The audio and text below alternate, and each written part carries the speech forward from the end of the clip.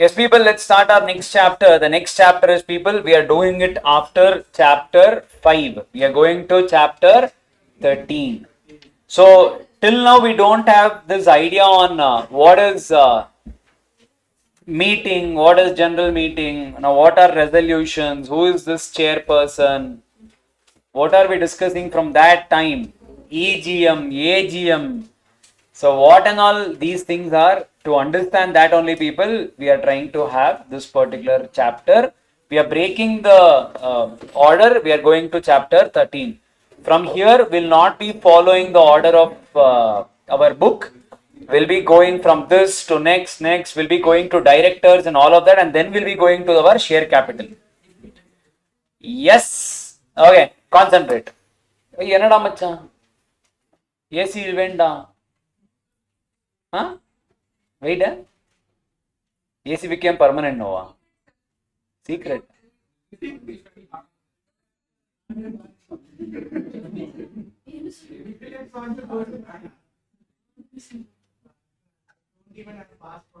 Okay, now see here. General meetings, people. Chapter 13, general meetings. Online audible ada? Online.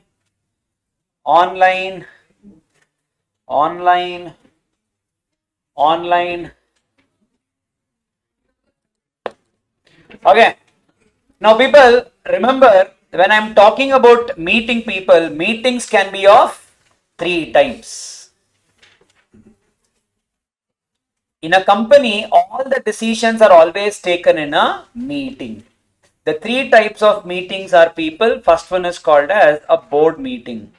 The next one is called as, people, a general meeting. The third type of meetings are called as, people, class meetings. Board meeting is nothing but where the board of directors attend, they take a decision is called as board meeting. General meeting can be further classified into 2. One is called as AGM, next one is called as EGM. AGM means what, people? Annual general meeting. EGM means what, people? Extraordinary general meeting. Now, what do I mean by class meeting? The best example of class meeting, the one which we just saw in chapter 5 under section 48, is an example of a class meeting. What do I mean by a class meeting? It's not for all the shareholders. It's only for those people whose interests are getting affected. If only they are called and a meeting is conducted, such type of meetings will be called as a class meeting. Another example, imagine debenture holders meeting. It is called as class meeting. For all these things, I mean, not for board meeting, for general meeting, AGM, EGM, class meetings, whatever is a chapter now we are going to discuss will apply. Now, whatever I am doing, we are not discussing for board meeting. Board meeting is a different chapter. We are going to now discuss everything with regards to them. So, chapter 13 governs them. Is this clear? Now, try to understand. Each of us were conducting the meetings in our own way. Each of them. Like a few people may conduct the meeting in the night. Few people may conduct the meeting in the morning. How you conduct the meeting? I have to give you notice inviting you for attending the meeting. All of us have to follow uniformity, right? Now, because I am a shareholder of, let us imagine, Tata and something, say Reliance. Tata's will follow one procedure, Reliance will follow one procedure. As a shareholder, I am confused. What is, now they might call me 3 days in advance for a meeting. Tata's might call me 20 days in advance. So what did they say? This is not right. Let us follow uniformity. So everyone conducting a meeting should follow uniformity. How the meeting is conducted is always uniform. Now, how do we know what is uniform, what is not? Word by word, action by action. What happens before the meeting, during the meeting, after the meeting? Word by word. They have tried to take everything, they have tried to write it down separately some other place. Because I can't write word by word in law. Because the act will become way too vast. So what did they write? They took word by word separately. They made it a separate point. Now, whenever you are conducting a meeting, they have written all that rules in one place. It is your duty to follow Companies Act also. That rules with regards to meeting, what they wrote separately, you are supposed to follow that also. You are supposed to follow both. Understanding, all of you? Sir, now what is that called? You're saying there you have to follow some other rules and all. What is that? Remember, ICSI came and said, today when you guys are doing accounting, auditing and all, you guys are following accounting standards, auditing standards. You're following, no, in financials. Cost audit standards, you're following, no? Why can't we have standardization in law? What is wrong in expecting some standards in law? That's why we introduced one new standards. This is for company law. That standards are called as secretarial standards, SS. Who forms this? This is formed by ICSI. According to the plan, there are totally 10 secretarial standards. According to the plan, when 2013 when we submitted, there are 10 secretarial standards. How many implemented? 4 or 5? 2 are implemented. What is SS1, SS2? SS1 is nothing but all the rules with regards to the board meeting. Word by word rules are written. Secretarial stand, okay, SS2. What is SS2? SS2 is nothing but. So when you are reading chapter 13, even if they are asking you any question in the exam, please make sure to mention, till now what did we write? As per section so and so of Companies Act, you will start writing the question, right? Provision. Here please mention, whenever there is a question on general meeting, write down, say for example section 96, read with Secretarial Standards 2, SS2, you can write SS2 of Companies Act. You can write like that. Your answer will have more weightage. Are you getting it? All of you? Yes. So secretarial standards is a separate standards mentioned by our industry for all the companies. Yes. Sir, should we mandatorily follow this? Yes, you should mandatorily follow. Sir, we will mandatorily follow. If any section tells us that you have to follow, we will follow. If no section is telling us, why will we follow? Okay, just because you guys said that, there is a section which says every company should mandatorily follow SS1, SS2 in all your meetings. Every company should follow. Which section says?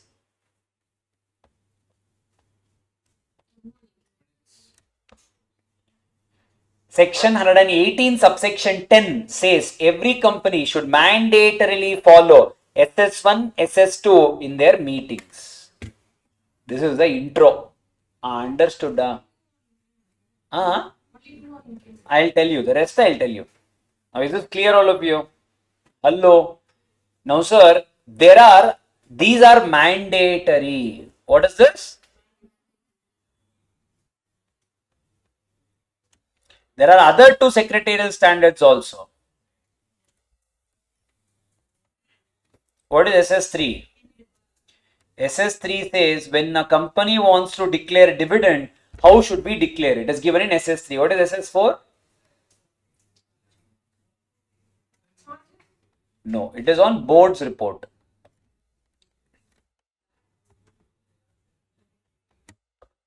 Yes?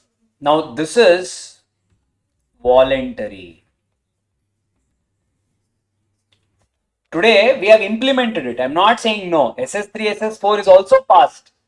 But no law unfortunately says it is mandatory. So currently it is voluntary. It's good if you guys can follow. SS1, SS2, no option. SS3, SS4, voluntary. If you want, you can follow. Clear? Secretarial standards we don't have.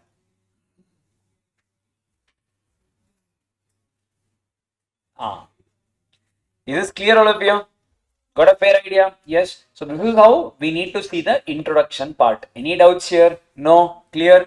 Okay. Now let us go to our first thing, sir. The first thing itself is, what is the type of meeting? The type of meeting, let us start with those people. Let us start with AGM. We'll start with AGM. Huh? Okay. AGM is people given in section 96. That's our AGM.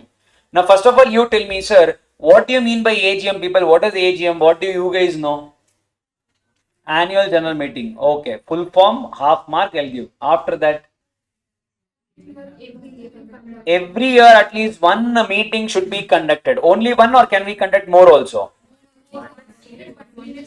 Minimum one. Can we do more?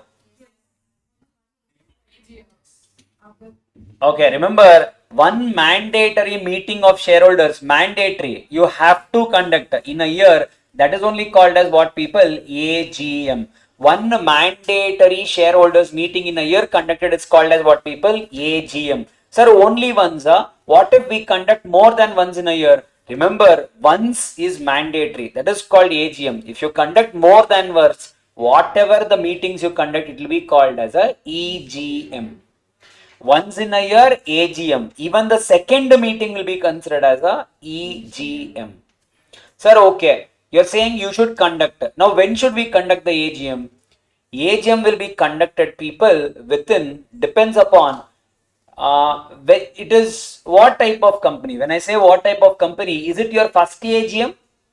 Or it's been a lot of years since you incorporated. So it is 8th or 10th or 20th or 50th or AGM.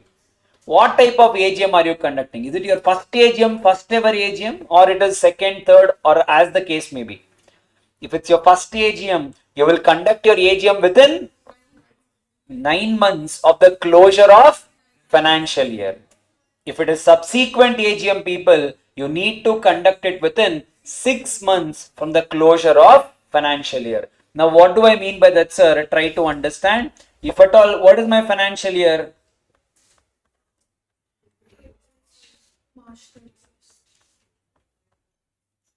This is my financial year. This is what is my closure of financial year. When should I conduct my AGM? Depends upon whether is it first AGM or subsequent AGM. If it is first AGM or subsequent AGM. If it is first AGM, people, it should be conducted within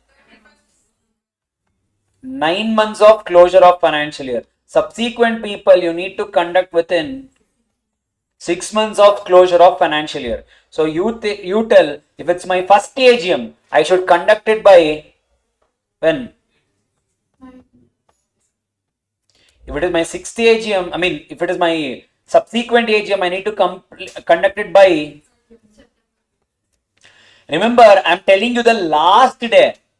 If you guys can do it within this, happy, well and good. That is the last possible day. Sir, what if within that I did not conduct? If you go beyond that, people, penalty. What is the penalty and all? We will see. For now, don't worry. Yes, sir.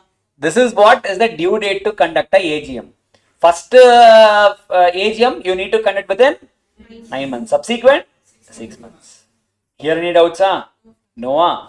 Okay. Sir, let us imagine, sir, because of some unforeseen circumstances, we were not able to conduct AGM. Because of any reason, we were not able to conduct. Sir, can you please give me little time, sir? Because I could not see, sir. Can you please give me some more extension time, sir? Law gives you an extension on a approval basis. That means what? If at all at any given point of time, if you miss to conduct the AGM on the due day, you have to apply for ROC. If ROC is satisfied, ROC will give you an one-time approval. That is only up to 3 months. So, if at all I did not conduct, you may get an extension of 3 months. You may get an extension of 3 months. For this, you need ROC approval. Oh, super, sir. Here it is 6 plus 3, 9. There it is 9 plus 3, 12. You will not get extension here. Hello? Understanding? First AGM, no extension. Why? Already you got 9 months, Noda. Why again extension? Na? Understanding? Hello, Pakkana. Sir, and one more thing, remember, at any given point of time, the maximum gap between two AGMs should not exceed 15 months. What do I mean by that? Let us imagine, people, we conducted our first AGM on first. Okay, let us imagine we conducted our first AGM on 1st May 2027. We conducted, done. Can you tell me what will be the last day for me to conduct my second AGM, next AGM? Take time and tell me. Meaning if it is going beyond that, that means it's a non-compliance. Keep everything in mind and tell. Meaning don't take extension and all, leave extension and answer. You tell me the dates, I'll write down. 31st March, which year? 28 or 29? 2028. Okay. And what else? Whatever you tell me. 31st July, 30th October, Okay. October, sorry. 30th July. 30th July. 31st August 28. Any other answers? Very good. 30th agala, 31st. Okay. 31st December 28. Very nice. I love it. And give me another what? You have left another 3 months. September will. Someone said September. No? Sushant, you want to say September? Anyone? September? That's all. These are the answers. Eppudida macha?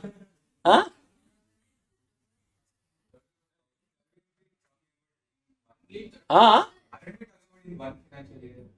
No, see, for I conducted my first AGM on 1st May 27. My AGM is done. When should be my next AGM? Last day. Meaning if I go beyond that, it is a non-compliance. Tell me, what do you say? 31st August only. That is the answer. Yes, Now people try to think, try to apply the rules. What is that? When should I conduct? What is the rule, people? First of all, when does the financial year end? So my next, this is my first financial year. This I have conducted it for which year? I have conducted it for 26-27. So 1st April 2026. For this year, I conducted my first AGM. What will be my second year?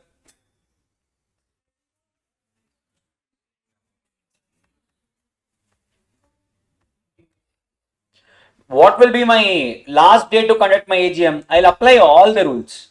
First thing, the maximum time given to me, it should be within 6 months. What will be my 6 months? 30th? 30th September will be the last day. Now I told you one more rule. The gap between two AGMs should not be more than 15 months. When did my last AGM happen? 1st May 27. What is the 15th month from 1st May 27? Don't count like that. May to April is 12 months. May to April is 12 months. Of course, no? Macha, please. Macha, April to March is 12 months. Same way, May to April is also 12 months. Okay, if you want, you comfortable, count like this only. May, June. Yes, so until what is that? May to April 12 months, May 13th month, June 14th month, July 15th month. So technically from 1st May, what is my 15th month? My 15th month will be, people, July. What does the law say? The gap between two AGMs should never be more than 15 months. That is what the law is telling. What if it is going even to the month of August? It's a non-compliance. Sir, cheating, sir. Then why did you say 6 months rule is there? People, you have to comply the act as a whole.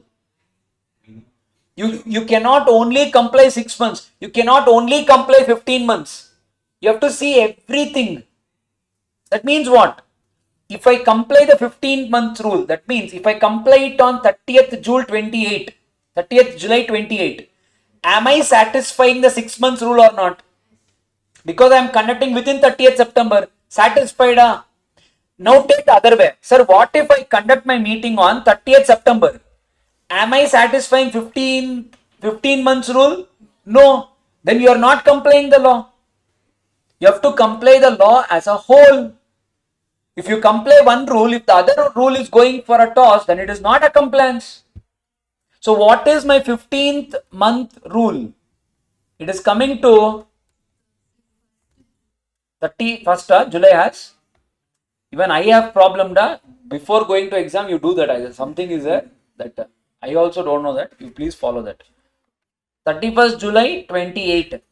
Hello? Hello? So I have to conduct it by 31st July. Now this is for people who understood logic. Now for people who did not get the logic, this is the magic for you. Only thing you guys need to remember. Write down when the 15th month is coming. Write down when the 6th month is coming. Whichever is earlier. Don't write this in exam. This is for people who did not understand the logic. Know that and go. Whatever you understood, you don't tell me. You don't have to tell me which one you understood. You don't tell me whether you understood the logic or magic. But if you understood Macha, Sharano. Hey, Sharano is not that one. Sharan, I didn't say that Sharano.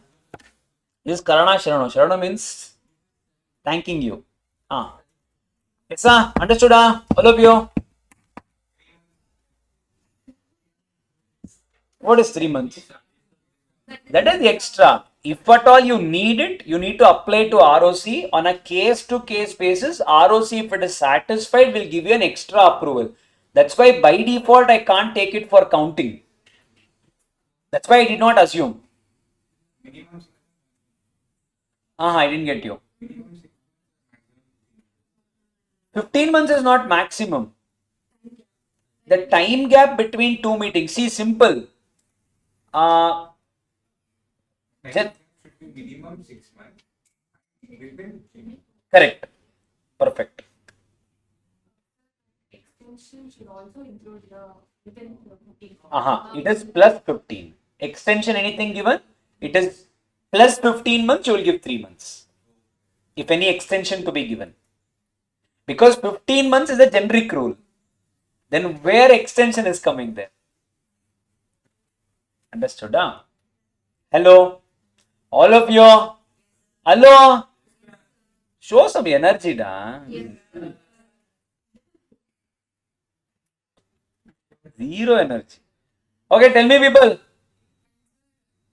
the extension has been taken for previous AGM, and for the next AGM, we should take the from that particular. Correct. The question is, sir, what if in the previous AGM we have taken extension? We conducted the AGM on, say, 31st of December 2028. We took the extension. Now, when we are conducting the next AGM, the 15 months will be counted from when? It will be counted from 31st December only. Because eventually it will regularize. Yes, sir. And remember, every year ROC will not give you an extension. So, sir, is it only once given? Every year also will be given, provided if you can prove. It is absolute discretionary basis. If ROC is satisfied, you deserve an extension, he'll give you. Yes, that's why this extension is not deemed in the law. That means you can't assume that, okay, anyway 6 plus 3, I will take it on 31st of December only as my due date. That is not like that. Yes, Sam. All of you? 15 months also can be given. No, only for 3 months. No, like for the 15 months period. Meaning you take it as 15 plus 3 only. Yes. Correct. Yes. Meaning in our case, it is coming on 30th July. Due date. I cannot conduct. I will intimate ROC. Sir, can you please extend my due date? It is coming on 30th July. Can I please conduct it July, August, September, October? Can you please extend it me, sir? ROC may give you an extension. Yes, possible. Clear? Hello, all of you. And extensions can be given every year also, provided it is satisfactory. Remember that and go. People, and one more question. See here. Imagine, sir, if at all my company started on 1st April, okay, this is another example. It ends here. Okay, now next example, sir. If my company starts its operations on 1st April 2026, what will be the financial year, people? When will the financial year end? 31st March? 20? Okay. What if my company incorporates on 1st October 26? When will my financial year end? What if my financial year starts on 31st December 2026? What will be my financial year?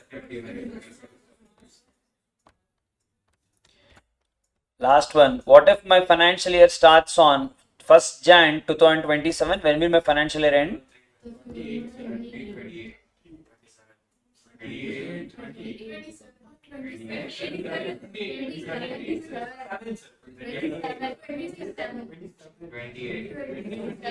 Financial year.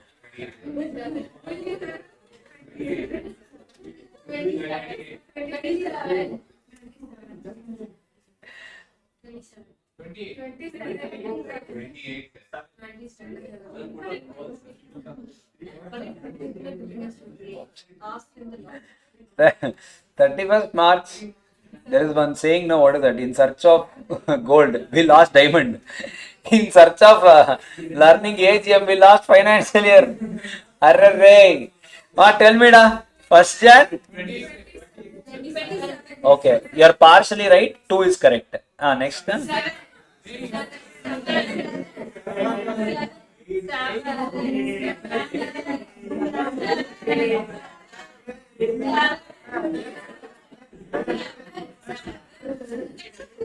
So what is, how many of you think it is 7? Majority always loses, people.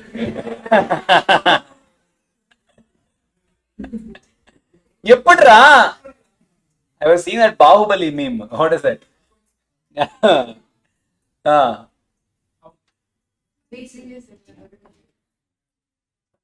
Yes, people. What is the how da? Arre, sir. Eppadi, sir? Eppadi? Eppadra? Simple, people. There is no, what do you say? It's not according to your 12 months criteria here. Only it can happen in this scenario. What is that? Logically think, why are we considering it as a financial year? Whenever the year is done, you need to prepare your accounts. You need to go to an independent auditor. You have to get your accounts audited. You have to pay for that year's cost. You need to file annual return. The company secretary will also take some money for signing that. You need to pay money for him as well. All of this for how many months? 3 months? If I start my financial year, if I just incorporated, I just started my company. I started on 1st Jan 27. You think I'm a chitti robot to establish one big dynasty in 3 months? What will be there? What operations will be there? Hello? Now Sushant has taken it personally. Sir, then what is there on 31st December? 31st December, it's not the 1st December it came up, sir. Sushant's valid doubt. Correct. Correct. Yes, sir. People, okay, if I say, okay, let us take 31st December also into our calculation. Let us take. Yes? Now Mithilesh will come and say, so then what is 30th December do? I said, okay, let us take 30th December. Jananth will come and say, sir, what did 29 December do? Okay, I'll take 29. Ram will come and say, sir, what did they? You'll go till 1st March then. I have to put somewhere, no? They put it at 1st Jan 27. Anything before the financial year will end normally. So 31st December 2026, you guys will end the financial year on 31st March 27. You have to put an date somewhere. But if you are incorporating on 1st Jan 27, for 3 months, if you close your financial year, just because you close your financial year, that will pinch your pocket by 30,000-40,000 rupees.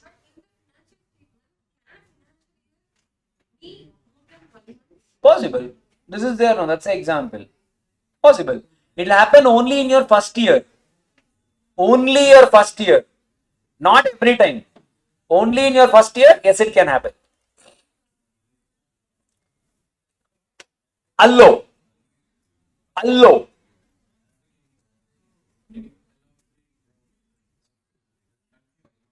Which is confusing?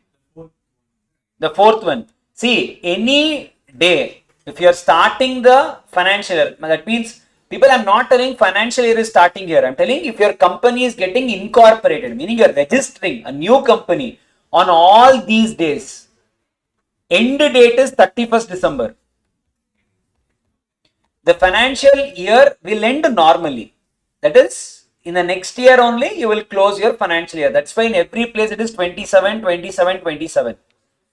But if you are starting the financial year on if you're starting your company, you're registering your company itself on 1st Jan 2027, you will not close the financial year immediately. You will close it in the next year.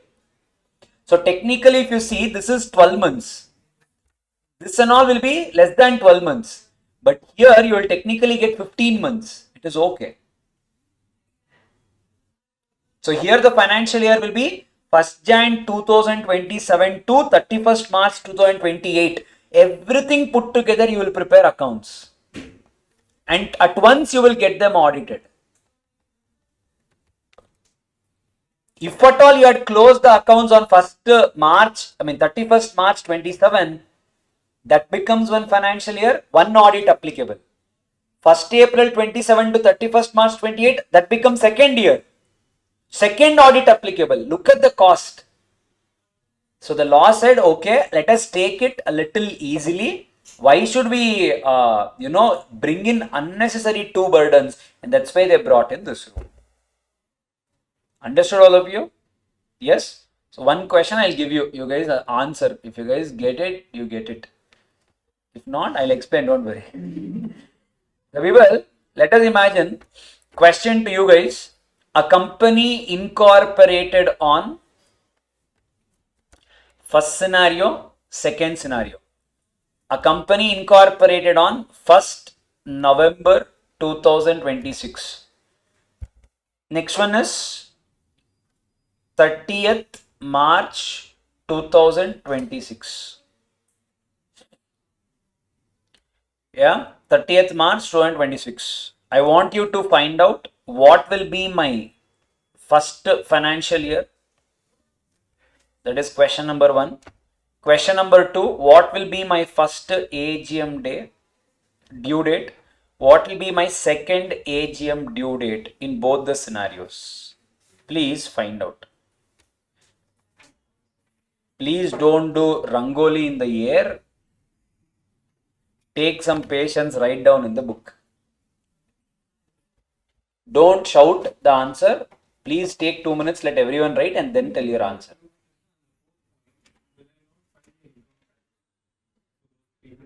No. You will file income. So the question is, sir, in the fourth scenario, what about income tax? Everything will become part of your 15 months together. Yes. Everything will go in the next year only. So the financial year itself, we will not close it. So we will not prepare the financial statements itself. So we will show it in such a way that everything is happening in this year as a whole. And when will all the calculations come into picture? So if I file an ITR, then yes, I have to claim, everything will come. That itself will not apply to me. I will come under an exception. Yes. You're doing CA? First time someone has asked me that. That's why. You worked in CA firm, huh? Working in CA firm. How?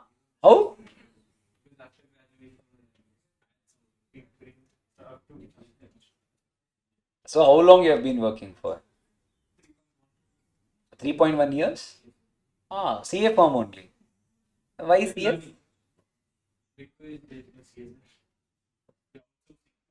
Okay. So you want to take it up in your firm only. Understood.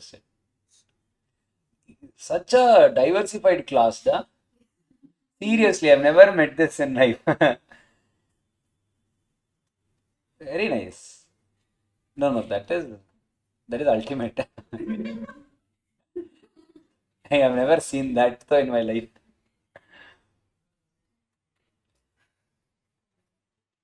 Huh?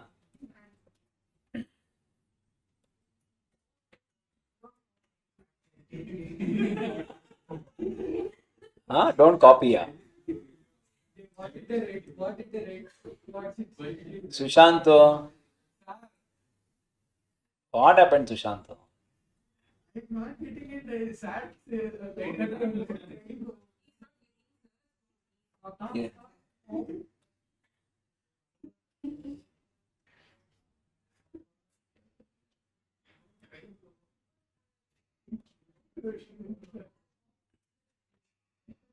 Yes, Now I'll ask whom to answer. You should only answer. Hey, enna algebra nada? 3 dates da? Oh my God! Now I understood that you guys didn't understand. Sushanto, when I said the word you didn't understand, you made the first eye contact. So psychology says, manakekaledo. ఎందుకురా? Don't know na. Try చేయి. They online. You guys give your answer. Offline won't copy from that.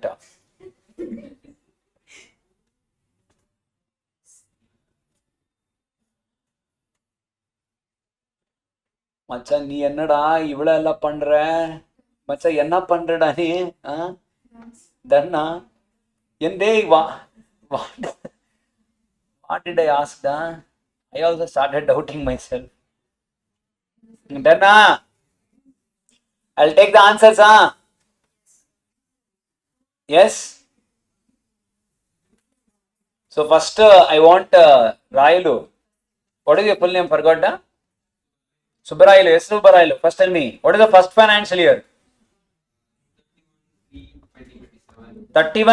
31/3/2027. All of you got this answer, Hello?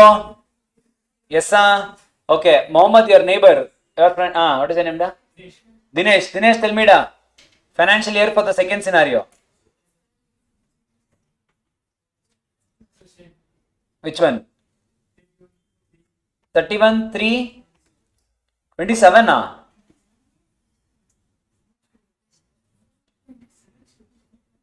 27, Dinesh? 27 or 28? 27 only. So you should be confident. Yes, You never know. I can retest you. What's that? What's wrong? First AGM. Easiest one. I forgot your name only. Auditor. What? Named? Charan. Oh, Charan. Okay. One more Charan is also there. Okay. Charan, I'll come to both of you. Charan, you first tell the first AGM when? 30th September 27. Okay. How many of you wrote 30th September 27? Don't really write answers. If anyone of you wrote 30th September, anyone else wrote? No. Okay, Charan, you tell me what is the date. Okay, Charan, why? Because this is 31st December 27. All of you wrote this? Okay, Charan, correction here. Why am I conducting on December? Because it is my first AGM. I will have 9 months. Huh? 26, 27. Huh?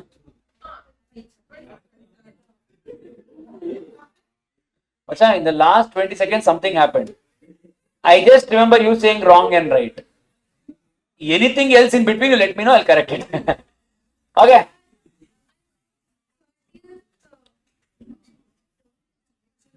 You took A plus B whole square, A minus B whole square. Huh? I'll come back, wait. I'll come back, wait. People, listen, now don't do that Jilebi Panchayati. Nodile. Dinesh, so you got it right, then what else you are fighting for? Huh? Okay. Saran, Tilda. First AGM of this scenario, second scenario.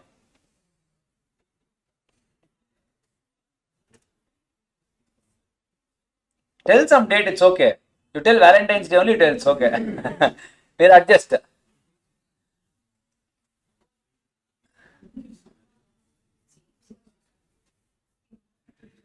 Okay.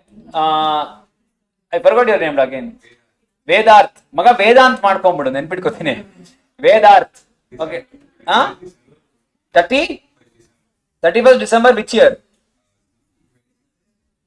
Huh? 31st December 26. How many of you wrote 31st December 26 here? Wrong. 31st December 26. Okay, Sushant, tell me what is the date. Wait, all of you. ए कौन रे बोला सुशांत को topic याद नहीं है? हाँ? वही वेदांत 26.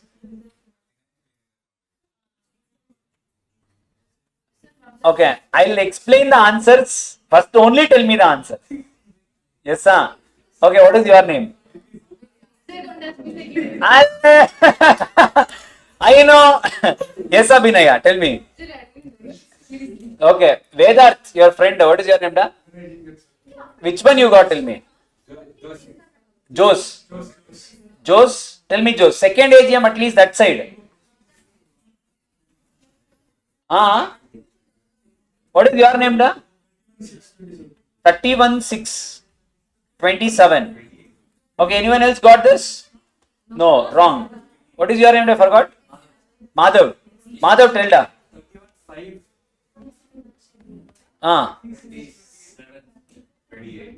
27. Okay. This is Sushant only should give the answer. Rescuer.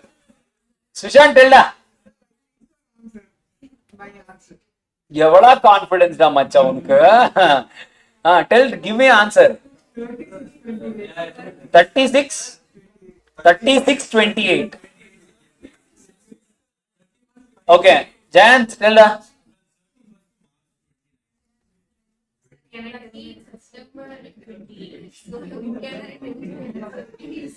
30th?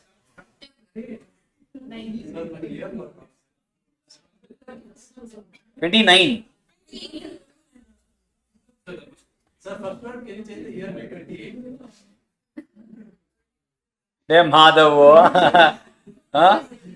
Madhav's answer, I loved it. I'll tell you why.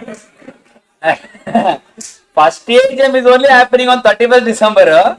Second AGM is happening 31st July 27. Yeah, macha. Eppadi. You played kabaddi only there. Huh? Yo, Shiva.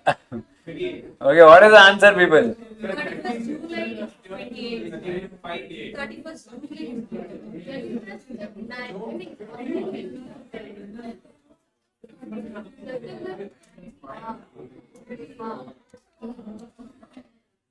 Okay. Pranav, tell da. Nidhi, tell da. Second AGM.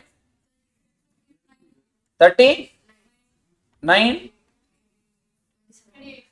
20? Correct, huh? I don't know, I'm asking da. Correct only. Pakka. Correct ah?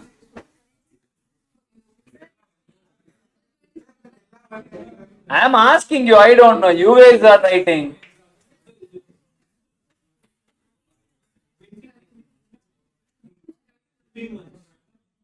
No, you guys see first. First of all, sir, is the answers right? Now the ones we wrote on the screen, the answers are right.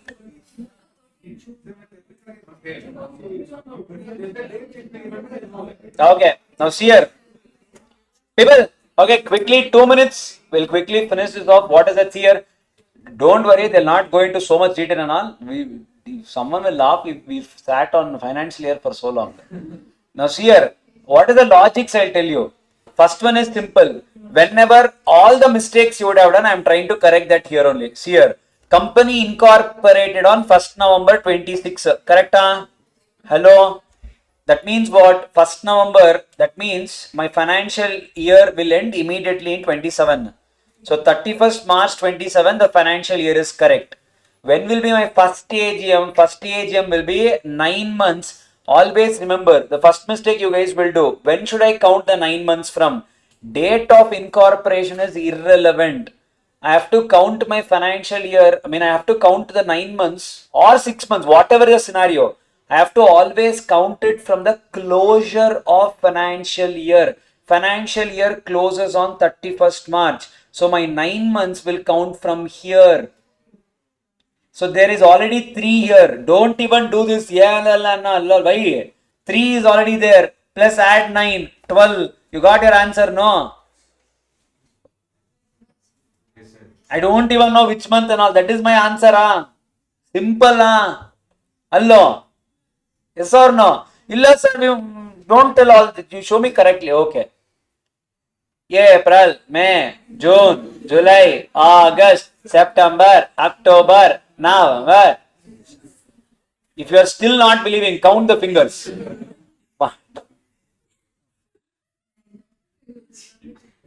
Understood?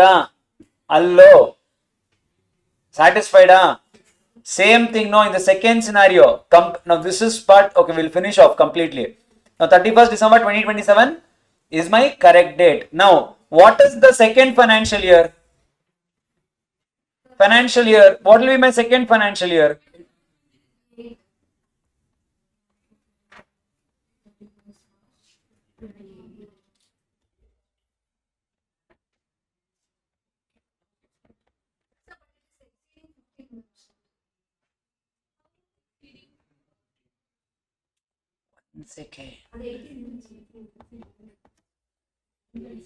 Whichever is earlier, Sumne namge, for our happiness, I have written this.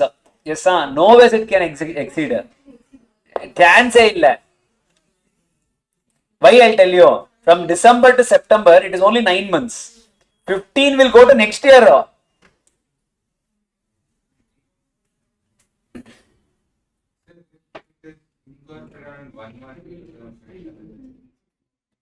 One 2027 is the direct example we saw, Noda. Fourth scenario.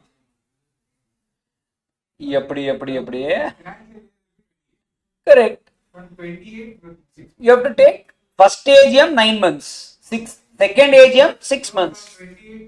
9 months after that 6 months. Next AGM onwards 6 months. Correct. Now see here. First AGM I took 9 months. Second AGM it is 6 months. No sir, I am confused with 15 months. For your understanding, don't ask logics and all. Forget logic. Logic dead end. You die today. Now magic. Come to magics only. You calculate 15 months also. In exam, write whichever you get earlier. Calculate people. For my happiness, tell me what is 15 months from 31st December 2027. 31st May 29. That is what 15th month is coming. You take 15 months. 31st May 29 or 30th September 28. Which is earlier? 30th September 28 is earlier. Write down that day. Hello. Pakana. Second scenario, how did we come? 30th March 26 is when company got incorporated. For 1 year, 1 day I will close off the financial year. It doesn't make sense. So I will close my financial year on the next year. That's why we are closing on 31st March 27.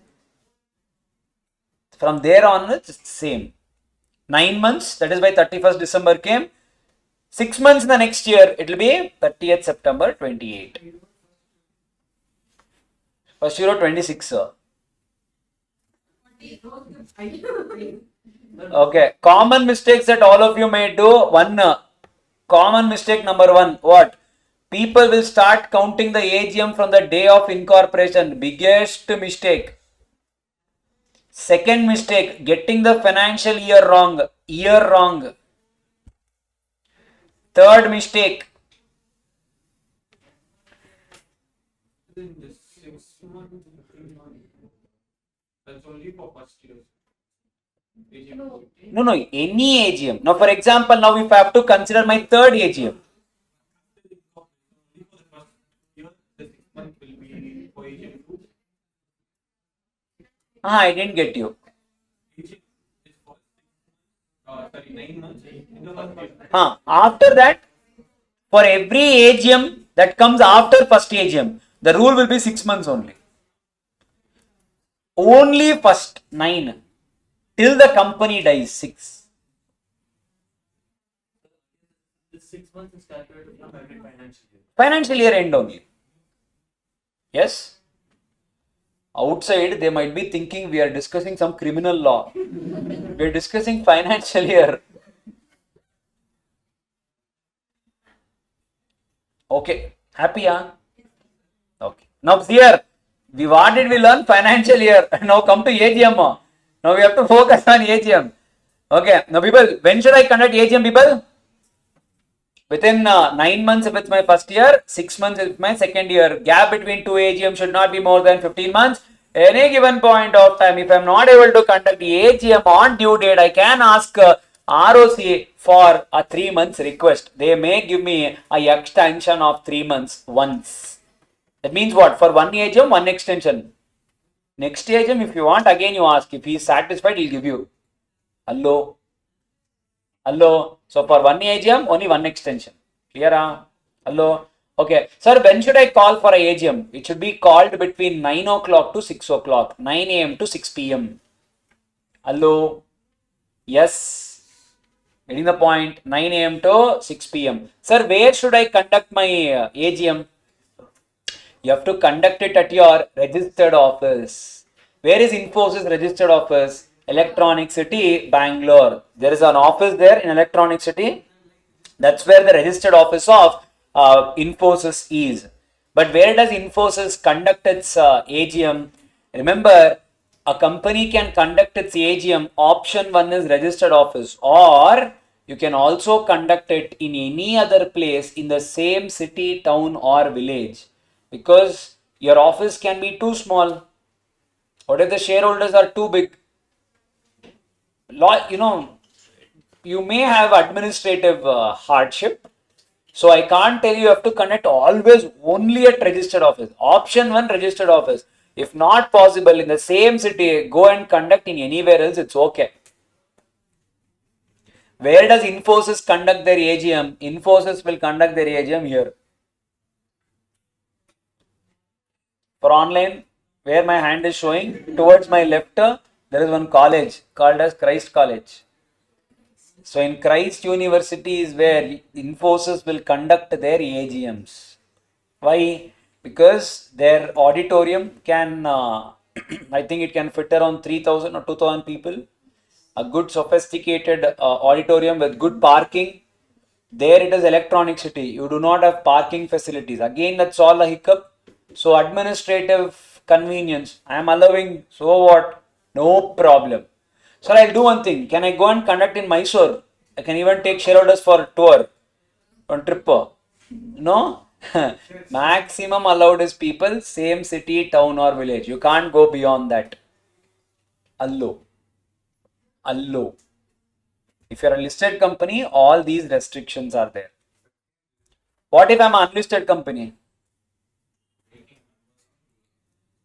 If unlisted company, remember, if your members give you an approval, you can conduct it.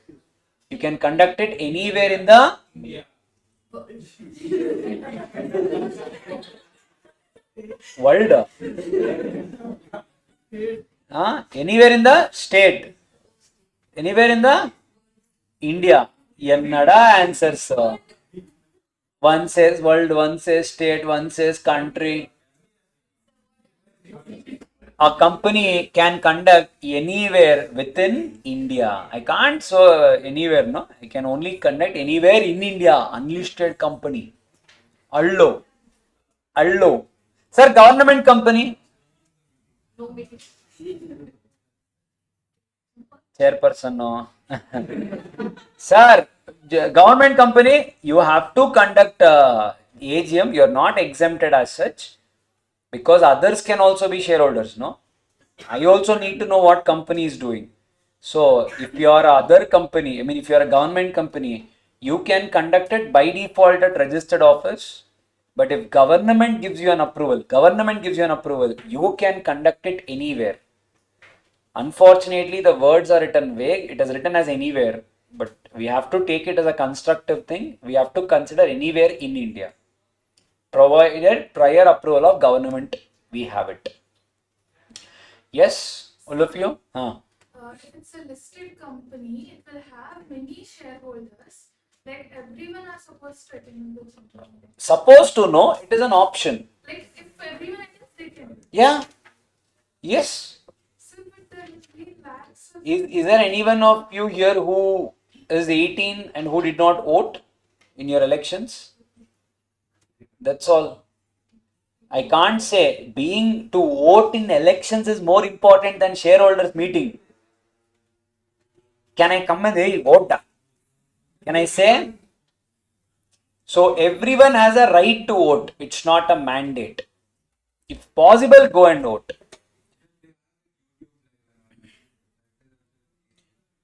How many of you think, or what do you think will be the number of people who attend the physical meeting of Infosys? Today's date, people, COVID, what happened? They could not conduct physical meetings. MCA gave a relaxation. You can conduct it electronically. That is VC. Video conferencing is allowed. In COVID, they provided people. Now companies are not going back. Today, physical meetings are not happening at all. It's been 6 years. Why? People like me used to exploit companies because people, very nice food will be there. Very nice food. Imagine yes bank share 22 rupees. Minimum buffet price is people 500 rupees. Who cares? The dividend they gave is 5 rupees.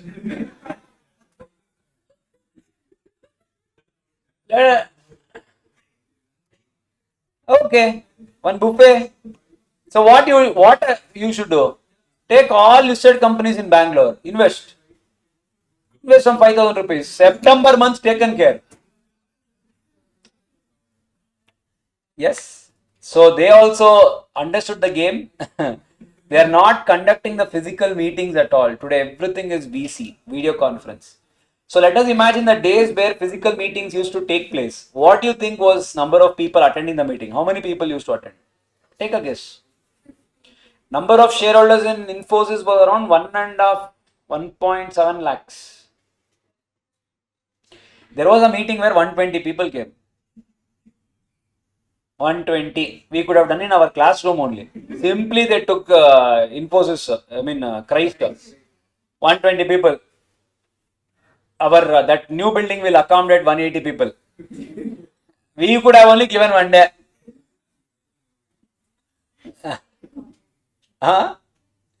Parking, cool space. Our seats are little hard. Bench is little hard, no? Yes. So correct, so remember these are all the rules of listed company.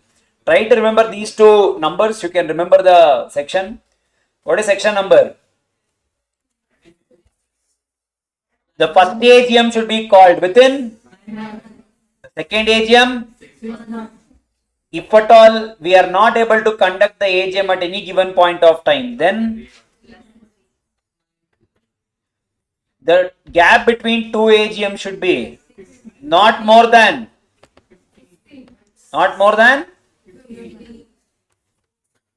everything will be 9 plus 6, 9, 6 only. The AGM should be called between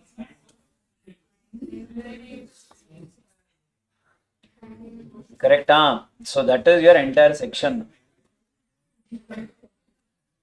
Sir, and just one thing, let us imagine if you are a listed company, that to what type of company? If at all your top 100 listed companies people, you need to conduct your, this is the only exception, remember.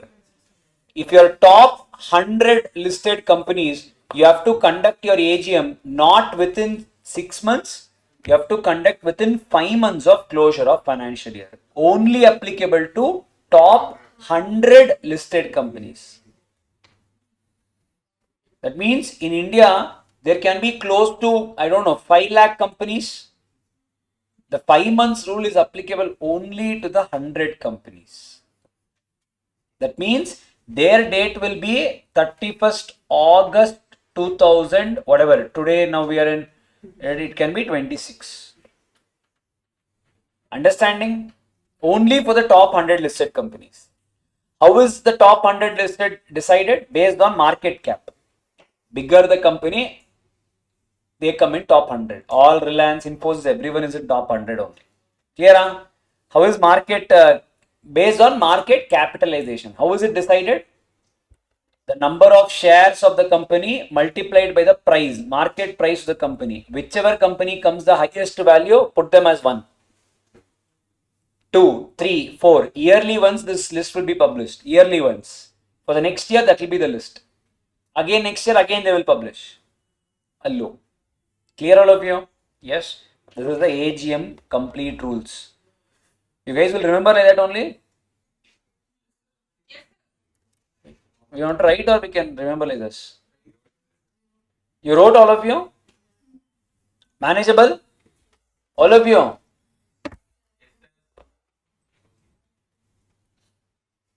But if you guys have managed, then we can go to EGM. Okay, na? Sure, Bhuneshwari? Okay. Today what till 1:30? 1:30. Yes, people, jago, grahak, jago. Hey, people! Oi, people, can I conduct AGM on any day, Ada? People, my question to you. People, 3 questions. People. Can I conduct the AGM on Sunday? Question number 1. Irra. Can I conduct the AGM on 15th August 26? That was our yesterday. Can we conduct AGM? And can we conduct AGM on, someday? Randomly I'm taking the day which does not change. Okay, Christmas. 25th December 2026. So my question to you, which all days we can conduct AGM? We cannot conduct AGM. We cannot conduct in any case. What is your answer? Sunday we can conduct.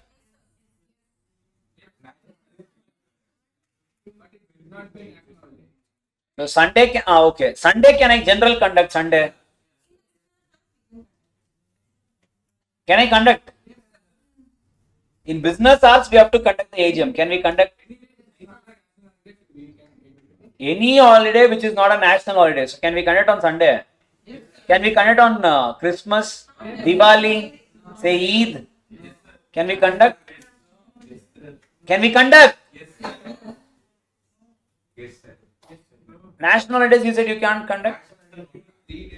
Remember, people, there is difference between public holiday and national holiday, which they would have taught us in 4th standard. The day all of us bunked, it's okay. We bunked SBO only. 4th standard will definitely bunk. Now people see her. Hey, macha, Sunday is a public holiday. This 20 public holiday, national holiday. This day I cannot. Can. Hey, you think da? if at all Sunday, if I don't conduct, then shareholders will go on a weekday. I don't have my office work. ஓ அப்படியா ஆமா அப்படிதான் அண்டர்ஸ்டுடா now the real question to the class. Tell me what and all are the national holidays. Come on, people. Let's test our second standard. Will take it. Start from when? Republic Day, Gandhi Jayanti, Independence Day, November 14th. Okay, Children's Day, Teachers Day. He's asking when is Teachers Day, huh? Love you, machan. Feb 14th, Joso. Feb 14th will write it, May Day. May Day? What is May Day? Labor Day. Okay, Labor Day also will take, and Mahavir Jayanti, Ambedkar Jayanti.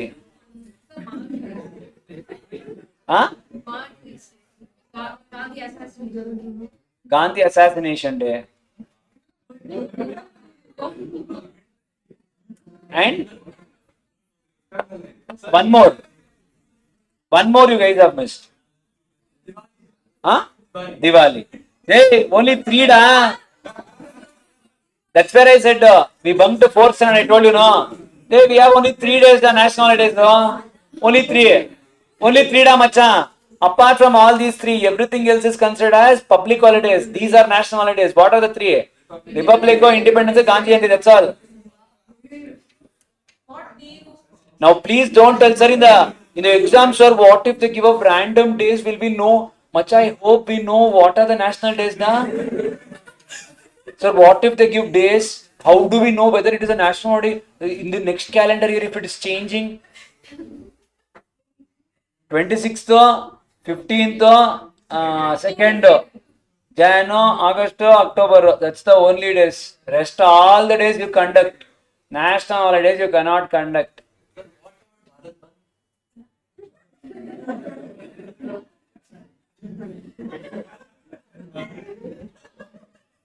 யாருடா நீ எதுக்குடா இப்படி பண்ற யாக்கோ class just understood financial year. You and your Bharat Bandh. Out of syllabus, go. Okay, generally what happens is chairperson of a meeting has a power to adjourn a meeting if at all the circumstances goes beyond your hand in such a way that you cannot conduct a meeting. One of the ground for postponing a meeting. So I might have conducted it on say 16th of August, but 16th of August becomes a bandh. Now this is different from state to state also. Now recently we saw something like Karnataka bandh and all. Now which will not be in general, right? So if your office is here and it becomes impossible, you have a right to postpone it. The postponing is called as adjournment. That's all. Don't go into adjournment and all. Let's fight on it tomorrow. Now people see here. Where should we conduct the meeting? Very, very important, people. By default, where do we conduct it, people? Registered office or this Kira, question number 1. Macha? Okay. Question number 2. If I am an unlisted company, where can I conduct? This is very, very important. Which pakka I am telling you, promise on you I am telling you, you will forget in the exam. What is that? Remember, if I have to conduct it anywhere in India, if I am an unlisted company, I can conduct. Now you guys ask, no, how do I get the marks? What and all I am expected to write? Unlisted company can conduct any place in India, provided I get a prior approval from members. Allah, members whoever wants, they will write all. Means what? ಏನಂಗಂದ್ರೆ if you have 100 people, 100 people have to agree to conduct in, let us imagine, let us conduct in Leh Ladakh. Go, provided come back.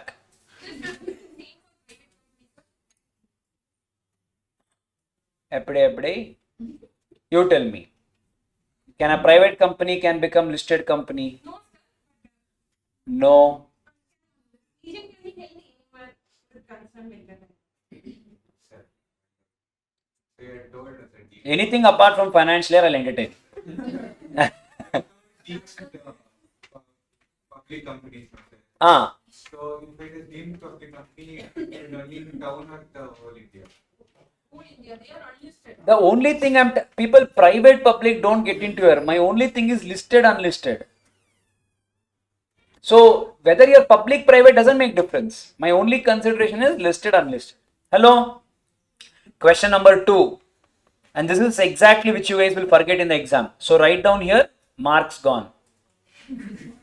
Write down. Normally registered office, if all everyone agrees, then all over India. Anywhere. Unlisted company. Unlisted. All agree anywhere in India. Normally registered office or city, town, village. People government company. Enge? Yelli? Where will you conduct? First thing within city, town, village. Same thing. Registered office. Correct? Or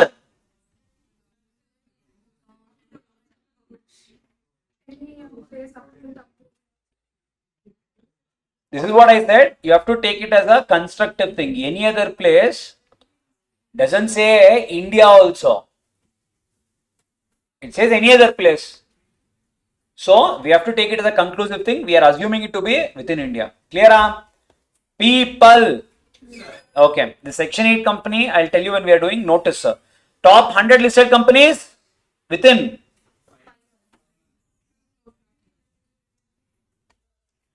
Clear? You tell me. OPC, when will they conduct? See here, look at me and tell. OPC, when will they conduct? When will they conduct their, okay, let us not take first AGM, second AGM, when will they conduct?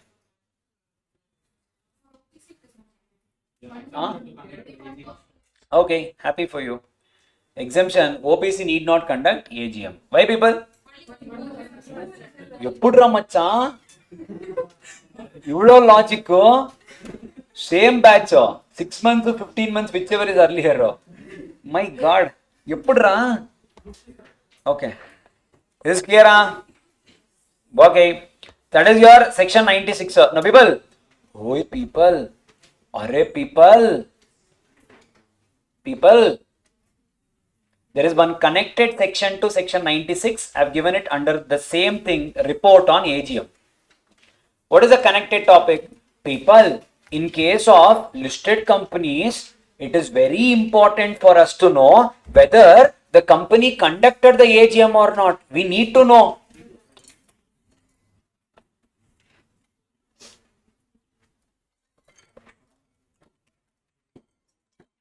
If the company conducted the AGM or not, we have to know as a listed company. So what should the company do? Once your AGM is conducted, you need to intimate the registrar, sir, I am a listed company alone. No one else is applicable. I am a listed company. We have conducted our AGM for the year. It was conducted on so and so date. In that particular thing, we took up all these matters and so many people approved, so many people attended. I have to completely give a report of AGM. I have to completely give a report of AGM. It is given under section 121. 121 point number 1. It is given in the form MGT 15. MGT 15 9 plus 6 again same logic. It is report on AGM only. Easy to remember the form MGT 15. It is given within 30 days of conducting the AGM. So once your AGM is done, within 30 days you have to file this form informing registrar, sir, we conducted AGM. Hello? Remember, this form should be signed. If it is not signed, we will not believe that you conducted the AGM. Now, who should sign the form? The form shall be signed by the chairman of the meeting. Chairman.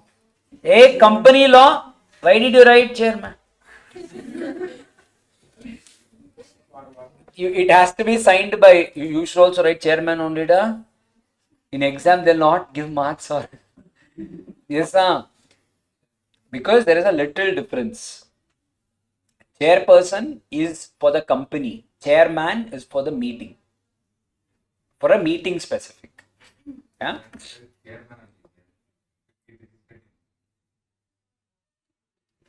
Okay, come back. Now, people, it should be signed by the chairman of the meeting. Whoever is this company's chairman, I mean, this particular meeting chairman, whoever was the chairman now, after the meeting is done, he will sign the form. Take it. Now file it with registrar.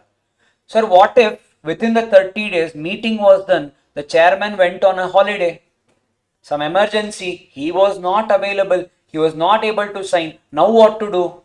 Whenever due to inability of a chairman, if chairman is not available, in such case, it shall be signed by two directors. In the two directors, if there is a managing director, then one managing director has to sign.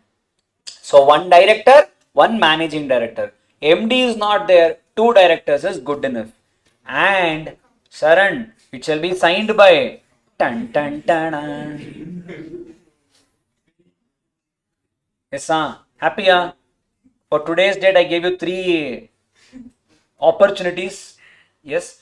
So company secretary shall sign if chairman is not there. Yes. Sharan will make sure wherever is a CS, he will only send the chairman outside. Sir, you go, sir, go on a trip and come. And he will sign. Huh? Failure. Everything will be penalties. Everything will be penalties. So, people, concentrate here.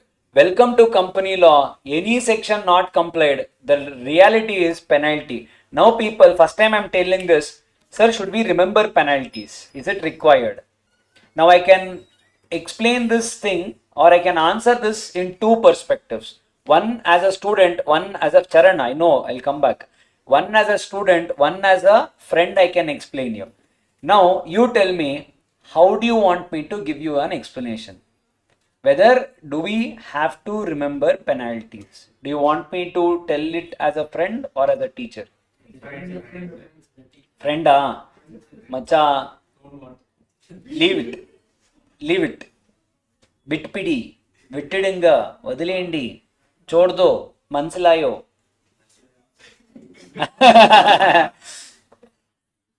Yes, because in our syllabus we have around 200 sections. Yenada macha today Sarigamappa Little Champs, we have so many songs. Tomorrow prepare and come to all of you. People, now remember, in our companies that in our syllabus we have more than 200 sections in our syllabus. Every section has a different penalty. In the first 5 days, you will feel extremely motivated. Hey, give sir, Companies Act and we'll also remember SEBI Act also simultaneously. Yes, that motivation will be there. But remember, we are the same batch who took the financial year, who answered national holidays. Hey, I'm not. So, what I'm saying is, it will take 2 because the numbers, it is a number game. It will be different for every section. So, you will start feeling confused. So, remember, it's okay to leave penalties. So that they'll not ask questions, they will ask.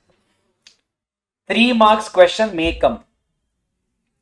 Yes, but it's a choice you need to take. Hello? Because for me, there is nothing to explain in penalty. Penalty is like I will say, hey, you tell me SBO provision penalty, which I've explained. 5 lakh. 5 lakh maximum. Officers in default per day 1,000 rupees. Tell me for 89.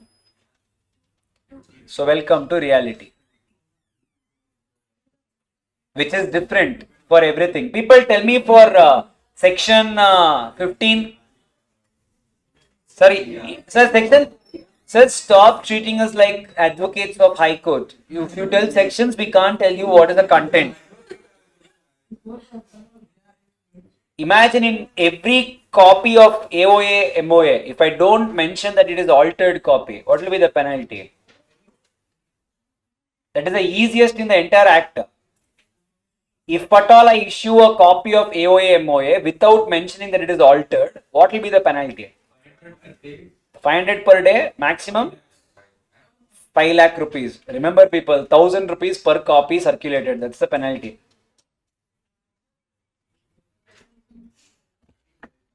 So generally I used to give it as an advice. For you guys, I'm giving it as a command. Don't study.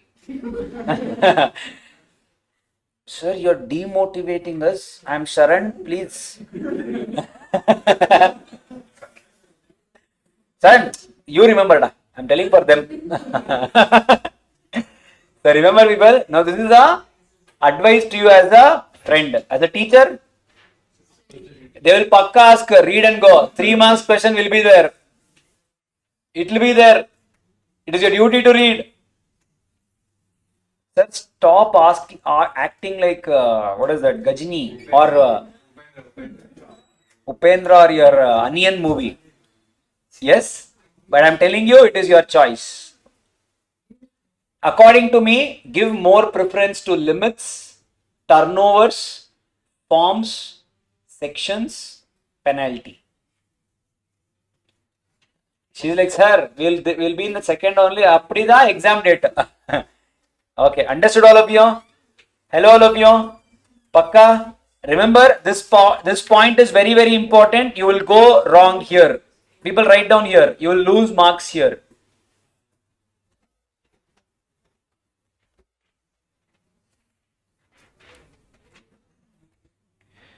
Sir, wherever we write lose marks, we should not study. That's why I said now only you are losing marks. Hey, I'm saying that is important. If I tell you you will lose marks, my thing is egoistically you will study. You should study that. I'm telling the points where you will pakka feel confused. That's why I'm marking it. Okay. Understood? This is section 121. Let us write one last section. We can end up for the day. Yes? Hello? Yes? Now show me your energy. Come on. Hey, such fake people.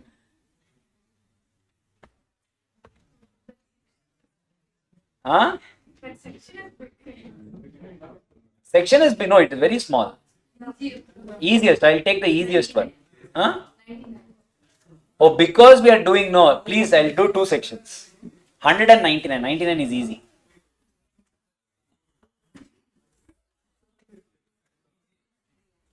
EGM, easiest of all. Section 100, EGM. So the chapter we are doing, is it part A or part B? But logical da macha, part B. From chapter 13 onwards, it is part B. We are doing in part B. Okay, Radam. I'll be writing 4 scenarios. The first scenario. By board.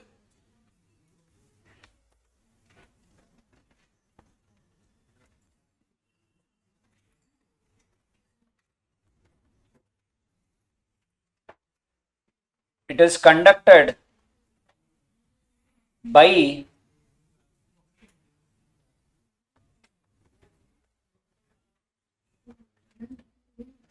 directors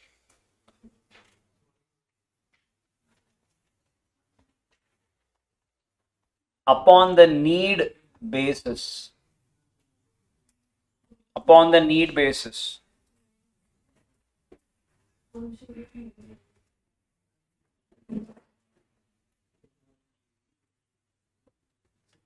It can be held in any place. It can be held in any place in India.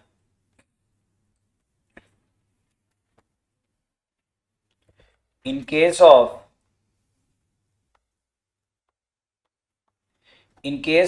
wholly owned subsidiary, in case of wholly, this is WO is the wholly owned subsidiary. Wholly owned subsidiary of a foreign company, EGM can be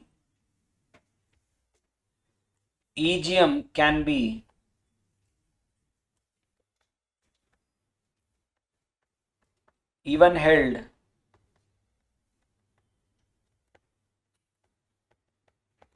EGM can be even held outside India. They online or online. Second one,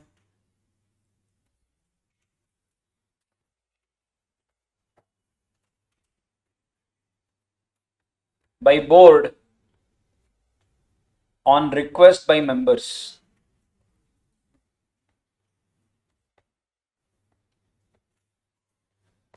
By board on request by members.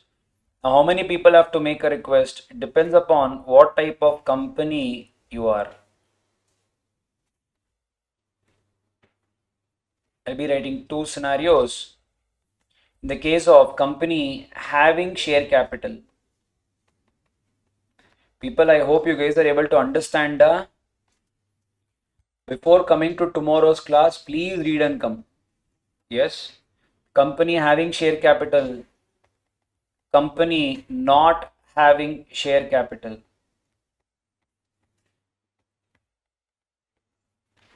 Company not having share capital. In case of company having share capital,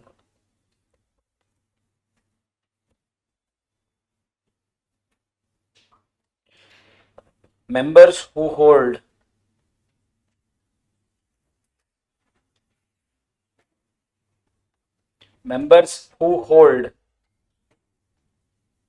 minimum 1/10 of paid up share capital, 1/10 of paid up share capital, and in the case of company not having share capital, members holding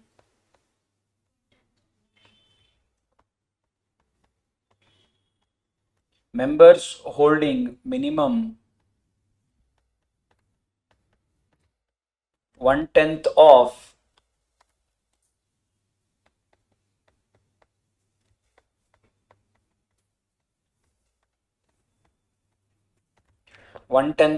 total voting power. Tomorrow class will be 3:45, revision 4:15 regular class. Morning class is only better, no? Raise a ticket.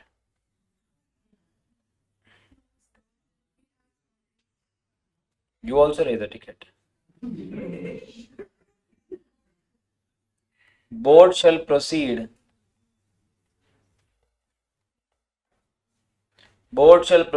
You guys will attend these classes and all that, huh? Not discouraging them, my God. Controversial topic.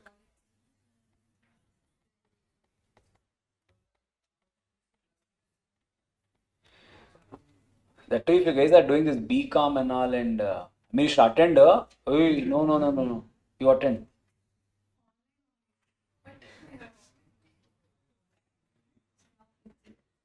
Board shall proceed to call the meeting within 21 days of request. Within 21 days of request and convene a meeting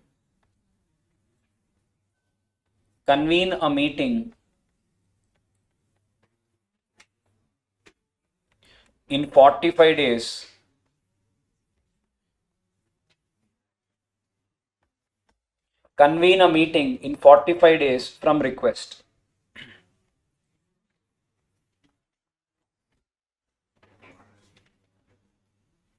Remember,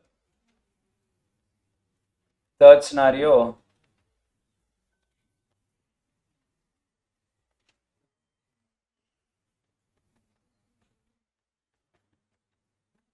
by requisionists themselves,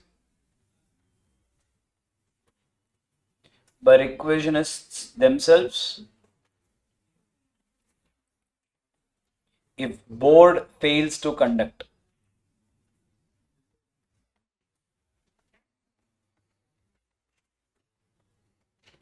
But today, whatever we discussed, you guys understood? Yes. But go home and read it once so that you will remember. You understood now, but you will never remember. Once you go home and read it, it'll stay. Yeah, if not, it'll fade away, right? At least spend some 3 hours, 2 hours. It'll sit.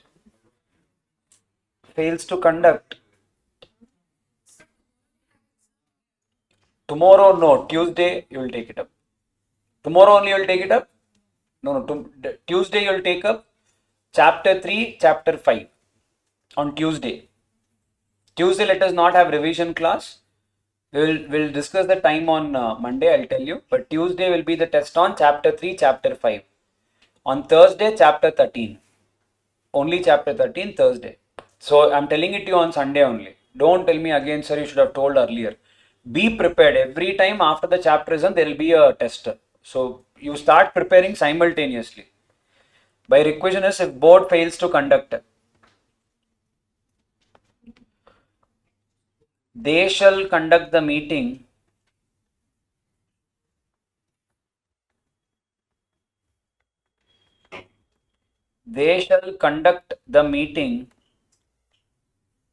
by themselves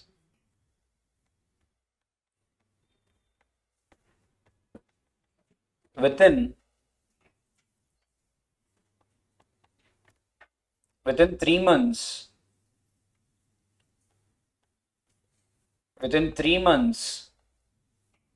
from request. And remember, in this scenario, with following conditions.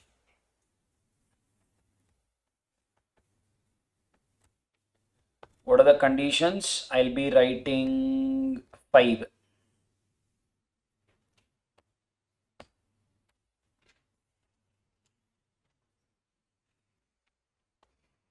Condition 1, small points. The company shall hand over all the details like registers,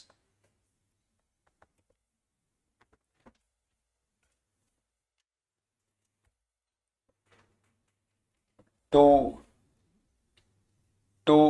the shareholders. Second one, no explanatory statement. I thought we'll cover more syllabus today, but we were not able to. No explanatory statement is required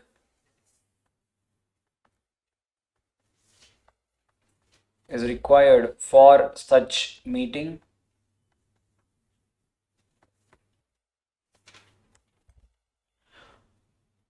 The expenses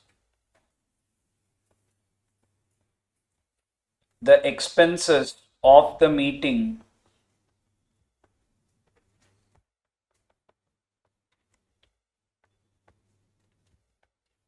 shall be reimbursed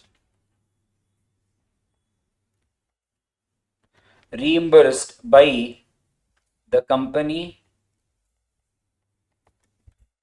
How will they reimburse?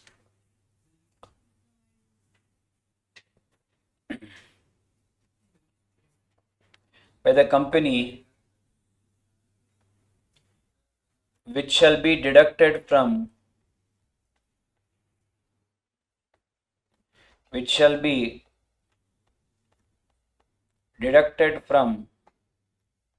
the directors' salaries.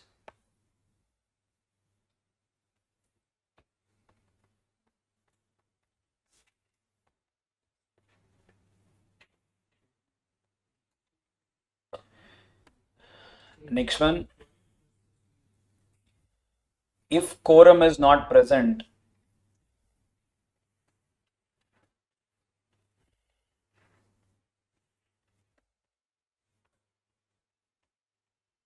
if quorum is not present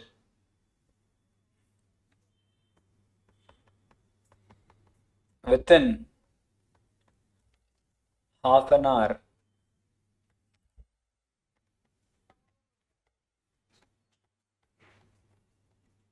the meeting stands cancelled.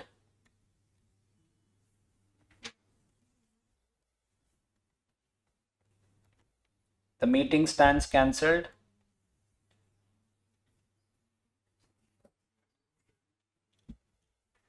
Meeting stands cancelled. It should be held.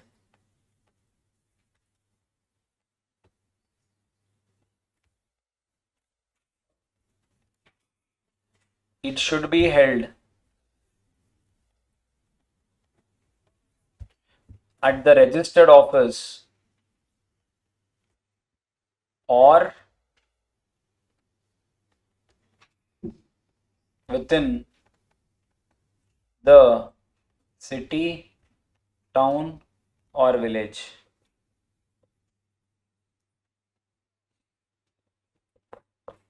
I think that sums up.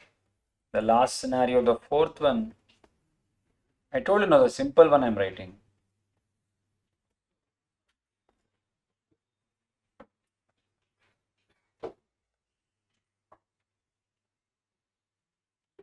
Within the what is it? CTV. CCTV. City, town, village. Hey, Gen Z lingo. You guys and all will come with your own lingo. Gen Z. We can't use CTV. You guys are not Gen Z, eh? No. Which generation you are all? Gen Z only. Nim Gen Z go namaskara. You guys don't use that shortcuts and all, whatever, I don't know. Now that Gen Z lingo is one big thing, no? No? Okay. You guys are looking at me like aliens. I should look at you like aliens.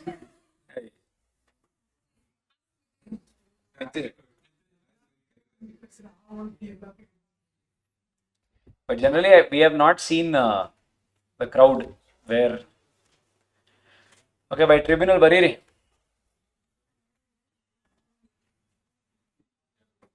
On request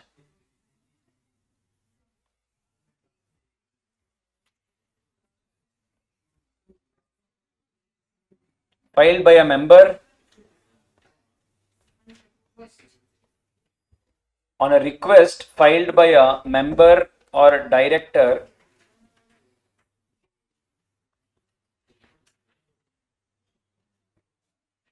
the tribunal may the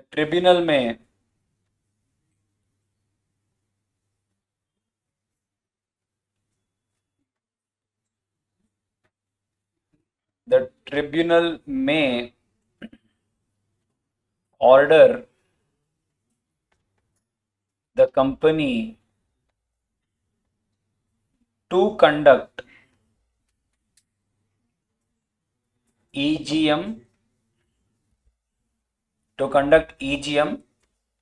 and also it may include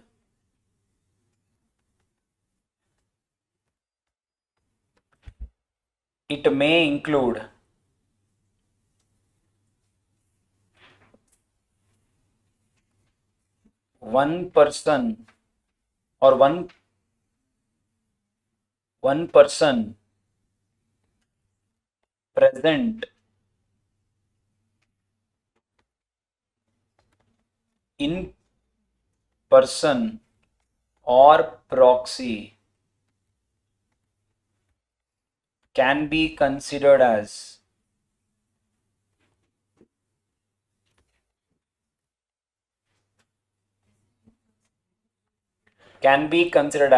quorum. Instead of person, I can also write this as more apt to a member. one member present in person or proxy can be considered as quorum. Suppose after the top, once this is done, let me know. I'll write down everyone's name. We'll write everyone's.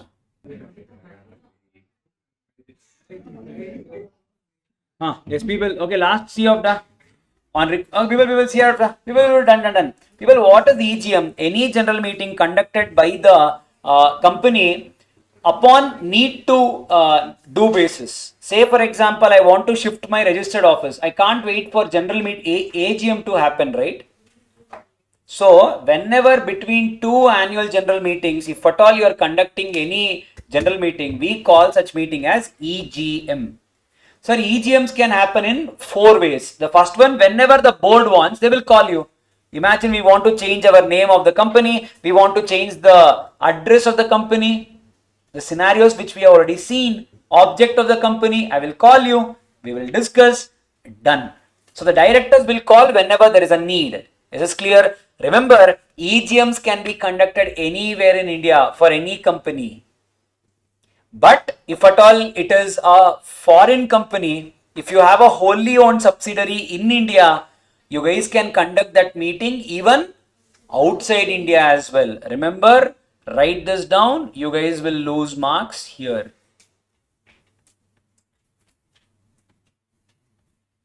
Why? Because only EGM, AGM of a wholly owned subsidiary of foreign company, it should be in India. AGM should be in India. EGM alone is the exception. Are you getting it? So what do you mean by wholly owned subsidiary of foreign company? We have Google. We have Google India, wholly owned subsidiary of foreign company.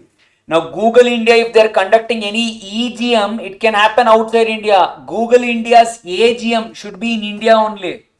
That's the place where we will miss, remember and go. Clear? Hello? Illa? AGM, annual general meeting, once in a year, mandatorily it should be in India as per our rules, whatever we saw. Depending upon listed company, unlisted company, all those things will apply. If it is EGM, it can happen anywhere in India. But if you are a subsidiary of a foreign company, you can even conduct it outside India as well. Only EGM. Understanding? Hello? Yes? Okay. Wholly owned means what? 100% of the capital should be held by the foreign company. 100%. Not even one share is held in India. Next one, by board on the request by members. So now shareholders only are requesting, sir, can we please meet, sir? We want to discuss something with you. Upon a request is made, sir, what if only 1% shareholders are asking? We can't take it seriously. When will we take it seriously? At least when a request is made by, if a company is having share capital, if the request is made by at least people holding 1/10 of share capital. Sir, what if there is no share capital? Voting power. 1/10 of the total voting power. If a request is made by them, the company will take up your matter. The company will have to proceed to call a EGM. Now the second scenario, the second scenario is the company conducting EGM upon the request made by the shareholders. They want to discuss something with you. That's why they're asking you to conduct an EGM. Please conduct, sir. We want to discuss something. If a 10% of the people are requesting, you will conduct a EGM.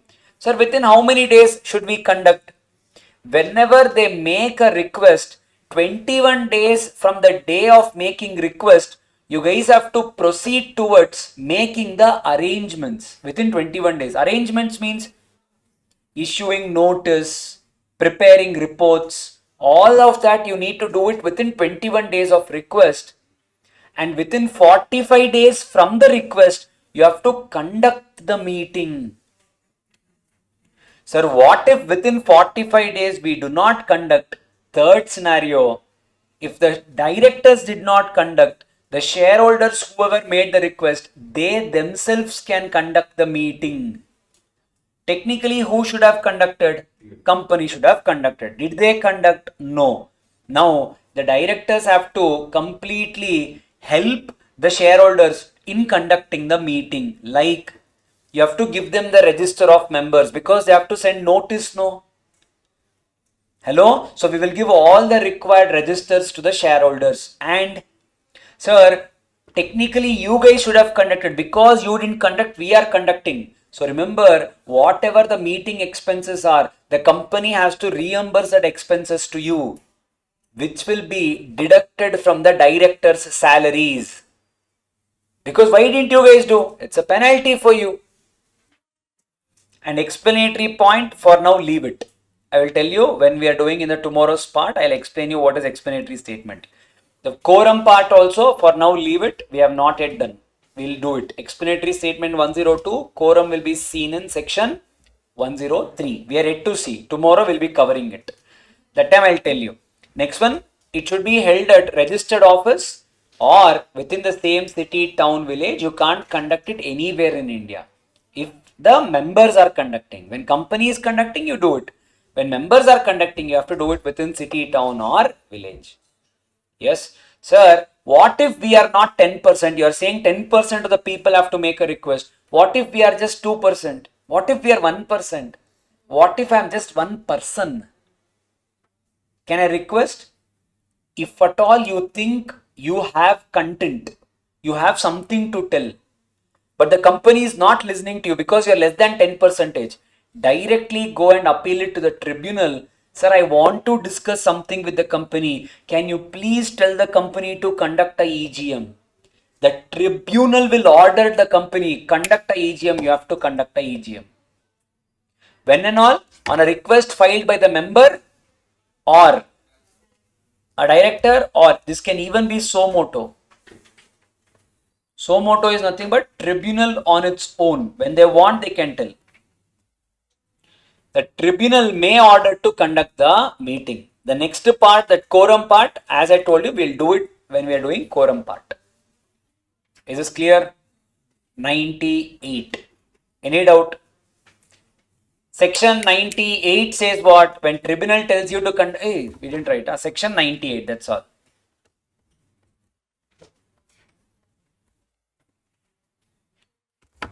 Hello?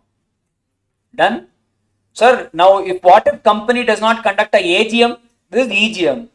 If company does not conduct a AGM, penalty is 1. What about discussion? As a shareholder, I want to discuss. AGM only not conducted. Penalty is penalty. What about meeting? Remember, tribunal can tell you to conduct a AGM also. This is EGM. Tribunal can tell you to conduct a AGM also in the same way. Content is same. Hello? Section 97. Understanding? Hello? Section 97. I'll write it as tribunal conducted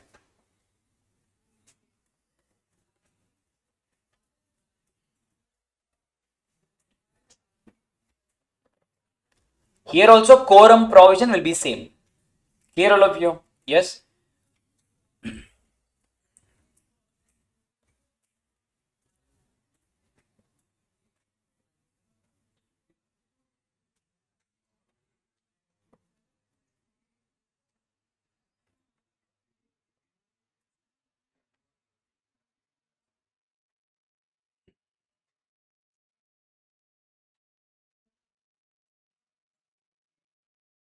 Okay. Let's end. Oh, one last section, right, of this one thing. Hey, nothing the one line da. Stop judging me. People, section 99, failure to comply. Failure to comply. Section 96, 97, 98. If you do not follow, penalty is minimum may be up to rupees 1 lakh, and each day of default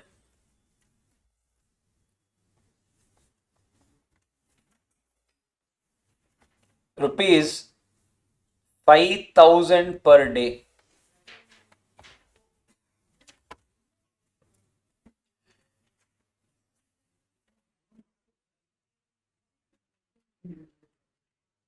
Yes, sir. Huh? Both. Minimum up to rupees 1 lakh. 1 lakh each day of default.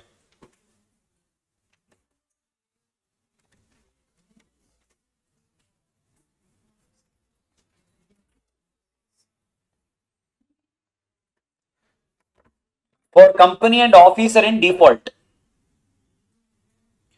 That is the penalty. So this is section 96 to 100.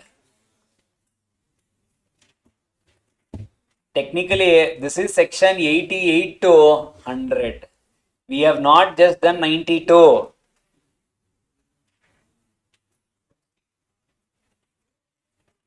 92, 93 is different. Leave 93. 92 is the annual return we are yet to do. We have done everything else. We have not done primary evidence. 88 is beneficial ownership. SBO 90. 91 is closure of registers. 92 is annual returns. 93 leave it. 94 is inspection of registers. 95 is your primary evidence. 96 AGM. 97 is your tribunal conducted AGM. 98 is your tribunal conducted EGM. 99 is your penalty. 100 is your EGM. Tata bye bye. Yes, people, let's continue.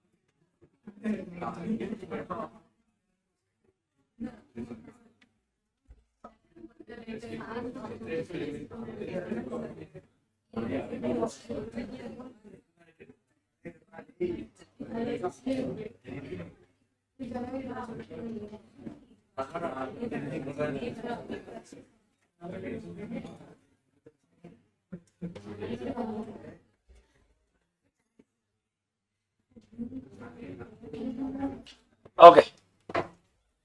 Yes, people, let's start with the next section. Yesterday we had stopped at section 100. So we are continuing from section 101. Now, what is section 101? What does 101 talk about? 101 talk about, people, a section called as notice of general meeting. Now, what do I mean by notice of general meeting? Should a company give notice of general meeting? Is it required? Yes, sir. Notice of general meeting is mandatory. Now, whenever you need to call the shareholders for a meeting, you have to call them by giving something called as notice of general meeting. Correct? Okay, concentrate.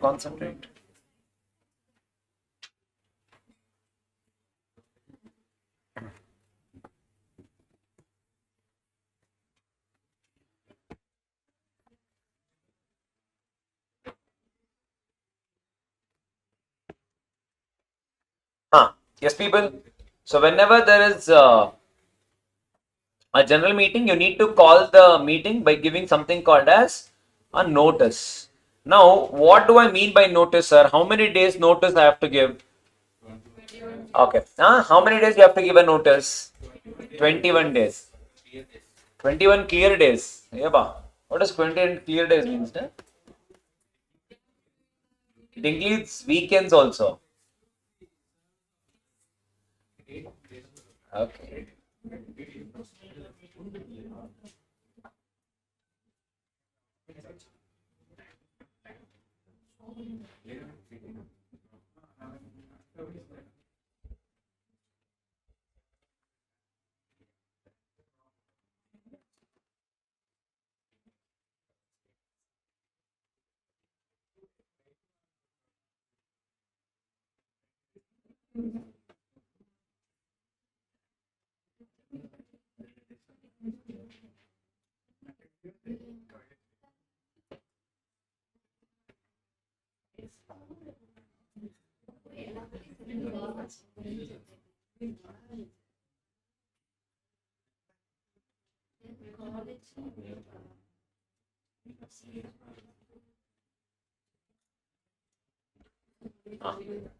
What happened? Something and all happens.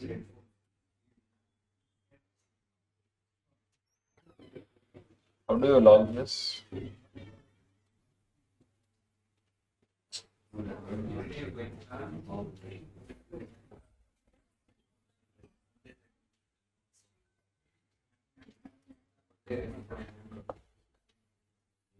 Okay, whatever. Okay, well, see here. Now, should a company give notice of a general meeting? Answer is yes.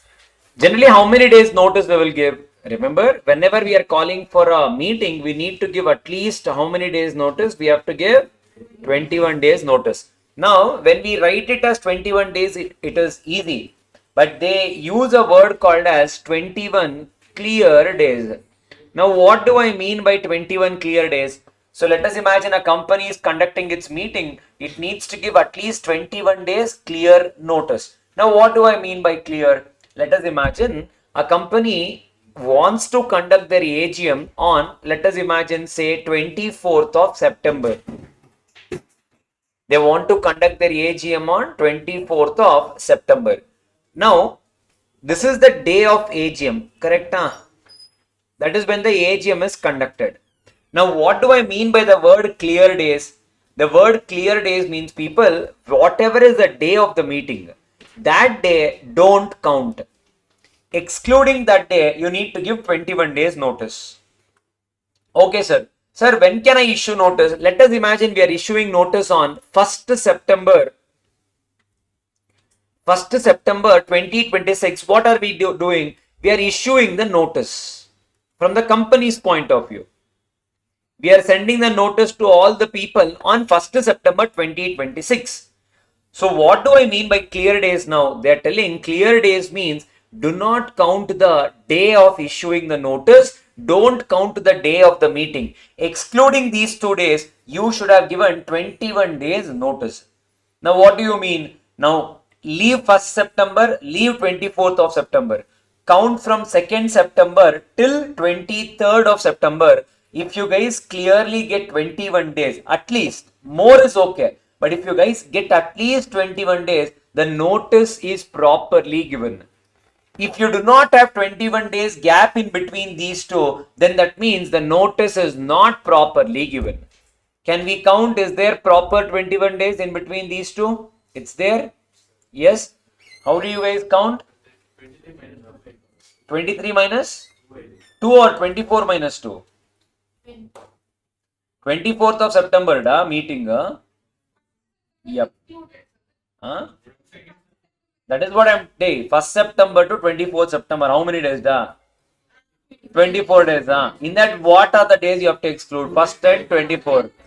That means 24 minus 2 only, no? Ennada macha. Adrallu mistake. You and your financial year. Now, people.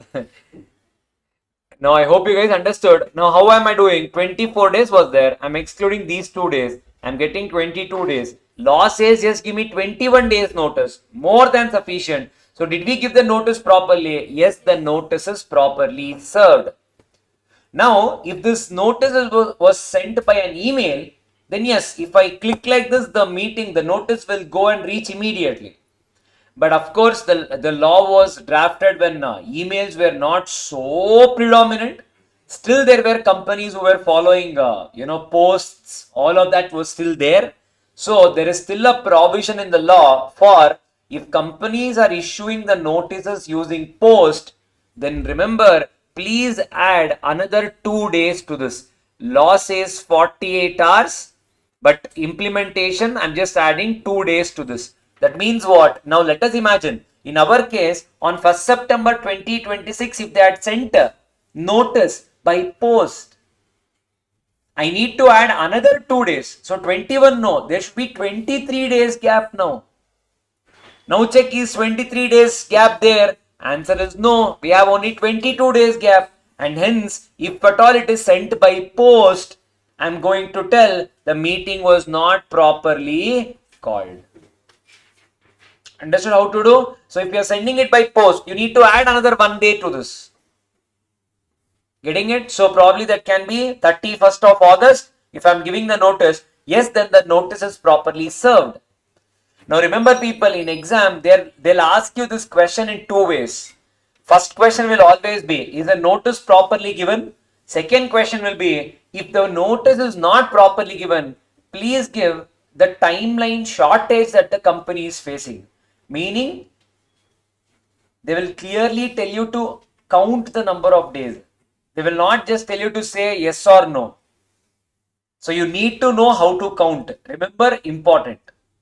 So they may ask you the notice is falling short by how many days. They may ask you to count that. So remember and go. I hope this concept is clear. And notice of a meeting can always be sent by attachment. You send it on an email, or you can send as a URL like a link. Any ways is possible. And notice of a meeting should clearly state what type of a meeting it is. Is it a AGM, EGM? Where the meeting is going to be held? Is it physical, electronic? All these things should mandatorily be disclosed. Sir, and what is that? Okay, for now that is sufficient. This is only called as what people? Notice of a general meeting. Okay, you'll write down something here. We write off, takatak. Section 101.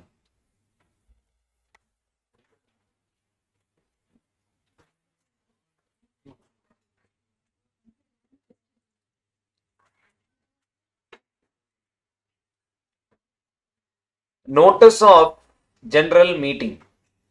Notice of general meeting. I'll be reading 3.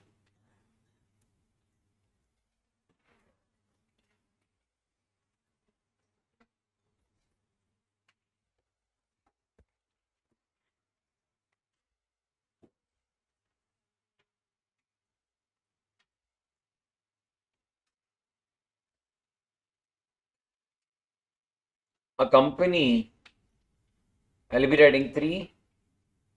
A company shall give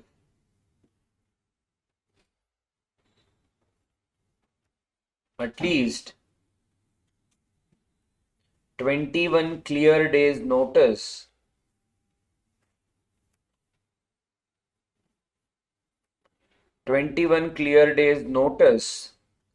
a company shall give at least 21 clear days notice, and if notice is sent by post,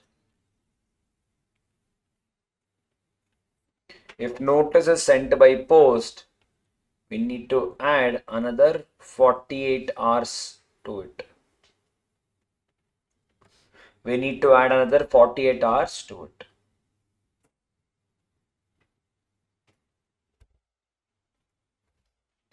Persons entitled for notice.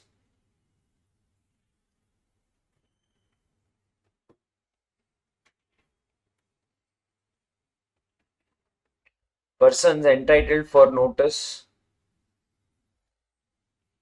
The notice is given to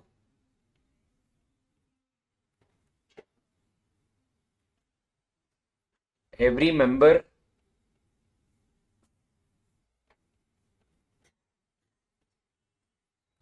is the equity plus preference. So remember, the notice is given to even preference shareholders as well. In the case of death, we'll also give it to the legal representatives. the legal representative of the deceased, the legal representative of the deceased. If a person becomes insolvent, we give it also to the assignee of the insolvent, assignee of the insolvent. We also give it to the directors and also to the auditors. Also to the auditors.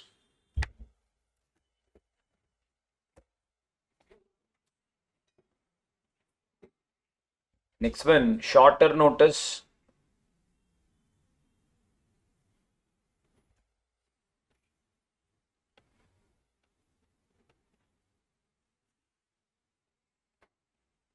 Shorter notice. Exam point of view, this concept is important. Remember and go. Shorter notice will happen in two scenarios. One can be in the case of AGM. In the case of AGM, if consent is given by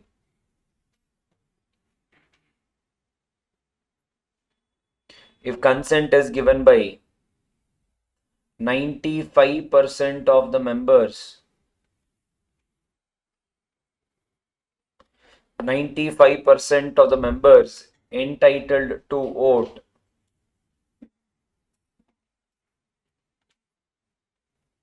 entitled to vote, and in the case of EGM,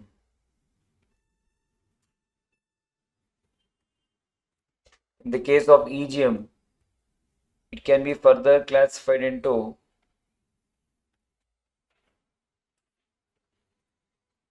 company having share capital. In this case, majority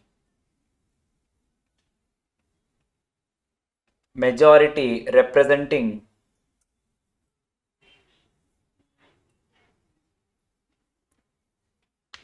representing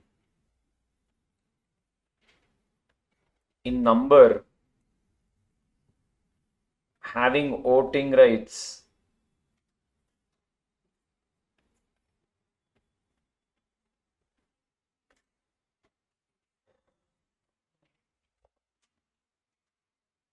majority representing in number having voting rights,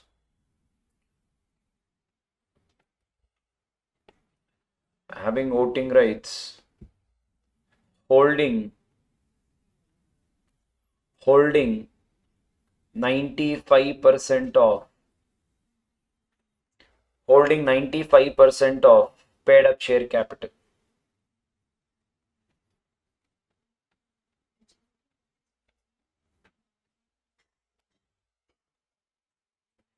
Next one is company not having share capital.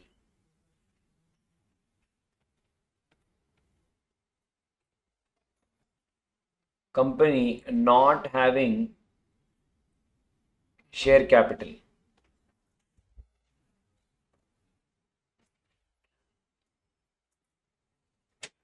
Company not having share capital. In this case, what happens? Members having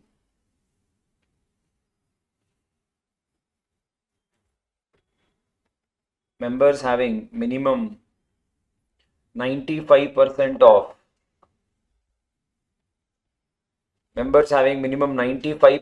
of total voting power.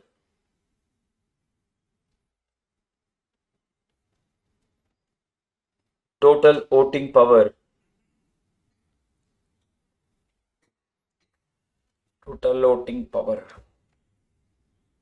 Okay, that's good.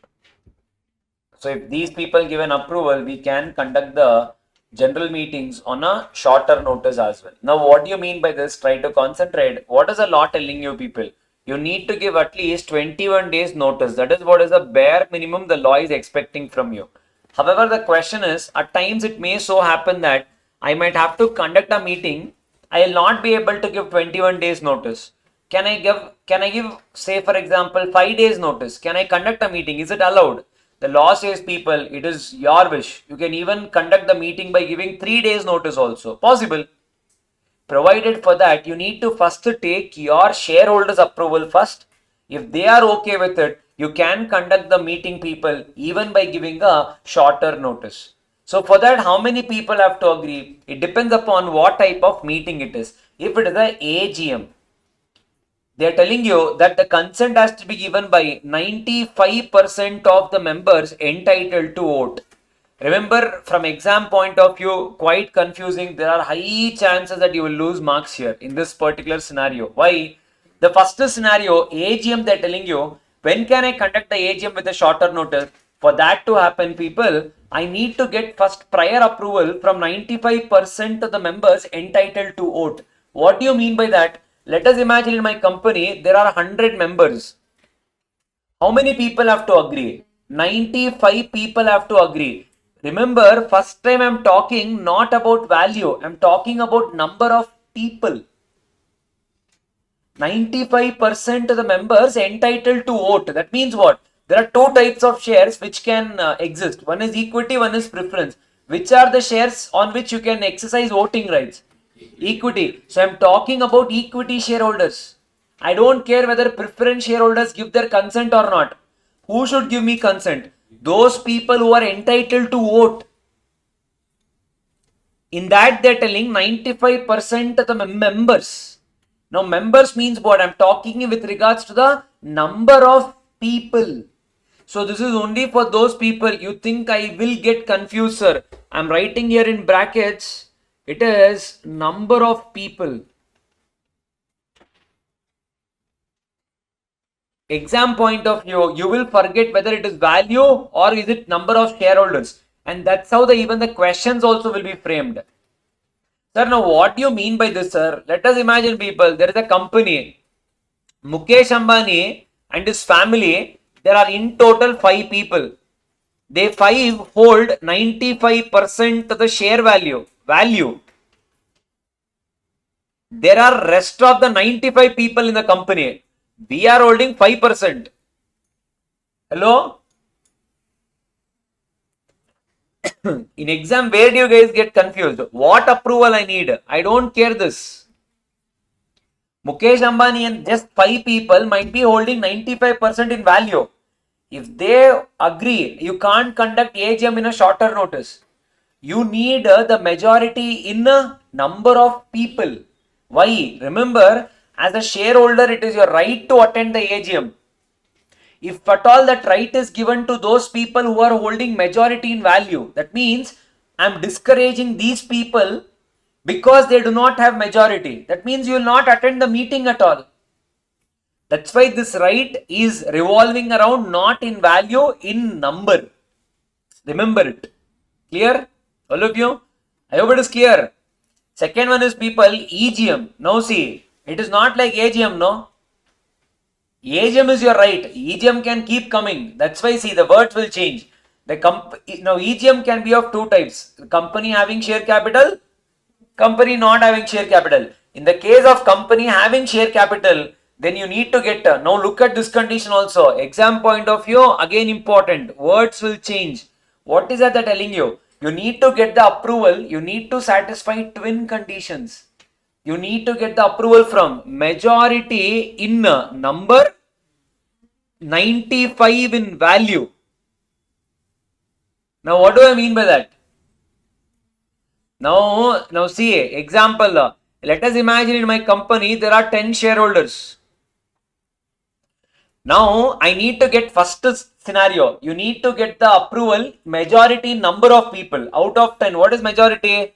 6 people have to agree. Now come to second situation. They are telling you it should be 95% in value. So these 6 people should be holding 95% also. Sir, what if it happens like this? 4 people, 6 people. Can I hold? No. EGM cannot be held. Understanding? So I need to satisfy both. In the case of EGM of a company having share capital, you need to get the approval majority in number. They should be holding 95% in value. Is this clear? Sir, what if a company is not having share capital? Easiest, 95% of total voting power because they don't have share capital. So I will just say 95% is the total voting power. Anyone is holding people, they can approve. Then you can conduct a meeting by a shorter notice. Shorter notice can be even say 15 days, 10 days, 5 days possible, 3 days possible. Huh? 2 days, 1 day. There is one more section. We need to see that also. But if you can satisfy that section, then yes, even 1 day is also possible. EGM having share capital. Having share capital is simple. Let us imagine I have 10 shareholders. I need to get two types of approval. One is majority number of people. In my company, if I have 10 shareholders, what is majority number? 6 people. 5 becomes equality. I need to get majority. That means I need to get 6 people's approval. And 95% in value should also agree. So this also should be satisfied.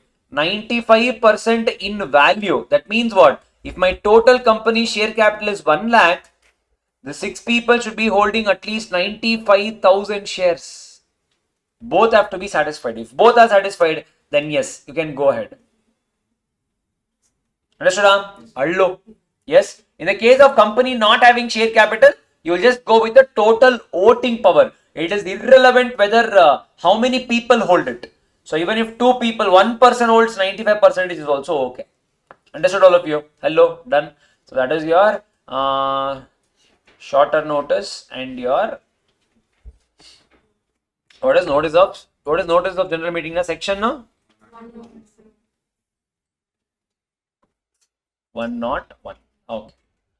See, there is a question. See if you guys are able to answer it. Decide whether the length of the notice is and one more thing that we did not write, I believe. There only add of 1 point. Somewhere in the first point, if you can add, write it down here only. Note in the first point. In case of Section 8 company, in case of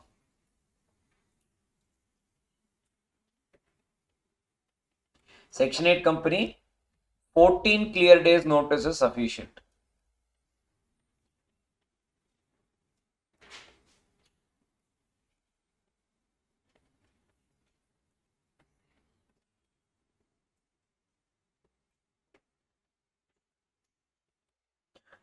So if you are a Section 8 company, 14 days is sufficient. No need of, 21 days. If you are sending by notice, even here also, 14 plus 2 you need to take. I mean, if you are sending it by post. Yes, ma'am? Okay, now see if this question you guys can answer. Decide whether the length of the notice is proper in the following cases with reference to the provision of Companies Act. There is one Sky Limited and next one is Moon Limited. Date of AGM is 30th September 2021. The date of sending the notice by post, they have sent it by 5th September 2021. Here it is 30th September, they have sent it by 7th September. What would be your stand in case if Sky Limited and Moon Limited are Section 8 companies? So we need to answer this. Can you guys tell me how do we present it? You know, let that also happen. Tell me what is the answer for this? First case, they have given it properly. Okay. It's given properly. It's proper. 23 days. It's there properly. Huh? 23 days. Minus 2 days. That's what I don't know. You tell me. If it's given, it's given. Okay. Huh? Huh? No, they're telling you this is first scenario. Second scenario, what would be your stand in case if these both companies are Section 8 companies? That will be a second scenario. In second scenario, it's not there. Post. Second scenario, this is not there. No, sir. Can you guys tell me how many days they are falling short of? What is the exact days they have given? Sir, 23. So say 21, 23 days. In second scenario, they given 23. 23 means given noda. Plus So people, in this case, don't do any, what is that, magic and all. Go with hard work only. Count. 8, 9, 10, 11, 12, 13, 14, 15, 16, 17, 18, 19, 20, 21, 22, 23, 24, 25, 26, 27, 28, 29. That means what? 30 don't count. They have given 22 days. So is it sufficient? If you have given by post, I have to give 23 days. So I am falling short of 1 day. That's what I am saying. When you are counting it, you need to know how to count. And remember, please count in a normal way only. Don't show any of your Vedic maths and all. I know you guys know. Don't do that. Yes. What about in the first scenario? Na? but they are section 8 companies, right? You don't No, they are asking you. That is second scenario. Scenario 24. First scenario 24 days is properly given. I'll say with whatever Madhav says. He is saying 24 days they have given. I hope it is correct. By now you guys know how to count. Count like this: 6th, 7th, 8th, 9th, 10th. And next add another 19 days.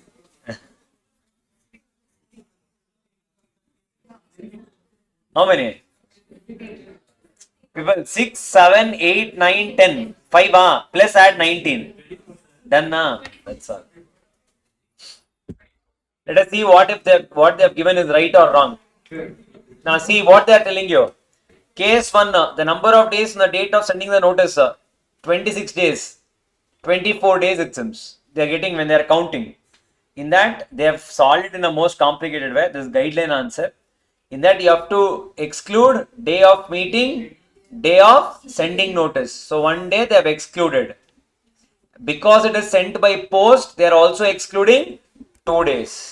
So, doing everything, how many days they got? They got 22 days. Here they are getting 20 days. So, here they are getting proper notice. Here they are getting shorter notice. Hello?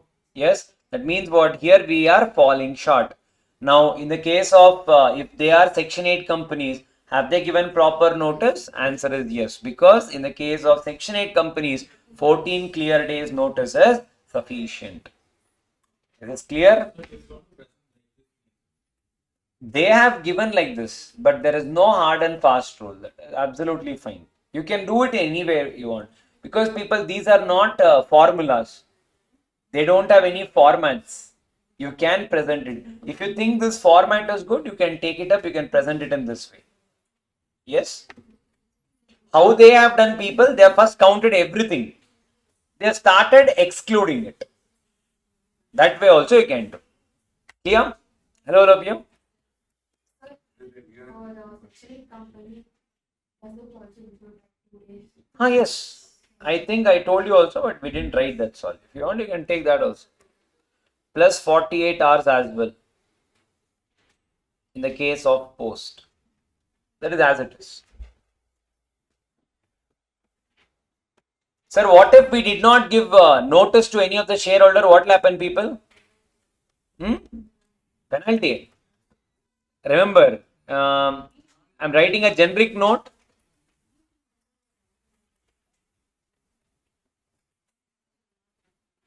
We will write it this way. Accidental omission.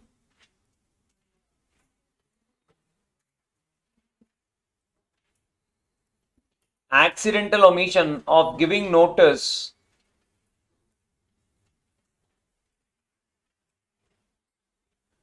to any shareholder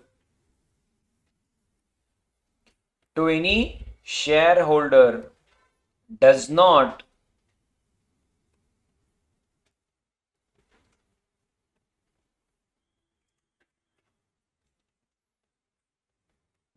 invalidate the proceedings of the meeting. Does not invalidate the proceedings of the meeting. What if it is incidental? Meaning you wantedly missed giving notice to any shareholder, anything that is decided in the meeting will be considered as null and void. What do I mean by the word here accidental? Accidental means we did not mean to, skip this. What if we did it wantedly? If the other person can prove it, then whatever is the output of that particular meeting will be considered as null and void. Understanding? Hello? Yes? So accidental omission of giving notice. Sir, what if someone wantedly says that they have sent it but the other person have not received it? Okay. So remember, whenever I'm sending the notice, people, you should always send it in such a way that you will be able to preserve the copy of acknowledgement at least for a period of 3 years. That means what? Now in email, if you send it, will you be able to preserve the acknowledgement that the document has been delivered, the email has been delivered? Yes. In your sent email, it clearly says, or if the email is unable to go, the email bounces. Correct? No. So you have to use such type of softwares or emails or anything which allows you to store the proof of delivery. At least you should be able to store it for a period of 3 years. So if I'm sending it by email, I should be able to store the proof of delivery. That means no one should come and point finger at me. Hello? I hitting the point. Yes. So from my end, there should not be any mistake. I should have given this particular email and I should be able to store the proof of delivery. The proof of delivery is very important. Clear? Hello? All of you? Okay.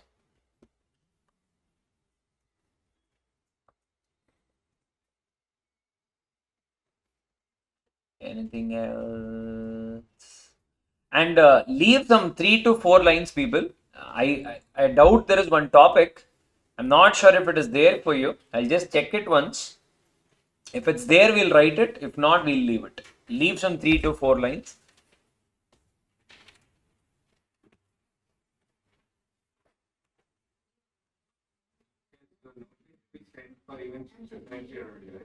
But they won't vote.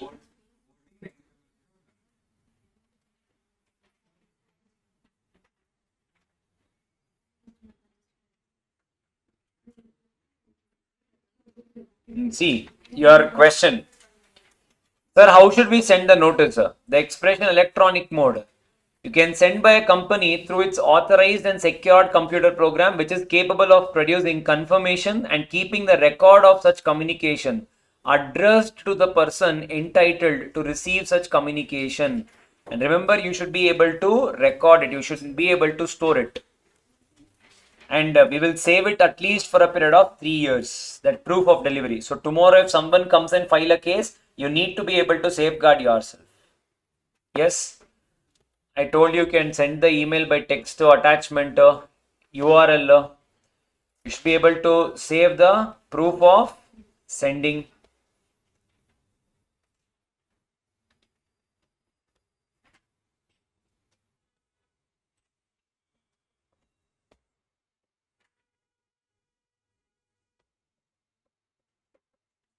Okay. The next topic, sir, is section. Leave some. This one, every person who and all are entitled to receive the notice, you will send it to every member, legal representative, assignee of insolvent, directors, auditors, and one more thing. If companies have even debentures, you will also send it to debenture trustee, that is representative of the debentures.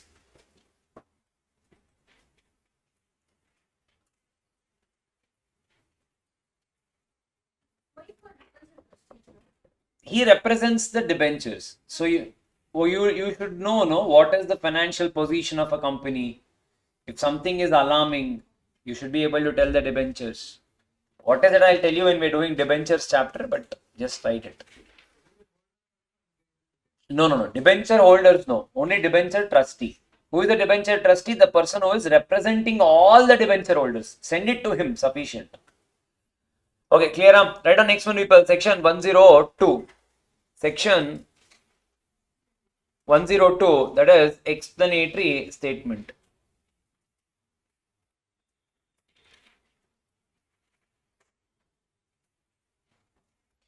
explanatory statement. Explanatory statement. Now, what is the explanatory statement, sir? Explanatory statement is nothing but, people, let us imagine if we are conducting a general meeting, it is my duty to, whenever I am calling the shareholders for a meeting, it is my duty to tell them what are we going to discuss in the meeting. I need to tell them, right? Now, say for example, our shareholders will come for a meeting. I am telling that in the meeting, let us discuss about appointing a director. Now, the meeting will be for what? 2 hours. In the 2 hours, we'll be discussing some 7 matters, 8 matters. Appointment of director, we might be discussing for 10 minutes. In the 10 minutes, do you really think I can do my research and I can say whether we want this person as a director for our company or not? Do you really think we can do it in this 10 minutes? I don't know. I'm saying this is with regards to, say, some director thing. Let us imagine we want to shift our registered office. We are saying from this state to that state. Is it good for us? Is it okay? How can a shareholder make a decision? Point 1. Point 2, what if, let us imagine, some shareholders or the directors are proposing to shift the registered office from say this area to another area or another city. Why are we shifting? Because it is convenient for them, or because they are going to get some financial benefit out of it. What if it is the case? How do I know? Let us take Mukesh Ambani example. One example I'll tell you. Now, Mukesh Ambani, they are planning to shift the, I'm just giving an example. They are planning to shift their office from the current building. They want to shift it to another building. Who owns this building? Let us imagine this building is owned by him only, or his wife owns it. They want to shift the office from one place to another. Now, my question is why? Is it good for the company or is it good for you? What is the financial benefit you are going to make out of it? Don't you think as directors, these decisions are there in your hands and you can take any call over it? Now, that's why what are they telling you, people? They are telling whenever these things are there, it is your duty to first disclose. When you are calling the shareholders for a meeting, it is your duty to first tell everything in the explanatory statement. Mukesh Ambani should clearly say that the new building we are going is my building only. If we go there, I will have some financial gain. The rent is going to come to my pocket. I have to tell it before calling the shareholders, the shareholders for a meeting. I have to tell. Are you understanding? Hello? When else we will have to tell? Let us imagine we are buying the raw materials. Now, Reliance, we are buying the raw materials from a supplier, say XYZ. We want to now buy it from ABC going forward. Now, in this ABC, now raw materials, who is planning to buy? Reliance Industries is planning to buy. Now, why is the contract going from XYZ? Why is it going to ABC? We don't know. What if in ABC, even Mukesh Ambani also has some shares? We are giving the contract to that company so that even I will have some financial gain. So remember, people, when you are calling the shareholders for a general meeting, you need to disclose all these matters. What and all? First, why are we doing this? Second one, does my KMP, directors, their relatives, do they have any benefit out of this transaction? Or if we are doing the contract with any other company, does my directors have any shares in that company so that they will get benefit there also, no? We have to disclose all of this before we call the shareholders for a meeting. Is this clear? So, should we give this explanatory statement for everything discussed in a general meeting? Everything? The law says, people, remember, you need not give the explanatory statement for a routine items. Meaning repeated. Whatever repeats every year, you need not give. Whatever comes once in a while, non-repetitive, you have to give explanatory statement for all of that. Sir, now how do we know what is repetitive, what is not repetitive? How do we know that? Law only has clearly said, people, there are 4 items that is considered as repetitive. Anything other than these four are considered as non-repetitive. What are these four items? The first item is called as people appointment of auditors. Whenever you are appointing auditors, it is absolutely normal business, it seems, people. You need not have to give any explanatory statement. What else? So next one is appointment of directors in the place of retiring directors. Appointment of directors in the place of retiring directors. The third scenario, adoption of your accounts. That means financial statements once in a year. We have to approve, right, our financial statements. We need to know where and all the company has spent money. We need to know. So the meeting in which we are declaring, we are adopting, we are approving the financial statements. So that is also called as ordinary. That is, it is called as routine. Every year it keeps happening. The last item, people, is declaration of dividends, final dividends. These four things, people, is considered as non-repetitive. Every year it keeps on, repetitive. Every year it keeps on happening. So for these four things, people, 102 does not apply. Anything other than these four, 102 applies. These four things, people, because it is happening repeatedly, we are giving the name for these four business. That name only, people, is called as ordinary business. Anything other than these four happens, people, it will be called as special business. Can you guys give me an example of any special business? Anything other than these four? Shifting of registered office, everything, change of name clause, everything other than these four.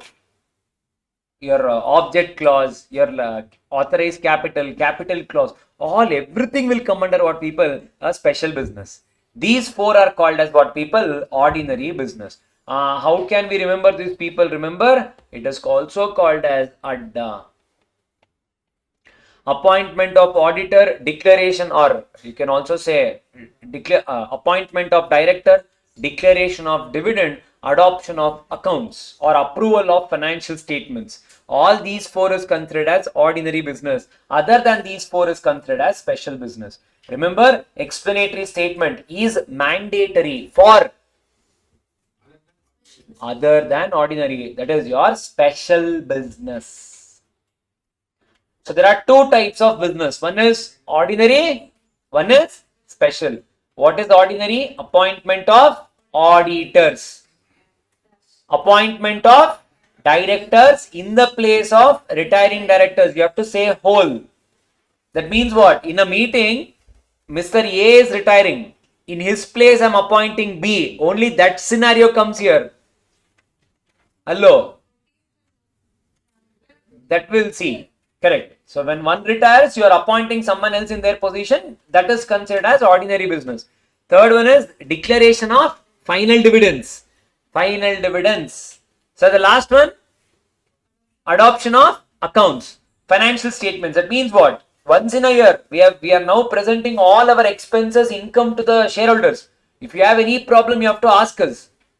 So these four things is called as what, people? Ordinary business. For ordinary business, do we need to give the explanatory statement? Absolutely not required. Anything other than this, explanatory statement, mandatory. Here, all of you, exam point of view, important, they can ask you, no and go. Here, all of you, write down. Explanatory statement. I'll be writing 3, plan your page accordingly.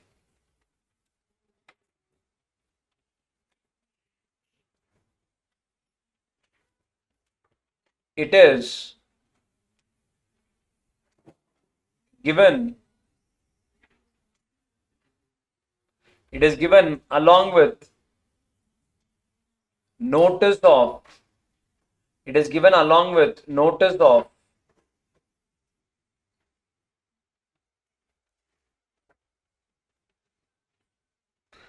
it is given along with notice of general meeting,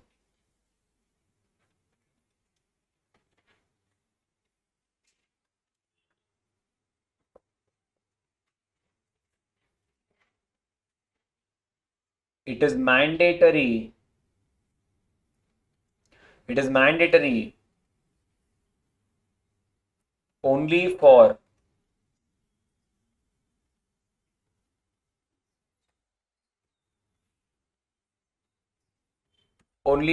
special business. I'm just writing here the adda. What is special business?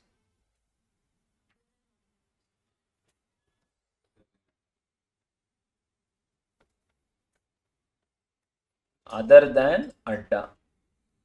Appointment of auditor, appointment of directors, declaration of dividends, and adoption of accounts. These four things are called as what people? Adda, ordinary business.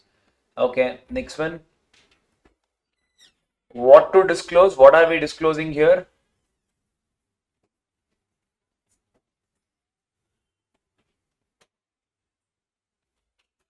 What to disclose?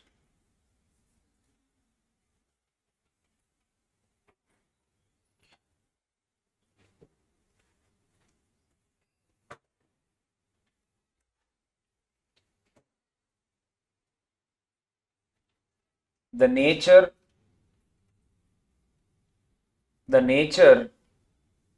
of concern or the nature or concern of every director,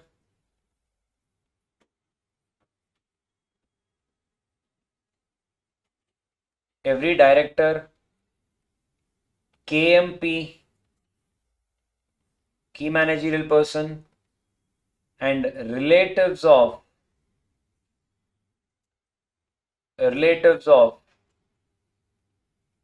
KMP and directors. So if you guys are benefited out of this, you guys have to disclose. And if business relates to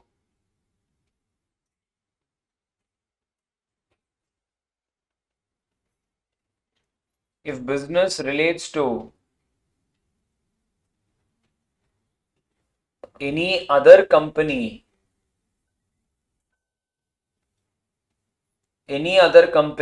where promoter, director, manager, KMP, it can be any of these people, KMP, having shareholding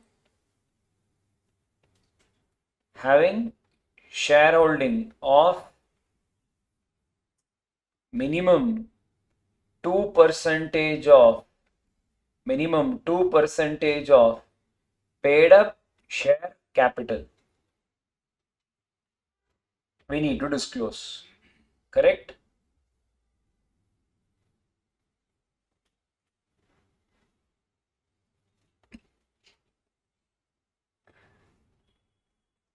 And of course, we'll also disclose any other information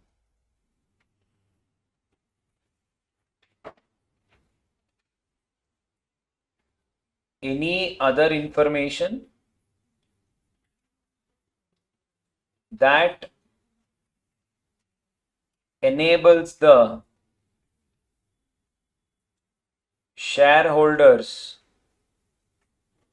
to take decision.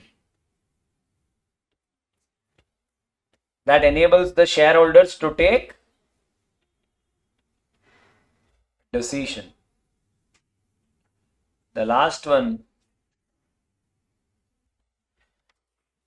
what if there is non-disclosure or insufficient disclosure?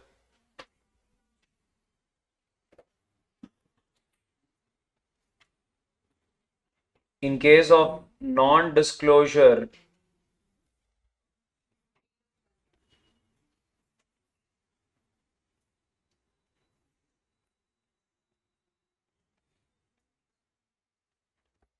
or insufficient disclosure,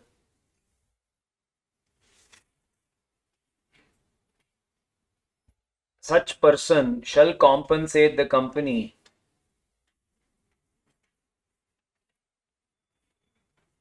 such person shall compensate the company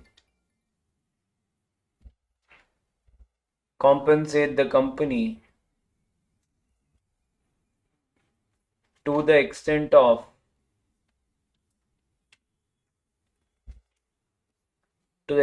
of benefit received by him.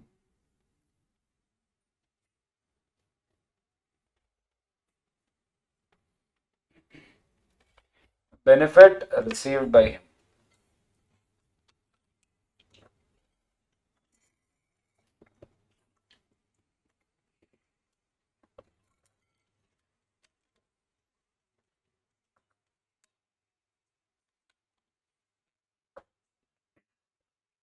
To the extent of benefit received by him. Online audible, Ada? Online audible.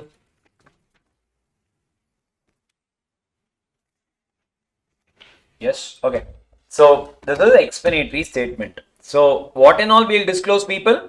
Nature of concern or interest of. See, in that particular meeting, let us imagine we are shifting our register office from this building to that building. That building is owned by my director. Of course, he will get rent. I'm not saying you cannot do it, but disclose and do it. And KMP, if they are getting benefited, disclose and do it. Or relatives, I am not benefited. I mean, the director is not benefited. The KMP is not benefited. Their relatives are getting benefited. Disclose and do it. Yes, all of you. Next one. If business relates to any other company, this is the example I gave you. What do I mean by business relates to any other company? Let us imagine there is a company called as, we are doing Reliance Industries. We are planning to give a contract of raw materials to a company called as Company A. In Company A, people, let us imagine our director Mukesh Ambani is holding 3% of shares. And the contract we are planning to give is a big contract. They are telling, forget about till today in your company, if at all you are getting any benefit, you have to disclose. Now, not only that, if at all you are a shareholder of some other company, that too how much? If you are holding at least 2% of shares, if there is any contract or any agreement the company is trying to enter with you and you will have a benefit because of your shareholding, you need to disclose the fact in the explanatory statement. When you are calling the shareholders, you have to clearly say, dear shareholders, Reliance is proposing to do a contract with a company called Company A, in which our director Mukesh Ambani is having a shareholding interest of 3%. Apart from that, there is no other financial gain that appears to exist on agreement. We will give a note. Now, if you have, yes, you have to give. Whichever company, in your personal capacity, if you are having, you have to give. Now, what will happen? Shareholders will ask questions in the general meeting. Why this? Why are you planning to give it to only Company A? Did you guys take any quotes from any other companies? How did you decide Company A only should be given? Why not Company B? So company should also come prepared. How will they come prepared? They will take multiple quotes from the market. How much Company B is charging? How much Company D is charging? Now you will also come well prepared to the company's meeting. Understood? If somebody holds shares, they have to inform. What if Reliance is holding 3% of shares? Not required. Because you will only disclose it any other company where my promoter is holding, director, manager, KMP. Company, no. Because if company is holding, it's a benefit for all of us, no? No problem. Hello? Clear all of you? Sir, what if someone, what else I will disclose? Any other information which may allow the shareholders to take an informed decision, you need to intimate that. For example, shifting of registered office. We are shifting from this building to that building. It is our director's building. We are intimating that. Why else you are considering that? You are shifting your registered office from this state to that state. Why are you considering that? Because it is operationally beneficial for the company. We will get close to airport, port. It will get close to some connectivity. We will be saving on rent. We will be getting subsidized rate, cheap labor, whatever, tell it. So that the shareholders might find it beneficial to vote in the meeting. Whatever is required, you disclose.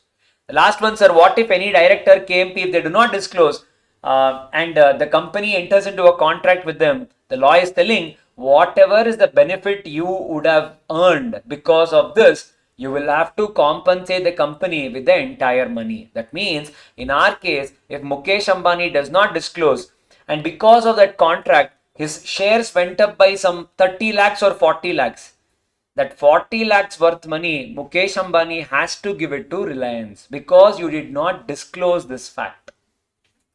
Understood? This whole scenario is called as what people? Explanatory statement. Any doubts? No doubts? Hello? Clear? So, what do you mean by ordinary business? What do you mean by special business? Correct. That is what we saw, right? 4 business is ordinary. Anything other than 4 is special. People, what is ordinary resolution? What is special resolution?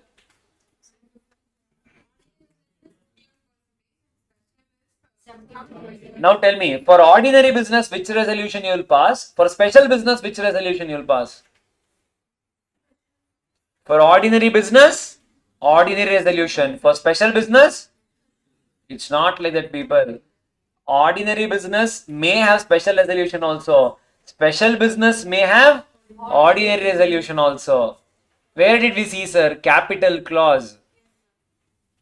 When you want to alter your capital clause, we just wrote resolution. There only we wrote ordinary is also okay. Special is also okay. Ordinary served my purpose. Now you tell me, alteration of capital clause. Is it ordinary business or special business? Special business, because it is not coming under those 4, no.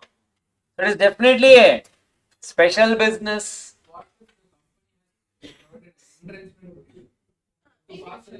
That is okay. When you only say, that is what we wrote there also.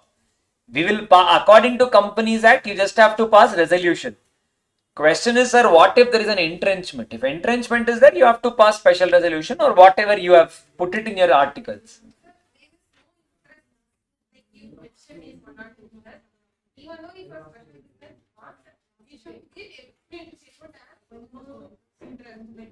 Yes. At least explaining you have to send, no? So for example, the question is, sir, what if there is no interest? Should we still give explanatory statement? You will mention that in the proposed resolution, none of our directors are interested. You will mention that. That itself is explanatory statement. And along with that, you have to also introduce this resolution. What are you trying to tell?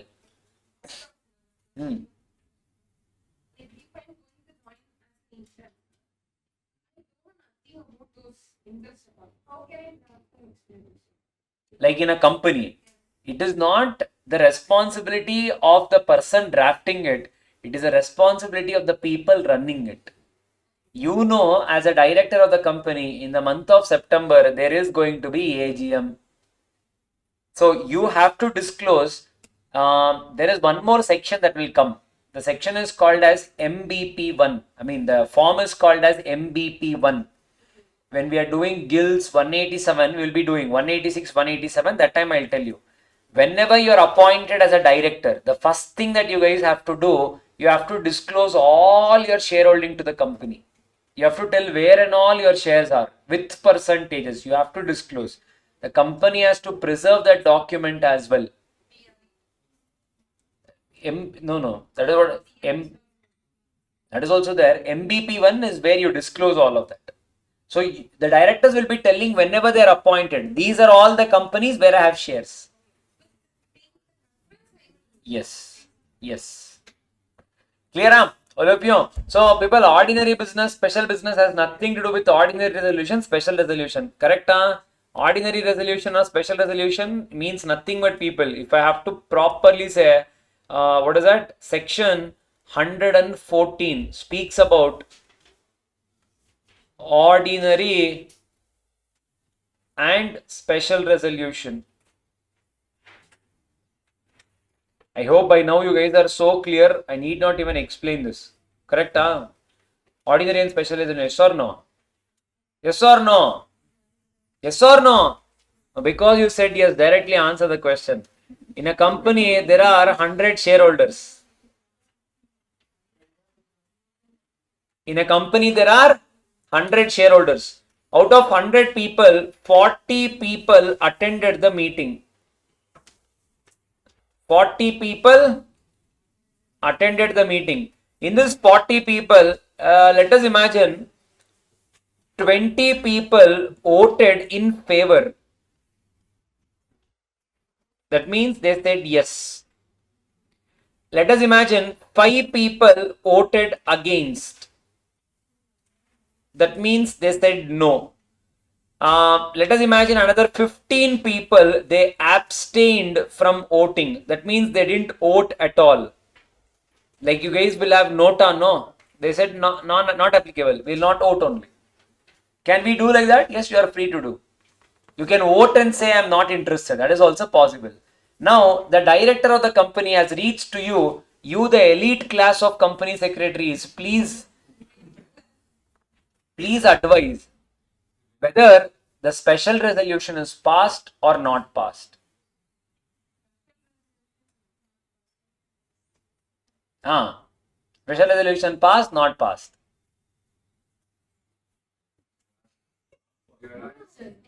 ఎవడ్రా నువ్వు try చేయరా special resolution is passed or not passed? Isn't it? It will be passed. Now don't tell me logics. Passed, not passed. Not passed. Of course. Why not passed? You tell me logic also. 75%. What? 75% what? 75% not the quorum. Okay. So, is special resolution passed or not passed? Special resolution is people. Special resolution is people. Passed. Eppadi. Sir, we thought we knew this concept. What, Madhav? We thought we were confident in this concept. That's why, sir, I knew. My confidence ended at financial year. When the first AGM was 30th September, second AGM... When first AGM was 30th September 27, second AGM became 30th July 27, that day only it ended. Okay, people, passed or not passed, people? It is passed.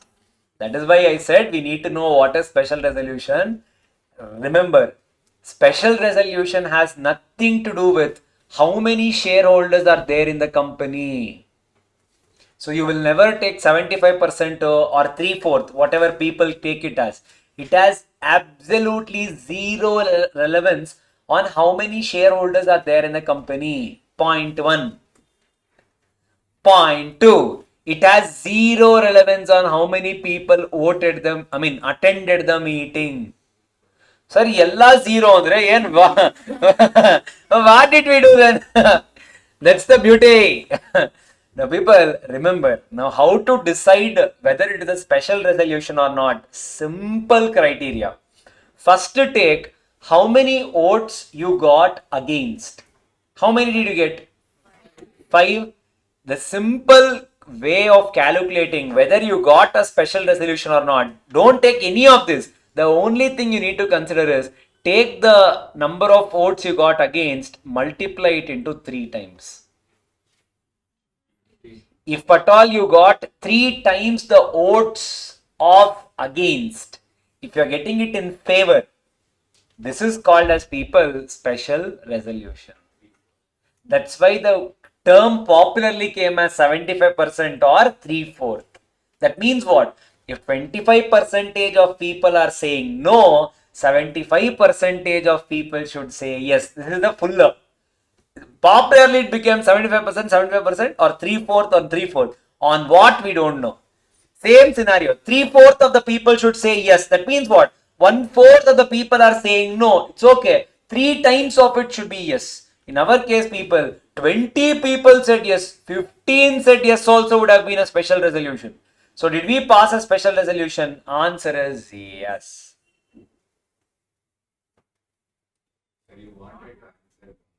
No. Will I ever want you guys to answer wrong? I give you guys such a fair opportunity. And some of you guys are like that landmine. Where it is there only you'll go.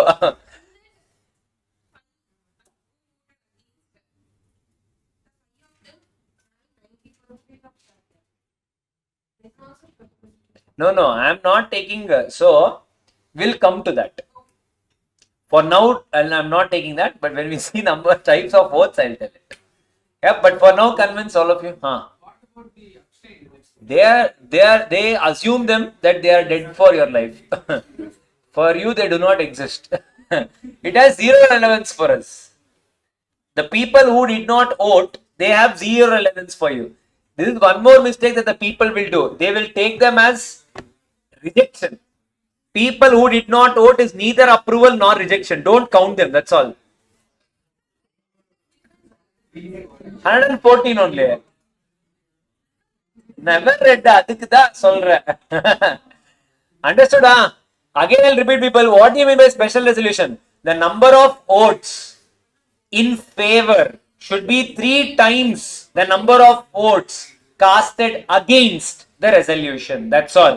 That is only called as what, people? Special resolution. Sushant ji, Chapandi. Sir, 20 people voted against, abstain, like not voted. 20 people did not vote. Your only thing. See no. See yes. If yes is 3 times the number of no, it is passed. That's all. So that's 75%. எப்படி 75% is 3 times only. No. See, what I'm saying is, now forget 75% rule. Until we came to this scenario, we assumed that there is a scenario called 75%. The actual rule is this. Yes, sir. So how should you take it, people? Number of votes, take it, whatever is against, multiply it by 3 times. If it is in favor, if you are getting so many votes, that is only called as special resolution. Nothing else matters for you. So if 5 votes are against, if 15 votes are in favor, that's all. Special resolution is passed. That's all. Hello, done, clear. And that's the thing I told you. Type of business has nothing to do with type of resolution. This is one thing. Concentrate. Clear? So special resolution means this. Ordinary means what, people? When the number of votes in favor are more than number of votes against. That's all. So abstain is 20 people, 31. 51%. Ordinary resolution. Number of people in favor are more than number of people against is called as a ordinary resolution. So then you said 51% and all. Technically, that is only the logic node here also. The number of people saying no, number of people saying yes. One person is more. 50-50 is 10-10. People, sir, then why did you confuse? I did not confuse. That is how it is commonly seen. That you guys only got 51%. I went with your flow. I said until we come to that scenario, you see, I'll explain you there. This is the whole scenario. Clear, all of you? I hope ordinary and special is clear. Again, I'm telling special is nothing but the number of votes cast in favor should be 3 times the number of votes cast against the resolution. Ordinary is nothing but the number of people voted for should be more than number of people voted against the resolution. Simple, all of you? Yes, this is your 114. This is clear? Simple, all of you?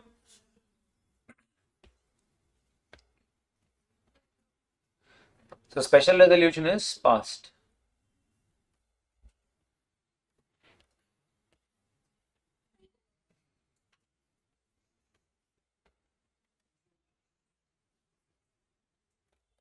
Okay, now.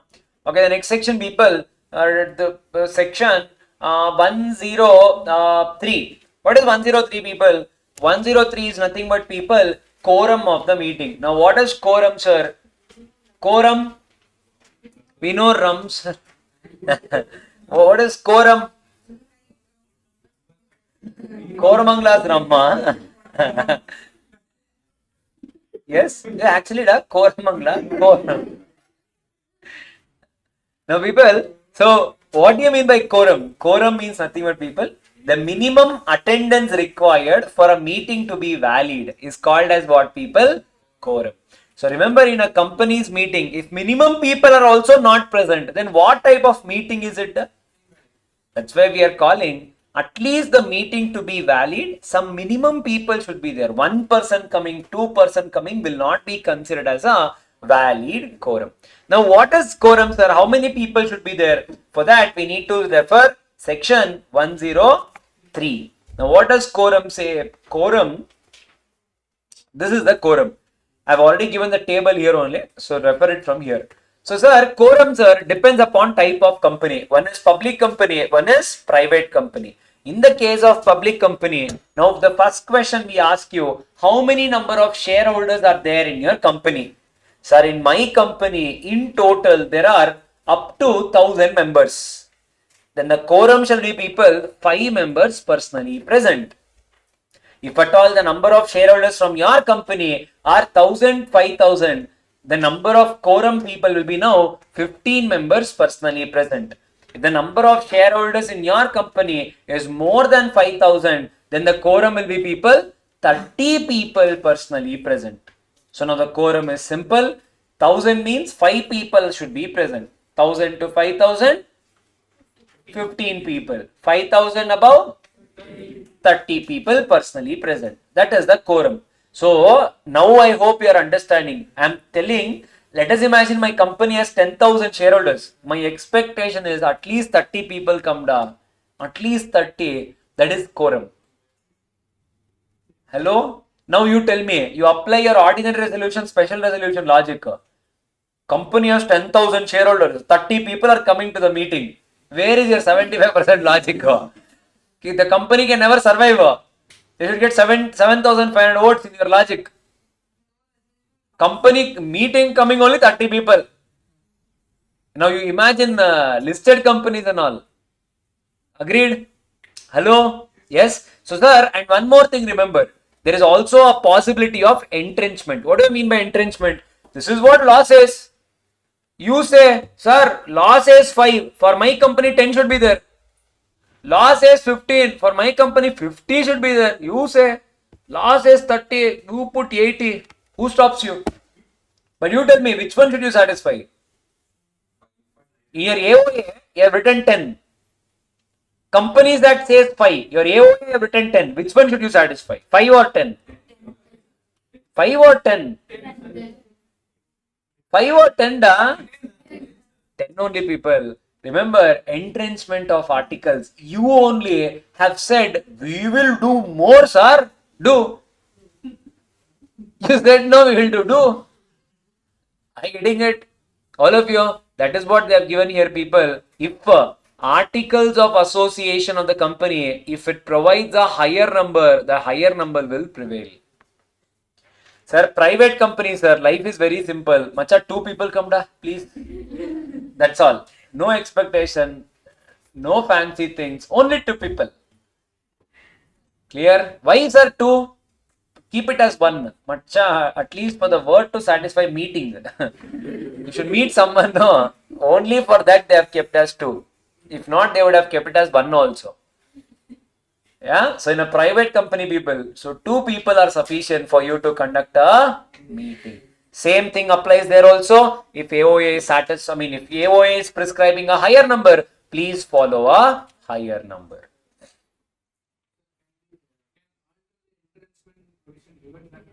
Once it is amended, entrenchment. In general meeting, Meaning, what are you saying? Can I go less than 5? abolish the entrenchment. Once I made it 10, can I now again make it 8? Like that you are saying. Entrenchment provision successfully. So you have made it 10. Yes. In future, I don't want entrenchment provisions. You want to make it 5. That's what I'm saying. No, sir. Resolution with all the shareholders ratified by all members. Entrenchment provisions can be revert back once it is established. That's what you are saying, reverse. I'm saying it is again another alteration. That's all. Call shareholders, pass special resolution, agreed. Possible. The question was, people, once the articles are entrenched, can it again be altered? Any number of times you can alter it. Yes, it is just a alteration of articles. Pass special resolution possible. It can be altered, can be removed, or like Anything. It's an alteration end of the day. 50 members of 5,000. If due to entrenchment we have done 20, only 15 have come. So it is the quorum is not valid and it is Meeting is cancelled. Cancelled alla adjourned. Even So- though complies company law is not. Correct. You only said 15, sir. Look at us, sir. That's what I'm saying. You should have gone with the flow. You said, so it does not work. Sir, now people say is here. Sir, what if on the day of the meeting, what if on the day of the meeting the quorum is not present? What to do? Wait. That is what law says. You can't say, sir, I wait 5 minutes, I'll go home. You have to wait. That is what law is telling. Wait, please. Madhav, they're saying wait. They're saying, how long? Madhav also gets frustrated. How long, sir? Half an hour. 30 minutes. Quorum is not present. When the quorum is not present, the meeting is considered to be adjourned. Adjourned means what, people? Postpone. So it postpones to when? next week. It is the director's choice. Directors can decide whether the meeting should be adjourned to any specific date or nothing is there. Then by default, it gets postponed to next week, same time, same place. It's not mentioned if the meeting can happen online or offline. If it is not mentioned in the meeting, So online meeting is also okay with the quorum. possible. And remember, electronic is absolutely fine. That is no doubt. We'll be seeing more about that. But yes, so if at all the members are not present, then we will be considering this particular meeting as adjourned. Yeah? People, my question, what if even the adjourned meeting also no quorum present? Adjourned to? Even in that not? Adjourn. Adjourn. Adjourn. You adjourn, sir. You keep adjourning. How long? You adjourn, sir, until someday one person will come. Until that day you adjourn. Yes, people. How long I adjourn? I hope you guys got the question. First meeting they didn't come. Adjourn. That meeting also they didn't come. So then even in the remember, even in the second meeting also, if the shareholders do not come. For example, my company has 800 shareholders. How many people should come? At least 5. Let us imagine they didn't come. So we adjourned. Even in the adjourned meeting, people, let us imagine only 4 people came. What do? We again adjourn or cancel? Adjourn or cancel? Adjourn? What? You tell me. No, I am not cheating. Whatever you tell is the answer. Adjourn or cancel? What do? Adjourn? 4 people came. You will adjourn or cancel? Adjourn only. Remember, people, in the adjourned meeting also, if there is no quorum, then the members present itself will be quorum, provided they are not less than 2. Hey, if not, the company cannot survive. Adjourn. Yeah, how long you will adjourn? The members who are present are relatives. If Ambani, all 3 of them sons, daughters. That will be seeing it in related party transactions. It depends. Generally depends upon what type of company. Private company, it makes no difference that if all of you are related. In a public company, you are not supposed to participate. You are not supposed to vote. You are not supposed to. In a public company, I hope you understand. Let us imagine, people. Mukesh Ambani wants to appoint Anant Ambani. Are you related in this matter? Mukesh Ambani, Reliance Industries, they are planning to appoint Anant Ambani. You tell me, is Mukesh Ambani interested in this matter? Interested means, people, do you have any benefit? It is there. Mukesh Ambani cannot vote in this meeting. Mukesh Ambani should step out. And just for your information, it will come later. Don't worry, I am not writing it now. In related party transaction chapter, it will come.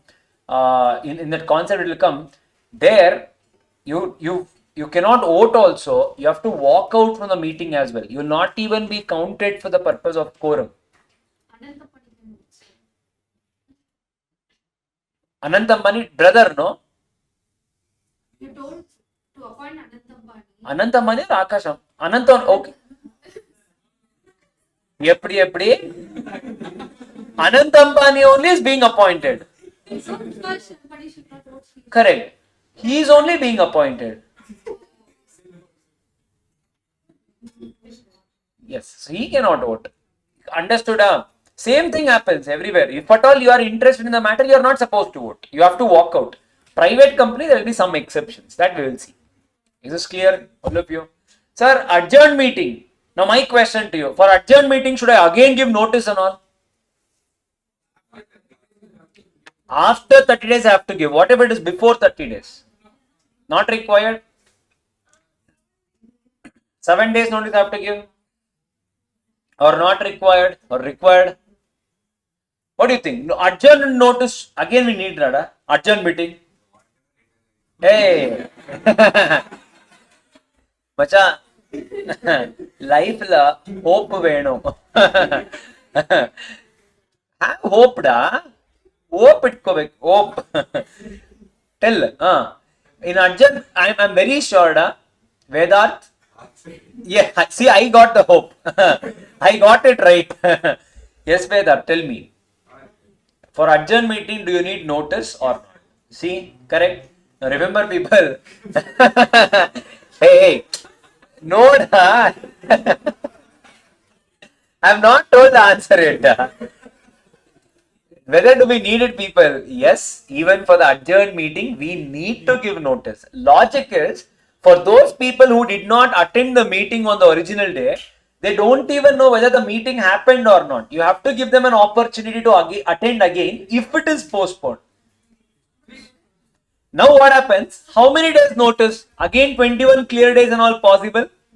Remember, now it depends upon when is your meeting. If your meeting is going to be within 30 days, you have to give at least 3 days notice.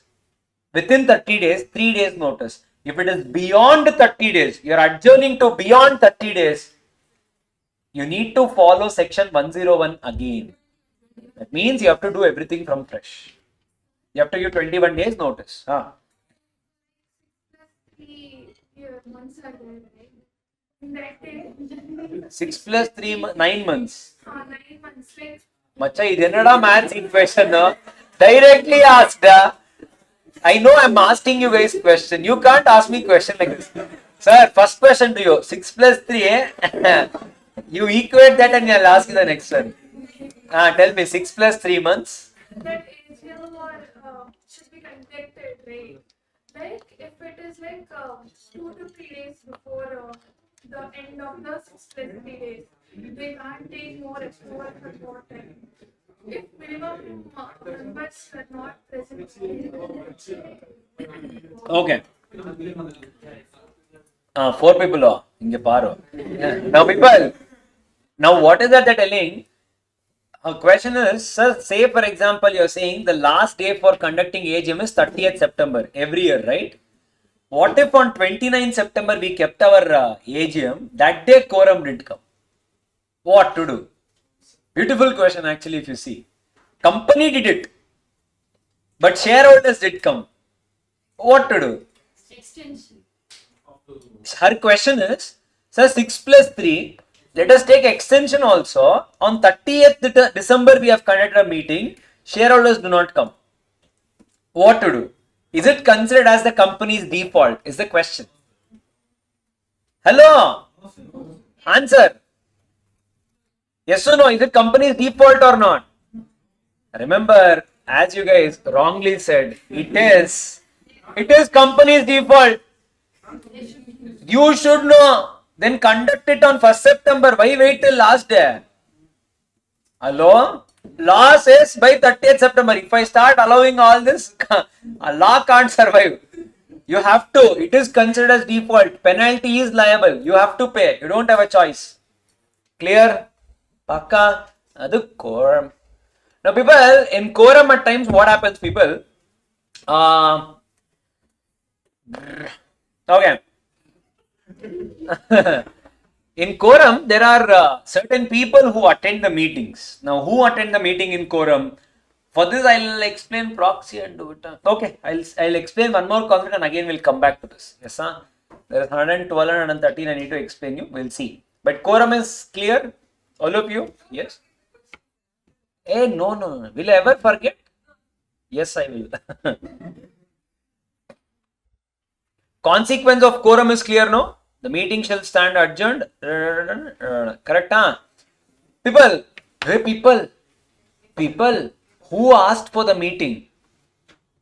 What if shareholders only asked for the meeting? Sir, please, can you please conduct our EGM, sir? We want something to discuss with you. Please.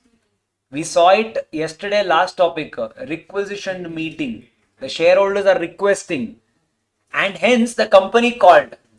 And Macha, you guys, you only asked. Papa, they conducted. On that day, you didn't come. What will happen to that meeting? Adjourned or what?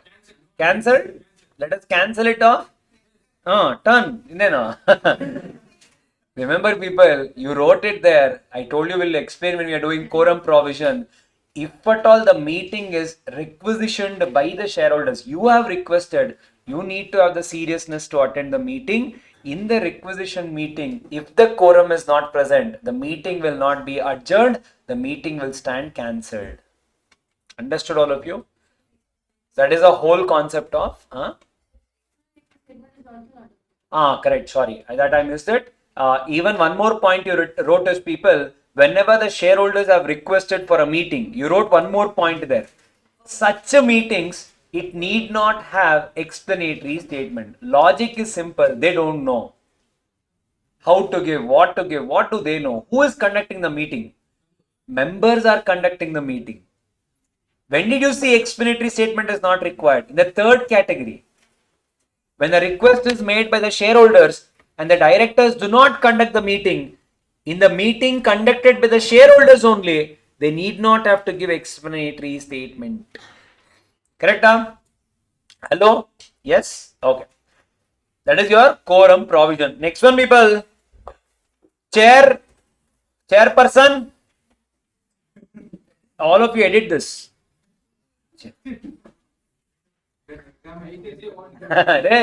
Right, chairman only. I mean, that's okay. They'll not take it to that extent. You want, I don't know. There is only these 3 points, that's all.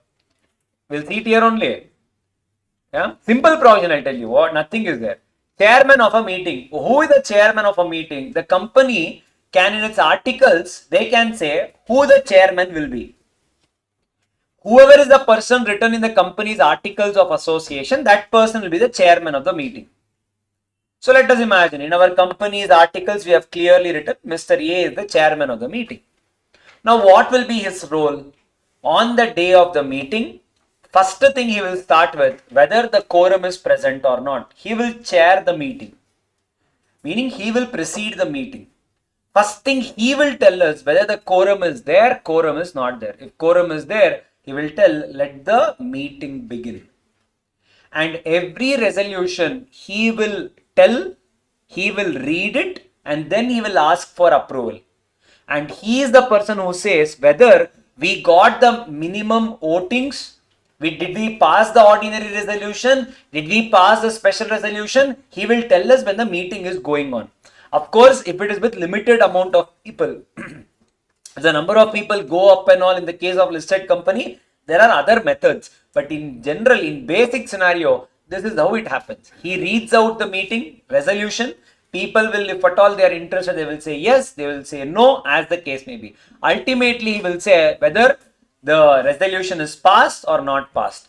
And he will also say, what is that? If any directors have not come for the meeting, he will give something called as leave of absence. That means what? He will clearly tell, for our meeting today, the so and so directors were not able to attend. He will read it out in the meeting. So this will be by far the generic role of the chairman of the meeting. The chairman also, remember, what is that? One more scenario. What if the chairman of the meeting itself is not able to attend the meeting because of any reason? it can be health, or it can be traffic jam. He could not come and attend on time. In such case, what will happen? Should we wait for the chairman?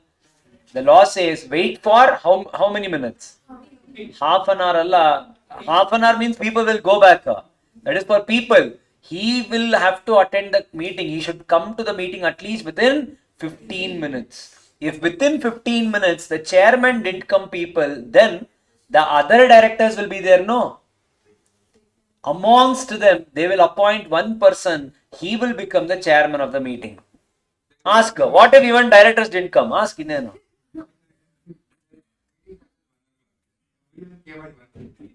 The chairman is 1:30. Huh.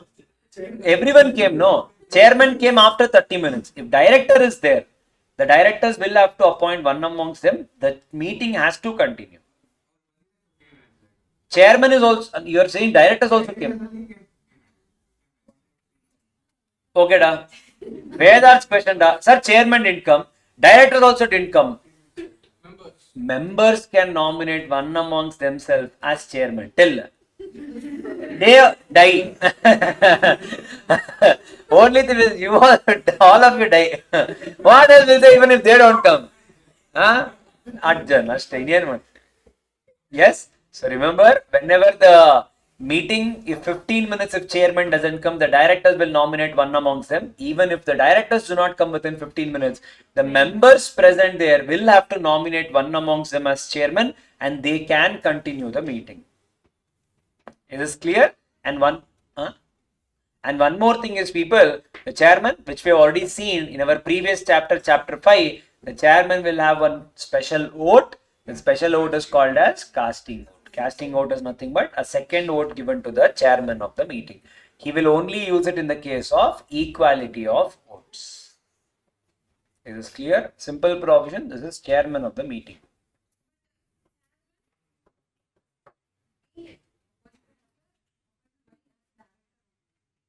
Chairman should be appointed by the directors. One amongst the directors only will be chairman. In shareholders meeting, what is the purpose of directors? Correct. But don't you think who will lead your company? Directors only, no? So directors should be there. And whom will you ask questions? So the question is, sir, in members meeting, why do we need directors? I'll ask you one more. General meeting, why did you give notice to auditors? At least directors, you can, the reason for directors is you have to question them. Okay. Why are you calling auditors, da? You will have doubts, da. Like you guys have so many doubts in class. You will have it even in the shareholders meeting also. They will screw.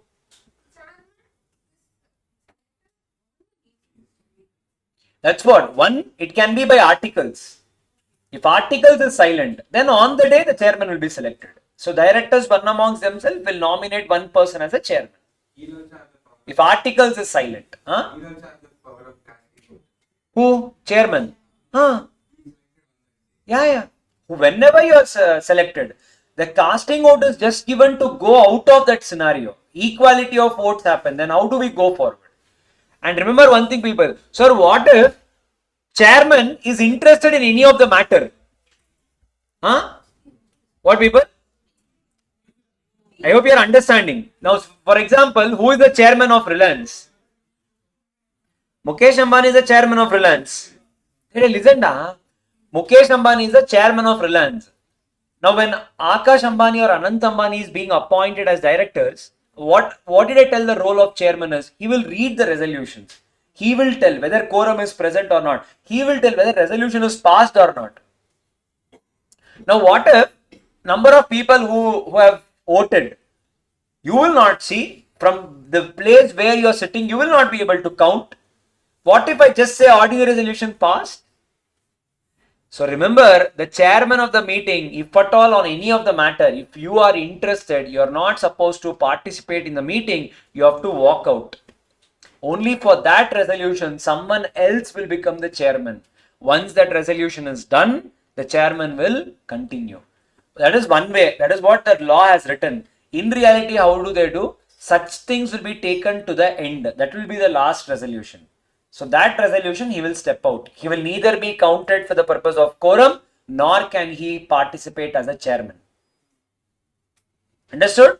Again, I repeat, if chairman is interested in any of the resolution, the chairman cannot continue in the meeting. The chairman has to walk out. Is this clear? Hello, all of you. So these are the complete rules with regards to the chairman. So 15 minutes, unwilling, directors, 15 minutes, unwilling. Then what will we do? The members present shall elect on a show of hands. The poll is demanded. This point is there, no? We will see it when we are doing section 109. What is a poll? I'll tell you. So the chairman will ensure that the meeting is duly constituted and it should happen in a fair and impartial manner. The chairman shall explain the objective and implications for the resolution before they are put to vote. I have to clearly explain why we are doing this. That's the role of the chairman. And remember, the chairman shall not propose any resolution in which he is deemed to be concerned or interested, nor shall he conduct the proceedings for that item of business. If he is interested, then what he should do? He shall entrust the conduct of the proceedings in respect of such item to any disinterested director or to a member, and he needs to walk out, and after that item of business has been transacted, he can resume. Yes? All of you? So this is what people, the rules of chairman. Till now any doubts? Clear? Yes, sir. The last one, sir, adjournment. Write off on this adjournment because it is widely given in many places. In many sections they have given about adjournment. So we are writing down all of that in one place. Write down about adjournment. Adjournment of a meeting.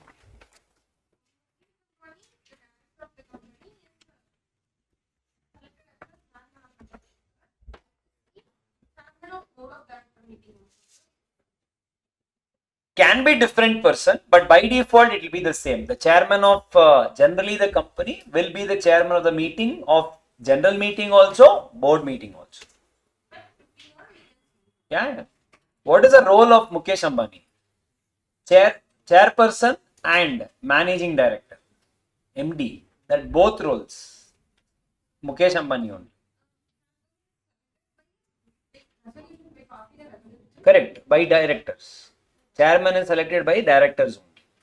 If it is in the meeting, no resolution and all. We will ask the shareholders only. First thing what directors will select, 5 directors are there. Whatever majority agrees, that person will become a chairman. Okay, no one. Members are doing. Members will appoint one amongst them as the chairman. How? Simple votes. If say 50 people are there, whoever gets majority, that person will become the chairperson. That poll part I am yet to explain and explain you when we are doing 109. Write down adjournment of a meeting. I hope you guys are understanding the adjournment of a meeting.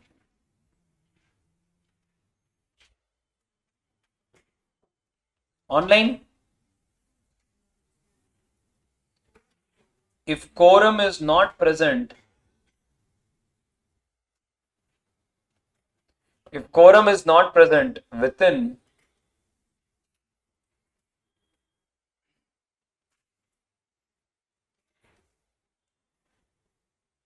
within half an hour,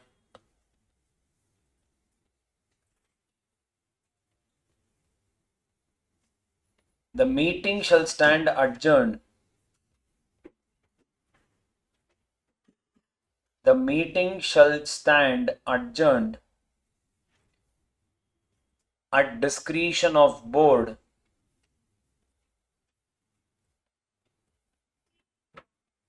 meaning as decided by the board.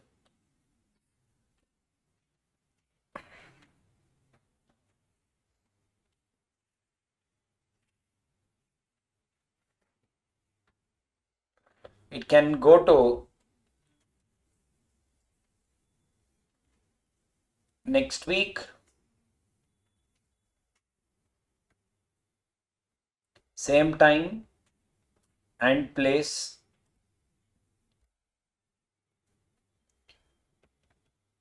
or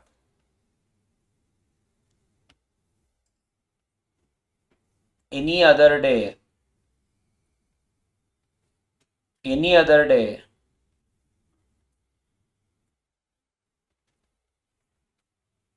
any other day within 30 days.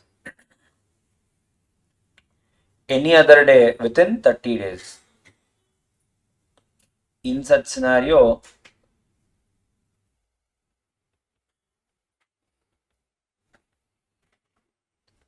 the company shall give at least, here they will not ask you a question, but just telling you. The words written is not 3 clear days. The words written are 3 days. So here I will not put that logic and all. Day of meeting, day, exclusion and all, nothing is there. Yes. So the company shall give at least 3 days notice individually, if this is not possible, or in a newspaper. I'll tell you. You guys are General Clause Act, huh? Then you should not ask this question. Then after 30 days,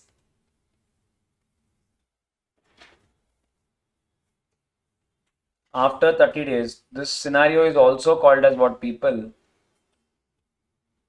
Sign die. Sign die. Sign die means what people? Time unknown. It can be any time after 30 days. When? I'm not able to tell. But sometime. That scenario is called as sign die. That means unknown. So if I'm doing it after 30 days, in such scenario, a fresh notice complying all provisions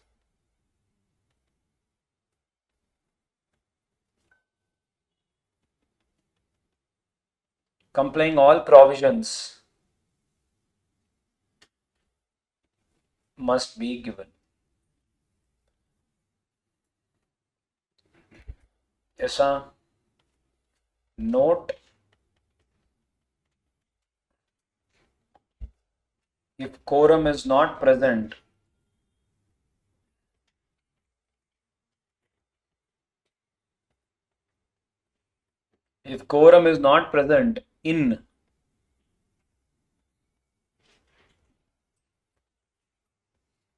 in adjourned meeting, then members present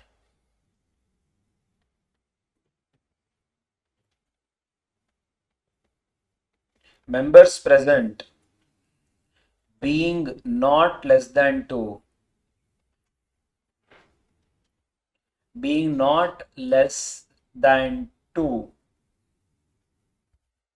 shall be quorum.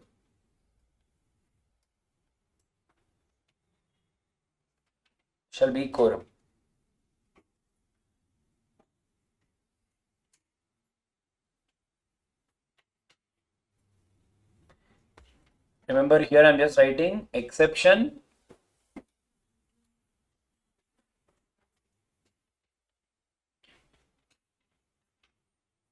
requisitioned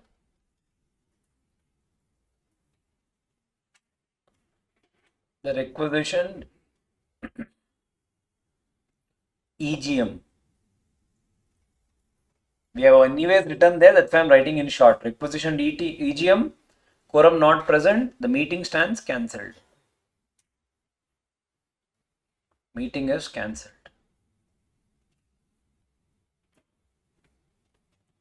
Quorum should be present within how many minutes? 30 minutes. Remember that.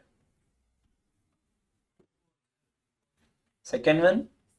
In that case, if one vote for yes and one vote for no, Chairman has no casting vote. chairman, like 1 to 2 people.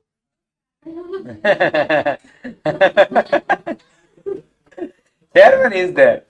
The 2 people will have to, without chairman, meeting cannot happen.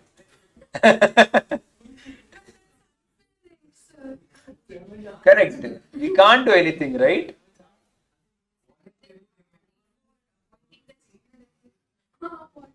See, I'm saying as per the law, this is how it is. If you are not able to pass the resolution, the meeting will stand cancelled. I can't do anything. Sir, Huh? even though five people are come and the chairman was due to something is not there.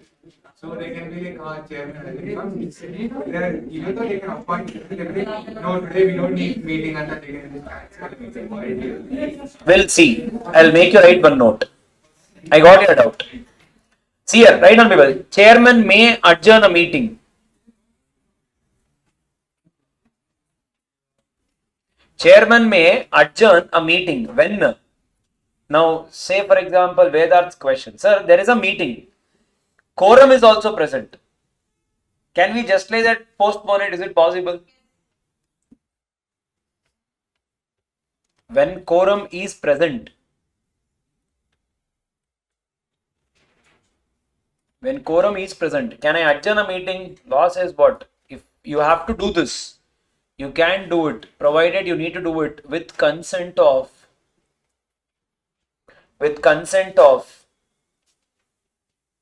the members, or no sir, I only want to decide whether I want to adjourn it or keep it. I only want to decide. Can you do it? Yes, but only in one scenario. What is that? When the meeting becomes impossible to conduct. Impossible to conduct. Meaning, it can be the other day your scenario, it can be a band. I can't write it in the law, so I have to write it here. Now the chairman can take a call. So when it is becoming highly in order to conduct the meeting, if it is becoming impossible, I can postpone a meeting. Possible. That is chairman's call. If not, the members have to agree. And remember, the third one, the date of,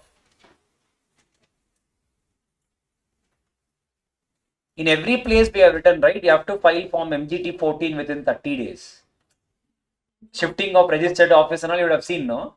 The 30 days from which day you will count? From the day of original meeting or from the day of adjourned meeting? Original day was 1st September 2026. The meeting got adjourned to 15 September 2026. You will count 30 days from when? 1st or 15th? That's what is this. Write down. Date of passing resolution. Date of passing resolution will be the date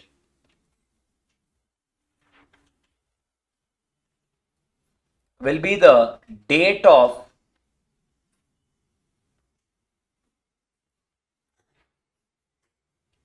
adjourned meeting. This I'll write it here for both. This is for resolution and for minutes as well. For now we don't know what is minutes, so don't worry. When it comes, I'll tell you. We'll be seeing this in section 118.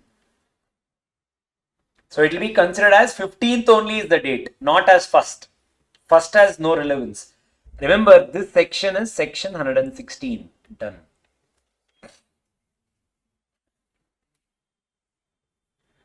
Section 116. People, I have one more doubt. 1st of September, we gave notice of general meeting. In that, we have mentioned 4 items. The meeting got postponed to 15th of September. Anyways, we had 14 days gap, right? The company on 15th of September, they wanted to discuss few more matters. So they want to add another 3 matters to this particular business. Initially, we gave a notice for 4 things. Now I want to discuss, say for example, 7 things in the adjourned meeting. Can we do? Is it allowed? Only the discontinued part can be discussed in adjournment. If we give a proper notice, we can, They gave only 4. on the day of the meeting, they can do. On the day of the meeting, they can do. Is it possible? Yes. What is the big deal there? Write down.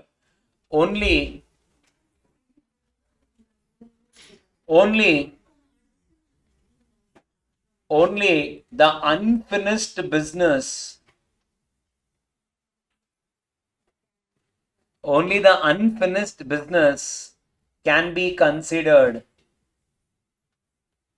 in adjourned meeting. That means what? If at all in the original meeting you have sent notice for 4 items, you have discussed 1 item. In the adjourned meeting, you can't discuss anything that is not discussed or that is not disclosed in the notice. Whatever was given in the initial notice, only those things can be considered as adjourned meeting. Adjourned means what, people? Continuation of the original meeting. If a new topic gets added, it's not a continuation, it's a new one. So adjourned meeting should always be a continuation of the original meeting. No new topics can get added. Clear? Huh? Hello? I had one more topic, I forgot. Important. Yo, 4 marks will come. Simply. Only the unfinished business can be considered an adjourned meeting. Okay. I think more or less we have covered everything.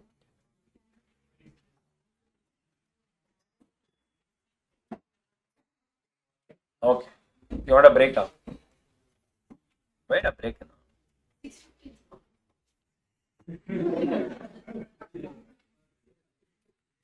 Break for you or for me? I should ask break. Hey, become teacher for theory subjects, you know. Huh? News reader. Of everything, news reader. Yeah.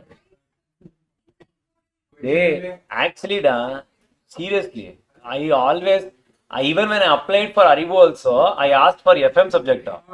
They gave me a theory subject. That was in the past, 9 years before. Now that one more thing I have to store in my brain. But difficult. Oh God. Because when accounts, I don't know if accounts, some subject is done practical for you. Easy macha. I mean, don't tell it to practical teachers. But I can show it and I can ask you to solve. You will get rest. And brain is involved. Your brain is calculating something wrong only, but it is calculating. Here, transfer. You will be looking me, but you will not be looking at me. That's the beauty. That's the reality. Even on the day of result, no, or on the day of exam, you will feel my attempt should have been postponed by another 3 months. So, never skip the test because you are not ready. The tests are given because to make you ready. It will give you deadlines to study chapter 1, chapter 2. Now, if you didn't write test, what will happen? You always skip that chapter 1, chapter 2. Now, by that time, next chapter will come. So, you do not have a deadline. What will happen? Plan is in the air.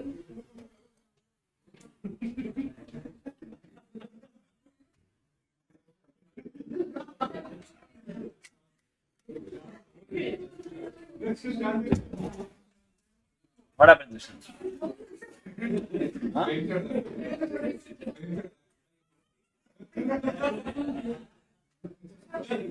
Howda?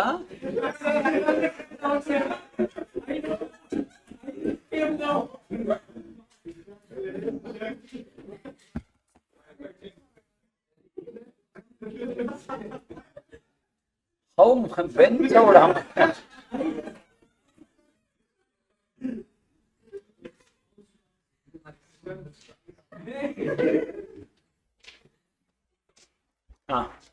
But how many of you didn't write test yesterday? 1, 2, 3. My God, why?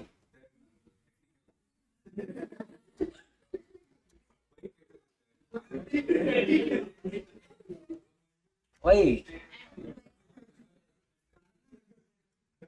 First day? Why? Last bench? Huh? Today night? Why? Preparing for tax. Others?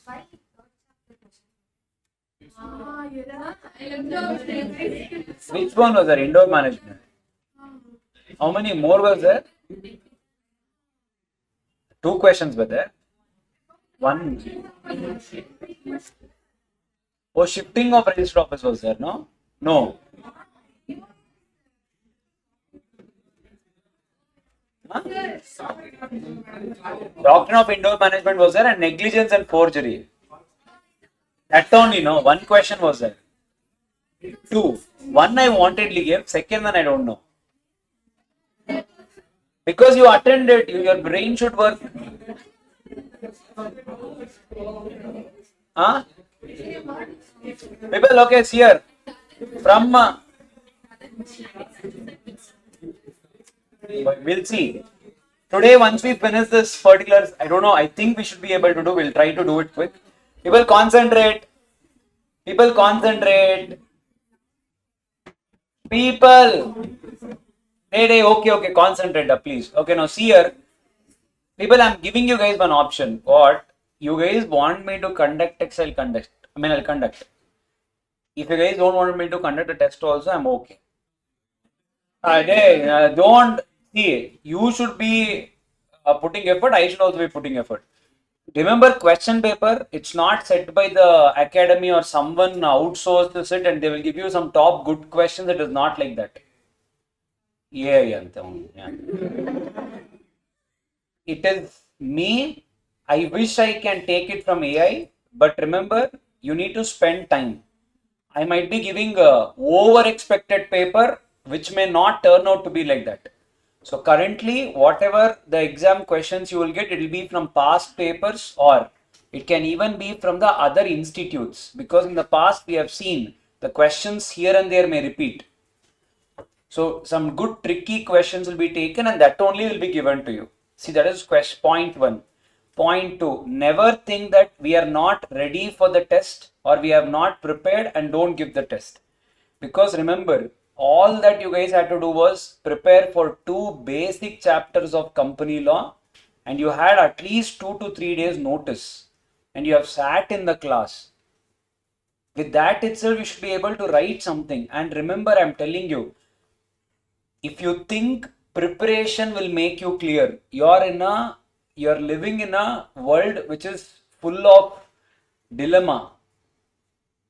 You're living in an unrealistic world. Preparations will never help you to clear the exam.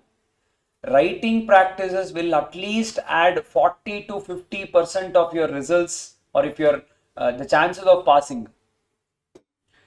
And remember, the whole concept of test itself is to make sure to give you guys a roadmap, when to study what. That's the first question most of you asked. How to study, I don't know. Now you guys will be in the the frog in the well. You don't know. Now imagine, now chapter 1 and 2 is done. Now I'm saying tomorrow you will have chapter 5 and chapter 3 and 5 were the tests that tomorrow you have. Now, when will that 1 and 2 come into picture? And I'm pretty sure you have not prepared. Now, if I had not I wouldn't have addressed this now. I'm sure 50% of you wouldn't have even taken tomorrow's test. When will you guys then find the deadline to prepare for those? By the time you blink, the next subject will be here. And next subject is here, then everything just fades away, right? Then when will you guys find the times? So start having a habit. You need to get a habit of able to sit in the class for at least 1.5 hours. You need to get the writing practice, because remember, magic can't happen in the exam, right? You can't just like that go and write off for 90 marks without having a proper practice. And see, my biggest worry is people, please do not live in an unrealistic world. And I'm telling you, please learn things from the mistakes. I tell you, these are the mistakes. Trust me, people, mistakes are very expensive in your life. I don't know how many of you realize the value of it. The mistake you guys do will cost you 8 months of your career plus whatever is the cost. And if you're doing it after 21, I need not even tell you what does the 8 months will add to your whatever is the stress that you guys carry. You can't write it at your ease. You can't be at your ease. You can't rest at peace. You have to constantly keep working towards it. And look at the concepts that I'm just trying to come and tell every day. The difficulty levels keep adding up. We have not yet even started directors or share capital chapters. Once we do that, you will never be able to catch up the pace. So don't do that. Try to be, you will know how to prepare.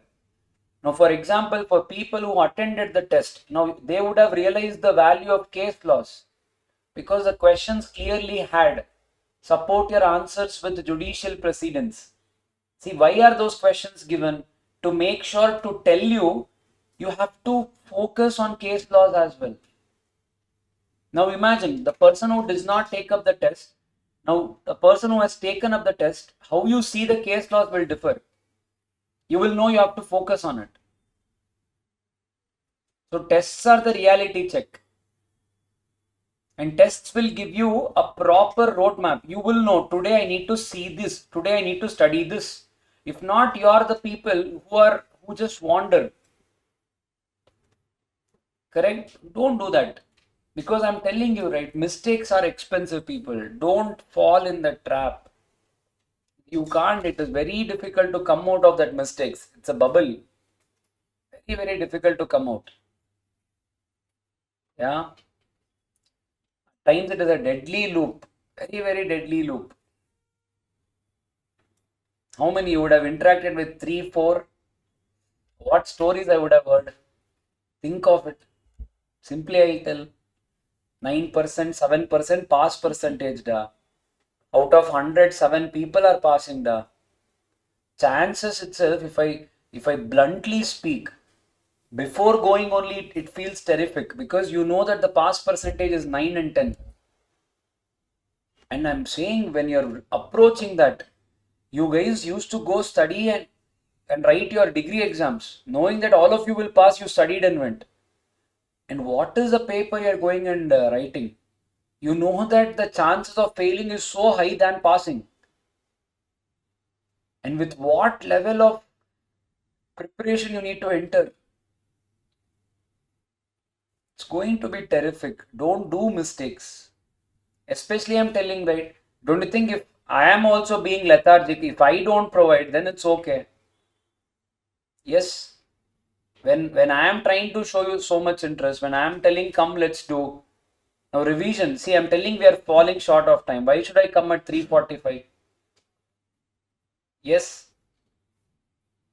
Why should I do? Tell me. Simple thing. You think already it's 5 hours. Why should I do 5 hours of class? Easy to skip for me, right? I'll tell you one thing. I can just tell you watch marathons. I need not even do. Easiest way.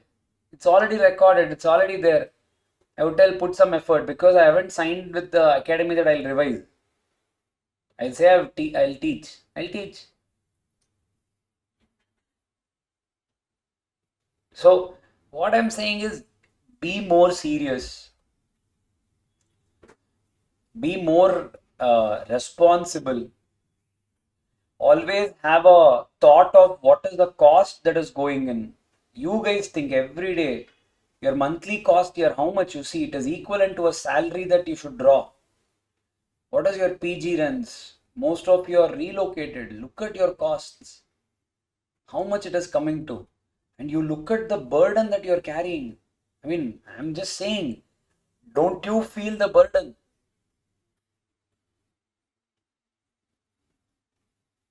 Yes. My only thing, I always say this. Now, result almost came, August 25th. You shouldn't feel bad because you failed or passed. That leave it. You should never feel bad because, sir, it was my mistake. I did not do it properly. That guilt, it will make you suffer because you never know, is it you who failed? Are you fit for this course? Or this course is not meant for me? You will not get a realistic check. Now let us imagine someone quits because they didn't pass. Now, why did you quit? Is it because you did not approach it properly? What if you were meant to be? You were meant to be a CS, but your preparations did not do it. And that's why you quit. Going back is so easy, no? And remember, you should walk to the exam hall. I'll tell you, on the day you're walking to the exam hall, you should have confidence that, hey, this is a formality, I'll pakka pass. You should go with that confidence. Even on the day of your exam, if I ask, you will say, sir, no, sir, I'm not sure. Why? Biggest mistakes. 2-3 chapters you would have left as an option. That kills half confidence. Why do you want to leave? Start from today. What better job you guys have today? Morning till evening. What else you have? Why are you skipping even? Tell me. Content is there. Recordings are there. Marathons are there. If you guys use even 10% of your brain to revise, just play the marathon on YouTube. It's already there. Revise it with that. It will take you hardly 40 minutes. The whole marathon of CA Foundation is 13. CS company law is 13 hours. I think 8 hours file is one and part 2 is 5 hours. 13 hours, that's the whole. Why do you have to revise on your own? Play it. I would have already, if you have sat in my class, every word by word I would have revised in marathon. Play with that. You sit, you read with that. Easiest way. Now my question to you. You guys said I was not prepared. Now tell me how many of you put an effort to prepare? Or you just gave up that I didn't prepare? I'm 100% sure you gave up when you said you are not prepared. I wasn't prepared is nothing but 3 o'clock exam, 2:50 you knew that you were not prepared. Then you feeling, no, I'm not giving a good attempt. It is not you fixing on Friday that Sunday I was not prepared and I'll not write it. Yes. And always remember, I'm telling you again the 100th time, you're putting effort for you. It's not for your parents. It's not for anyone. It will give it back to you 10 times stronger than what you're giving it today. You will get back everything with interest, provided you show some interest today. It will pay you back your principal plus the perks, the interest you will deserve, you will get it back. But my only concern and my only thing is never get stuck in a loop. The loop is very difficult. It's a vicious loop. Never get into that. Give good attempt. You see what works, what doesn't work. Take a proper call, take a conscious call, then go forward. Yes, you think, because what is your monthly cost? PG it's coming to 20,000 easily. Each of your living expenses here 20k. Just question yourself how much struggle it will be for your parents to just send 20k for your maintenance here. And just one day before you sleep, you just tell for yourself, what is that? Am I making justice for the 20k, whatever the hardship my parents are sending that money with? Am I doing justice for that? That's the only questions you guys have to ask for yourself. If the answer is yes, sleep peacefully. If the answer is no, don't sleep that night. Punish yourself. However way you can punish, punish. If waking up the whole night you can prepare that entire syllabus, punish. You deserve it.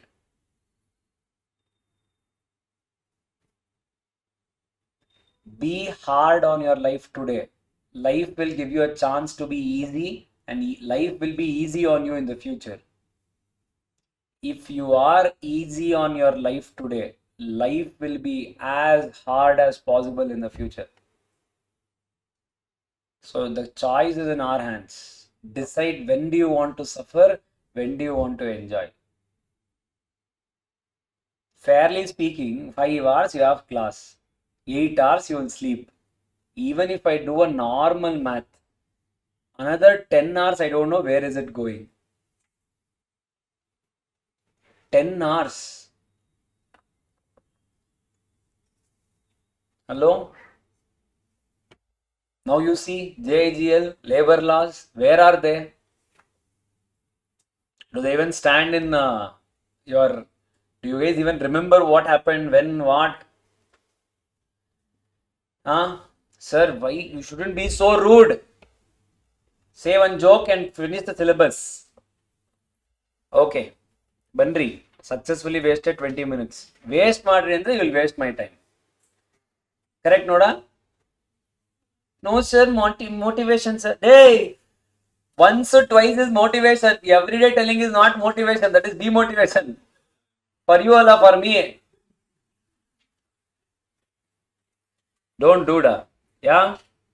Be confident, be happy. Whatever you're doing, enjoy and do. That's the only thing I tell. If you're not enjoying, I'm saying leave it. Because don't do anything with force. You will not relish the fruit. So do with your own interest and do it with happiness. Love what you're doing. The chances of you scoring, the chances of you getting marks will always be high.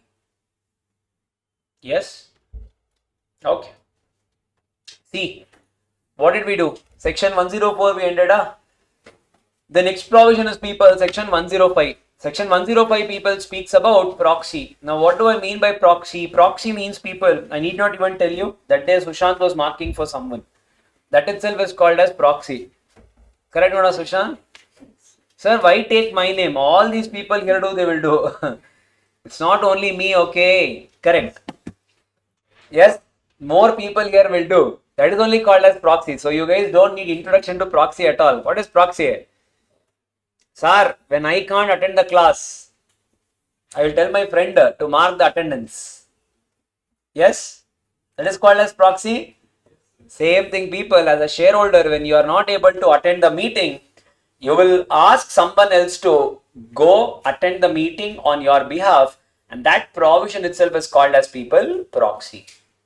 Whenever in a meeting, if you are not able to attend the meeting, you can send someone else on your behalf. Such person representing you will be called as proxy. Who can attend a proxy? I mean, who can appoint a proxy, sir? Is it equity shareholder, preference shareholder? Who can appoint a proxy? Equity shareholders. Remember, the law has written it as people. Any person who has a right to vote in a meeting can appoint a proxy. So on a normal day, who enjoys the right to vote is called as equity shareholder. But the words written are any person who has a right to vote has a right to appoint a proxy. So remember, there are some points where even the preference shareholders also has a right to vote. That is winding up matters, reduction of capital matters, or anything that is directly affecting their interest, or the preference dividend is not paid for 2 years. Even the preference share also has a right to vote. Then the definition says any person who has a right to vote can appoint a proxy. In such case, you will have a right to appoint a proxy. But in generic terms, it is always a equity shareholder. Yeah, but I'm just giving you a second perspective. Next one, sir. First of all, to appoint a proxy, is it optional or is it company's discretion that if they want, they'll give you a proxy provision. If not, it is their choice.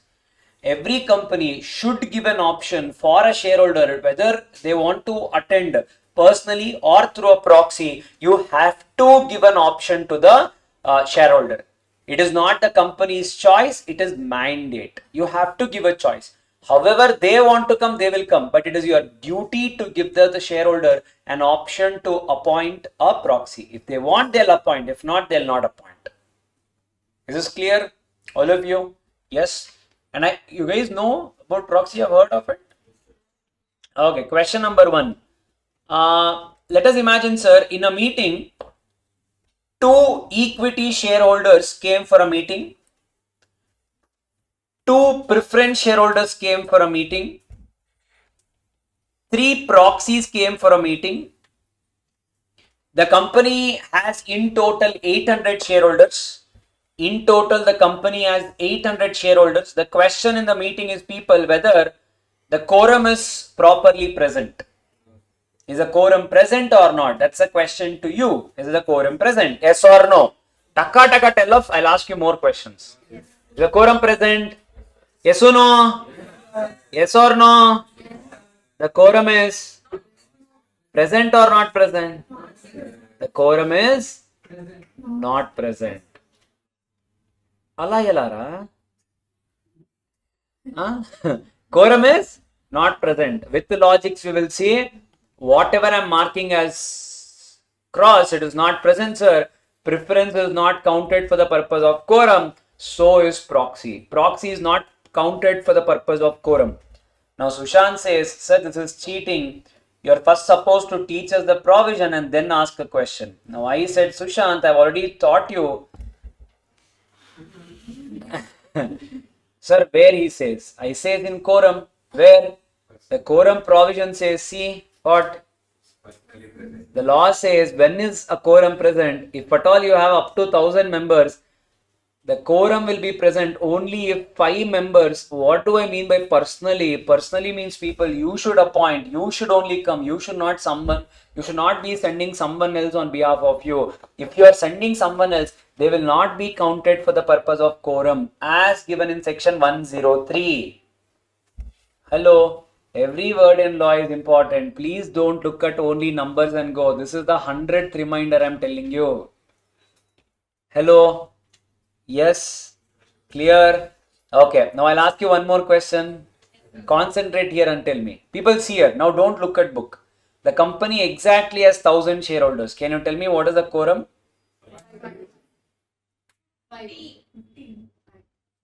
I've told you this is 101st reminder. That I've told you this is 101st time. Please don't see the numbers and go. Numbers are no longer the question. You need to know. Again, I'm proving you. It is. I'm telling this is how you will remember in exam also and go. You will remember as 0, 1,000, 1,000, 5,000. Hey, do you think they are setting pre-nursery or nursery level question paper for 13, 14 years? Oh, still asking 900 members you have. What is a quorum? Do you think they'll ask? It will be landmines only. Now start adding to the list of limits. I hope by now you should have realized the limits lists are just increasing. Exactly. So in your books for clarity, if you want write down here, this is 1,001, this is 5,001, this is for clarity. Don't write off in exam. In exam, you guys have to see it as above 1,000 only. Hello. Clear? They are online. I don't know what is happening there. One day I'll take class for you guys also. Okay. Where is that we wrote something? So quorum is present? No. Sir, what if one shareholder appointed 2 people as proxy? Appointed 2 people as proxy. What will happen in such scenario? First of all, when a proxy is appointed people, what should I do?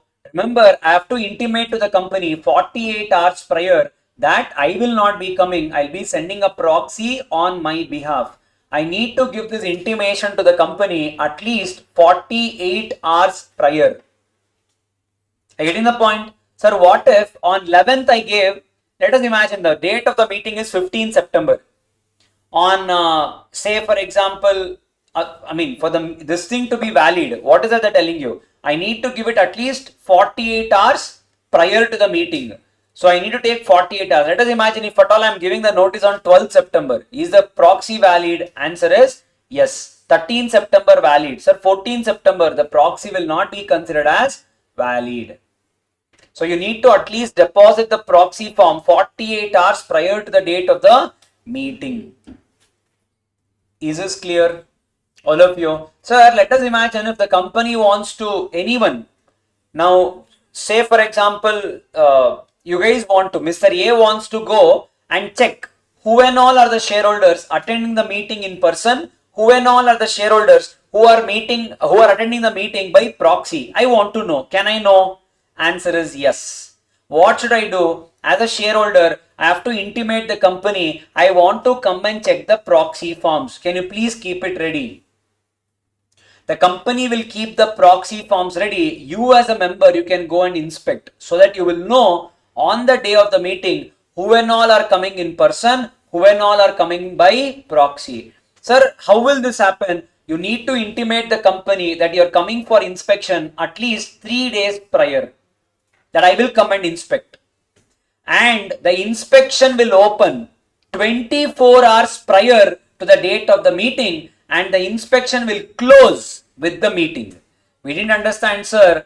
Remember inspection timings. First one, request should be made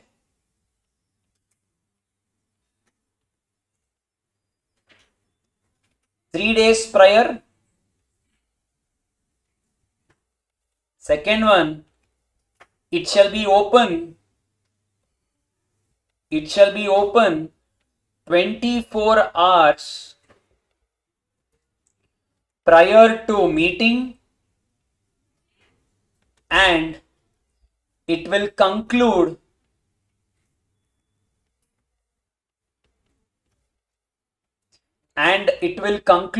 with the meeting. That means what, sir? Let us imagine my meeting is people on 15th September 2026.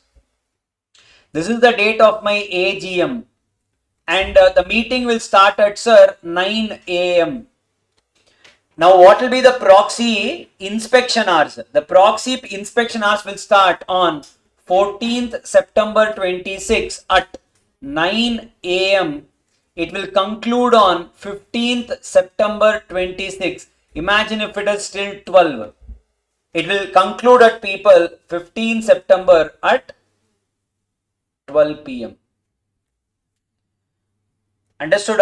That is the meaning of it. It will open 24 hours. It will conclude with the meeting. Now, during this time, anyone can go and inspect the proxy. Sir, now what if I have given 2 forms? In such case, what will happen? Imagine Mr. A has Mr. A has appointed 2 proxies. One is B, one is C. I have appointed both. Which proxy will be valid? Or both will be invalid? What do you think? Whatever is latest one will be valid, or whatever is first given will be valid. What is the answer? Latest will be valid. Remember, what will be valid, people? Whichever proxy is deposited later will be valid. So the later proxy will always be valid. Correct. The later proxy will be valid provided it is deposited 48 hours prior. Sir, that means what, sir? Let us imagine, people, 15 September is my day of the meeting. I have given B that B will be coming on 9th September 26. I have intimated about C on 11th September 26. So one I have intimated on 9th that B will be coming. Next I have intimated on 11th. Whichever proxy is intimated later, 11th will prevail, provided it is intimated 48 hours prior. Take example number 2. D is also appointed. We intimated about D on 14th September 26. Is it valid? No, because you did not satisfy the 48 hours condition. So this will not be valid. Is this clear? Simple. Okay. Sir, next one. Should the proxy be a shareholder of a company? What do you think? Can I appoint a random person as a proxy? Should proxy be a shareholder? What do you think?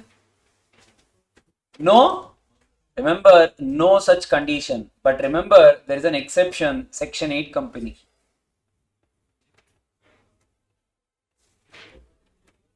When I say exception, what do I mean by that?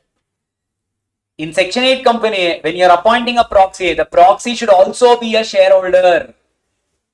In a normal company, this is not the case.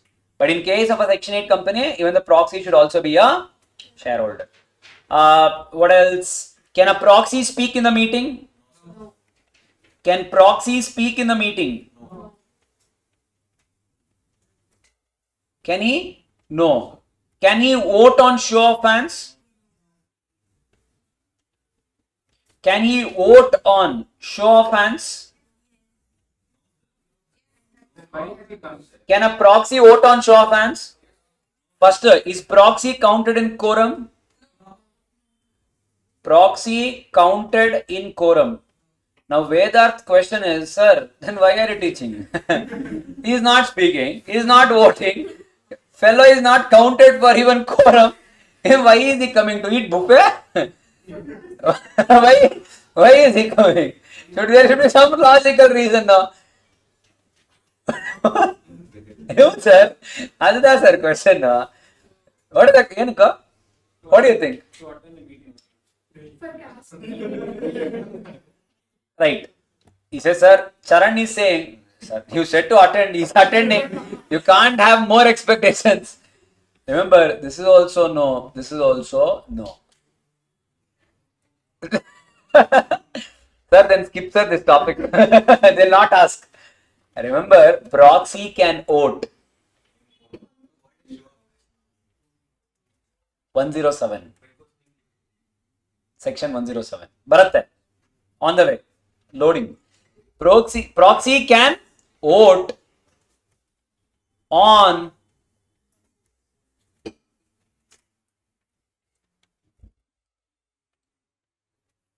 can proxy demand poll?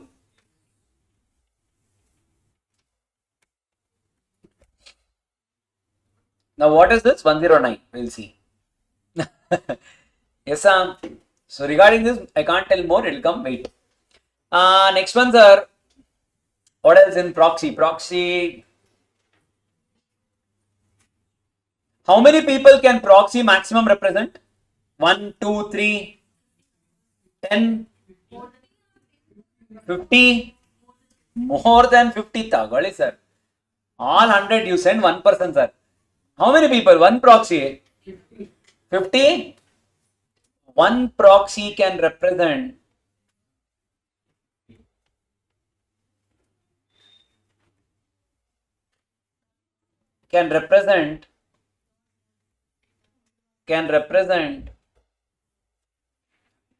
I have two numbers for you. One is in number, in value. A proxy cannot represent more than 50 people and holding 10% of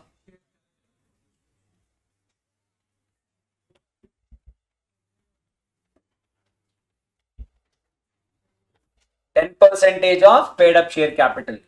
Understood? What do I mean by that, sir? What is the number of people I can represent? Maximum is 50. Sir, what if, let us imagine all the 50 put together, the voting is going for 40%, then you can't represent 50. So, maximum, all 50 people put together, their vote should not be more than 10%. If it is going beyond 10%, please tell for him I can't be a proxy. Next one. Sir, what if I am one person, I am holding 20%, can I send a proxy? I am holding, let us imagine I am Mukesh Ambani, I am holding 15% of shares in a company. Can I appoint a proxy?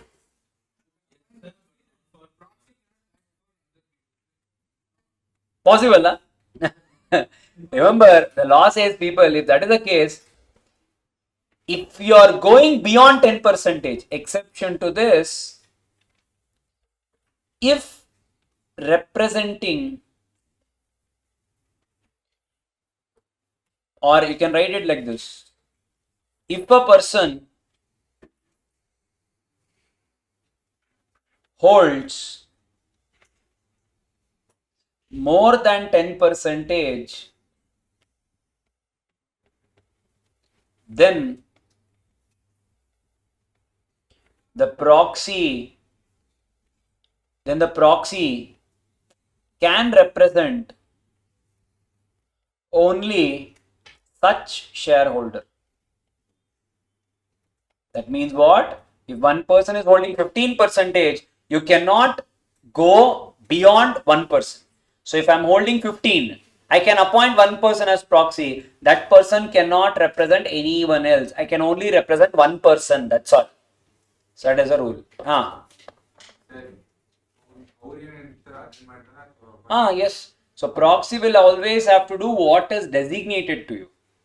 So you will be acting as a person representing your principal. So I have told you what to do, you'll have to do that. I'll tell you in reality. You'll take it in writing, of course, no?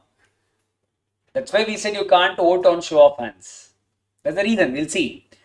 Yes, inspection point, you need to tell the company you're coming to inspect at least 3 days prior, and you can inspect the proxies starting 24 hours prior to the date of the meeting. That means if the meeting is on 15 September at 9 o'clock, 24 hours prior. So the proxies will be kept open for inspection on 14 September, 9 o'clock, they'll keep it open. You can inspect anywhere between 14 September 9 o'clock to 15 September 12 o'clock. In between this time, you can go and inspect the proxies. Yes, I think more or less that is the proxies. 10% paid up share capital for each or combined? Everyone's put together, I cannot represent more than 10%. Because if 50 people, each is 10, it is going to 500%, no? So I cannot do more than 50%. 3 days, 24, we have seen most of it. Only thing that what we need to write is, sir, what if I have appointed a proxy, the shareholders also come for a meeting, the proxy also come for a meeting. In such case, what will happen? Shareholders' vote will be valid. Remember that. So A appointed B as a proxy, B also went, A also went. A's vote will prevail. The moment A goes, automatically the proxy will be revoked. Next one, a proxy form is MGT 11. Format of proxy, not so important, but if you want, remember. Form MGT 11 is what? Proxy form. Clear, all of you?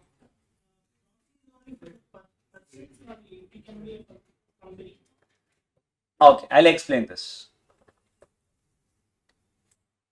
Copy down. Yes, sir. See if in proxy we have any doubts.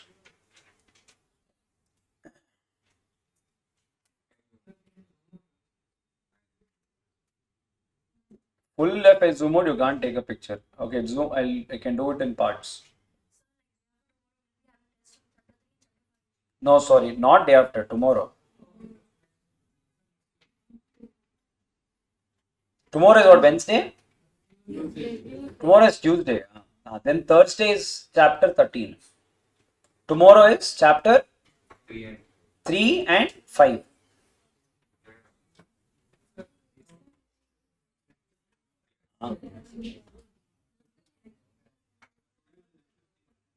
We'll discuss. I want to discuss, we'll see. 90% I want to discuss. Done now? Question paper. Yennamma. Keep that can clear on it.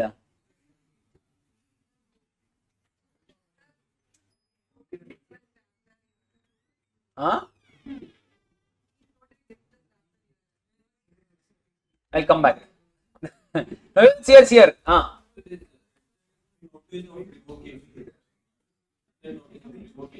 Notice of revocation.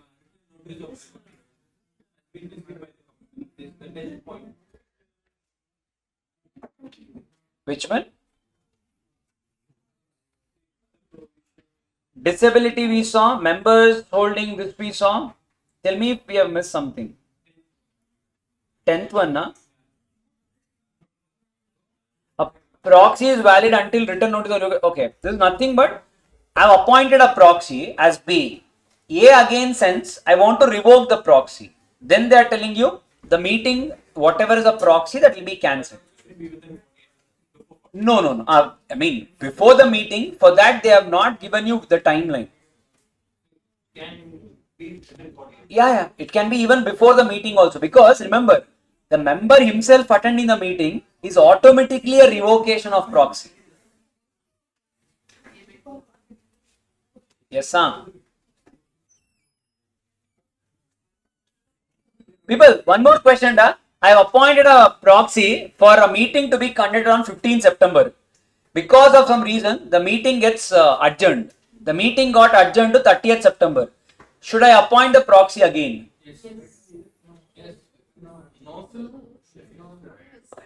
Yes or no? Taka taka, see here and say. Should I appoint a proxy again? Huh? Remember, people, the proxy appointment will be valid for the meeting, including any adjournment thereof. That means, if there is a meeting adjourned, the same form will be valid even for the adjourned meeting as well. If you want to be run. By mistake, see, people, don't take it like this. I appointed of a proxy, now I can't go for a meeting. You can appoint a proxy. As a shareholder, you still have a right to attend the meeting. You can still come, that's okay. If you come, the proxy is considered to be revoked. That's all. But you can appoint, that is allowed.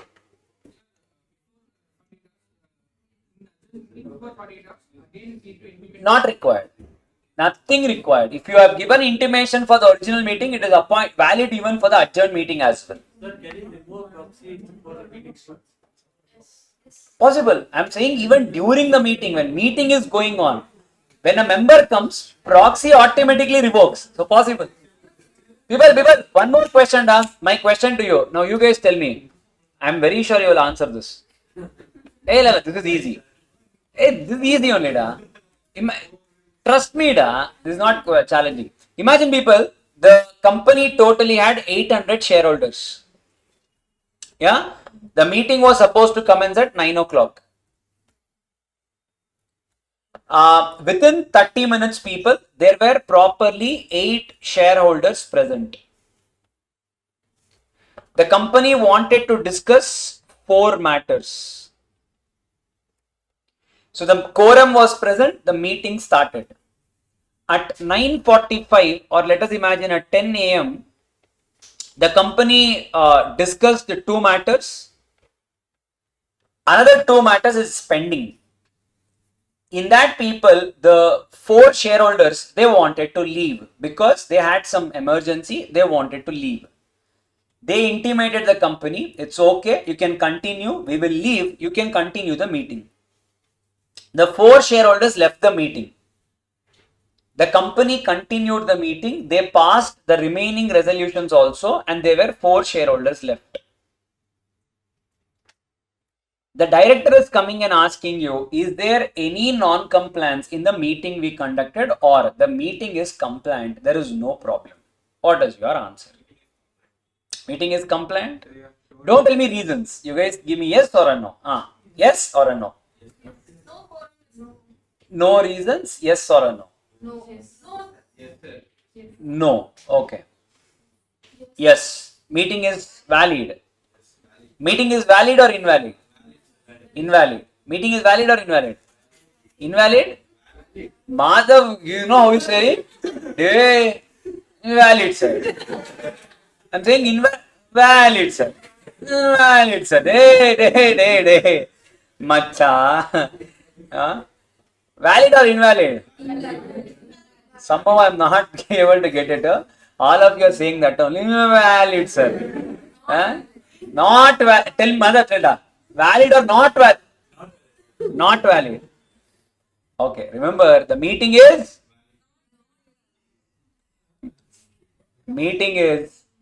invalid. The reason is, again, it's the word play. What does the law say? The quorum of the meeting should be present throughout the meeting. It is not only at the commencement. It is not only at 9:30. The quorum should be present until 12, until the meeting conclude. So the 2 matters is valid. The 2 will be considered as null and void. Any meeting conducted or held or any resolution passed without quorum will be considered as null and void. Allo.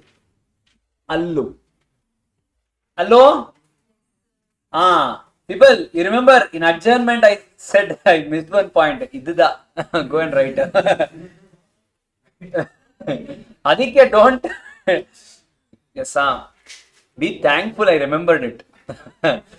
The meeting is adjourned. Can I appoint a new proxy? Possible.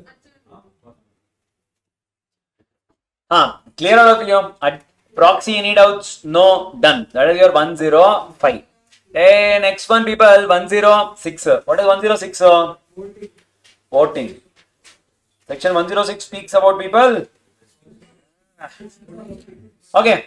Section 106 speaks about people. Hey, no, we have one more thing. People.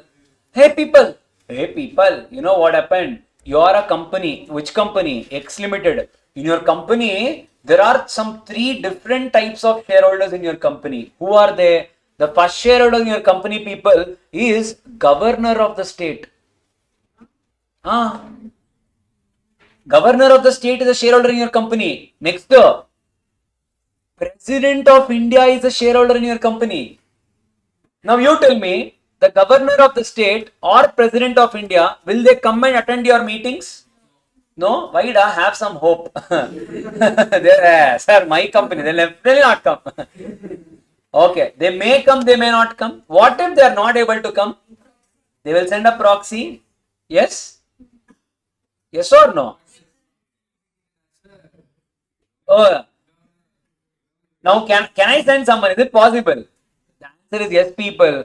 Now, remember, the members sent by the governor or the president of India, we will consider them not as proxy, we will consider them as authorized representative. That's the word given to them. Authorized representative. Is this clear? Hello? And what is the advantage of that, sir? They are treated as a member only. He has every right. He is counted for quorum. Can vote, show of hands. Everything he can do. Hello? Sir, you said 3 special people. The third category is people. Y Limited is also a shareholder in your company. Now, how can Y Limited go and attend the company's meeting? It is also a body corporate. Now, what will Y Limited do? Same cut, copy, paste. The directors will pass a board resolution. They will appoint one director to go and represent on their behalf. So Y Limited will appoint one of the director. They will send him to the meeting of X Limited. Now even that person will also be called as authorized representative. Cut, copy, paste. He will be counted for the purpose of quorum. Sir, for the purpose of Y Limited, we have an additional bonus. What is that, sir? The bonus point is, people, let us imagine there is X Limited. There is Y Limited. Y Limited has one more subsidiary company. A Limited has one more subsidiary company. B Limited. Hello? They all have shareholding in X Limited in their individual capacities. X has also invested. A has also invested. B has also invested. Possible, na? Possible. Now what will we do? We are all under the same control. X Limited, now what will happen? Y Limited will send a person called as Mr. D. Hello? Hello? Remember, Y Limited can also nominate D as authorized representative. A Limited can also nominate D as authorized representative. I have just given you a logical flow, but the section says any number of body corporates can appoint the same person as an authorized representative. That 50, 10, no limit is given. But I have just given you a logical presentation for that vague section. When or which scenario that can happen. Correct? When 3 subsidiary companies or 3 connected companies all have invested money, why will we send different people? We will send the same person. Why to save, waste money there? Hello. Now he will be considered as a valid authorized representative on behalf of all 3 people. Now comes the bonus point. What? Mr. D will be considered. Will he be counted in the quorum or not? Yes. Yes? Yes or no? You want the question or answer? Okay. I'll give you the answer. Answer is, people, for the purpose of quorum, Mr. D will be counted not as 1. Mr. D will be counted as 3. For the purpose of quorum. Sir, simplify it, sir. Take the same example. D is representing Y, A, B. Along with him, Another 2 shareholders attend the meeting. So let us imagine X Limited is a public company having 800 members. My quorum should be 5. YAB being also the shareholders of X Limited, we have all nominated one person. Hey, online, listen. We have all nominated one person as the authorized representative. Along with them, another 2 people of X Limited have attended the meeting. In total, how many people came? 3 people have come. But is the quorum present? Answer is yes, the quorum is present. For counting the quorum, he will be treated as 3 plus 2. It will be 5. Present. I'll ask one question. Question or answer? Tell me. He can vote on behalf of everyone. 3. For everything he is counted as 3. I'll ask one question or answer. Okay. Sir, Mr. D represented not only YAB. Let us imagine there were another companies also. Z, another, I don't know which one. Say F. In total, there are 5 companies. All 5 companies have appointed Mr. D as the shareholder. And only Mr. D came to the meeting. The question to you, is the quorum present? If 10%. Eppadi? I hope you guys got the question. Sir, I'll only help you. Hint. There is no limit on what is the maximum number of people he can represent. That's a hint. And that's, you need not have to get stuck there. No, sir, there will be maximum people allowed and all. Nothing. He can represent even 10 people also.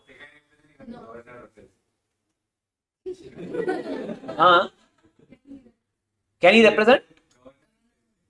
There is no explicit exclusion as such. So if there is no exclusion, you can. Yes, people. Valid. Quorum is present or not? Taka tell off.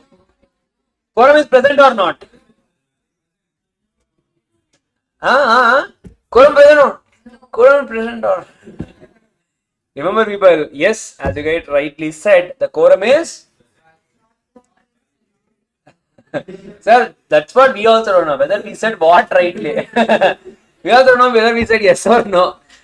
Remember, the quorum will be considered as not valid. Eppadi? Correct. Eppadi? Because remember, for a quorum to be present, it should also be called as a meeting. Whom will we go and meet? One person talk to himself.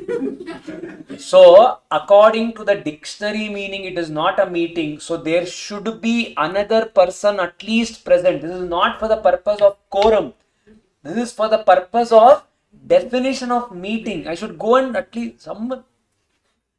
One. Me within me and the. Not possible, right? There should be one more person present. So, remember, with the person representing 5, there should be at least one more person personally present. If another shareholder is there, bad it. The authorized person will remove the exclusion of the personally appointed person. Yes, he is considered as included. So when you see in a quorum, when they say 5 members personally present, in that members are counted, authorized representative is counted, what is that? Governor, President of India is counted, body corporate is also counted. Any doubts here? Hello? Any doubts? Section 112, done. Section 113, done. 114 is also done. Clear? 112 talks about President of India and Governor, nothing else. 113 talks about body corporate appointing a person, authorized representative. 113. 114 was ordinary special resolution. Any doubts? Allo. Done. Now come to section 106. I hope this is clear. Nothing else is there in this. Hello? Hello?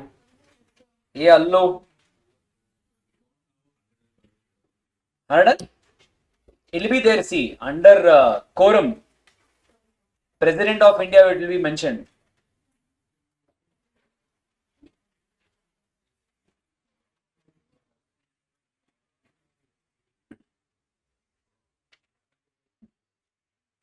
See this third one. Duly authorized representative, page number 13.13. Duly authorized representative of body corporate. On top of it, write down there only. Section 113. Duly authorized representative of President of India or Governor of State. 112. Is deemed to be a member personally present and enjoys all the rights of member present in person. People, everything illustration also have given you here. That 5 members. All that you guys need to do is just read it. Proxy also, people, I've given you even step by step. See, there will be one question also. Whether quorum is present or not. See, authorized representative, Governor of Maharashtra. Everything is there. Go home and read once, that's all. Allo. Allo. Allo. Huh? Increase.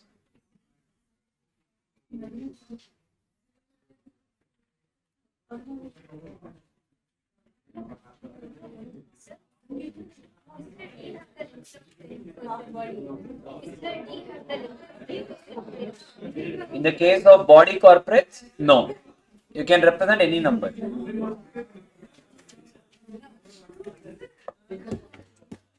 Yes, people. Next one, people. Section 106. Write down. One at least, right? Bedva. Abhinandana? Ennada? Cana? Sorry, water bottle. One and the same, your case. You and your 5-liter water can. What should you ask for that bottle? Da? Uncle, one can could eat. Okay. Yesterday, Abhinandan was taking water. I was like, wait, first I'll take off, not water.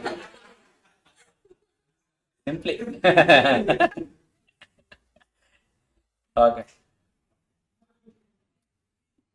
Sir, will the vote of proxy be considered if he votes against the instruction of shareholders? Unfortunately, company law does not answer it. So, proxy, whatever he votes will be valid. The shareholder, it will be a dispute between you and a shareholder. Company law is silent about it. It does not speak about it. Okay, we will write on section 106.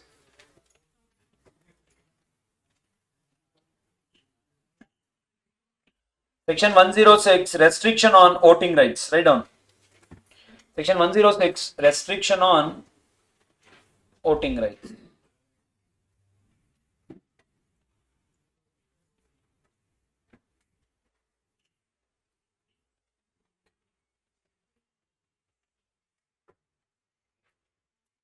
Restriction on voting rights.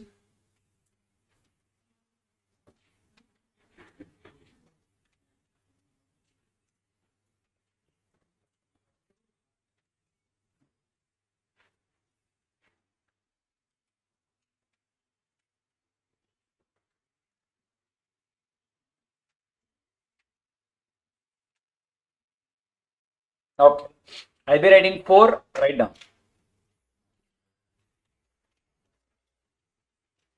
The Articles of Association. 4. The Articles of Association may restrict the right to vote. Right to vote if calls are unpaid. Calls are unpaid or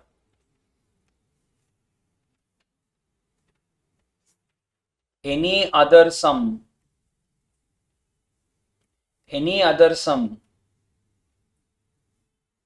payable by such person payable by such person is due.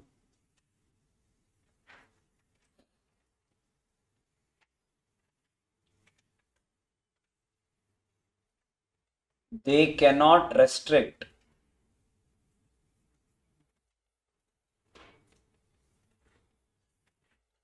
on any other grounds.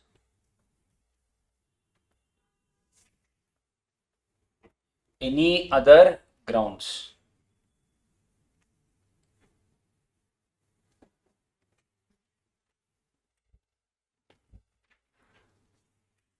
On a poll, one more bench broker. Hey, on a poll, the member may decide to vote. On a poll, the member may decide to vote.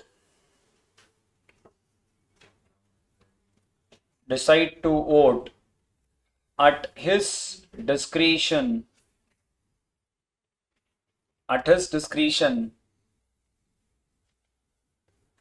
He may use all his votes or only a few.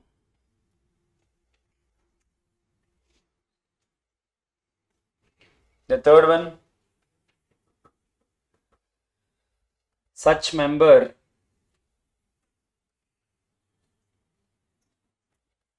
cannot sign the requisition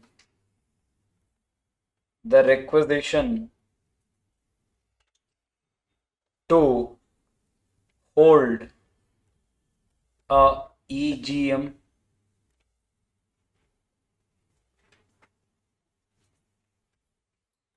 in case of joint shareholders.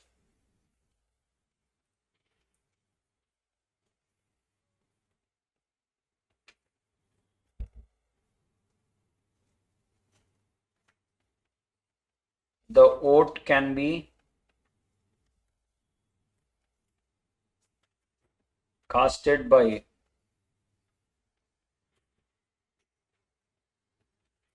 the senior most. The person whose name is in the blend.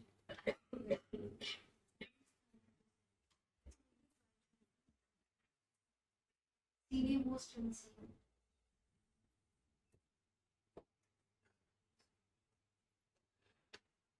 Can the proxy be changed for adjourned meeting? Yes, possible.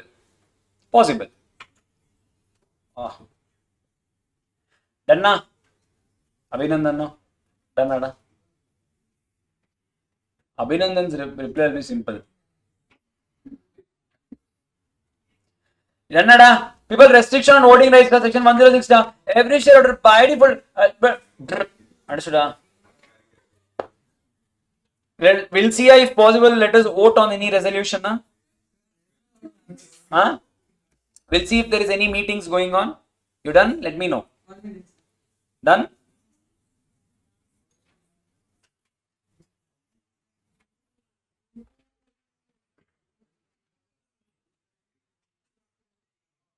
Not sure. I'll check. Wait. If there is anything, we'll vote.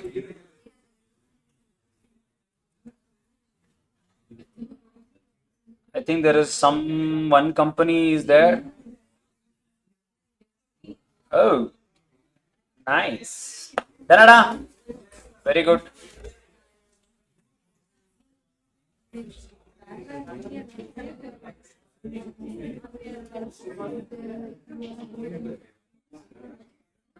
One second, people. I'll turn off this. I hope you guys are not able to see anything. Good. First we'll see. Now people, what is e-voting? Like this is only tell you restriction on voting rights. Remember, every shareholder you have a right to vote. Correct? Now there are two types of votes, people. One is called as voting by show of hands. One is called as voting by poll. Voting by show of hands. Now see here, the screen will go up. You need to concentrate. Voting by show of hands means, people, in a meeting, when you guys are present in the meeting, the most easiest way of taking the oaths is called as voting by show of hands. I'll come and I'll ask as a chairman, people, are you guys okay? Can we do this? I will ask you. You guys will show your hands and you will vote. Now, few people will lift, few people will not lift. We will take majority or special resolution as the case may be. The most easiest way of taking the votes is called as voting by show of hands.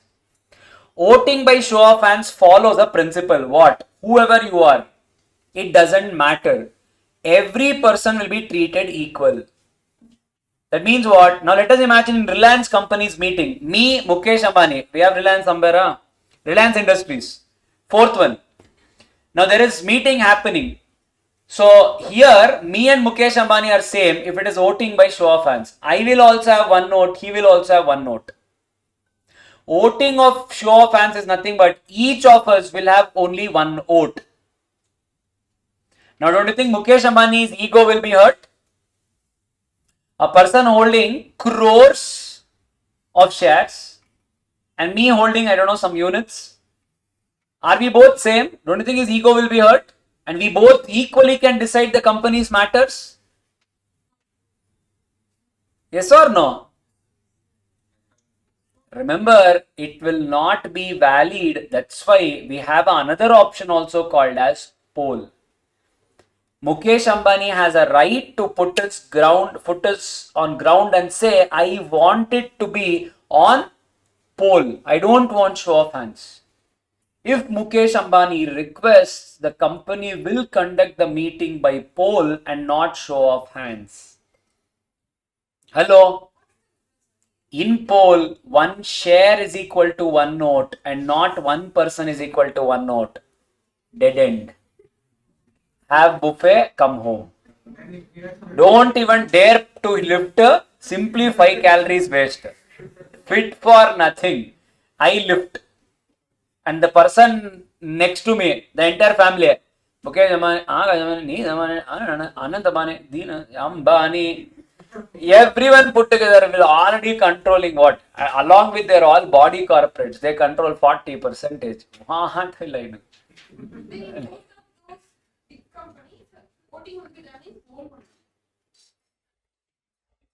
Poll will see. Now we are seeing 106. You see, I'm just giving the difference. Understood?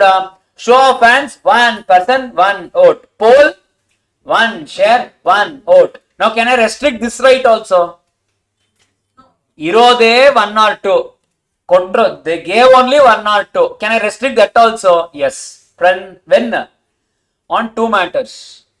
You should, if at all you have not paid call money, or if you have not paid call money, or you have not paid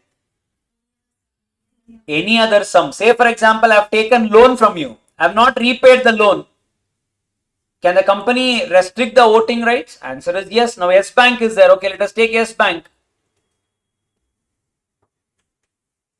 Yes Bank is there. Now I have taken some loan from them. I have not repaid loan. Can they restrict? Yes, they can restrict my voting rights. Second one, I have not paid their call money. Call money, first call, second call, that and all you have, no. So I have not paid that. Can they restrict? Yes, possible. They can restrict. Sir, what if me and you have a personal grudge, personal conflict? Can I restrict your voting rights? Nothing apart from these two. Only these two rights you can, in these two scenarios, you can restrict the right to vote. Clear? Provided, remember, to restrict the right to vote, the company's articles has to mention it. If company's articles is silent, the right to restriction will not be valid. And sir, the member has a right to decide how to divide your votes. That means, let us imagine in Yes Bank, I think for today I have 132 votes, 132 shares. So how many votes I have? I have 132 votes. Easiest way to vote, click on for here, everything will come up 132. No sir, we can't explain the second point with this, take it off. Here, come and say, now I'll show you the crackpot. What is that? Put 60 or put some other, here let us imagine I'll put 60. can I do? The system will take it.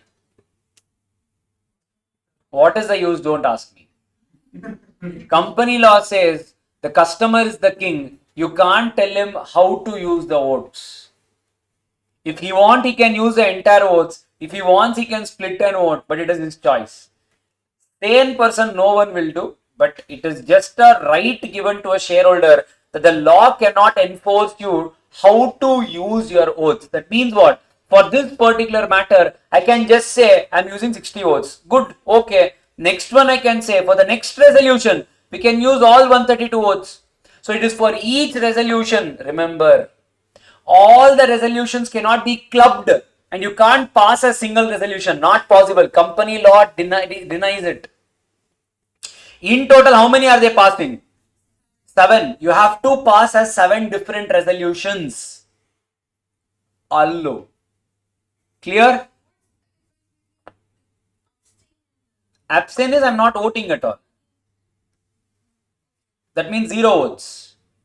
Against is I'm saying, let us imagine someone whom is the upper material related party transaction. Okay, let us say 132. No. This is what e-voting is. Done. So I can do everything.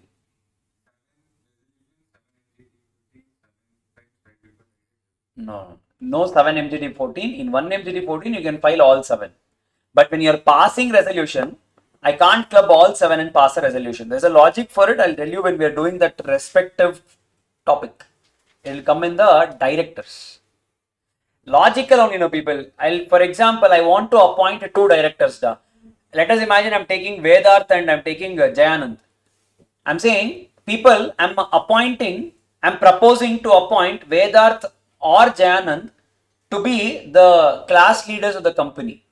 To be the directors of the company. Now you tell me, are you guys okay or you're not okay? You might be okay with Vedarth, you might be okay with Jayant. You might not be okay with Vedarth, you might be okay with Jayant. You might be okay with permutations can go. If I club and say yes or no, what will you do? So you might be okay with one resolution, you might not be okay. So you can never club. It's against company law. Allo.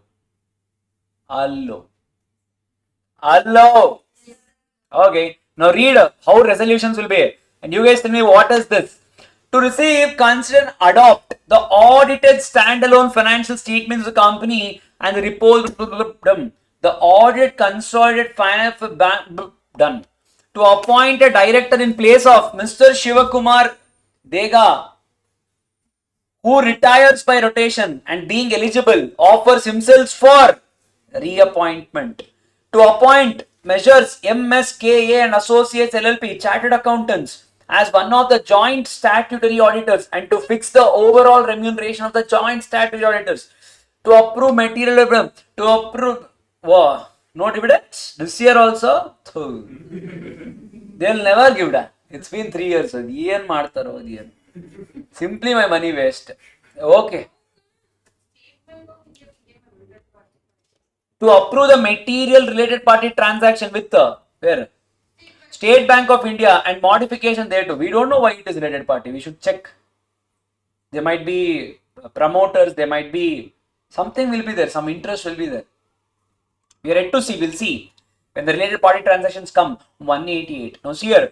To approve raising of funds by way of issuance of eligible equity securities. That means what? It's a hint for us. The company is going to issue more shares. It can be FPO. It can be rights issue. It can be private placement. But the company is going to do.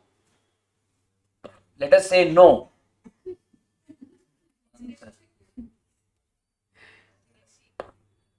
To approve borrowings. No. Irode saku. First no dividends.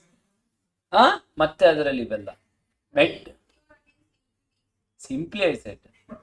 What am I losing? Yes also doesn't make sense. No also doesn't make sense.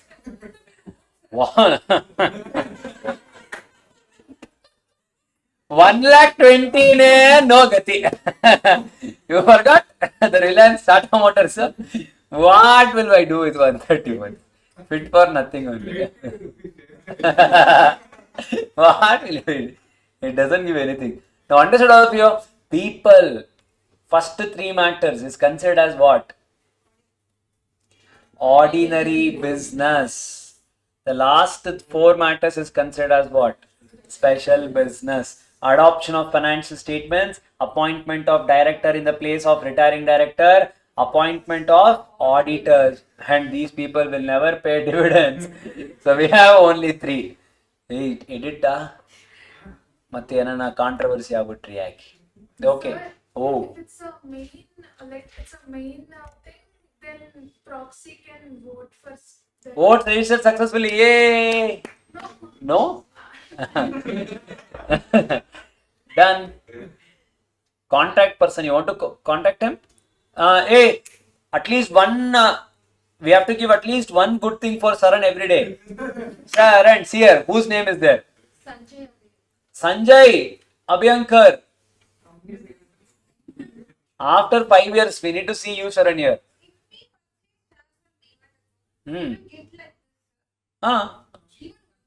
Yes. You.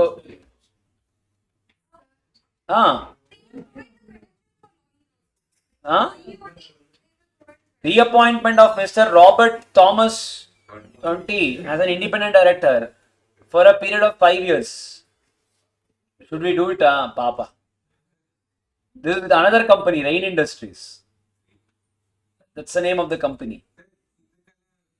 Proxy. E-voting as a proxy. I'll tell you, e-voting is not applicable for, proxy is not applicable for today. Why the proxy for e-voting? Not required. E-voting, proxy does not work at all. Hey, you had some question, da. So sorry, da. Tell da. Hence is okay for these type of Possible. resolutions for proxy. Proxy can't vote, no? Like not for the main object also it can't. For anything, proxy can't vote on show of hands, no? It's Why? like the main resolution rate. Then also what will Poll. What is poll? I have not yet told you. We'll see. 109. This is clear, da? Done, na? Okay. Yes, any company will not make difference. Unless and until you are at least holding, I would say, 8 to 10 lakh shares, not value. not even like smaller company. Small companies, yes. Listed companies, no. Small companies, you will have your own significance. These companies, what? I'm telling you, if you hold even worth, say, somewhere around 5 lakh, 6 lakh, that will be equivalent to 1%, 0.5%.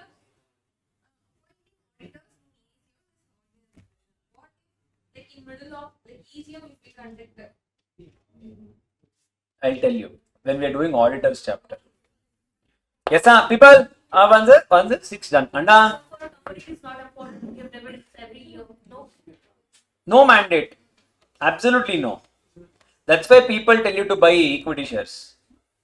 That's why the companies also issue equity shares. There is no burden. If it is debt, they have to mandatorily repay. What if it is equity? No burden at all. No fixed payments for them. Now, people tell me one thing. Should the auditors attend the AGM? Should a CA, CS or cost auditors, should they attend the AGM? Should they? What if you are busy on that day? What if you are not able to attend? We can send someone. Can you send someone? Is it okay? Is it possible?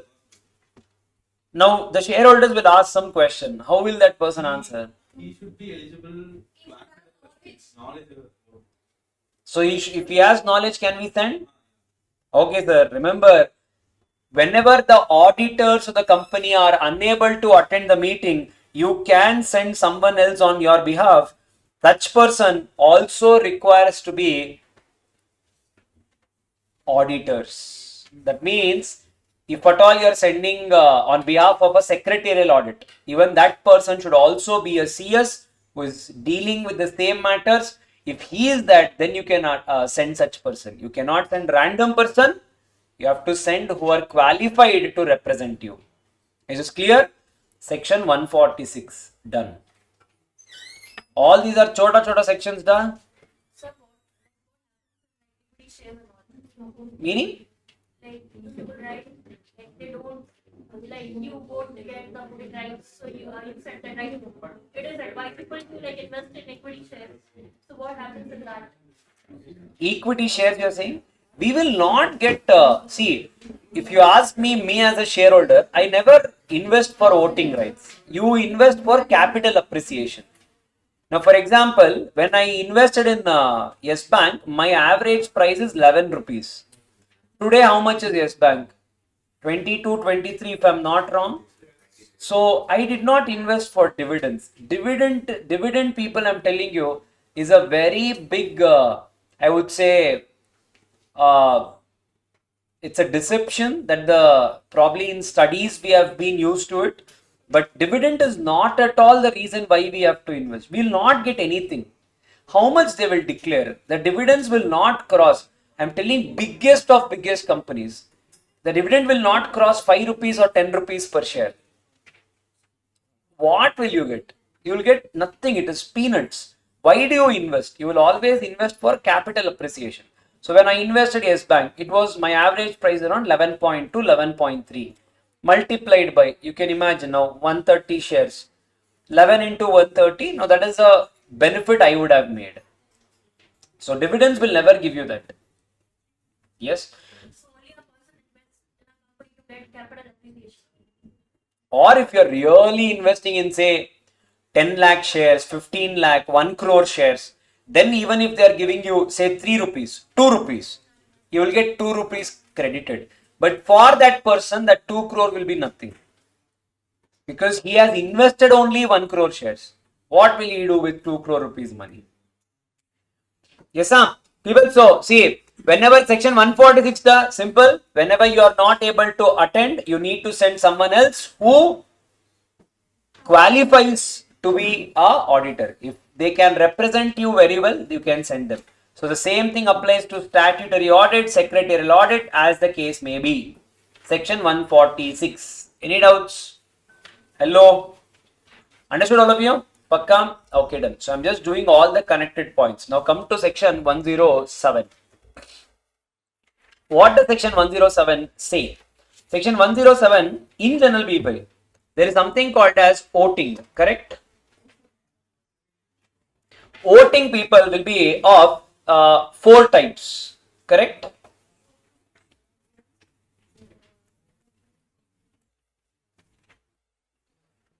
What we understood till date and what is happening is totally different. I don't know if it's in a good way or bad way. By show of hands. Next one is e-voting.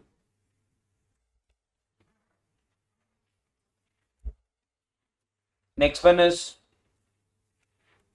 poll. Next one is postal ballot. Will we be writing anything under that? We'll be writing everything as a different headings. I'm just giving you an introduction. Show of hands, no, but e-voting, poll, postal ballot will be writing down. So remember people, in a company, the meetings, the votes can happen in these 4 ways. First, let us try to understand what is what, then we'll go in detail. Simplest way, when the company calls for a meeting, when the shareholders come physically attend the meeting, when the chairman proposes a meeting and asks for the votes of the shareholders, the easiest way is called as voting by show of hands. Nothing but all of us will be present in the meeting. We will say yes or a no. Each person is considered as a vote. So 1 person is equal to 1 vote. This concept, all of us are equal. The problem comes in this particular concept. The problem is for us, but this is, if you ask me, this is right. In this scenario, 1 share is equal to 1 vote. But sir, what is e-voting? What is poll? What is postal ballot? Now people, let us take for example. Now a listed company is there. S Bank. I don't know where the registered office is. I think it's in Mumbai. Now the S Bank is having the registered office in Mumbai. Now they have AGM going on. You think it is feasible for me to go and attend the meeting for this 132 votes? Does it make any difference in their life? My life, so no. I know it is going to cost me some money. Now, when it is having no significance, why do you think people holding less than 1 lakh shares, why will they go vote? That means what? The company is discouraging you to come and vote. Don't you think so? Remember, that's why today they have a scenario. We'll be seeing when and all. The companies, whichever is listed, or whenever a company is having at least 1,000 members, you have to mandatorily provide something called as e-voting facility. Because people can't travel to your place.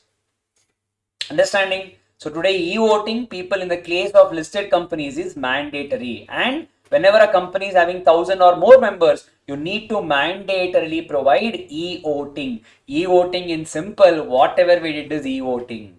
Without having to travel to the physical place and vote is called as e-voting. In e-voting, we saw 1 share is equal to 1 vote. Hello, all of you. 106 I didn't explain now. You can split an vote. You need not have to. Oh, okay. One thing is that in 106, if a person has not paid call money, he cannot request for EGM. You remember requisition meeting, you can make a request 1/10. You can't request. In the case of joint shareholders, whoever is the senior most, their share will be valid. Their vote will be valid. What do I mean by senior? I don't mean it by age here. Whoever name appears first. If you guys want, write down the brackets there. Whosoever name appears first, they will enjoy the right to vote. Clear? Simple? Done. Next one, people. Thanks, da. Hey, when if I might miss something, da, please remind me. Yeah. I'm a human. Okay. Next one, people. It's called as e-voting. E-voting is nothing but you voting it from your own means. You are not traveling or anything. That is called e-voting. What do you mean by poll? Sir, poll means, now let us imagine, I have casted 1 share is equal to 1 vote from here. What if on the day of the meeting, someone is going and attending the meeting? So for me, 1 share is equal to 1 vote. What about the person attending the meeting that day, going there and attending? What about him? For him, 1 person is equal to 1 vote. For me, 1 share is equal to 1 vote. For him, 1 person is equal to 1 vote. Unfair. Because they gave me this option, they have to give them also the option. That is only called as poll. Poll is nothing but 1 share is equal to 1 vote option provided to the shareholders during the meeting. E-voting can be even done before. Poll is 1 share is equal to 1 vote option given during the meeting. Do you think S-Bank AGM is happening now? 9 to 6 we only saw. None of you question all of that.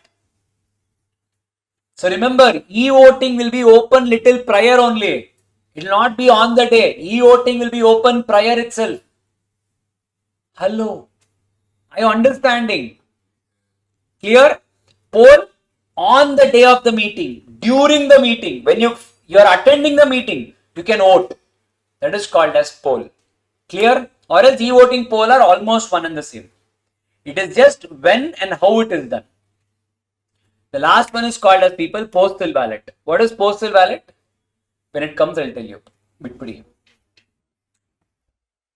Clear? Huh? Okay. Now what is e-voting? Write down. कुछ लिखो e-voting के बारे में. E-voting. What is e-voting, people?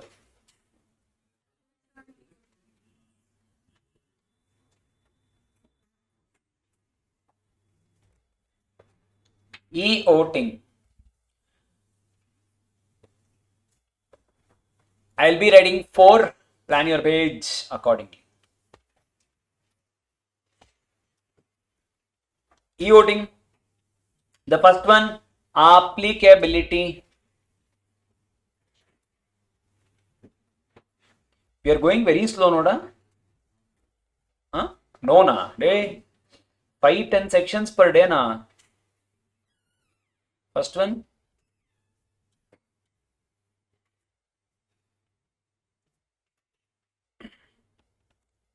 Equity listed company and I'll be writing 4. Equity listed company and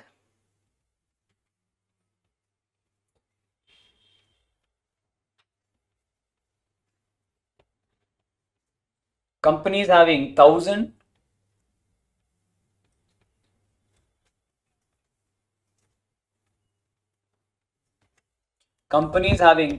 or more members.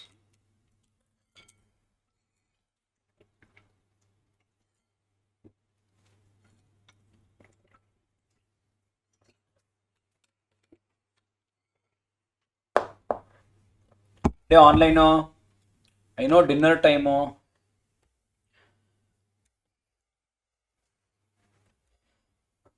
by now you guys will be moving around with one plate one chapati. Hey. Non-applicability. When and all it is non-applicable.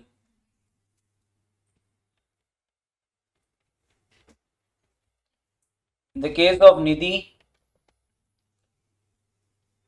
company listed on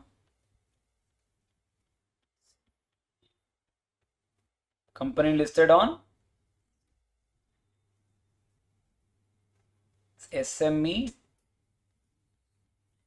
trading platform. I have not written shortcut, it is called SME only. Small and medium enterprises. We have, that is also one of the type of stock exchange that is called as SME stock exchange. Company listed on SME trading platform. Who are those companies listed on SME trading platform? We generally call them as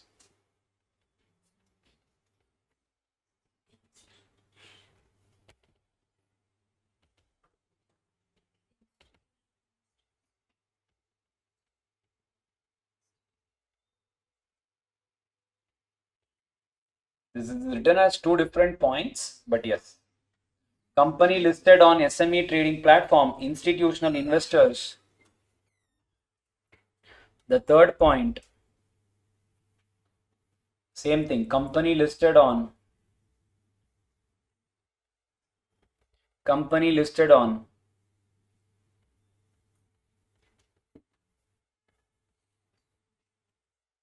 institutional trading platform.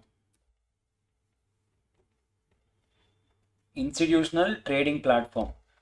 This actually now has been renamed to Innovators Growth Platform.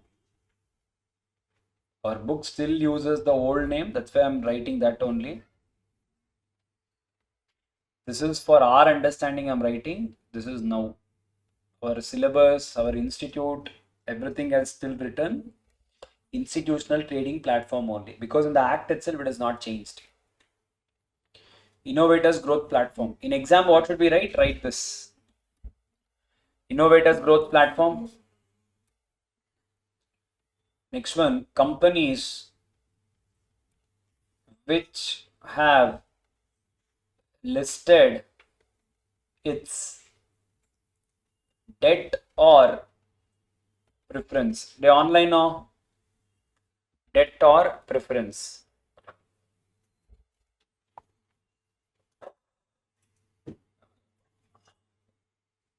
Done.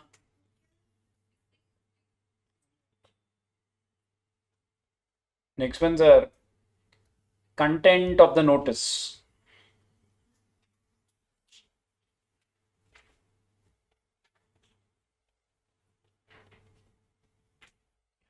Content of the notice.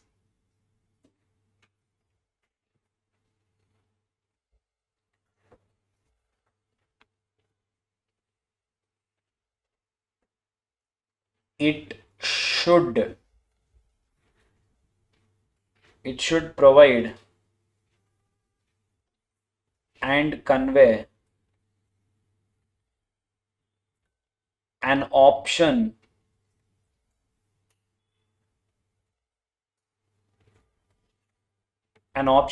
available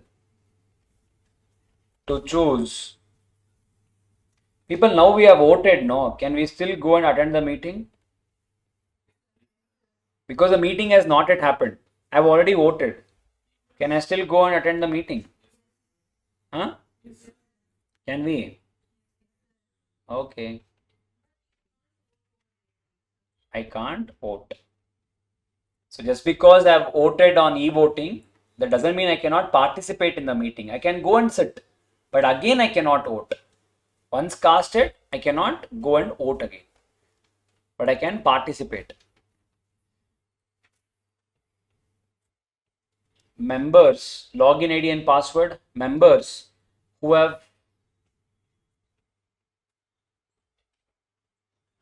have cast their vote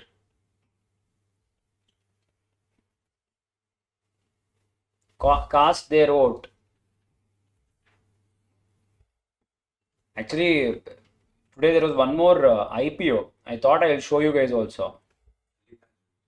Not Lalita, Credent. Still attend. No, Lalita is not listed. Today was the last day.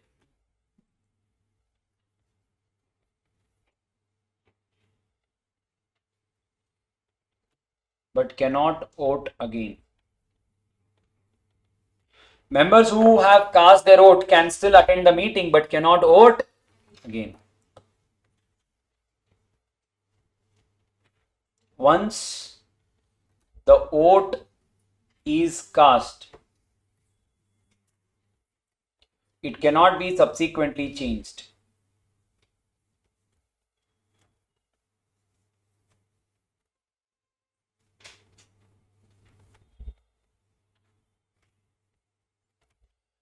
We'll see if there is any other IPO, we'll try. But the problem is we need to give way too much details.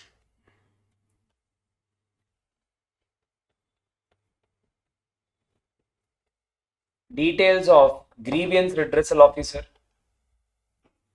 This is for Sharan. Others, if you want, you can write. Grievance redressal officer.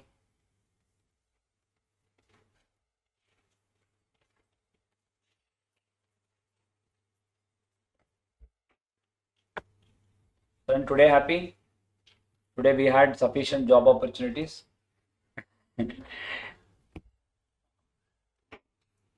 Huh? Dana, Kobeda. What is your college timings, sir? 9:45 to 3:45. How come you still concentrate? Seriously, I mean, worth mentioning. Her college time is 9:45 to 3:45, just sharing. Full 5 hours, full concentration. Crazy grasping power. Today only I'm telling you she'll pass. Don't let me down, da. Rarely I'll tell, but yes, possible. Put it in a right spirit, right and practice, pakka possible. Now don't stop coming to me like astrologer. Sir, tell my Jatka. All of you will pass. I just said one. Next tomorrow I'll say one more. Like that I'll say by the end of the day everyone's name. Okay, na. Shall be open. It shall be open for minimum. Because at times I'll only keep wondering, how is she concentrating?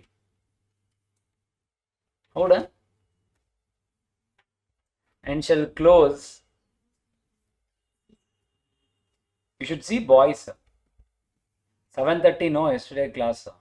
8:30 they were looking at me. 9:30 sir, one eye was looking at me. The other eye was resting for peace. Huh? At 5 p.m. on day preceding the meeting.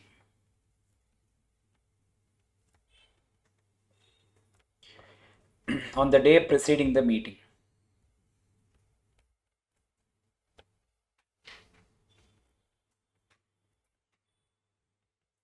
Cutoff date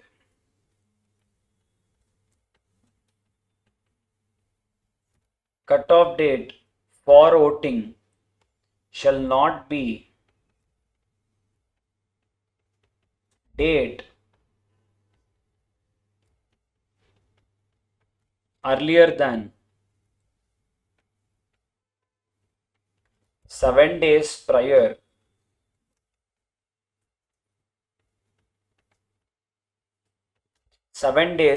to meeting. The fourth point I'm just writing here.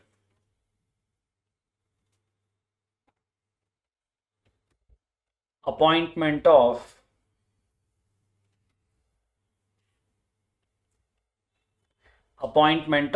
scrutinizer.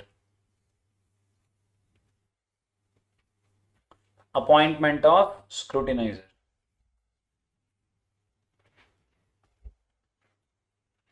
Who can be a scrutinizer? Huh? So this is again for Sharan. Today one more opportunity. Sharan, today full opportunity. CA, CS, CMA advocate. In practice, all of them in practice or anyone not in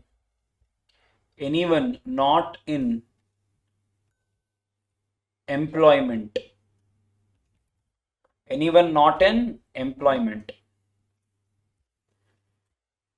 He gets the access to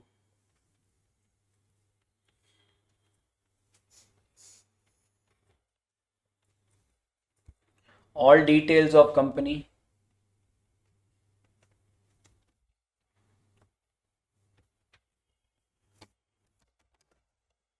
All details of company. The scrutinizer's report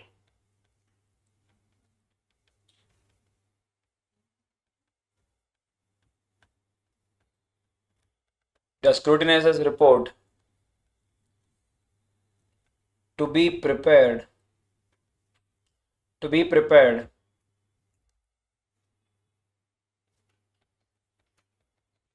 within 3 days of conclusion of meeting. 3 days of conclusion of meeting.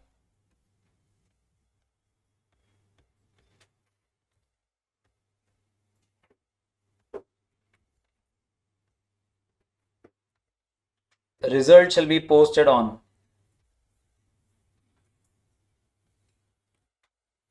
website of the company, comma, agency, comma, stock exchange, if listed.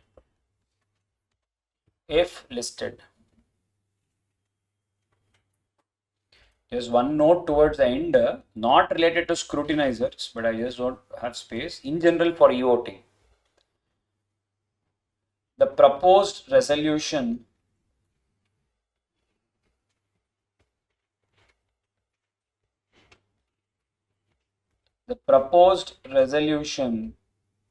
through e-voting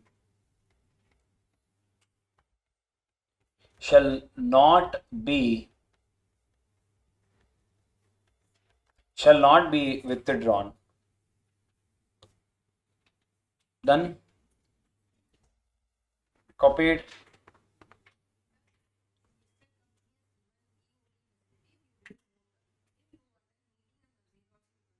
I can vote. If I have not voted prior, I can go and attend the vote.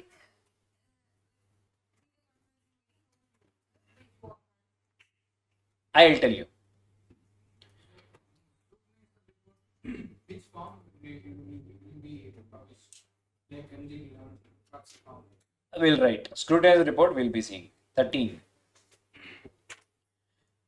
Yes, people. Now see here. What does this mean? What is e-voting, sir?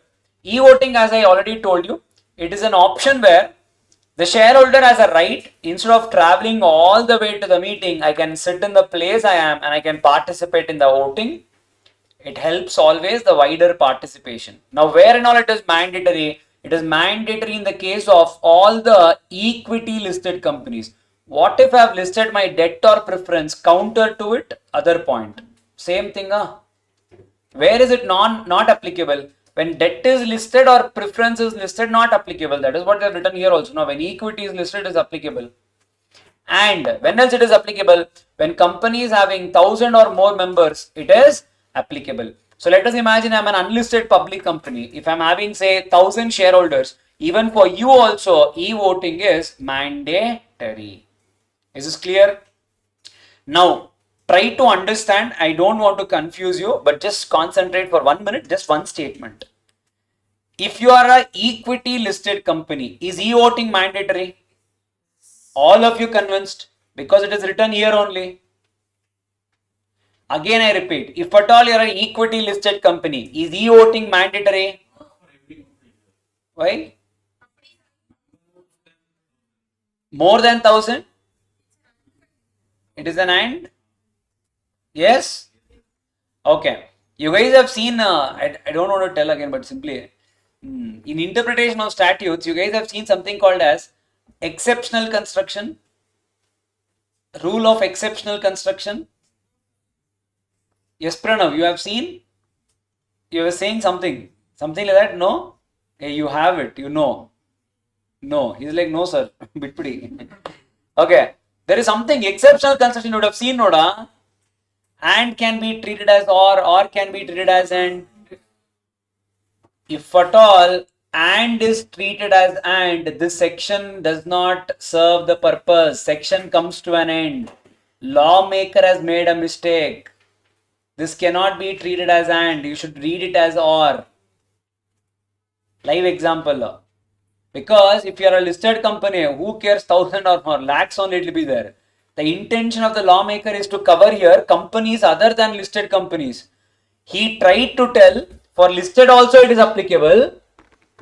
For companies which are not listed, if you are having 1,000 members, for you also applicable. That was his intention.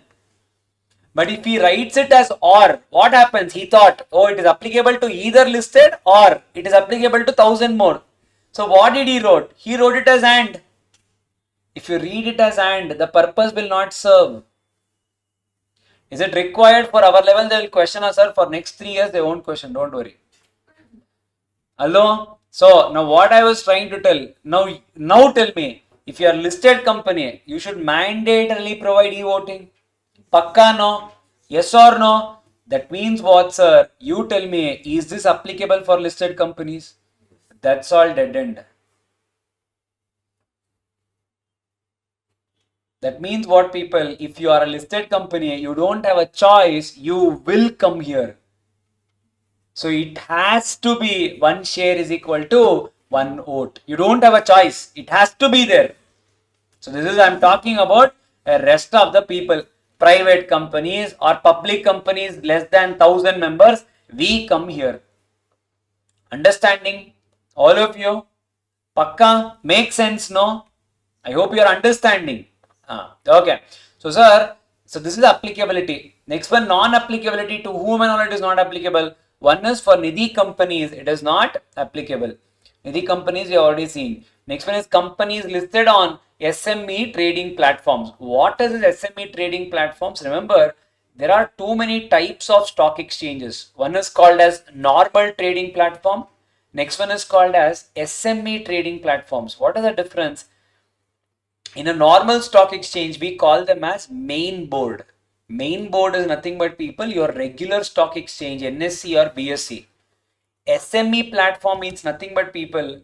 Now let us imagine I keep Nike, Adidas, I don't know what else, Reebok, Jordan, whatever, you guys can keep all the shoes here. In between that, I'll not take names, but I'll keep some XYZ company brand also. Imagine not so popular. Will you guys look at this? Maybe it is good, quality is good, but will you guys look at it? You tell me really, baby. Sorry, maybe. Really tell me. Will you look at it? Chances? What are the chances? Very less? Or you'll not take it up? Correct? Same happens, people. There are listed companies, there are giants there. I'm talking about Infosys. I'm talking about all of this. Touch your heart and say, you guys know a company called as Credent? No. Today they came for IPO. That's the fate. And what type of company? They're SME. We don't know. They are way too small. They will lose the war. If you go and list your stock exchanges on normal platform, they will not even be seen. It is the industry which is driven by giants. Where are you?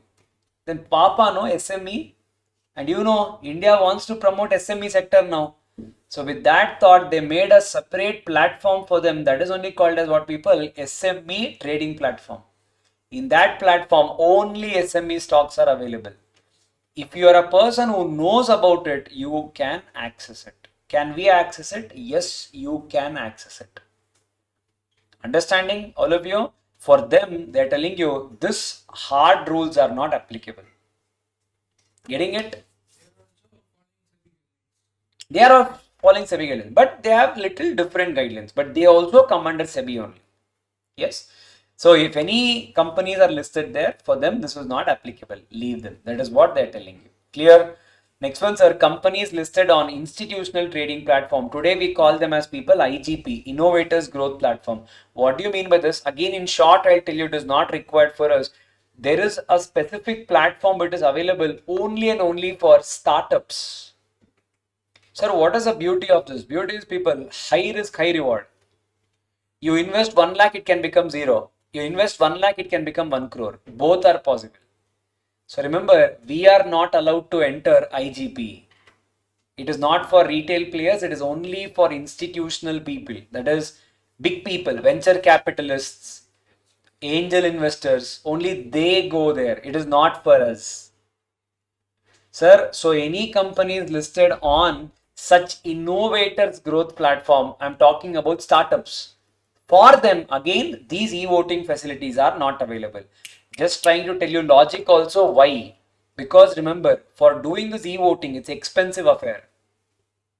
Just now you see how many people came. Scrutinizer came. Last point you're seeing, it is you. You tell me, Sharan, how much you will charge? Minimum 1 crore?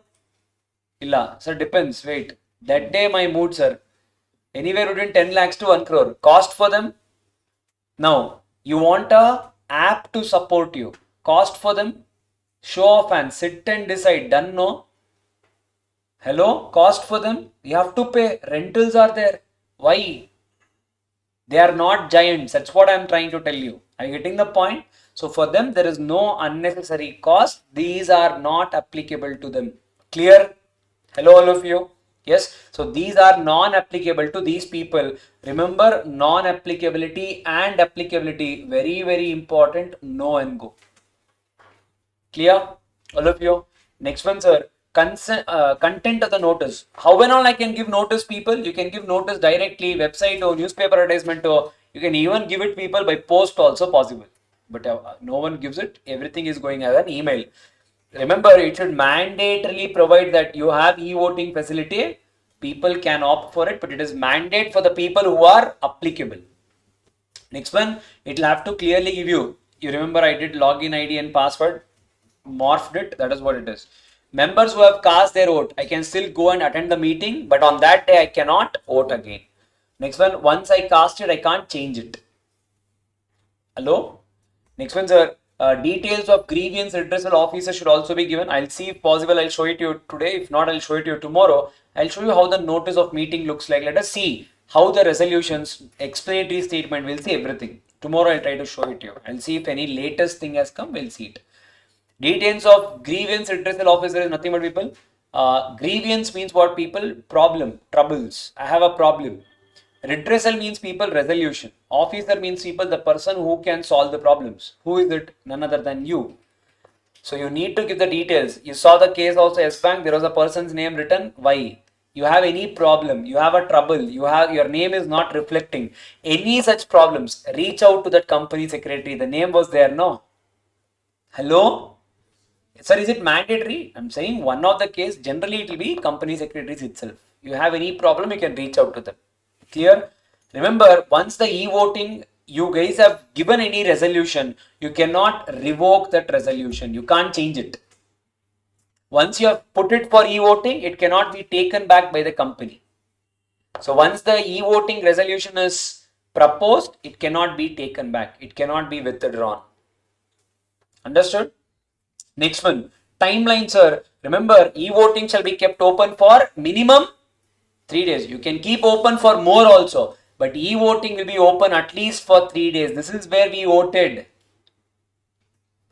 That means what? Poll will be open during the meeting. E-voting will be open for, it can be open for 3 days. And sir, when is that? That is also given, people. It should open 3 days and it has to end the day before the meeting at 5 p.m. What do I mean by that, sir? Let us imagine, people, my meeting is on, say for example, 18th of September.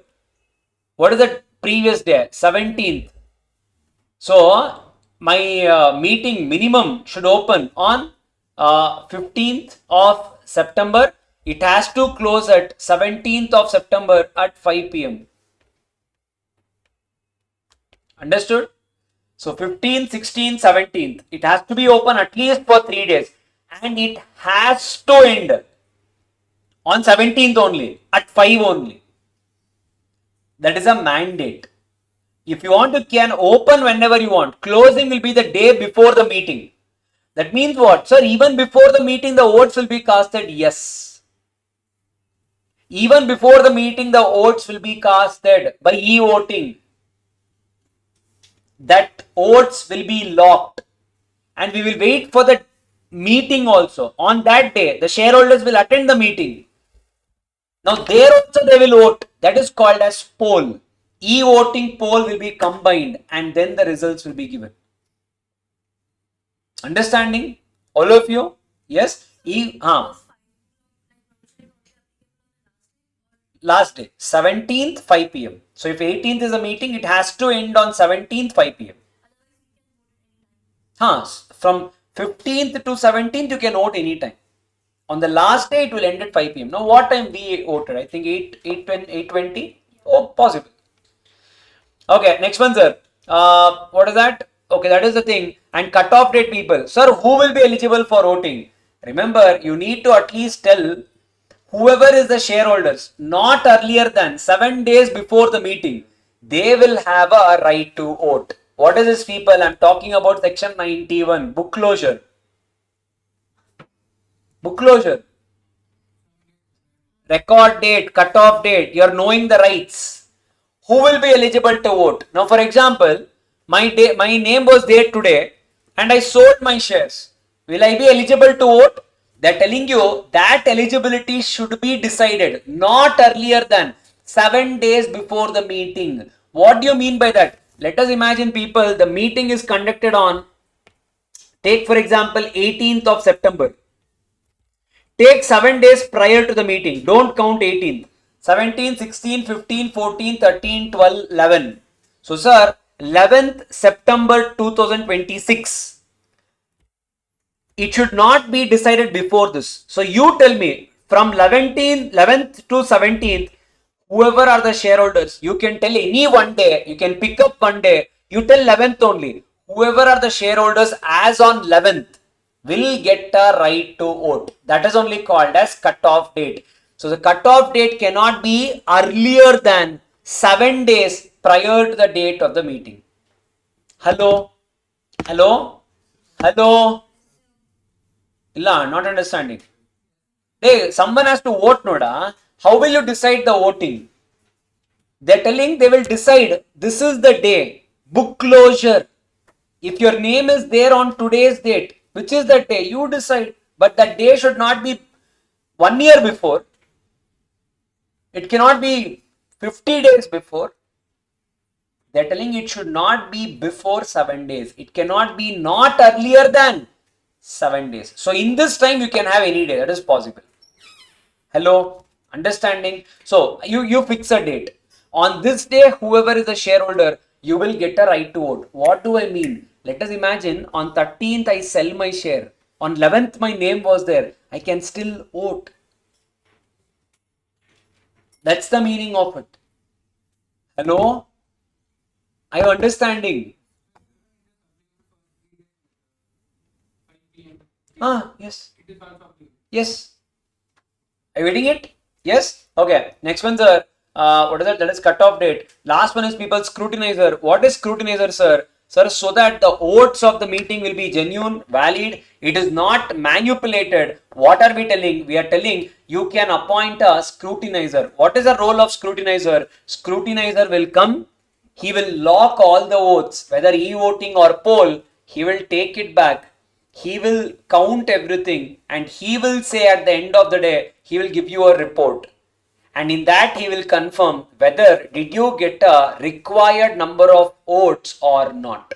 The person who gives that independent report is called as scrutinizer. Who will be scrutinizers? It can be a company secretary, chartered accountant, cost accountant, or an advocate in practice. What is their role? Their role is to make sure they take all the records. They personally unblock your e-voting as well as the poll. They will combine everything. They will check resolution by resolution. They will tell whether did you get ordinary, did you get special. They will confirm in writing. They will give it to the chairman of the meeting. What will the chairman do? The chairman will take it, consolidate it. He will publish it on the company's website. If you are listed even on the stock exchange website, whoever is the company, whoever gave you this software, now CDSL is the platform where we voted. Even on their platform also, they will publish the results. The scrutinizer has to give the results within 3 days of the conclusion of the meeting. The meeting concluded on 19th, 20, 21, 22. Within 22, you have to give people the results of the scrutinizer. He will issue something called as scrutinizer's report. Is this clear? Scrutinizer provision is same for 109, 110 also. The timelines might change, but the provision is same. Clear? All of you? Understood or not? This whole thing is called as e-voting. Any doubts? Any doubts? No, I think it was pretty easy only, no? Yes? Taka write off next one 109. Poll. If possible, at least write off both. Explanation we can do tomorrow also. Section 109, demand for poll.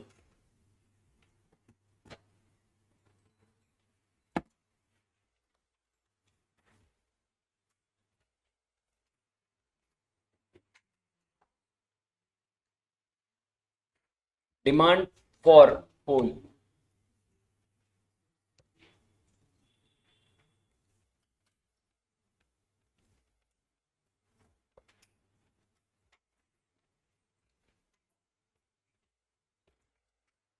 Who can demand poll?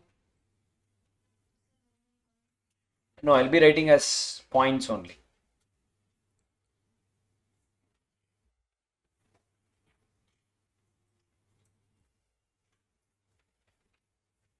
Chairman on his own or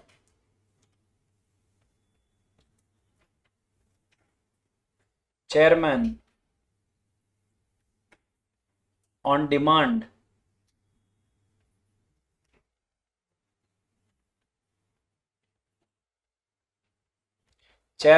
demand made by company.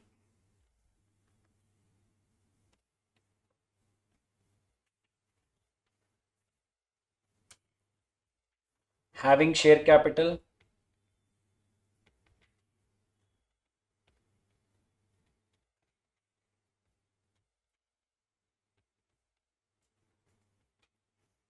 not having share capital.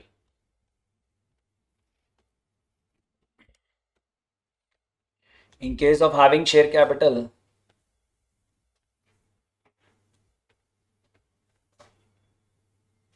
any member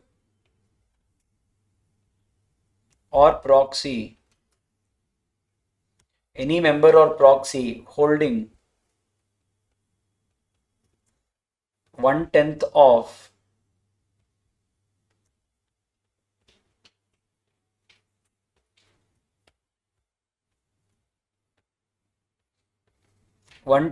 total voting power or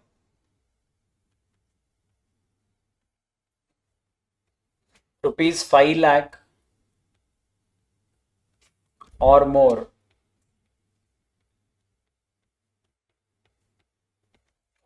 paid up capital. In the case of not having share capital,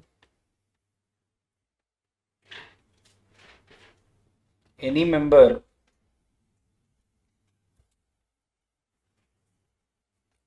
or proxy holding 1/10 of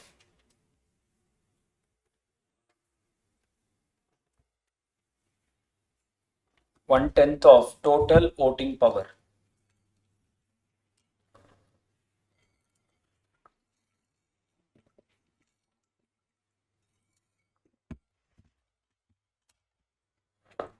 One-tenth of total voting power.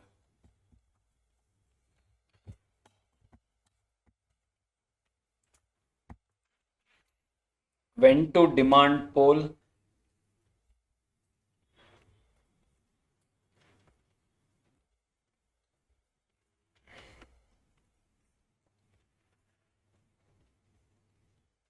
Before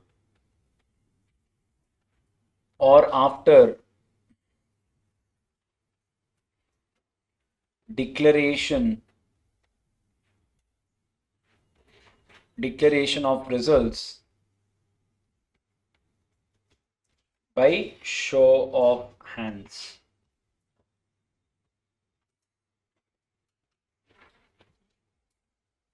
Can the demand be withdrawn?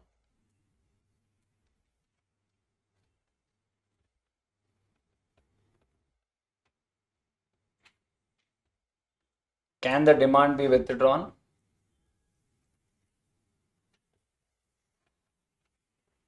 Yes, by the people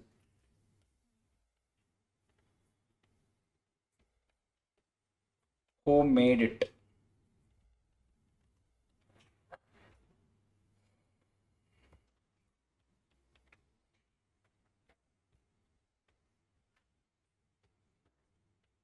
When should the poll be conducted?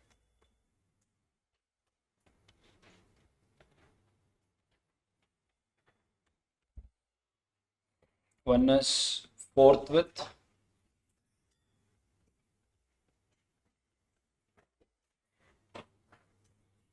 Forthwith means what, people? Immediate. When is forthwith? In case of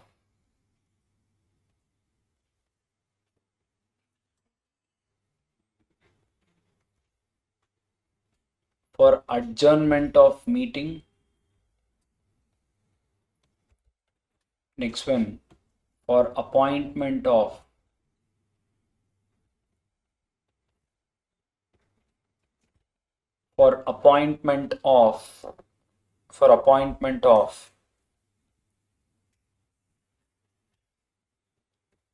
chairman of general meeting.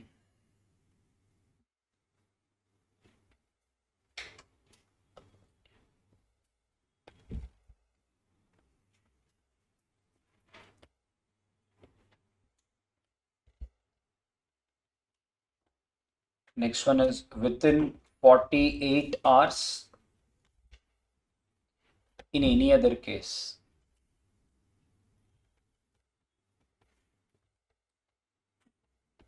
In any other case. In any other case.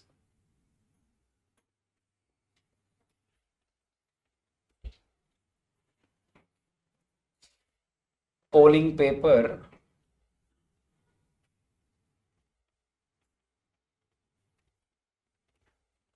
polling paper format,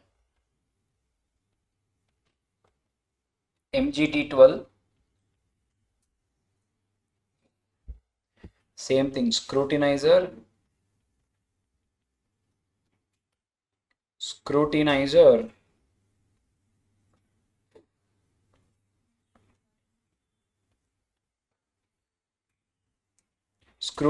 to report,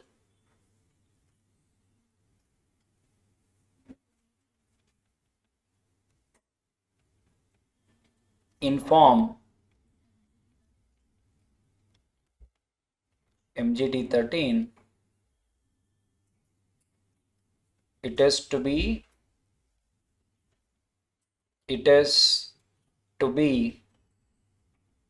submitted within 7 days of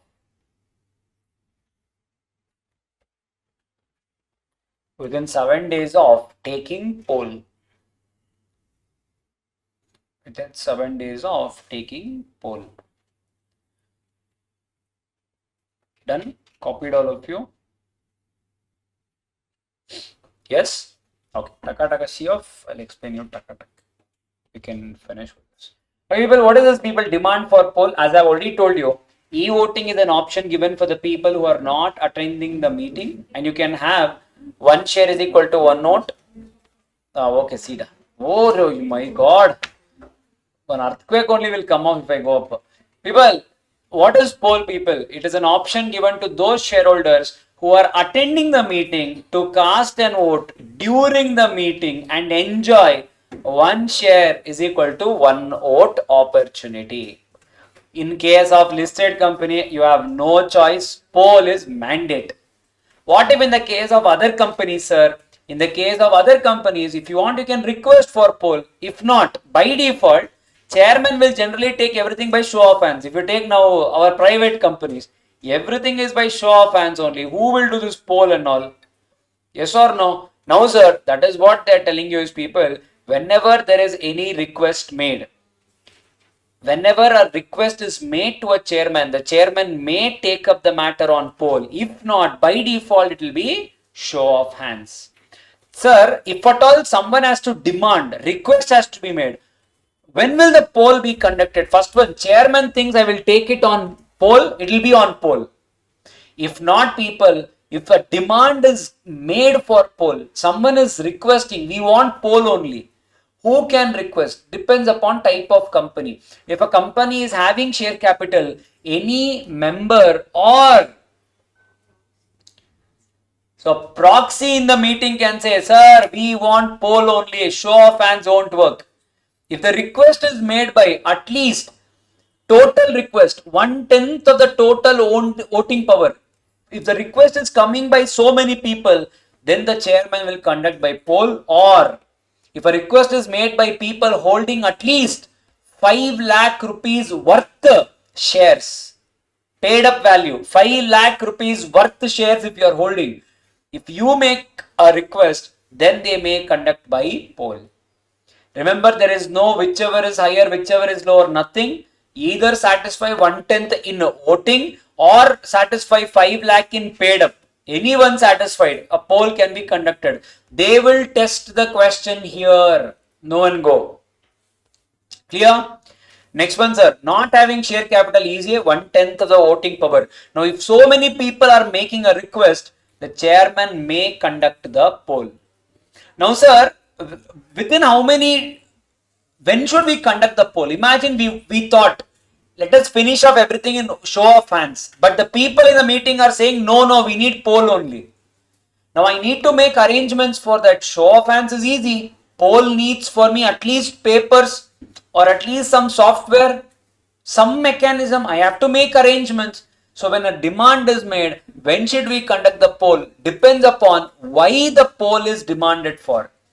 If the demand is for adjournment of the meeting, or if the demand is for appointment of the chairman, if the demand is for adjournment, sir, we don't want meeting today, please postpone it to tomorrow or to some other day. Or if the meeting is, if the adjournment, if the request is for appointment of a chairman. We are telling we don't want you. We want you to be the chairman. There is a conflict. Okay, they have decided. Let us decide it by votes. Sir, we don't want the votes by hand. We want it by poll. When the demand is for these two, remember the poll should be taken immediately. So you have to come prepared for these two things. Sir, any other case, you will have 48 hours. You can conclude the meeting for today. Within 48 hours, call them again. You can conduct the poll. That option is given to you. One more question where they can ask you is this. Remember and go. Both. Clear? Sir, now the question is, when should we demand for a poll? Poll can be demanded. Imagine, before the show of hands or even people, show of hands is done. Result is also declared. You think it is not going in your favor. Even then you can declare that, even then you can request for a poll. That is what the law says. The demand can be made even before or even after declaration of results by show of hands. That means what? Let us imagine we are thinking of shifting the registered office. We asked voting by show of hands. 4 people said yes, 6 people said no.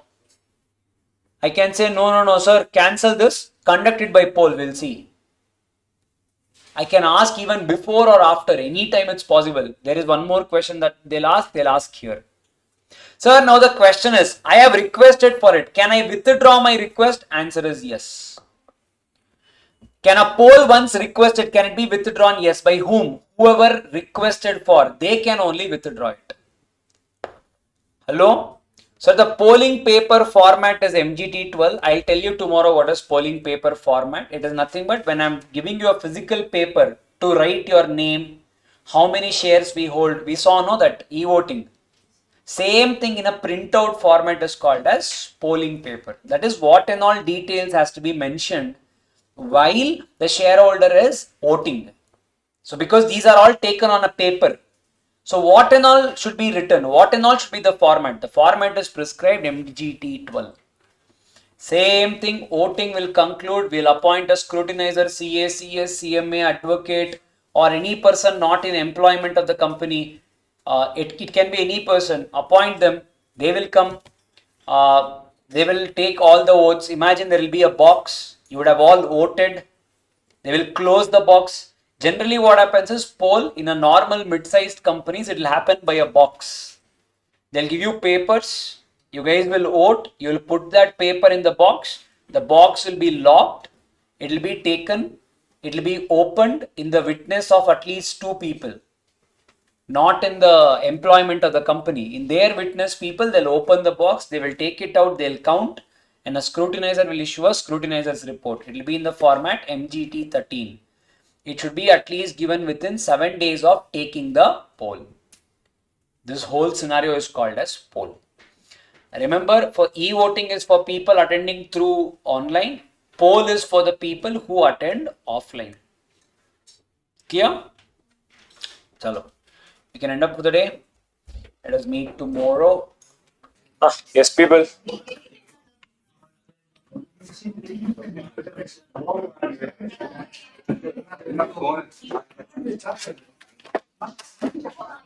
100 we did 108 and 109. That is where we had stopped.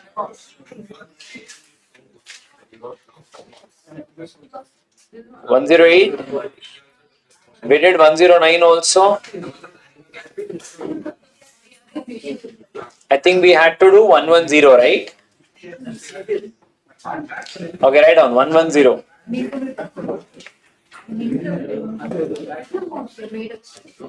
Takatak.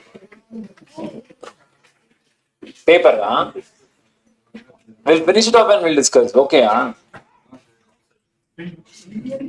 Hey, chapter 1 we'll discuss. Probably another 4 or 5 sections we are done.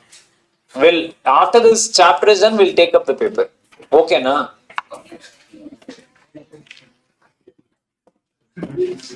Okay, right, doctor.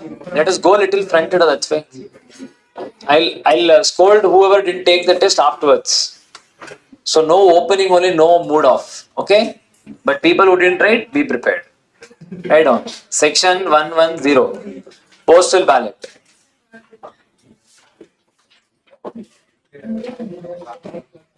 Postal ballot. I'll be writing 3. Postal ballot.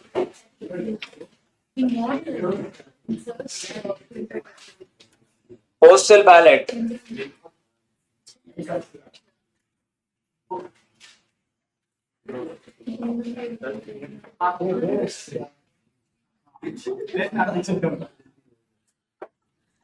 Postal ballot can't be used for following business.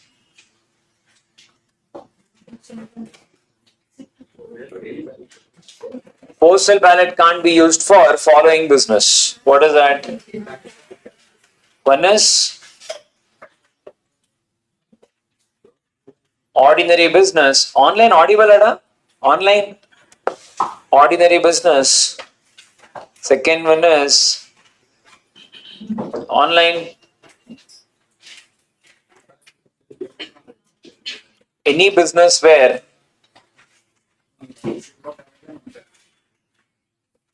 directors or auditors have right to be heard.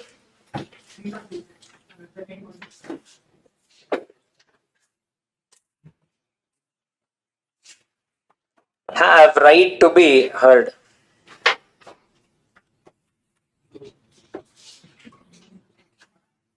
Have right to be heard.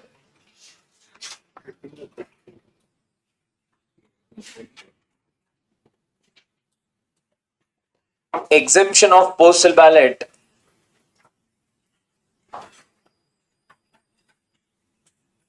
Exemption of postal ballot. In the case of OPC,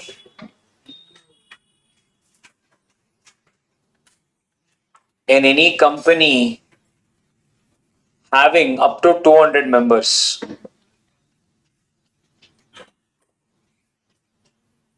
Any company having up to 200 members. Online, all good, working. You guys are taking up the tests and all. Because some people here are not. Following items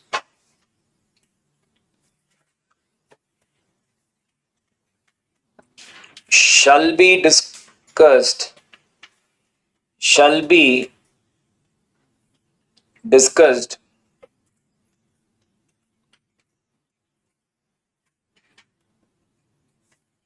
mandatorily through postal ballot. What and all? Alteration of object clause. Alteration of object clause.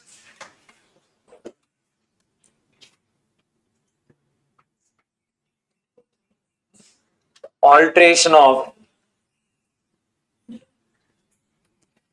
private companies. Alteration of private companies. AOA. Alteration of private companies AOA, that is adding or removal of section 2 clause 68, shifting of registered office,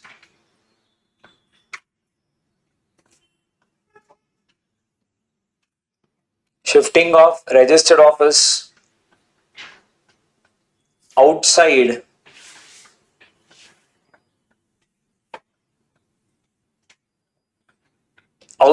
the local limits,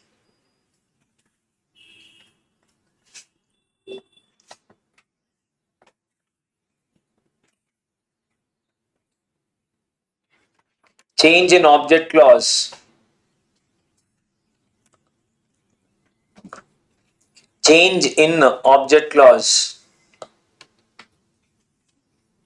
or write on change in objects and having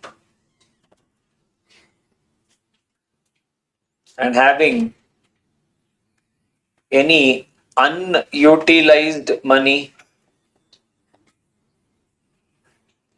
and having any unutilized money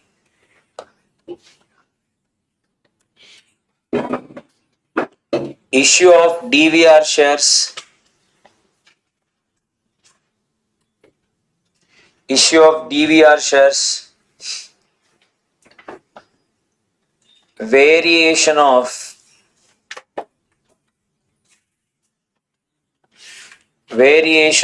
shareholder rights, variation of shareholder rights,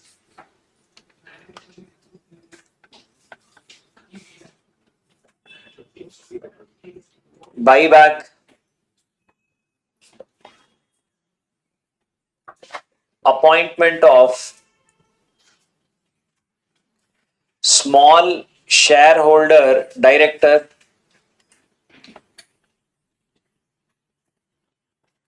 appointment of small shareholder director,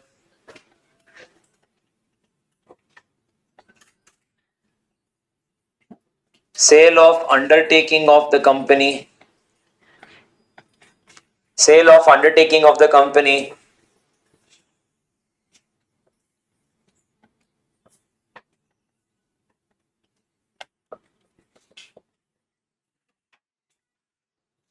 giving loans,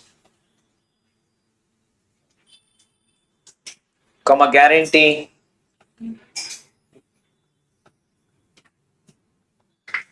comma security,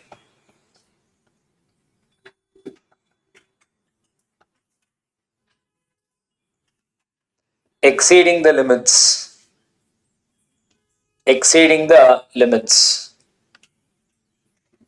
Copied. No, 1 second, I'll go.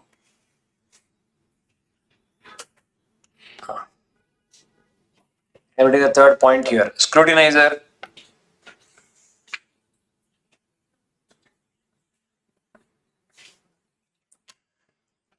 scrutinizer,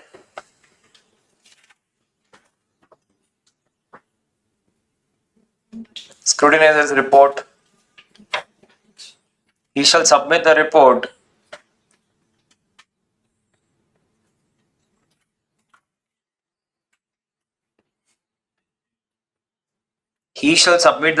not later than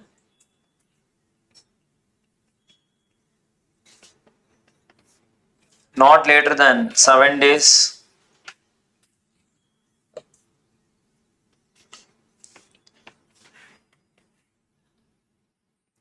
results are to be declared on website of company along with the scrutinizer's report. Along with the scrutinizer's report. Copied, done. Now what is this, people? Postal ballot, section 110. Try to understand what is postal ballot, what is the intention, and try to understand how has it evolved over a period of time. Now what do I mean by postal ballot? Postal ballot means nothing but what is the total intention of it? Let us imagine there are some important matters to be discussed in the company, very important matters. What they are telling is such important matters, if possible, every shareholder has to participate. This is a concept which is not just there under Companies Act 2013, it was even there before that as well. So how do we make sure every shareholder participates in a decision making? How do we bring that? So they said, let us do one thing. Let us take one postal card. Let us print the resolution.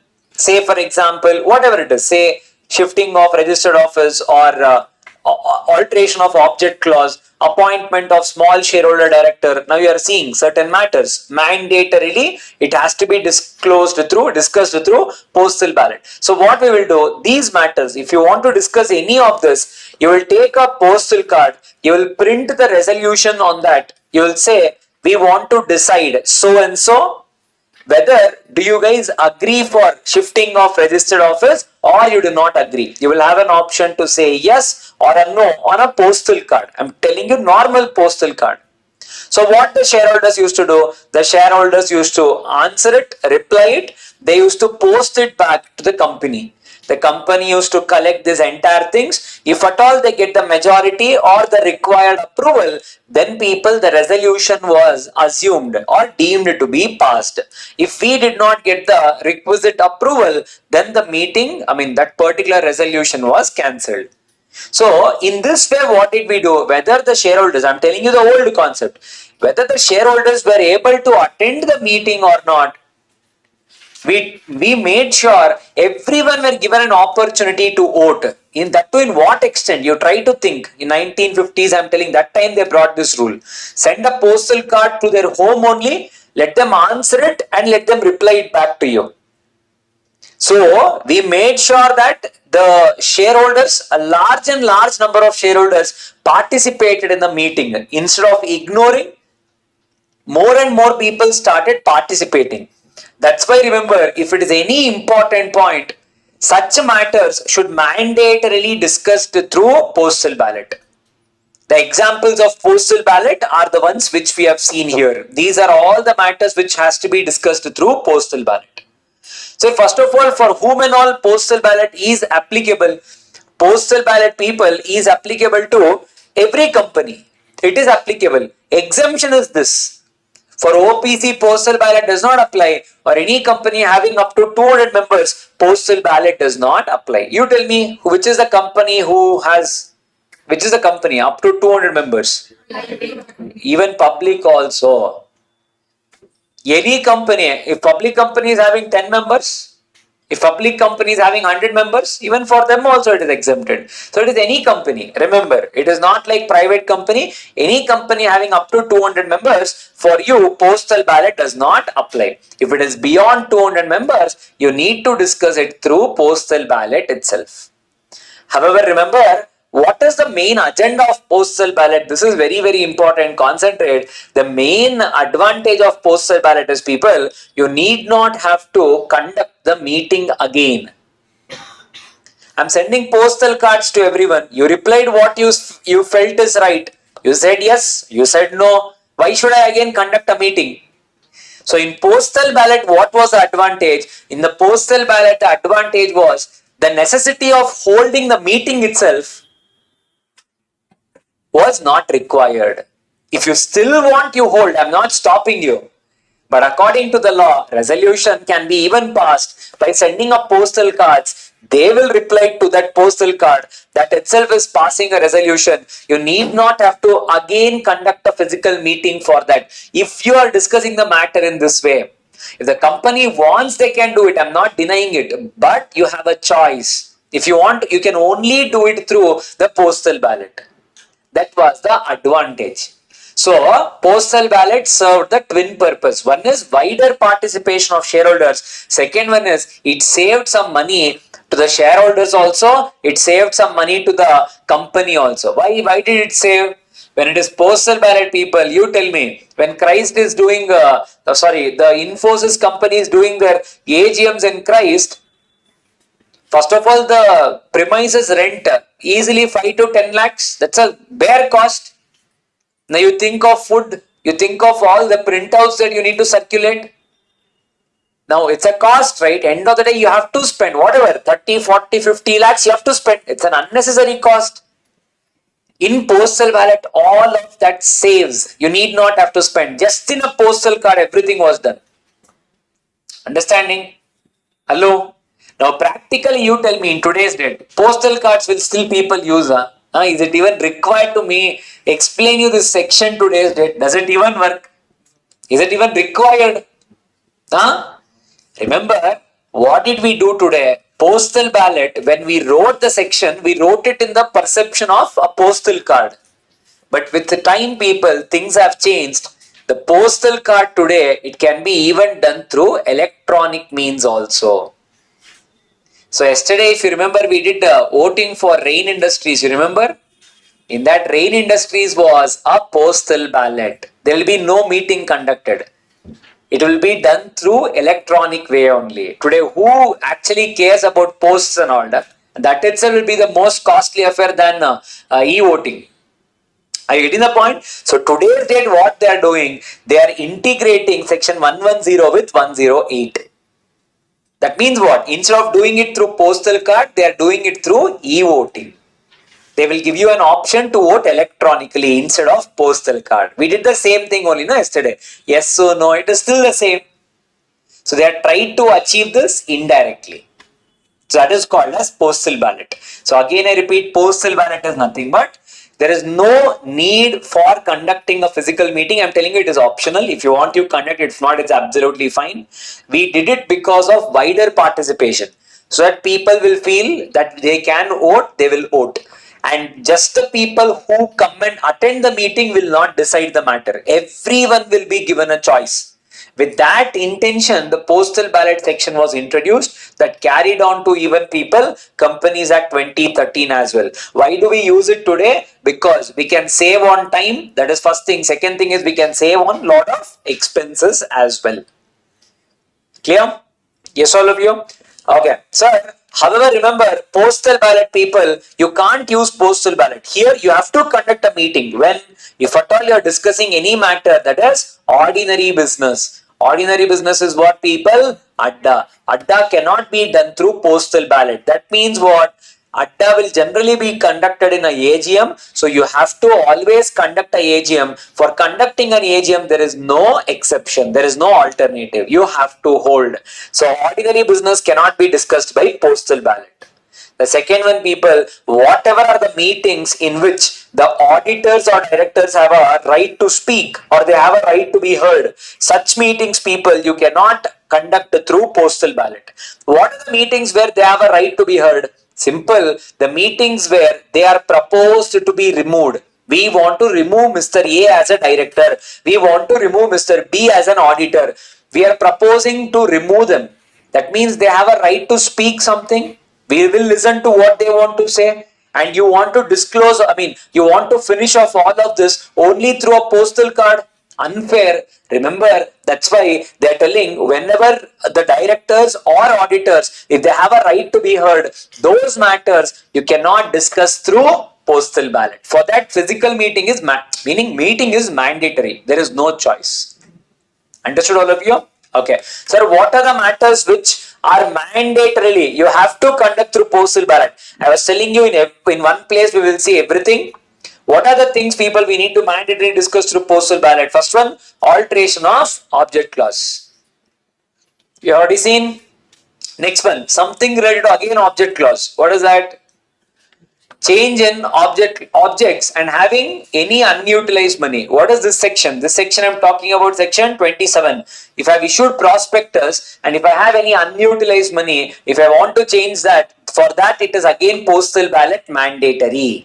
Here I'm only talking about any company who wants to change object clause. Here I'm talking about the company who has raised money through prospectus. If they have any unutilized money left, I'm talking about that company here. I hope it is clear. Next one, people, what else we have seen? Alteration we saw. Alteration of private company. In what way? Addition or removal of anything given in section 268. That means what, people? The net effect of this, I'm talking about conversion. Meaning section 2 clause 68. That means what? Section 2 clause 68 says right to restrict, number of members 200 and prohibit. If at all I'm adding or removing this, that means what? The nature of private company is getting converted to public company or public company is getting converted to private company because of adding or deleting that points. They're telling you such points cannot be discussed. It has to be discussed mandatorily through postal ballot. Next ones are shifting of registered office. If you remember, we had written a note there only. Shifting of registered office can happen in 4 ways. One is within city. In all other 3 conditions, it is outside the city. Remember, whenever you are shifting outside the city, postal ballot is mandatory. Hello? Exam point of view, they can ask you indirectly and all. Remember and go, this list is important. Next ones are change we saw, issue of DVR shares. Whenever a company wants to issue DVR shares, again, postal ballot. Variation of shareholder rights with section Variation of shareholder rights. Today itself we had test. We had this section also, if I'm not wrong. One question also was there. Huh? Section 48. Buyback. Whenever a company is going for buyback, again you can do it through postal ballot. Appointment of small shareholder director. Today we'll be discussing this in directors chapters. What is that we'll see? Sale of undertaking, giving of loans. We'll be seeing this when we are doing section 186. For now, keep it on hold. When I do 186, I'll tell you. If you want, you can write a cross reference 186. When we are doing 186, I'll be telling you a provision called as guilds. That time I'll explain this. What is this? Clear? Yes, sir. Done. The last one, sir. Scrutinizer, same thing. He shall submit. Who shall be a scrutinizer? People, can an engineer be an scrutinizer? Yes, sir. Can an engineer be a scrutinizer? No, it only can be CA, CS, CMA, advocate. Yes, people. So, can an engineer, can he be a scrutinizer? Yes, he can be a scrutinizer. Very good. One more word written is or any other person who is not in the employment of the company. Any other person. Sir, we will see what we want. Who cares what other professions are there? Remember and Goda, Macha, they can ask you some questions da. Sir, but they gave all like in one branch, so etc. is in that field, etc. Right? CA, CS, CMA, advocate, which is the branch here? Commerce branch. Engineer is not commerce. Okay, can I appoint an accountant? So generally what happens, if anyone can prove that I can do it, that is, your interpretation is also right. You can take iOS. Sir, it should be connected to these industries. That can happen. But there is one definition called as an expert. In that they say architect can also be considered as an expert. Basically, anyone who is authorized to issue a certificate, he is considered as a professional. Yes. So, scrutinizer can be anyone. He shall submit the report not later than 7 days after the results. Results are to be declared on website of the company along with the scrutinizer's report. So, this is what is given in people postal ballot. Any doubts in postal ballot? No doubts. Very good. Let us see if we have any scrutinizer's report. Because it is a month of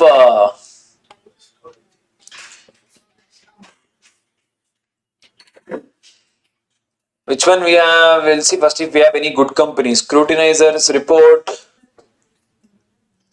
of, we'll check Reliance. Reliance 90%. It will not be there now. We have to search in detail.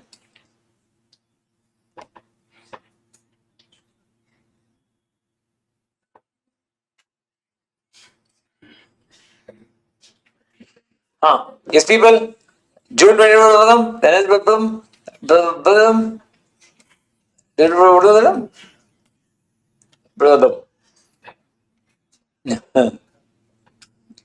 Okay.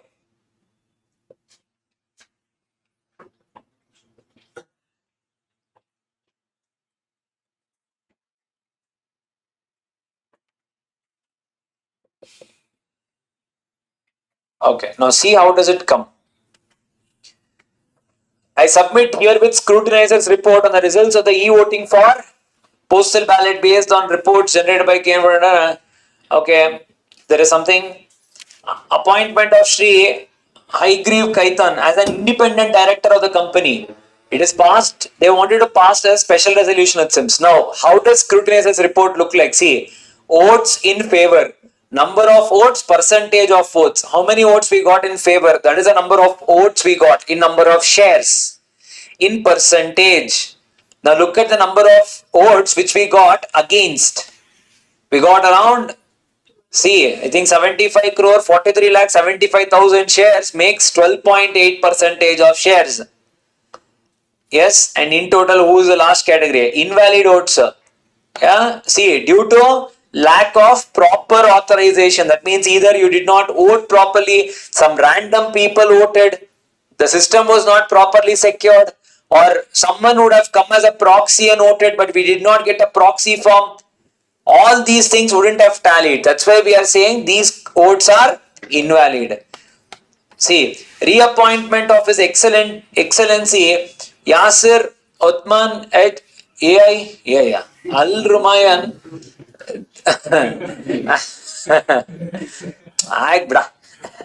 As independent director of the company. Special resolution. Reappointment requires special resolution. Remember why we'll say 83% of the people said yes, 16% of the people said no. But special resolution, did you get? Yes. You do 16 into 3. We got it. Reappointment of Shri PMS Prasad as a whole-time director designated as a executive director. Special resolution. 93% votes in favor. Special resolution. Approval of material related party transaction as a ordinary resolution. 99% votes we got. Okay, fair enough. Approval of 99.9956 votes we got. Absolutely fine. Hence approved. And all of this will be signed and it will be given as a report. Now, who gives this? Here, who has given? Anil Lohia, practicing chartered accountant. Sharan, just to miss. Sir, just above CS name is. Above CS name is there, Sharan, somewhere, then no problem. Today we are covered. Yeah, I'll show you where there is CS. Who is the CS of Reliance Da? Savitri Parekh. Why? This particular, whenever I'm telling you, the results will be disclosed on the website and all. Who will report everything? All the reporting work will be done by you only. Understanding? Digital signature. Digitally signed by Savitri Parekh. What time, what day, everything we can see. Reliance Industries. Is she the company secretary of Reliance even today? Yes, she is the company secretary of Reliance even today. Yes, so see, where and all we are telling people, disclosure of voting results. Can you see? Sir, to whom are we giving it to? National Stock Exchange. Okay, and what else? And where else? Wherever you are listed, they are listed outside also. Yes. Hello. Where is Luxembourg? Bangalore. You go left. Macha, non geography, your geography. All of us are weak. Assume somewhere outside India. Yeah. Okay.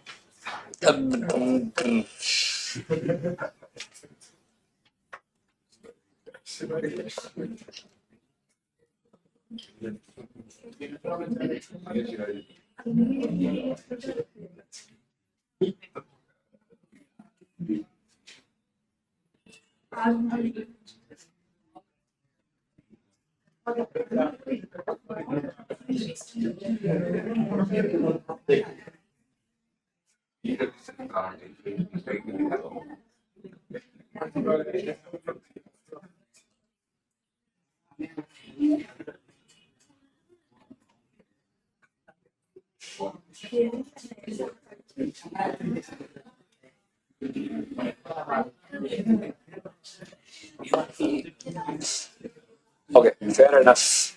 So, got a fair idea how does this look like?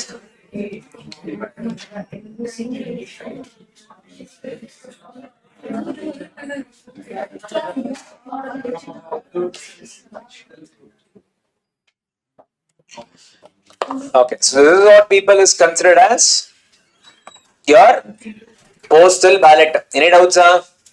Everybody is clear? All of you? Write down next one. Section 111. Any doubts in postal ballot? Write down section 111. Hey, one more thing that write down in postal ballot. Just write it as one note. And write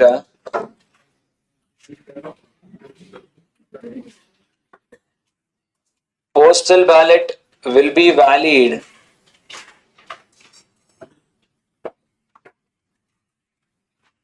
for 30 days, from date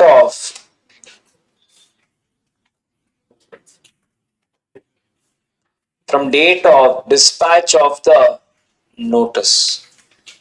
So generally the postal ballot validity will be 30 days. Whenever they send you the notice, from that day the postal ballot will be valid for 30 days. It will break the. Okay, for a reason we have button da. Macha. Postal ballot will be valid for 30 days from the date of dispatch of notice. So whenever they send the notice, from that day the postal ballot will be valid for a period of 30 days. Beyond that, people, automatically the vote is considered as invalid, not rejection. So if you do not reply within 30 days, the vote is automatically considered as you did not participate. That's all. It's invalid. Yes? Just remember that. Proxy? What proxy? Mohammed is asking you to explain question by explaining This. Hey, Mohammed needs a question over explanation. He would have definitely written everything right. Everyone got it wrong. They are saying Sir, don't judge the judge. You don't know. Mark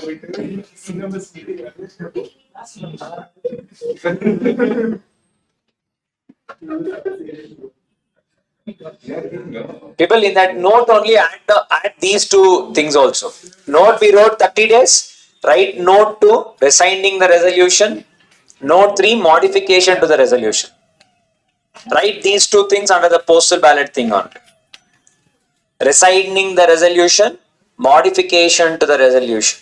You ready? Huh? You ready? Right. Write it as note 2, note 3.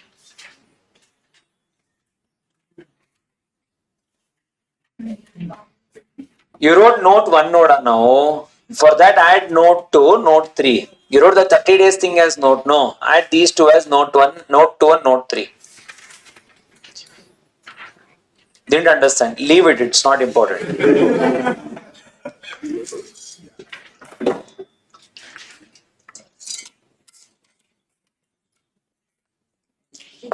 One instruction only requires one class for you. You wrote note in postal ballot 110 last 30 days. Under that write down another 2 notes. Note 2 write down, note 3 you write down.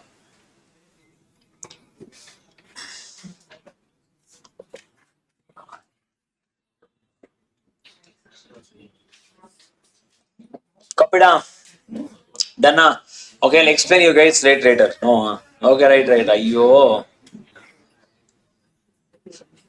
Why did you do this?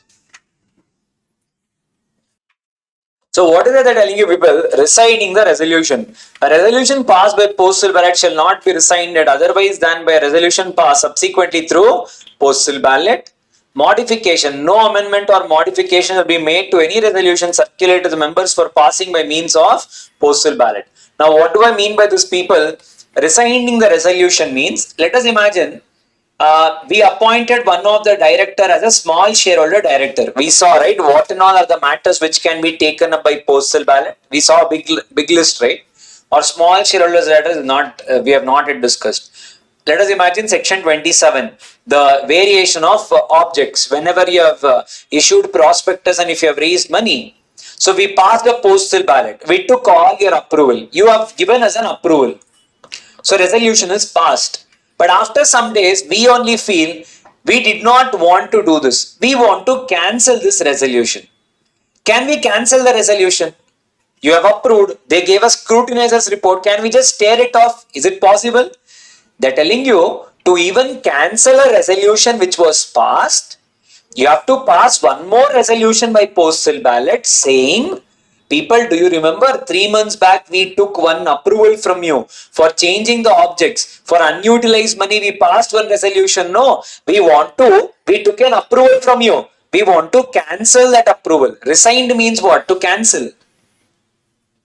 So they are telling you, if at all you have taken any approval, if you want to cancel that resolution, you need to do that again by passing one more resolution by postal ballot. Send one more notice. Tell them that resolution we would wish to cancel. Are you guys okay? If they are saying okay, then you can cancel. That's how you need to cancel a resolution. It's not tearing off. So you need to pass a resolution in the meeting saying the past or the previous resolution will stand cancelled. That's how we cancel the resolution. The next one is called as modification. Whatever is a resolution you have printed and you have sent it across, that resolution cannot be modified subsequently. Whatever is a resolution you have kept it, you need to keep it as it is. It cannot be altered. That is what they have written. Clear all of you? Yes. Done. Let us next one people. Section 111. Taka tak write off. Section 111. You'll write or illa we'll see of all. We'll see. Bega.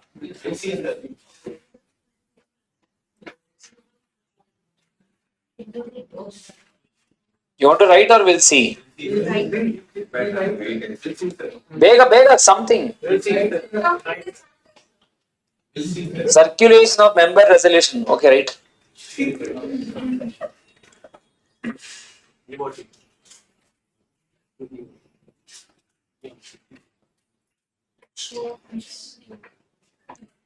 Okay, I'll be writing two things.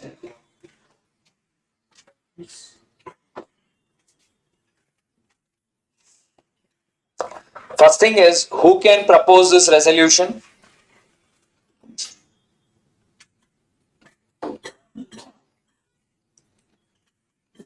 Who can propose? The answer is people, same as EGM. Now what did we write in EGM people? If company has the voting power, if company has share capital, then 1/10 of the paid up share capital. If company does not have paid up share capital, then 1/10 of the total voting power. If they make a request, then we need to conduct a EGM. Same cut copy paste is the answer here. Company having share capital, company not having share capital. Company having share capital, 1/10 of the total paid up share capital. Company not having share capital, 1/10 of the total voting power. Okay, next one people. Conditions.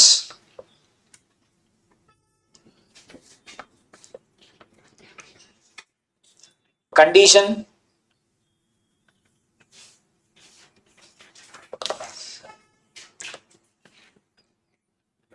Such a request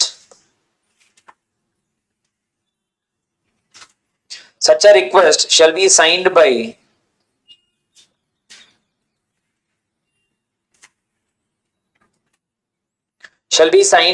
all requisionists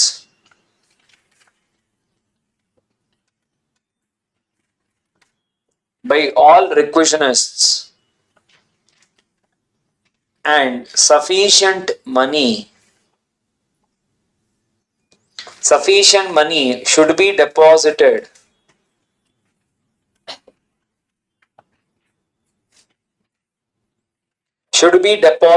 for meeting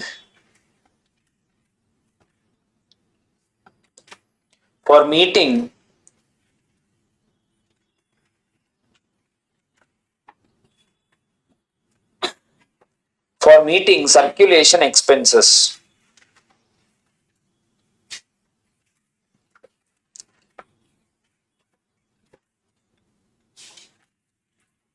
The company shall not circulate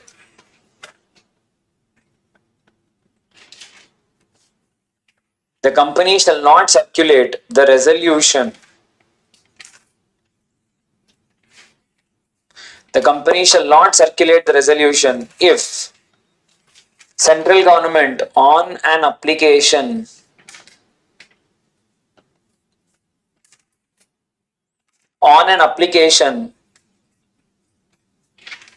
made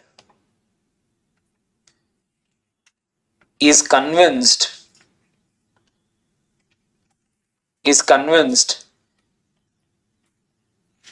that rights are being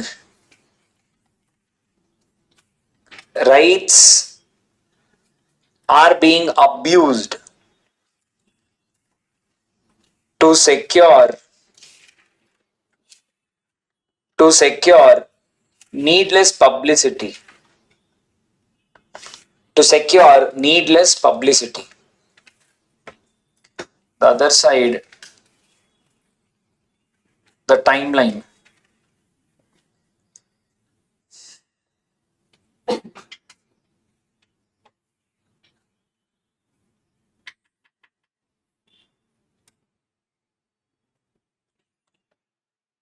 Requisition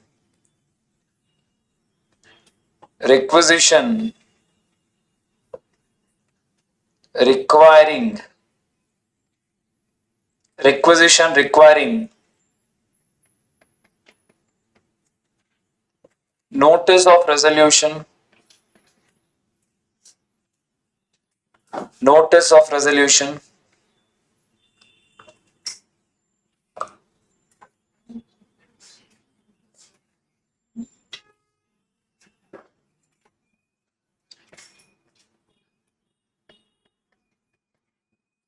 any other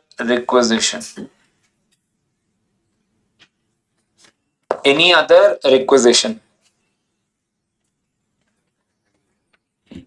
Requisition requiring notice of resolution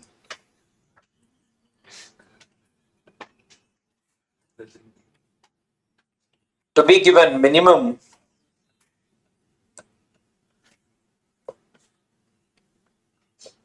6 weeks before the meeting.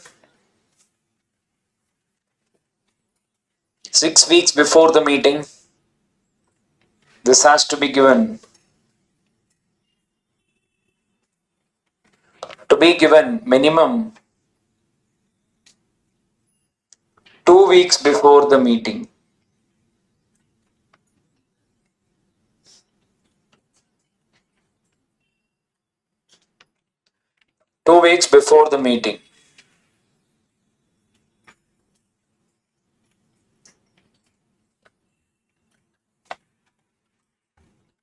However,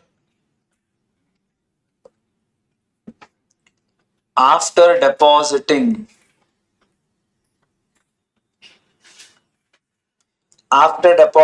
if AGM is called,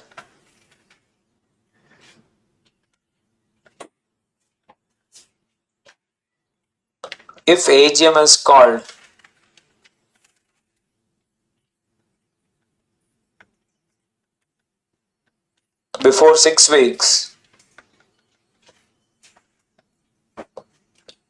it shall be deemed to have been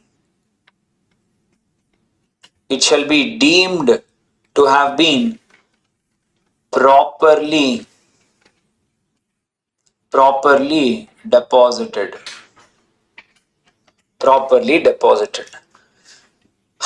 Copied up.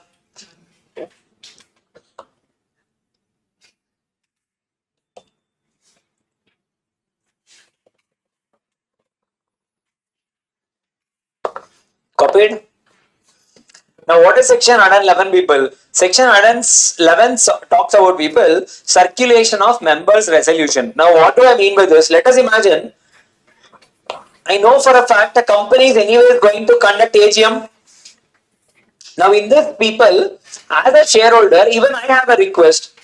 I am telling, sir, anyways you are going to discuss these 4 matters, no? Can you please add mine also? I want to discuss something with you. Even I have some resolution to be passed. Please add it. Even I want to propose something. Say for example, we want to change the registered office. I want to propose. Allow me to propose. No, as a shareholder, don't I have that right? The law is telling people, remember, you also have a right to propose a resolution. But you remember, I told you, you cannot take up any matter that is not there in the notice of general meeting. We cannot just add any matter in the general meeting. It should be there in the notice. Even adjourned meeting also we saw. You cannot add any matter. It should be in the notice of the meeting. Now what to do?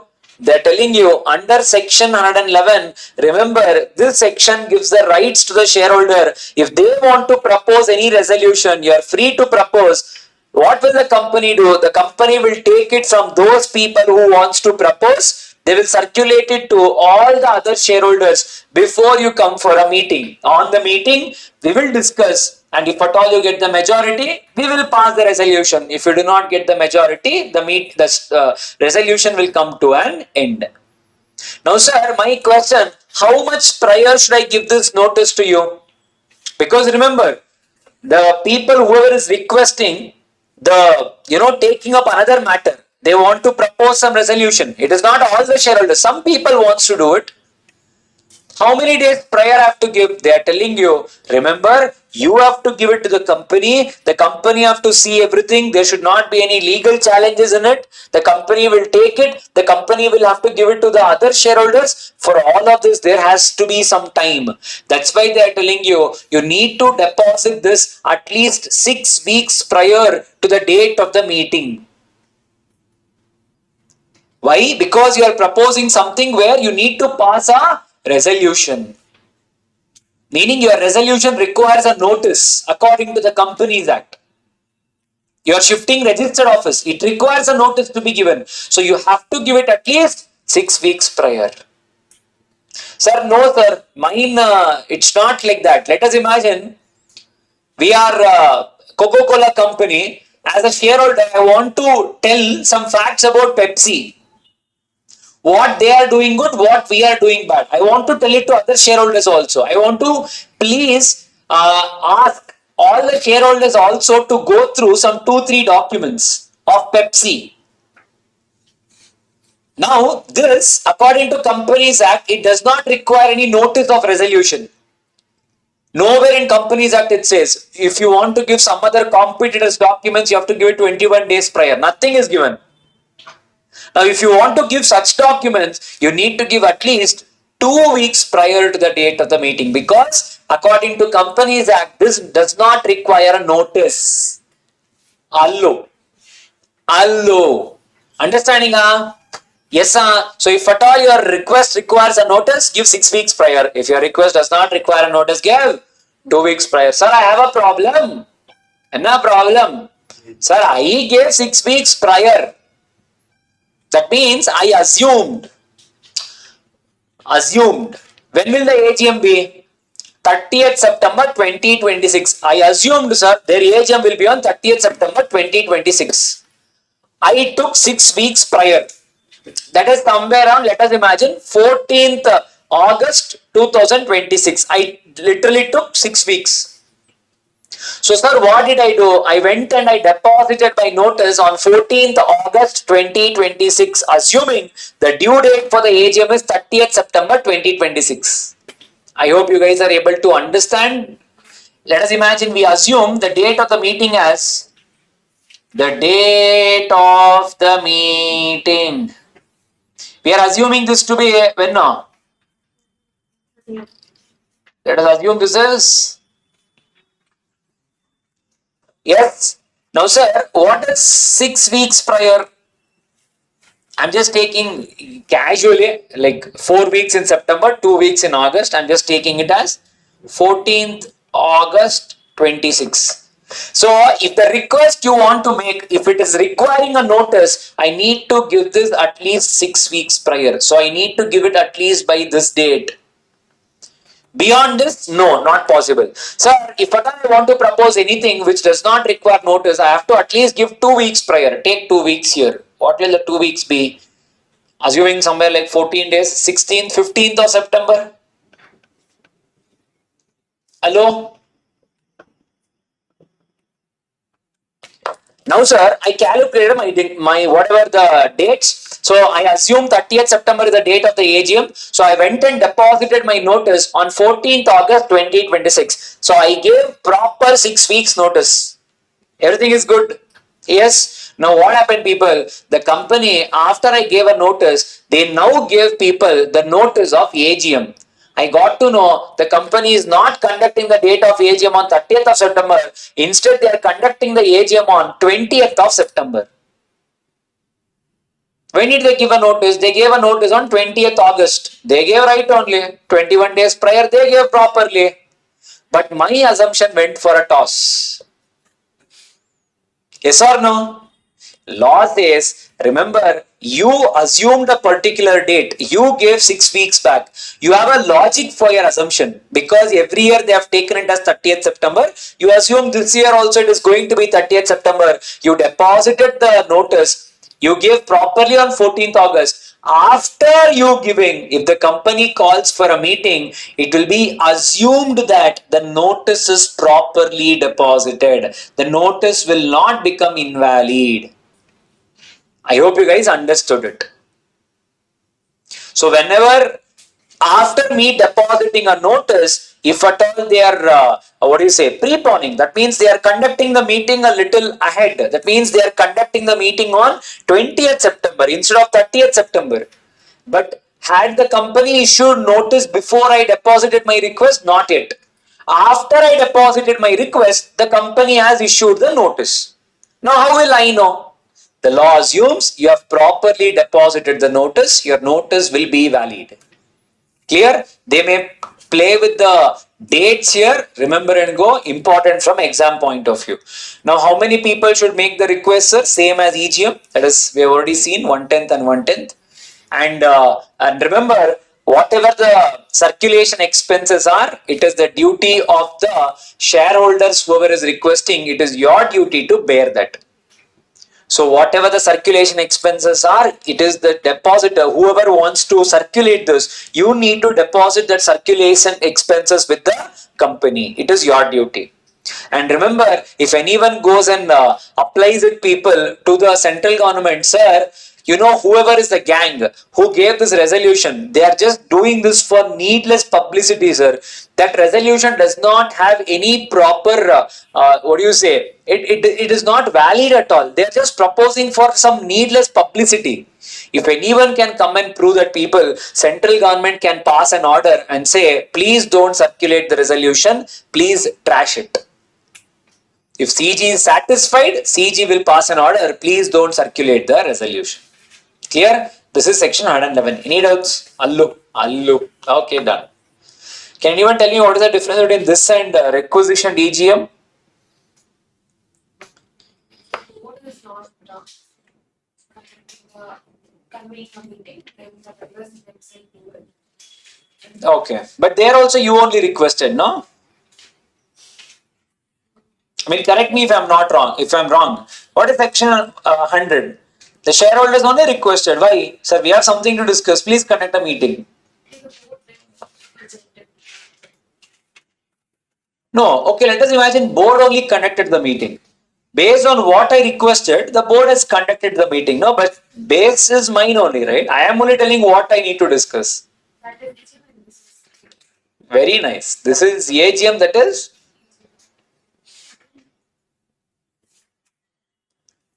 Anything else? But yes, good try. Remember what is the basic difference, people? There, you need a complete meeting for yourself. It's not one resolution. Here, the company is as it is conducting the meeting. So, you don't have a thought of, sir, please conduct a whole meeting for me. I'm telling anyways you are going to conduct a meeting. No. In that, please add one resolution of mine. The main difference is, people, there you are calling for a whole meeting for yourself. So unless and until it is very important, that will not go through. Section 100. This, anyways, shareholders are coming for a meeting. Along with the 4, they will add 1. But what you said is 100% right. Section 111 can only and only come in the case of AGM, no other meeting. Because that's the only meeting you can predict. Which other general meeting you can predict? So that point what you said is right. Understood? Good. Okay, now next one. Section 115. Section 115. Resolutions.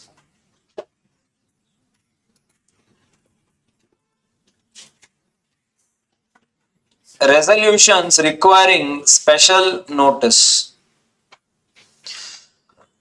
What about other sections? We skipped it. Forget.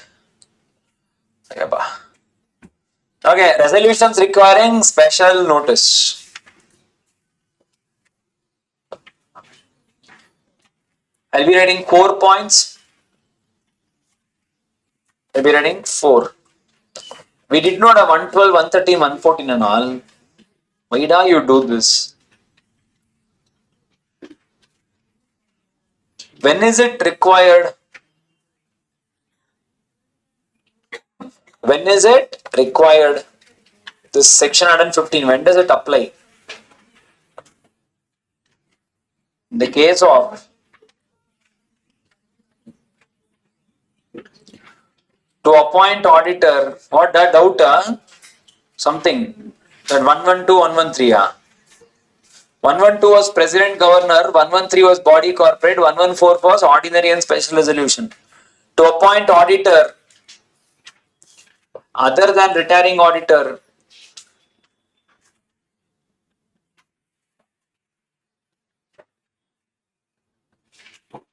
other than retiring auditor, other than retiring auditor, or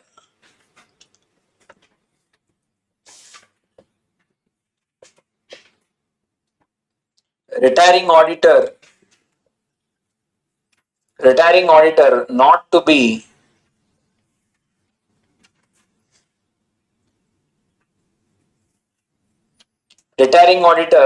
be reappointed,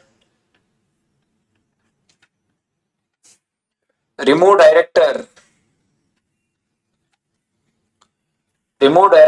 before the expiry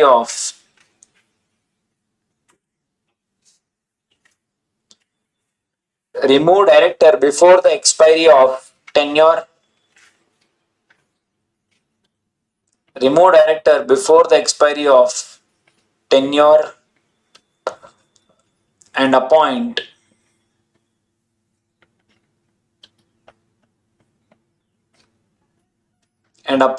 another director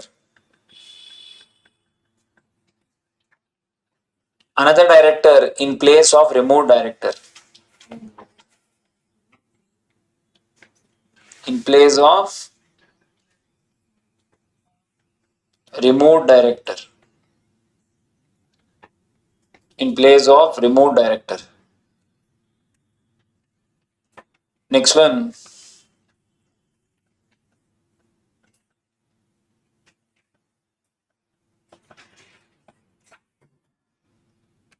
the special notice should be signed by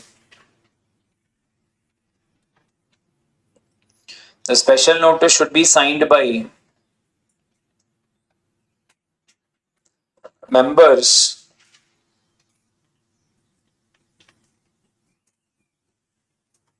individually or collectively,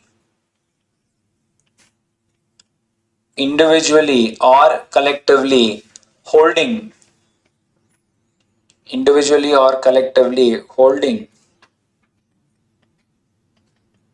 minimum 1% of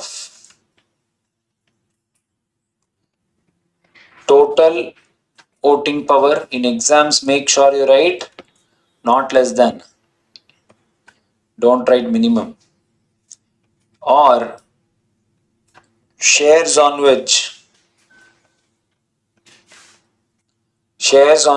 minimum rupees 5 lakh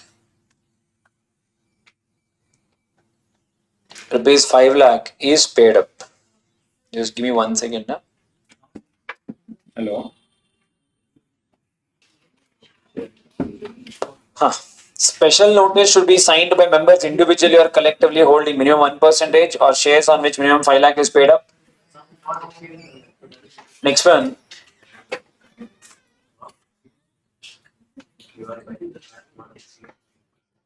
Third one. Sending notice to the company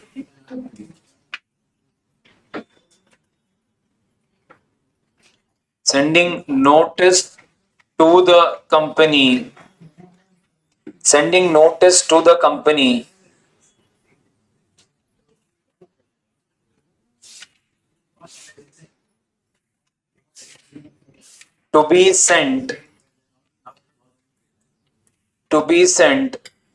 I'll explain, Madhav. Right. Not earlier than not earlier than sending notice to the company to be sent not earlier than 3 months.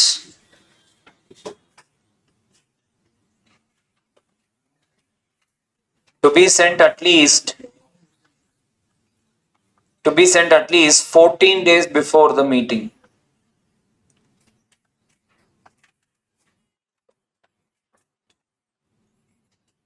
To be sent at least 14 days before the meeting.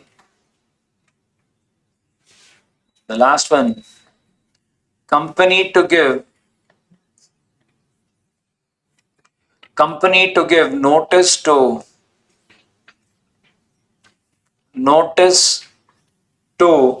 other members.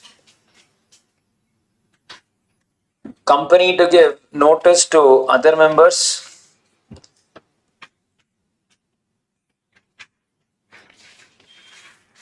Company to give, in fact, you can write 7 days notice to other members. Company to give 7 days notice.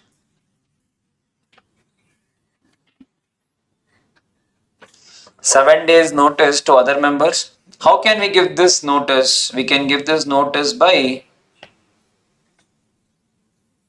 first option, try to give it individually.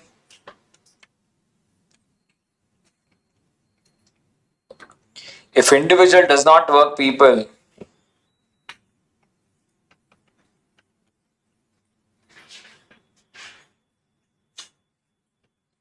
if individual is not possible, then you will publish it in a newspaper. A newspaper, same thing, English, vernacular. Remember, all the days here is clear days.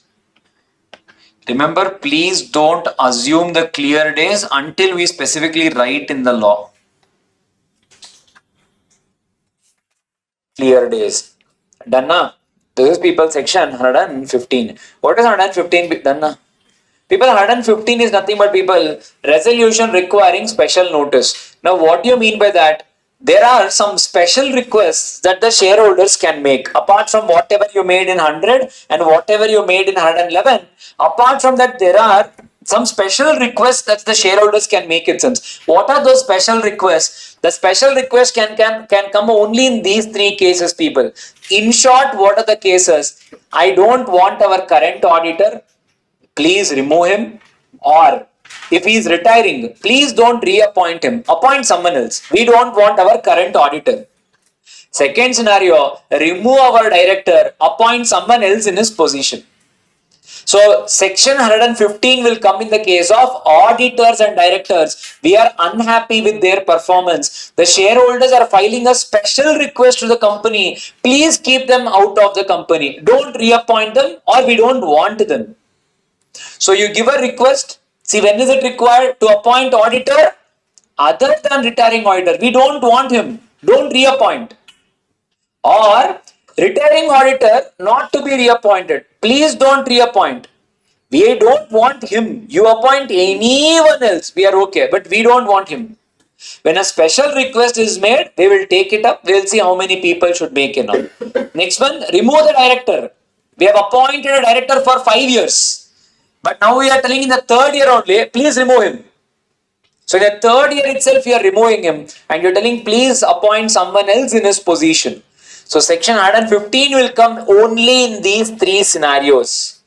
So who are requesting for this? Shareholders are requesting for this. How many shareholders? They're telling you people holding minimum 1% of the total voting power, or people holding minimum 5 lakh rupees paid up capital. That means what? At least you need to hold this. Less than that, you cannot make a request. More than that, we are happy. But minimum requirement is at least it should not be less than 1% or 5 lakh rupees. It is not whichever is higher, whichever is lower. Percentage is also okay. Rupees is also okay. Sir, why this rupees generally comes in Companies Act? For example, when the company grows, you take Reliance. In Tata Motors, we saw that day. What? 1,18,000 shares they are holding. But what is the value? 0%. That means he can never make a request. But how much is invested? You need to value that. So to address that point, we will also have this paid up capital requirement. Understood? Huh? So percentage is also taken care, value is also taken care. Hello. Next one, sir. Within how many days, sir? When should we give a request? You need to give a request, people. What? Not earlier than 3 months, but it should be at least given 14 days before the meeting. What is the meeting? We know that it is going to happen 30th September 2026. You are not supposed to give a notice not earlier than 3 months. That means what, sir? Can you take 3 months timeline? What and all will come? September, full August, full July. Correct? Huh? September is 1 month, August is 1 month, July is 1 month. So can I take June 30th? Yes? Or let us take 1st of July? Yes? They are telling clear days. You are supposed to exclude 30th. So I will take 29th of June. That is okay, huh? Because all of these are clear days. So what I will do, I will issue on 29th June 2026. I will give my request. Hello? Sir, can I give before this? Not possible. Hello? Sir, at least this is, you should not give before this. But at least you should give by when? You should at least give 14 days before the meeting. What is the date of the meeting? 30th September. Easy to count. Please take off 30th September and day of giving notice. What will that be? 17, 18, 19, 20 plus 10. So 17, 14, 16. If I give it on 16th, hello? Allah, if I give it on 15th September 2026, it will be valid. So remember, I should give the notice any time during this period. Don't just stare the screen. Write down the example. Exam may bouncer it will become. This is valid. Now can I send it anytime after this period? This is invalid.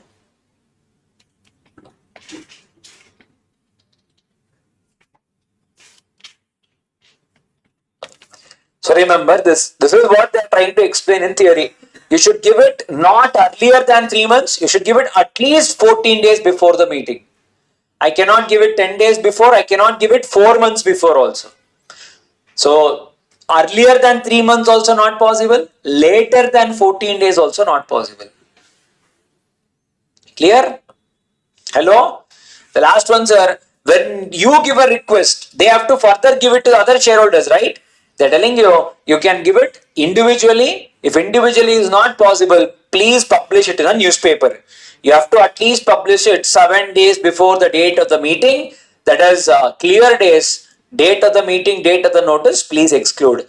Remember, for a very long time, I think it's been 6-7 years, they have not asked timelines here. Very well possible. Someday they can ask you the timelines. That is, they can ask you to calculate. So remember and go. Clear?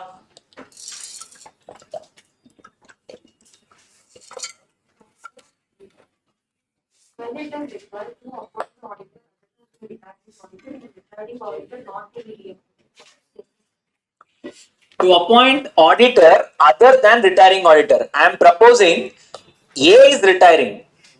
I am proposing the name of the B. A is anyways retiring. I am telling sir, please appoint B. That is the proposal I made. In second scenario, I am not proposing anyone. I am telling please don't reappoint A. I don't care whom you appoint. But don't appoint A. In the first scenario, you are clear about whom you want to appoint. In second scenario, you don't have any proposal, but you don't want the first auditor to continue. That's the difference. Clear? 115. 116 people are done. Done? Skipped. We have seen adjournment. Any resolution passed in adjourned meeting will be considered. The date of the resolution will be considered as a Go and see that adjournment. There you would have written chart. Hey, Yannada Macha. One also will not remember.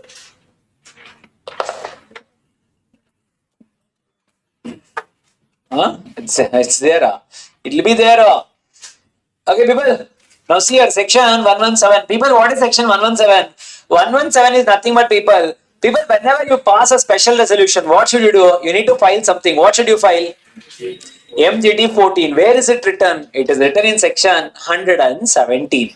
What does section 117 say? Whenever a company passes a special resolution, what? It's not there. It's there, no? Whenever a company passes a special resolution, you need to file form MGT 14 with ROC within 30 days of the resolution. What happened? Okay, now concentrate here. Now people, what is that they are telling you? Why should we file special resolution with ROC? What is even the need of it? The need of it is, people, remember, whenever a company is passing any resolutions which is important or which is passed with some great majority, company law assumes that such resolutions might be very, very important and hence it should be filed with ROC. ROC will put it in the public domain. Anyone wants to know, they can do a public research. It will be available in the public search. So that's the whole agenda. So whenever any resolution is passed with a great majority, it is your duty to go and upload it. It is your duty to file that with ROC within 30 days. Sir, is it required only in the case of special resolution? Special resolution is one scenario. In section 117, you will see other scenarios also where it is considered as important. When these matters are discussed, you need to intimate to ROC within 30 days in the form MGT 14. One thing you already know, that is special resolution. There are another few matters which is given here, which when passed, you need to intimate ROC. In our company, we have discussed about this matter. Understood? Hello, all of you. Now, what are those matters where if it is discussed, you need to intimate ROC within 30 days? What and all? First one is what we have seen till now. Special resolution. Hello. Is clear? Sir, second one. Second one. Now, for example, Arivu has a rule. What is that? If at all any majority approval needs to happen, we need to pass like a special resolution. Yes? Let us imagine, now let us pass one resolution. People, tomorrow let's cancel the class. How many of us say yes? It's okay. Cancellation of class. Macha, don't, hey, Abhinandana. Hey, hey, Macha. Hey. He's like, sir, syllabus, hey. He's like, sir, minimum 2 I'll vote. One day and all I'll not vote. Tell me, how many of you say, let us cancel the class tomorrow? Be very practical, yes? You never know, this can be true also. That's all. Rest of you guys want class. Hey, I am only telling you, let us cancel the class. Tell how many of you want to cancel the class? Hey, no extension. Tomorrow actually cancellation. Tell me. See, online are saying all of us. Offline, Papa, they want to say, they can't say, thinking I'll judge. People, I will take the votes that is deep inside. Not your external votes, I know your internal votes. I'll take that. Yes? The internal vote is also yes only. The people, I know internal votes is 100% yes. No test means you not. Test I'll come. Second part I'll scold. Now no. Or before going to the break, we'll scold and go. So we'll have 40 minutes. Depression, we can come out of depression. Madhav? Madhav's depression will come out. Now people.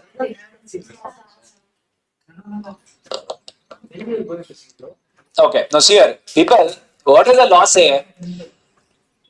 Companies, Arivu said people, whenever there is any change, you need to pass special resolution. Now I asked, change was what? People, tomorrow let us cancel the class.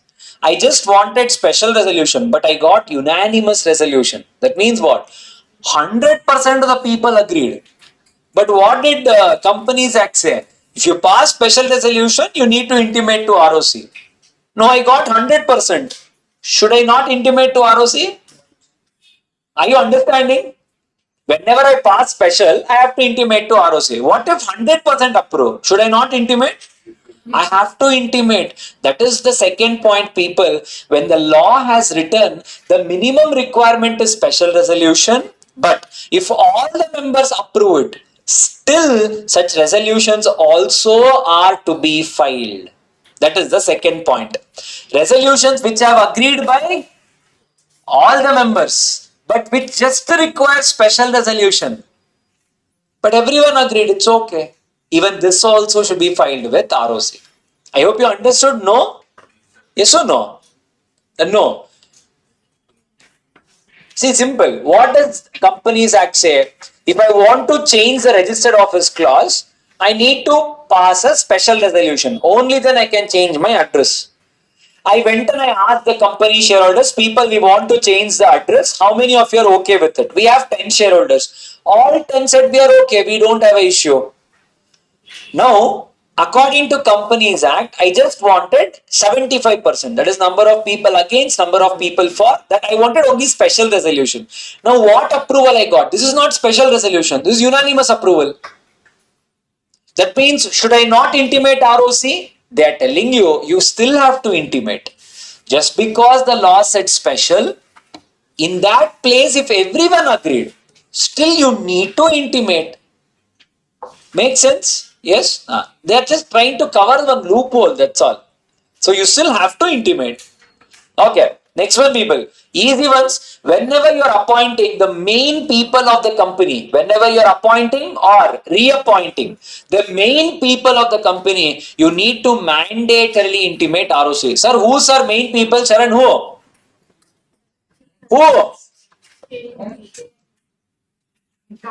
Company like, no. Who is the person here? Remember,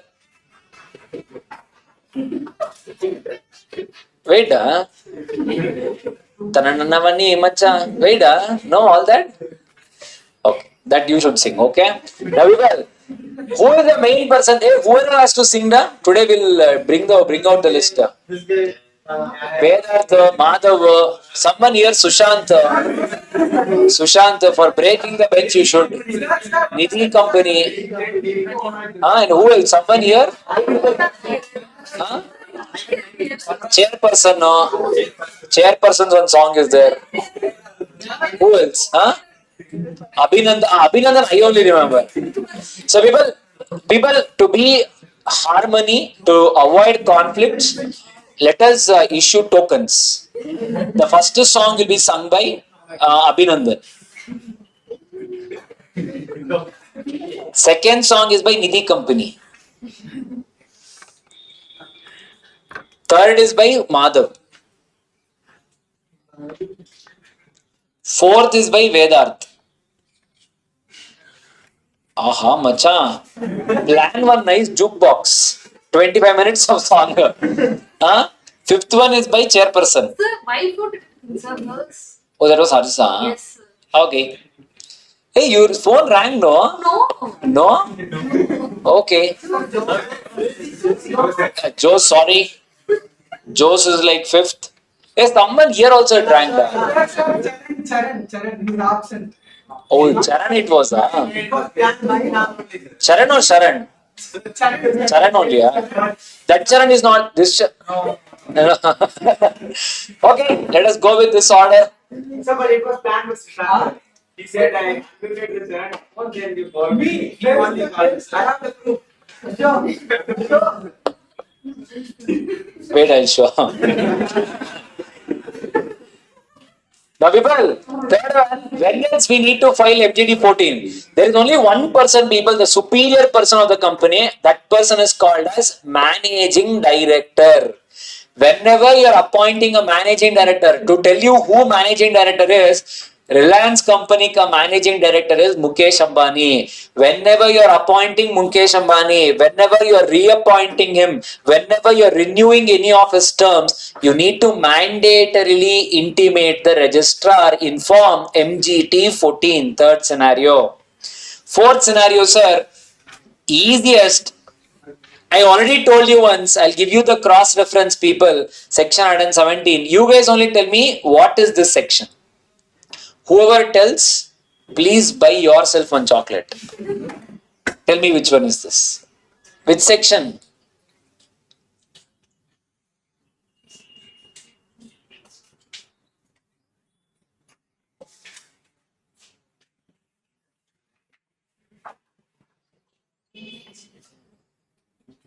Which section? Where did we see this? Where did we see this? We have seen this scenario somewhere. D. Which section? Don't search, you will not find. At least tell me what is the content. It's okay to not say section number.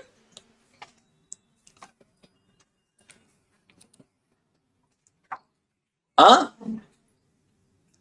Read it. Resolution agreed by any class of members. Members can be, another name for members is shareholders. Where did you see only one class of the shareholders will be called for a meeting? Which one? One example you saw, nothing else you saw. Only one only we saw. Tell me which one. Huh? Like preference Which one?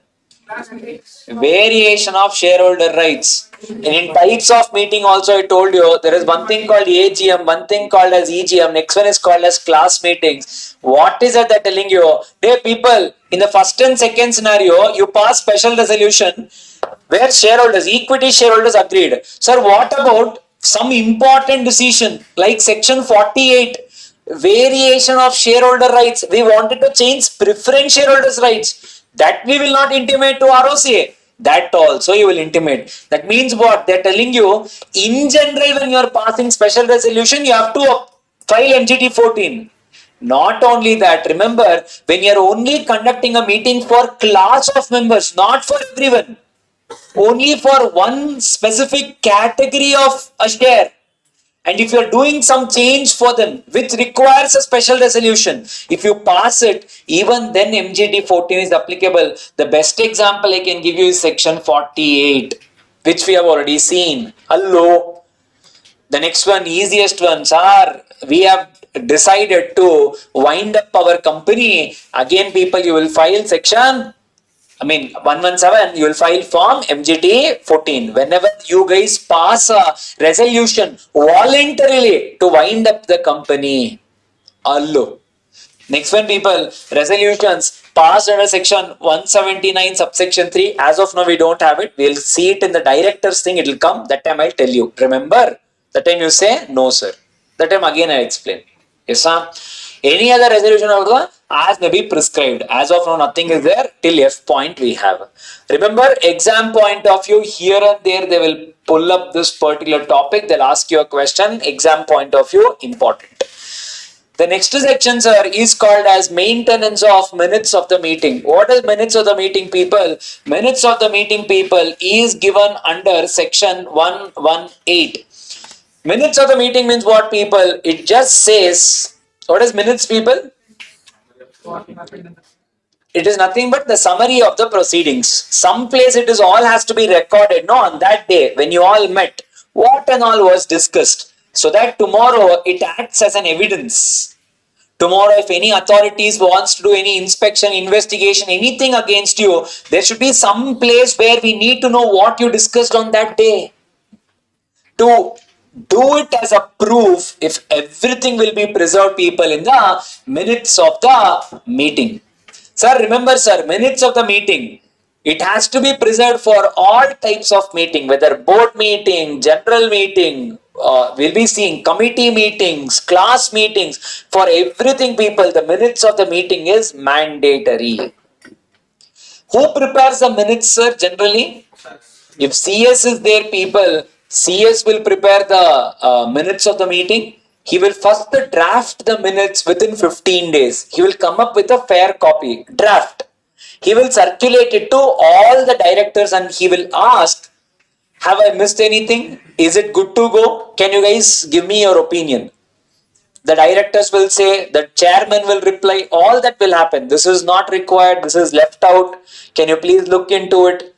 Considering all of that, people, finally we'll prepare the minutes. We will enter it in the minutes book within 30 days of the conclusion of the meeting. Within 15 days, we prepare a draft. Within 30 days, we enter it in the minutes of the meeting. Hello? Hello? Remember,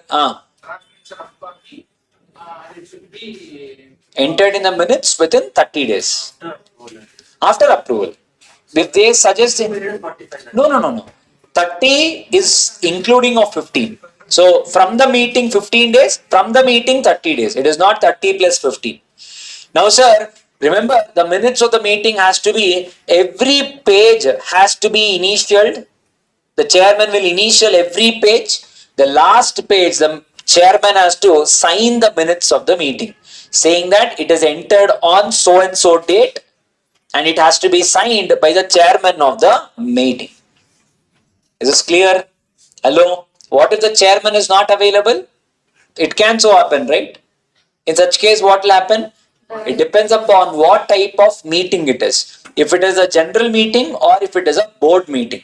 If it is a general meeting, people, you never know when the next general meeting is going to happen. That's why when the current chairman is not available, the board of directors will nominate or appoint one amongst themselves, and that person will sign the minutes of the meeting in the case of general meeting. In the case of board meeting, when the current chairman is not available, the chairman of the next board meeting will sign the minutes of the meeting, because board meetings happen more frequently. On an average, every 20 to 25 days, one board meeting will happen. If you take board minutes of Reliance, I think 14 board meetings happen. That means what, on an average, at least one meeting is there every month. So, sir, in the board meeting, if the current chairman is not available, the next meeting chairman will sign the minutes. In the general meeting, meaning I didn't get you. No, the next year you mean the vice chair. No. Let us imagine the current meeting chairman is not available. Why? Let us imagine death. Let us imagine he has gone for a vacation or a trip. He cannot come back within the 30 days due date, or any such scenario which makes him incapable to sign the minutes within 30 days. In such case, if it's general meeting, you can't wait. Appoint one amongst yourself as the next chairman, he will sign. General meeting. Board meeting, the meetings will happen frequently. Now, when the current chairman has gone for a trip, you have called for a next board meeting. Every board meeting should mandatorily have a chairman. Whoever is the chairman of the next meeting, that person only will sign this minutes also. Yes, all of you. Hello. Remember minutes, what else will be there in the minutes? Minutes will clearly say what was a quorum, what type of meeting it was, whether all the directors came, which directors did not come, whether the auditors came, auditors did not come. We'll discuss about all of that, and what type of meeting it is. When did the meeting commence? When did it conclude? Everything will be written in the minutes of the meeting. And minutes of the meeting, how should I maintain it, sir? Can I maintain it in the electronic form, or you want me to maintain it as a book, or can I just maintain it as just papers? How do you want me to maintain? You can maintain it the way you want. If you want to maintain it in a book, absolutely fine. If you want to maintain it electronically, but remember, timestamp is mandatory. Timestamp means, people, you saw that digital signature where she signed, it clearly says it was signed at this time. That is mandatory, because tomorrow you should not be able to change it. Sir, what if I maintain it in loose leaf forms, meaning simple papers, loose papers? It is not tied anywhere. If you are maintaining it like that, remember, it is a good practice. You need to at least bind it once in 3 years. For 3 years, maintain it as single paper, standalone paper, loose paper. But at least 3 years once, you have to bind it as a book. Sir, can we tamper the minutes? Imagine something is there. Can I just put whitener and correct it? I've made a mistake. Can't I correct it? No? Can't I correct the minutes? 170 cards. No? Some mistake is there. Can't I correct it? Remember, meetings cannot be tampered, no whitener, you guys cannot tear it, you guys cannot add any paper on it. Once the minutes are entered, they are final documents. So then how do we propose any changes? The changes has to be proposed just like in postal ballot, whatever we saw. Conduct another meeting. In that meeting, say, people in that resolution, we have written it as 5 lakh. No, please read it as 4.5 lakh. A resolution will be passed. You can never just tear or just strike it off. Hello? See, I'm pumping and sending. No. Once you guys get into the industry, see what they'll do. Here I'm telling, like, this is what you need to do. Pass and go and see what they'll do. And that time tell me, sir, whatever you said, same copy paste they are doing, sir. You will only tell me. Yes or no? But you guys have to tell me what they are doing. Yes? What if no challenges and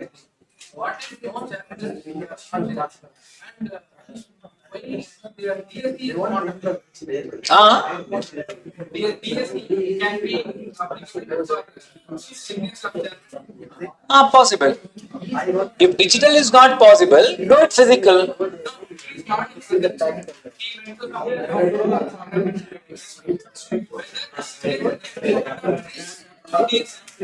Okay. People listen. Hey. His question is, sir, chairman is not available. His DSC is there. No. You take it. You only sign it on his behalf. Correct? It is a punishable offense. If you are signing it, if you have read and signed it, okay. That is fine. Hello? Clear? Oh, people. Sir, in minutes of the meeting, should we enter everything? Should we enter everything? Everything? Everything. Hey, in the meeting, you guys won't fight. Vedarth and Mohammed won't fight. You guys will, when you fight, what will you do? You exchange songs? No. Somewhere here and there beeps will come. I'll write down everything in the minutes. That's what I'm saying. Not even once a heated argument will happen in a minutes. I mean, in the meeting. Can I write all of that? Someone has scolded. Can I write it? The chairman will agree with your keywords. It is, remember, the chairman's discretion to. No, here because it is chairman, I'm telling you. But later I'll tell you chairperson only. Vedar that day only will say, sir, beda, I'll go into depression. In exam, I'll write off whatever you're saying. So remember, what is that? A chairman has a right to eliminate anything which is immaterial, anything which is defamatory, anything which is detrimental, and anything which is defamatory, immaterial, all this. These can be detrimental. These can be taken off from the minutes of the meeting. If I think it is immaterial. These things, if I think, oh, where is your specs? I thought some other student. Welcome. People, so these things, chairman of a meeting, if he thinks not required to be added, these things can be deleted. They can ask you a question there, people. Specifically, they will say, the members are of an opinion that nothing has to be removed from the minutes of the meeting. But the chairman wants to remove these things from the minutes of the meeting. Can the chairman do so? They will ask you. Yes, the chairman can delete anything which is defamatory, irrelevant, immaterial, detrimental. What is detrimental? Mental is we know. What is detrimental? Irrelevant. Then what is immaterial? Sorry, we have irrelevant only. What is irrelevant? What is detrimental? Detrimental means, people, something which damages. It causes damage. That is only called as detrimental. So anything causes damage to the interest of the company, we can delete such words from the minutes of the meeting. Clear? Allo. Allo.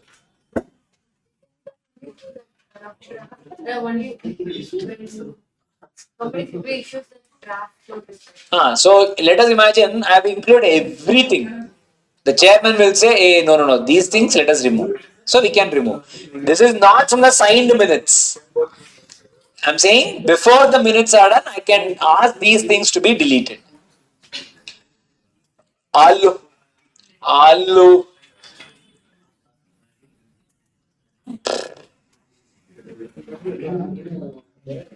Yes, sir. I hope this is clear.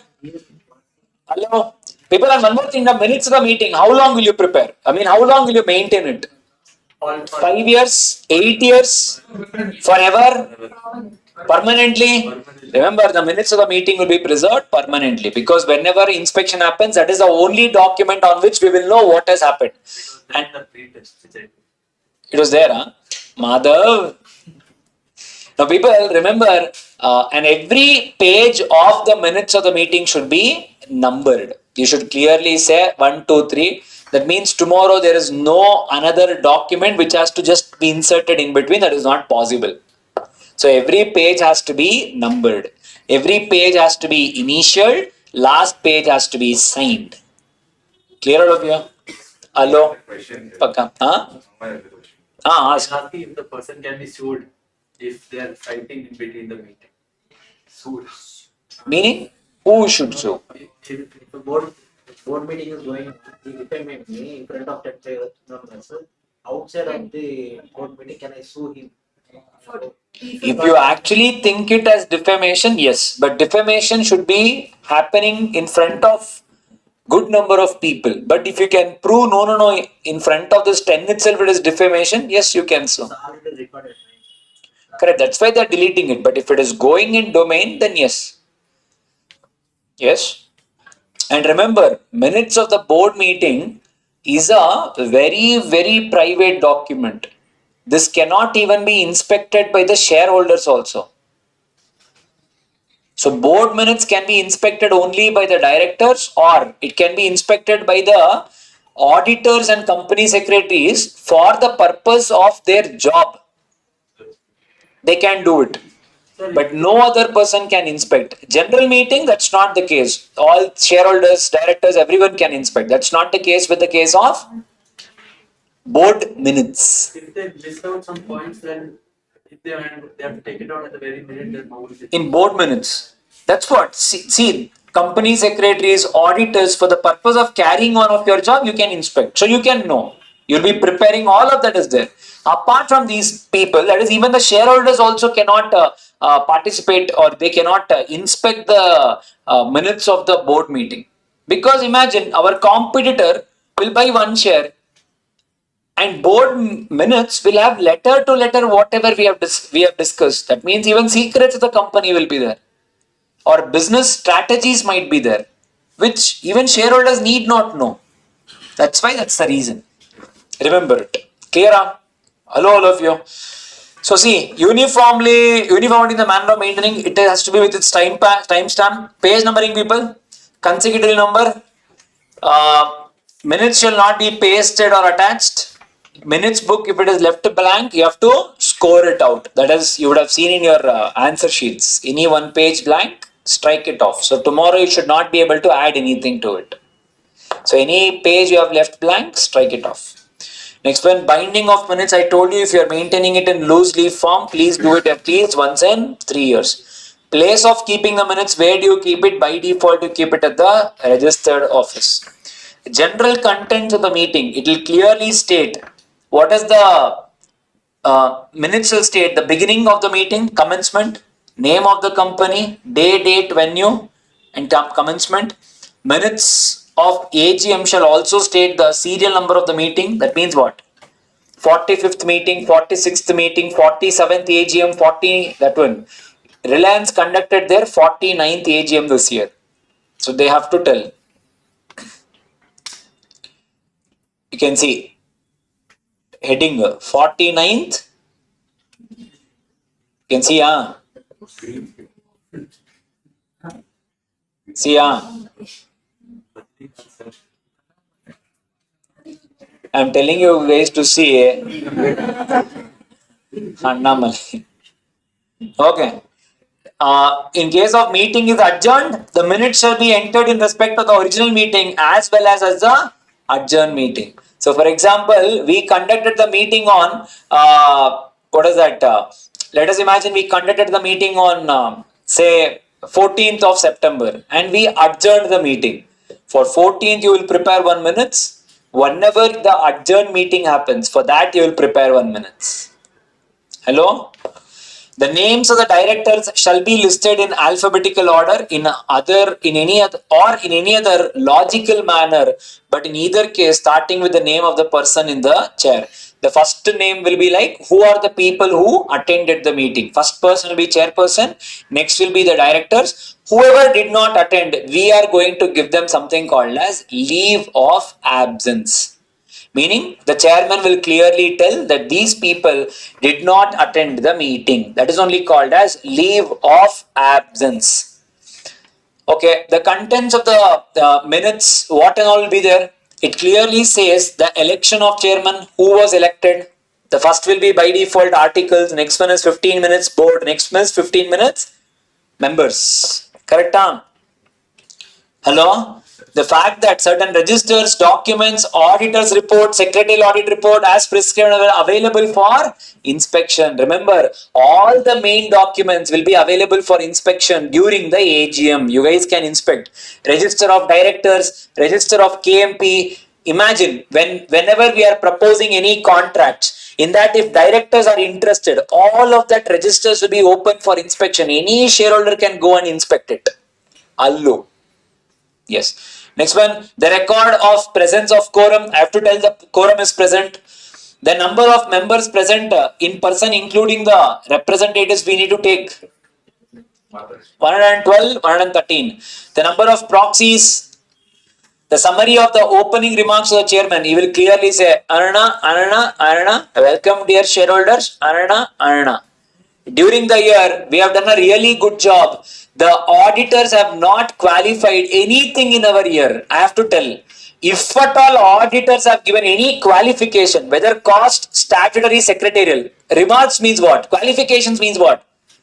I have said that during the company, when we have audited, there is something problem in your company.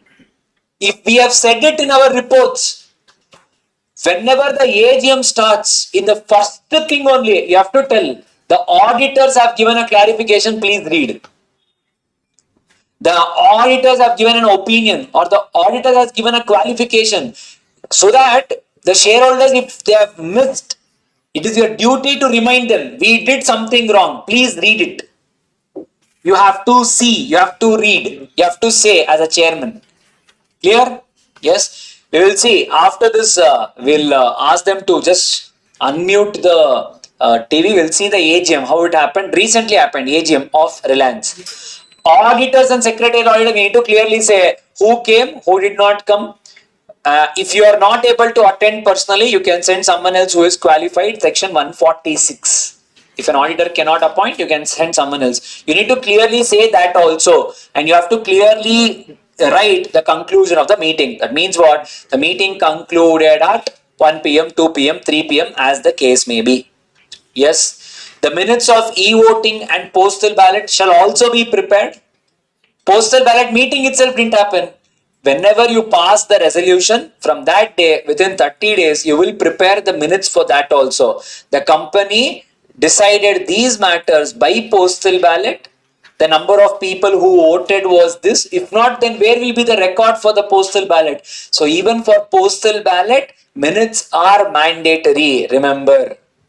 Whether e-voting or postal ballot, it is still required. It will be 30 days from the day you have passed the resolution. You still have to prepare minutes of the meeting. Recording the minutes, the company secretary or any other person authorized by the board shall record the minutes. Entry in the minutes book, people, as I told you, within 30 days, it will be entered in the minutes book. It shall be signed by whom? Once entered shall not be altered. Signing and dating. The chairman people. Yes, chairman depends upon what type of meeting. General meeting, chairman of current meeting. If it is not available, any person authorized by the board. Chairman of board meeting not available. Then the chairman of the next board meeting can sign the minutes. A distinctive book has to be maintained for general meetings, meetings of creditors, meeting of board, meeting of committees. That means what? For every different type of meeting, you have to maintain a different types of minutes book. Allo. Each page has to be initialed, the last page has to be signed. The minutes of general meeting shall be signed within 30 days. It shall be signed by same thing, chairman. If not available, duly authorized by the board, same things are repeated. Preservation of minutes book people, it shall be preserved permanently. Same thing, minutes of the board and committee meetings shall also be preserved permanently. Clear? Yes, sir. Okay, the last thing, people, we'll see this and we can go for a break. Duties of company secretary. People, now you guys got to know there are three things. AGM is happening. One is before AGM what will happen, one is during AGM what will happen, one is after AGM what will happen. You tell me as a company secretary what will be your role in all three. Before AGM, what is your role? Giving notice of a meeting, and that's all. Okay, preparing explanatory statement and draft. Before the meeting, what? Before the meeting, what are we doing? What else? Remember, people, whatever is the financial statements we have to approve, whatever are the director's report we need to get, whatever are the audit reports we need to get, check whether all these things we have received or not. So whatever the printouts, whatever notices are to be sent, if it is listed company, have you intimated stock exchanges about the meeting? All these things, it is your responsibility to take care as a company secretary before the meeting happens. At the meeting, can you tell me what will be your role during the meeting? Taking the draft minutes of the meeting. Okay, and whenever chairman requests you to give a clarity on anything, you are required to give that. Chairman does not know Companies Act. You know. You need to tell whether did we get the requisite quorum? Did we get the proper resolution? Did we pass ordinary? Did we pass special? If anyone is asking any question, the chairman may request you during the meeting to help him. You may require to help him out. Okay. After what will be the thing of these people? A company secretary's role. What is that? After the meeting, what is the company secretary's role? Simple as one, minutes. You have to draft, circulate, 30 days, signature, everything you need to collect. Okay, and intimate to ROC. When? What? Within 30 days, what will you intimate? Any special resolutions passed, you will intimate ROC within 30 days of passing special resolution. You have to file forms. Imagine AGM people, you have to file financial statements, your P&Ls, your annual return, all these documents you have to file it with ROC whenever you have adopted these things. Next one, whenever company has declared dividends, it is your duty to pay the dividends to the respective shareholders within given time. The time is 30 days. Within 30 days you have to pay. And what else?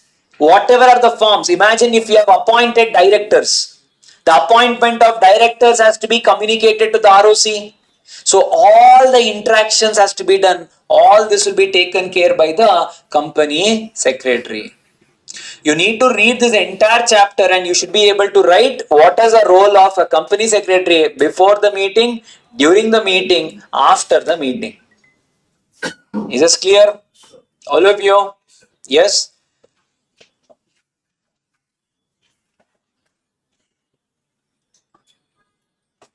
This particular chapter is not applicable to one company. Which company? OPC. Remember, OPC need not have to conduct a AGM. All this is not required. Then how will a OPC pass a resolution, people?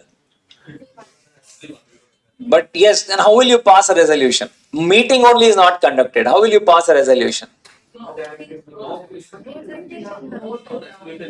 So remember, in case of OPC people, the shareholder will directly write it off in the minutes of the meeting that this is the resolution, that is the resolution.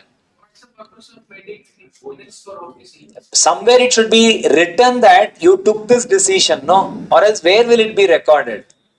So even for a OPC minutes, Only for one person. see, inspection can be done by any external person. No, tomorrow IT agencies can do a verification, inspection on you. Somewhere it should be recorded. Getting the point? Okay. Minutes also you have to maintain. Yes.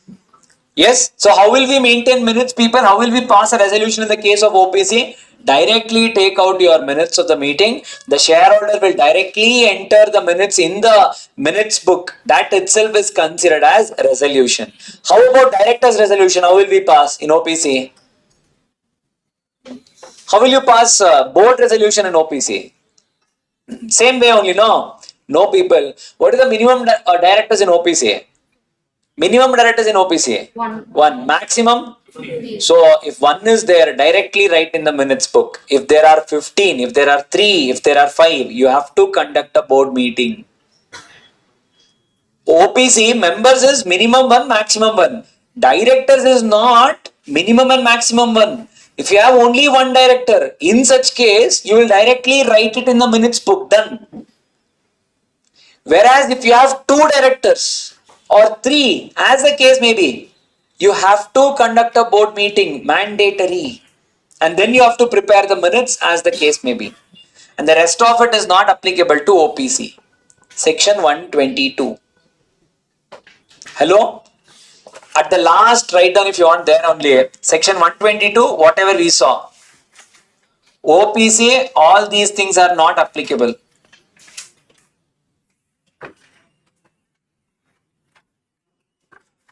And section 101 to 107, section 101 to 107 and 109 is not applicable to a private company.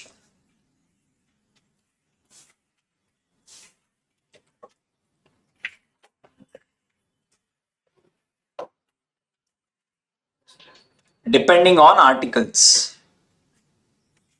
If you say no, we for our company everything is applicable, then comply. Die. Who says? Who can stop you? I'm saying you are exempted. You want no. AOA says no, sir. We will comply with everything. Then comply with everything. I can't stop you. Yes. Proxy, no.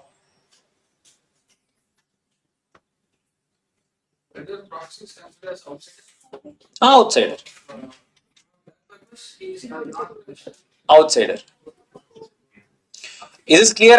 All of you? Section 1012, 107 and 109 is not applicable to a private company, but at the option of the company's AOA. If AOA says it is applicable, it will be applicable. If AOA says it is not applicable, it will not be applicable. Is this clear, all of you? Yes? Clear? Okay. I think there is one last part called as virtual meetings. We'll do it after the break. Go for a break and come. And all the singers, please do practice. Give at least minimum 3 rehearsals. Drink good hot water. Abhinandan? Don't, Kanna. Okay, people. See, there is a video for you. What is the video, sir? Of the company. This meeting is held through video conferencing in compliance with the circulars of you to the 48th annual general meeting of the company. This meeting is held through video conferencing in compliance with the circulars issued by the regulators. How is this meeting held? This meeting is held through video conferencing. This is what I am telling you. today's date, there does not exist the physical meeting. Everyone has shifted to video conferencing. No one is doing physical meeting. Very unfortunate, but yes, that is how they are all doing it. Uh,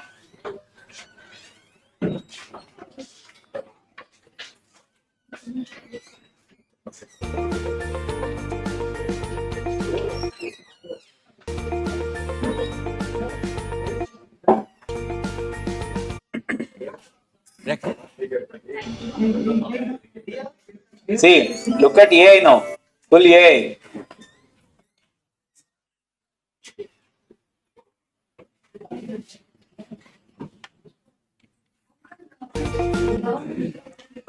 See here.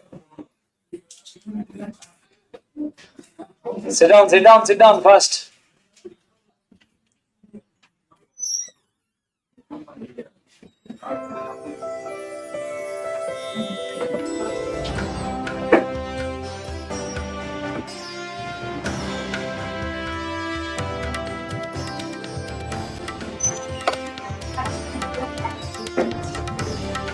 Can you see this part? Ladies and gentlemen, How many good people are afternoon. there? It is 2 p.m. and time to start the meeting. 48. I welcome all of you to the 48th annual Then general I think meeting I've of the selected company. 48. It's okay, watch this This one. meeting is held through video conferencing in compliance with the circulars issued by the regulators. The 48th company video has taken conferencing. all feasible steps to ensure that the shareholders are provided an opportunity to participate in the annual general meeting. Adequate video conferencing facility and live webcast of the proceedings of this meeting have also been provided. What did he say? Live webcast of the proceedings has already also been provided. What is live webcast? Remember today, if at all your top 100 listed companies, you have to mandatorily provide one way live web telecast. That means what? Going forward, we should be able to see the top 100 AGMs, whatever the top 100 companies are, their AGMs we should be able to see. So you should be able to provide the live session for that particular thing. So that is what he's telling. We are providing that as well. He's telling it. Okay. Requisite quorum is present and The chairman says the requisite quorum is present. Sir, where is it visible? Look at it's visible. You see, it will go to 2.5 lakh also. But of course, it may have outsiders that everything is there, but they are counting it in the form of the members attending through IDs. Only they can only vote. They have other app also where they are streaming it. Yesterday we did e-voting, no? There they will be attending it online. So there they will know only members can attend it. So there they will be able to see how many members have logged in. Based on that, they are telling quorum is present. I call the meeting to order.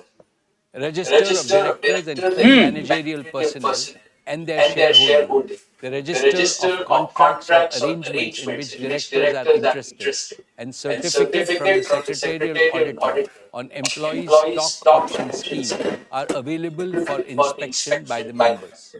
Understood? During the AGM, all the registers will be open for inspection.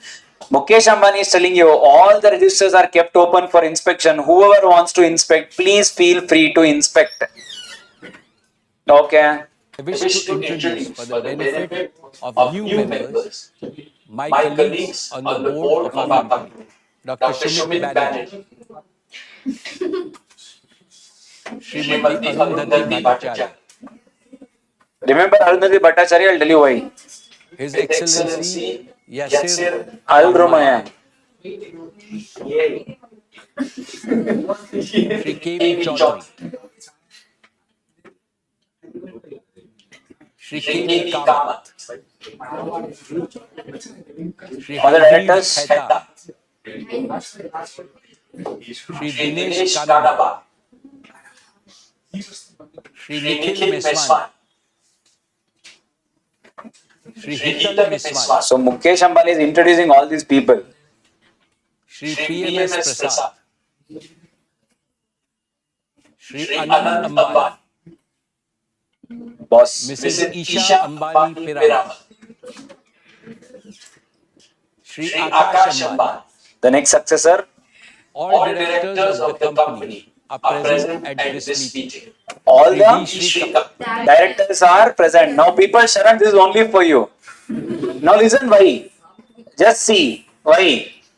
Now Sida Macha, now you take a call whether you're doing a good course or not. Now it is left to you. I can't lift you more than this. Chief Financial Officer, Ah. Srimati Savitri Parekh, our Company Secretary, Shri K. Sethuram, Our hero da, and the clap da, representatives of yadra the ninge. statutory auditors and the secretarial auditors of the company are also present at this meeting. Who is present? Ladies and Statutory auditors, secretarial auditors of the company are also present at the meeting. Section 146. Allo. gentlemen, notice dated August 6, 2025, convening this annual general meeting and a copy of the annual report for the financial year ended March 31, 2025 have already been circulated electronically to the members of the company. So, With 6th your AGM, they have sent permission, the I shall notice. take them as read. The auditor's report on the standalone and the consolidated financial statements and the secretarial audit report Has no of the company qualifications. for the financial year ended 31st March 2025 do not contain any qualification, reservation, Hence, we need not adverse read it. remark, or disclaimer. Accordingly, these reports are not required to be read out as provided in the Companies Act 2013. Now I Understood? I told you the first point. If at all there are any qualifications, the chairman has to read it out. What if the shareholders have not read? If auditors have pointed out something, the chairman should read it even before the meeting started. You need to say that our statutory auditors have pointed this.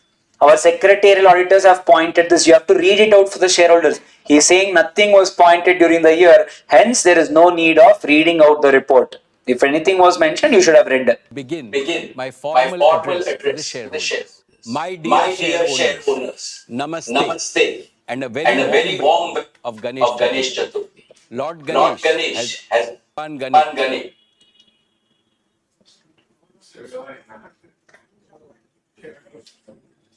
Any idea, people, what is the revenue of consolidated financial statements of In the Reliance? Their consolidated financial statements, how much you think will be the revenue? financial year 1,000 crores. Reliance delivered a record consolidated revenue. Take the macha. Huh?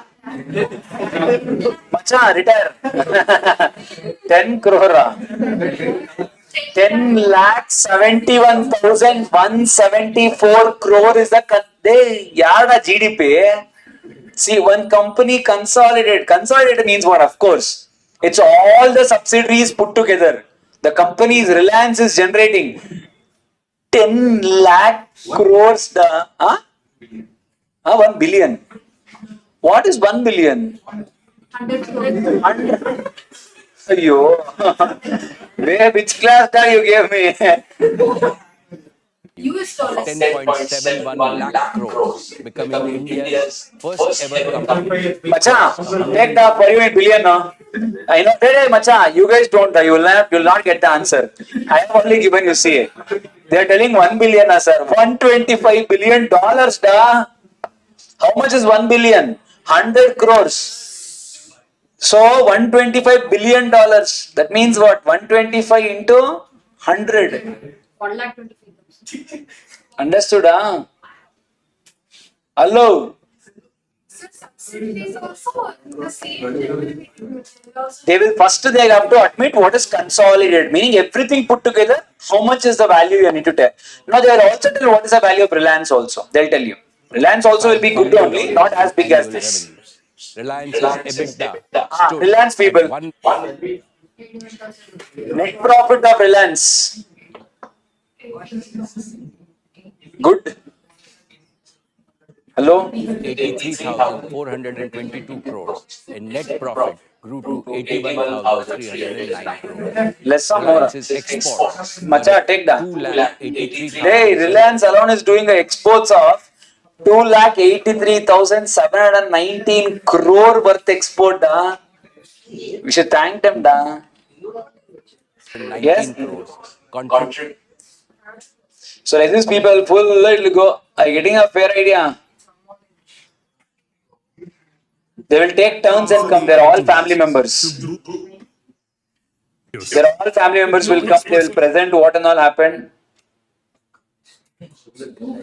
Who came? Isham Bani came. Consistency to customers across every Where is Anant Ambani? brought extraordinary complexity in global energy markets. Supply chain disruption. Huh? This is AI generated.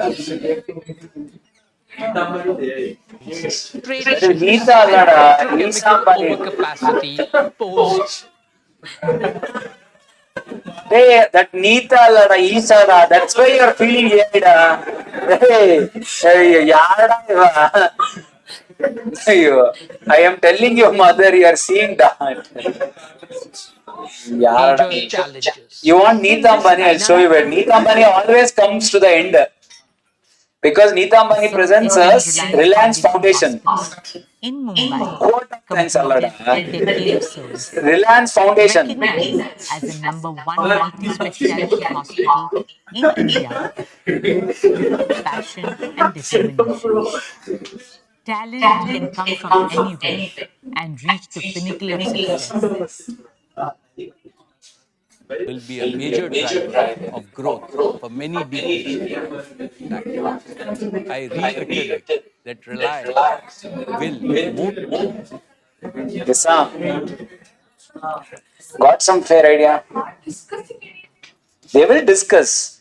But with regards to the meetings and all, what would have happened is everything will be generally what happens, people. Now these meetings are all conducted through video conferencing. They online audible ada.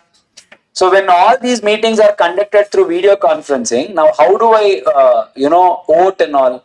So they will be coming up with these applications, say CDSL. Now we are seeing it on YouTube, so you're not able to see the voting and all. When you're actually going and logging in as a shareholder, you'll be able to see the tab also allows you to simultaneously vote. So you can't do this one-way live web telecast through YouTube because YouTube does not give you a right to cast your vote and all. That is not considered as safe and secured.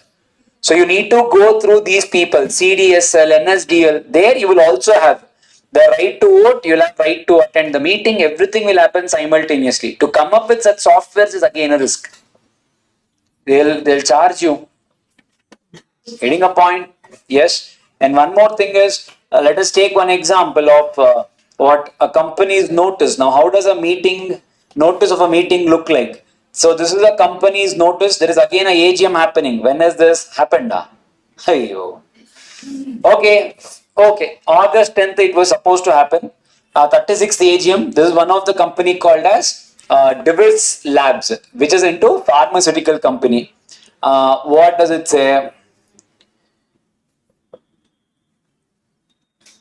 Where is it? Okay, let us look at the notice of the meeting. How does a notice of a meeting look like? Now, this is what notice of a meeting looks like. Notice of 36 AGM. Notice ordinary business. The first thing.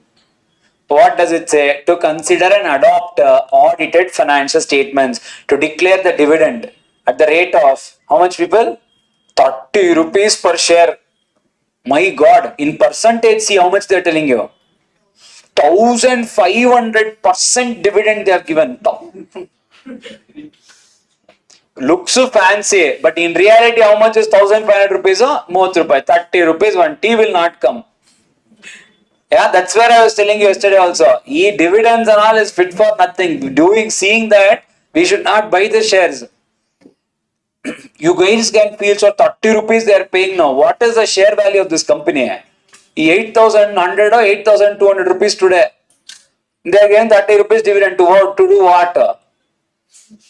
What do I do with 30 rupees? That is the dividend they are paying. Understood? But yes, we can't do anything. Appointment of Mr. N.V. Ramana. My God, 5,031. That means people literally crazy, super seniors. Because that didn't today going on. I told you day one only. Now it is in crores. 5,031 means these people are all 1960, 1970 batches. So really super seniors. So they are appointing them. What we'll see. Appointment of Mr. N.V. Ramana, who retires by rotation as director of the company, to appoint director in place of Mr. N.V. Ramana, who retires by rotation. Correct? Huh? Adda we saw appointment of director in the place of retiring director. That's when it becomes Adda. Complete. That's where I was telling you. Appointment of Dr. Kiran S. Divi, who retires by rotation as director of the company. Retiring by rotation, all for now, don't worry. When topic comes, I'll tell you. Okay, are they doing anything else? Registered office in Hyderabad. Okay.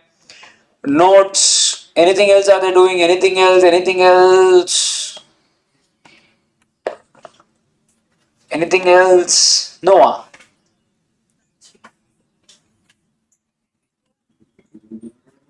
People, e-voting facility, when will it open? When will it close? August 10th was the meeting, huh? It will close one day before the meeting at 5 o'clock. End of remote e-voting, 5 p.m. August 9, 2026. When will it commence? 3 days minimum it should be open. 6 or 7 or 8 or 9. They have opened it for absolutely fine. Minimum is 3. They have opened it for, we don't mind. Okay. Cut off date. Not earlier than 7 days, da. We wrote in e-voting. Oh. Go and see what I've written. Oh. Nothing you'll remember. Hey.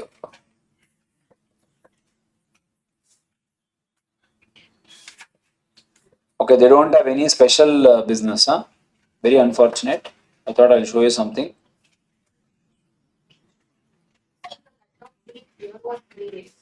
3 days. August 3rd was the date. August 3rd.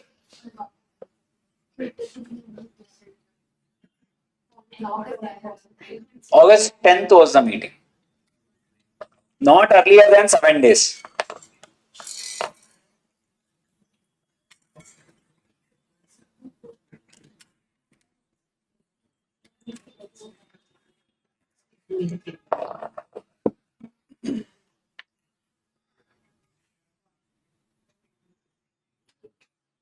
Okay. So they don't have any special business. They are only considering this. Very unfortunate. But if there is any special business, people, we will know it. Let us see if we have it in Bandhan Bank.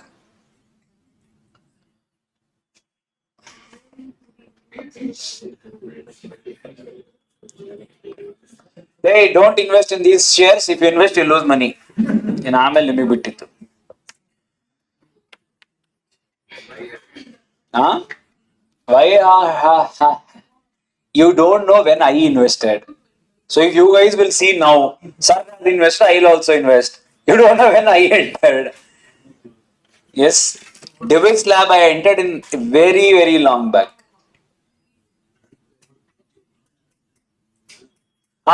Yay! Special business. Appointment of Mr.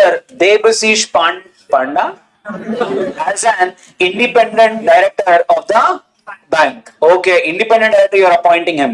Who is he? We'll see today or tomorrow rather. Okay. Appointment and remuneration of Mr. Debashish Panda as the non-executive chairman of the bank. Remember what is it now? We'll see. People, we need to clearly tell what resolution we need to pass, to consider, and if thought fit, to pass the following resolution as ordinary resolution. See, this is what we are going to pass.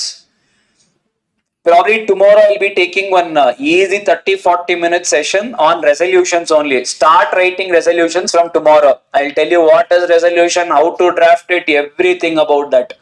Clear?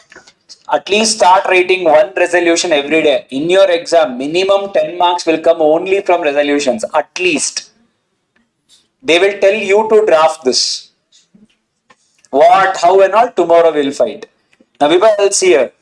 Payment of fixed remuneration to the non-executive directors of the bank other than non-executive chairperson. So we know for a fact there is special business. The next thing we have to search for is explanatory statement. Check if it is there.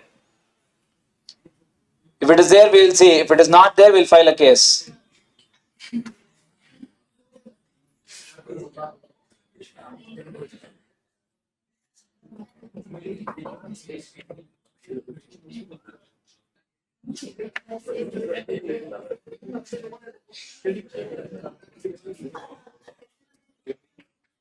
It should not be so.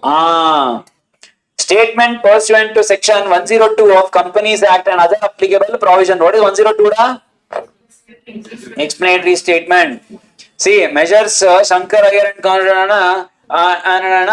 and leave it.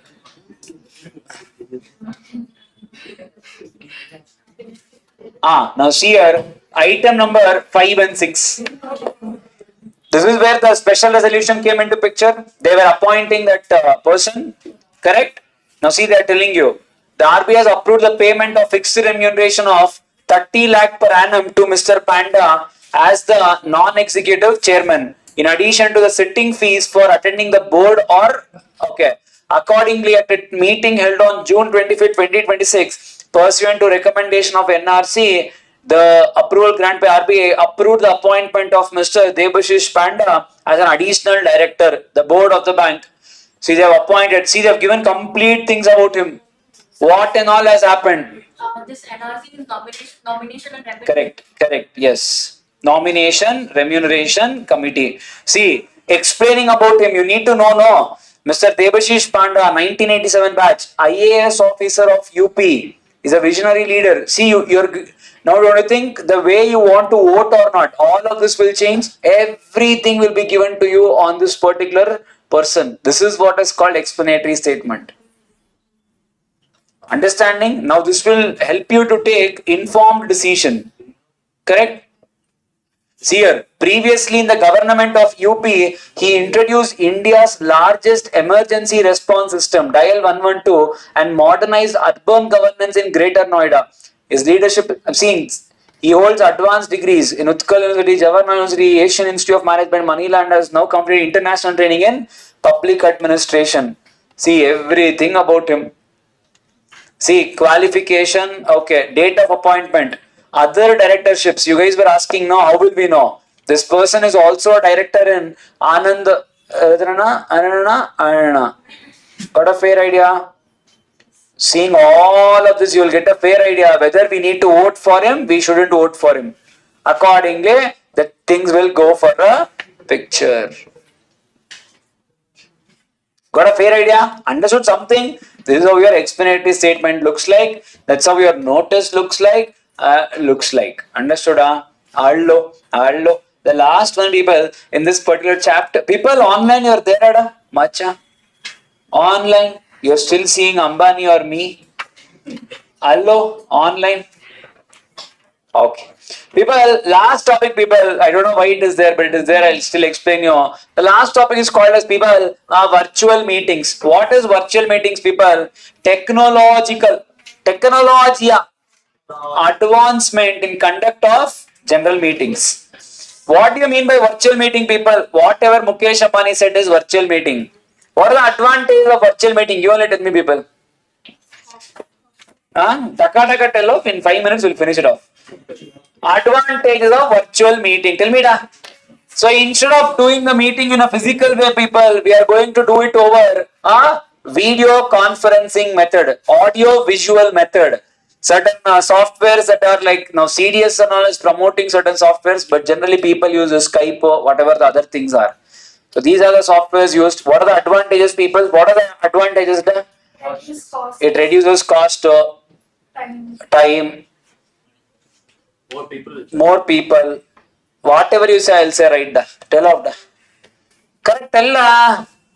More people can participate. Correct. And it reduces the cost of conducting the meeting. Correct. And venue, and it allows one shareholder to participate in more than one meeting if it is held on the same day. Major advantage. Sir, you and me, if we vote, we don't vote, we know, you know that it doesn't make any sense. There is no difference between we voting or not voting. But there are a few people, if these people vote, it is going to make difference. Who are they? They are called as institutional investors. Banks, mutual funds, they also hold shares in Reliance. They will be holding 13-15% and all. They will object. They will say, Anant Ambani is fit, not fit. They will say. There should be such people participating in the meeting. So no, they would have invested in 500, 600 companies. If you conduct everything on one day, how will they vote? That's why they are telling you, remember, it will always participate, especially institutional investors, to participate in all the meetings. Yes? Okay, what are the advantages given? Sida. Increase the shareholder participation. Okay, save time on travel and cost. When attempt is very, very easy, they'll ask a question from here. But remember, all the students will neglect this and go, please read and go. It will sound very easy, but that's why you will neglect and go, read and go. Easy it is. Okay, next one, encourages more participation by investors across the world. So that person, that what is that? Al Rumayan. Now he can also participate. If not, it will be difficult for him. Provides greater accessibility to shareholders who cannot physically be present. Enable the institutional investors to attend more than one meeting in a day. Okay. Reduce the cost of holding, transport, refreshments. So that's the main thing. Saves time of the company's personnel. So even for you, it is always a advantage. Difficulties in holding meeting people electronically. What are the difficulties? First one, security of the system. We never know whether only the shareholders are seeing, others are seeing. You can't restrict it. Streaming with quality, without interruption. Half of the videos, generally, whenever they are doing meetings, half of the meetings will be, am I audible? Am I visible? Correct? So interruption will always be there. Network, bandwidth, all this is always a problem only, no? Next one, provide with secure login and shareholder authentication for attendance. That means what? I should give a proper ID and password. No one should be able to hack it, breach it. That is very difficult, but they have achieved it. A very, very unfortunate thing. There is the law says e-voting is mandatory in case of listed companies because more and more people should be able to participate. But remember, our real life elections, e-voting is not required. You have to go physically to the place where you are actually residing. That means what do you do? That one day you cannot go, you will skip your votings. Real life, don't you think with today's technology you can do this e-voting facility? Whatever people will tell, that rigging, all of that will fade away now. But I don't know why they are not able to implement. Very, very unfortunate for us, fortunate for them. People will start hacking them. I think, see, your bank apps, is it hacked? Sometimes it may. What is the number? When they are able to provide to that, I'm saying, let them hack. They'll hack only one note. Bit rigging, entire machine is gone. You never know, 500 votes, 1000 votes. Okay. Combined registration, voting and reporting software is difficult to get. That means what? Video should also be there. Voting option should also be there. Such software is difficult to find. If you find, they are expensive. Next one, customized instant result screen and detailed audit report is also difficult to get. I need to know what is the results. Everything should be reflected on the platform. Data security of login and password. Again, same points. Allowing the shareholders the choice of device. Sir, Android, iPhone. I need to again come up with a software compatible for every OS. The technology must be secure, must provide reasonable measures for verifying and validating those allowed to attend and vote the meeting. Something like OTPs and all, please make sure it's there. The company must provide a digital record of the meeting. It is pertinent to mention that as per regulation 4, the top 100 listed companies shall provide one-way live webcast to the proceedings of the AGM. This is what Mukesh Ambani mentioned about. We are providing one-way live web telecast. Clear all of you? E-voting, again, that is whatever we saw, they have given the same thing. It allows the shareholders to participate in the decision making. It also helps in shareholders democracy. E-voting is a further step to encourage corporate democracy and promote good corporate governance. So more and more people will be able to attend the meetings and vote. Okay, physical situations arising in meetings through video conferencing. What is the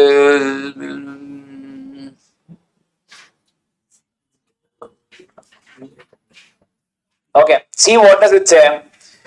Sir, how to accommodate? There are some questions it seems people. Can you see in textbook this is there, Ada? It's there, no?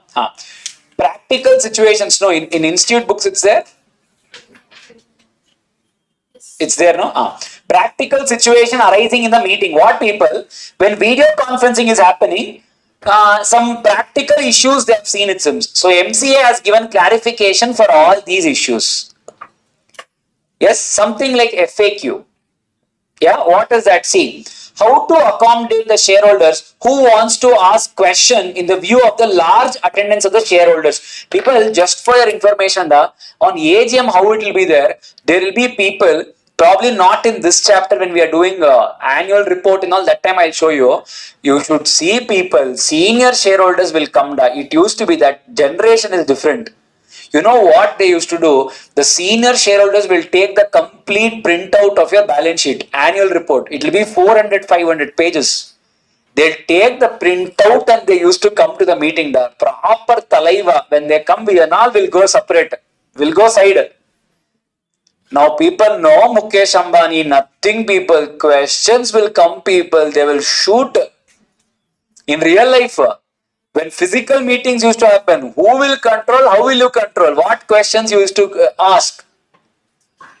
For example, one meeting, I remember me going.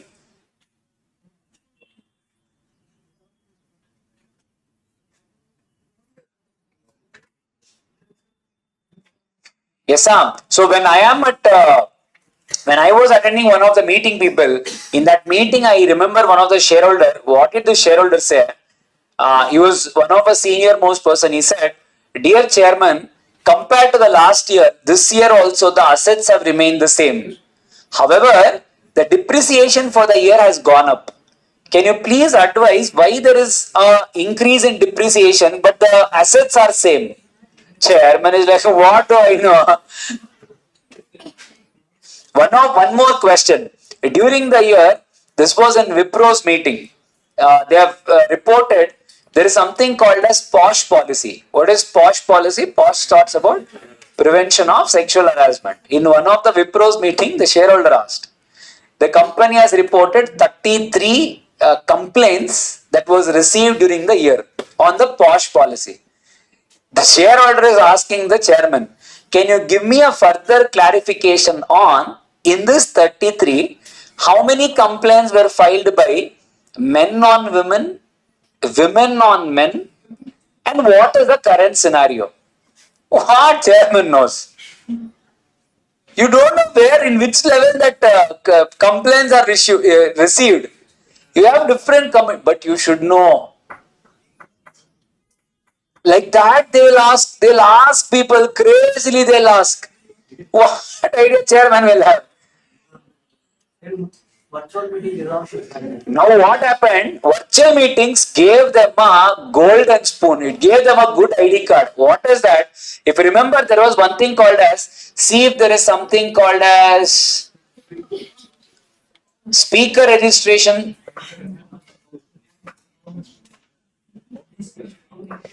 Is anything there?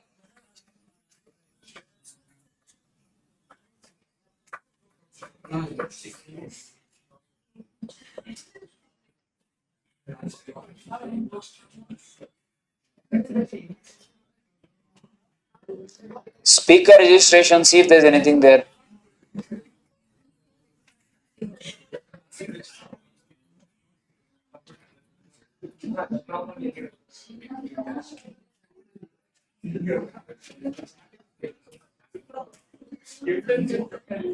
It's there? People, see this. AGM questions, can you see this point? AGM questions prior to AGM and speaker registration for AGM session start and end time from 9 a.m. till 5 p.m. August 6th to August 7th. What is this? Speaker registration. Now what is this, people? The date of the meeting will be what? August 10th. Now what they will ask you to do? They will ask you to register your questions at prior in hand. Now they have a reason to say that. Why? Sir, on the day of the meeting, now all of this is happening video conference. Why? COVID.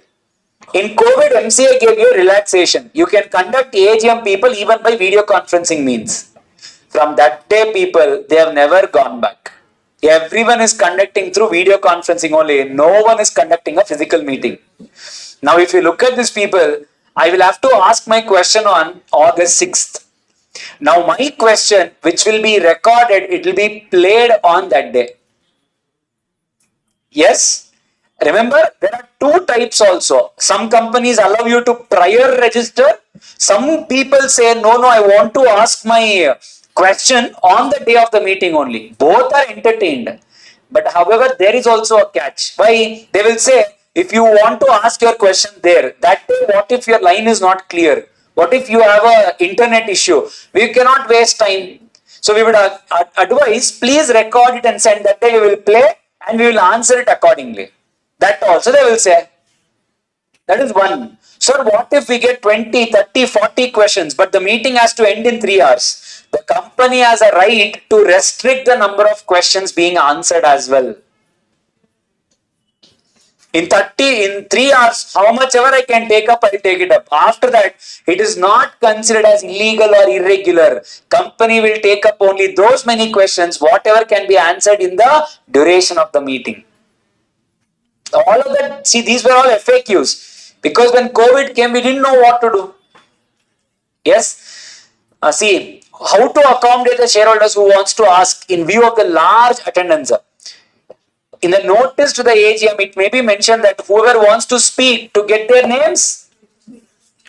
And it also to mention at the discretion of chairman, the speakers will be allowed to speak depending upon the availability of time. Discretion of chairman, no one will allow.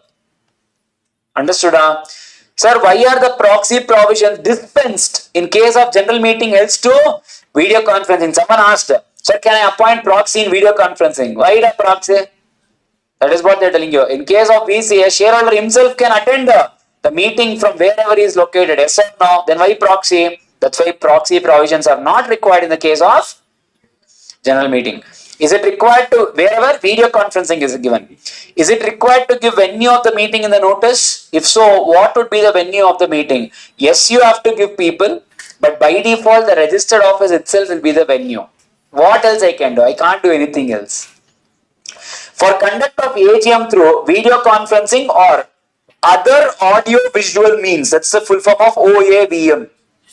Other audio visual means. Can the companies mention in their AGM notices that the company holds the right to restrict the number of speakers shareholder depending upon availability of time? Are the companies allowed to restrict the speakers? Absolutely yes. I am allowed.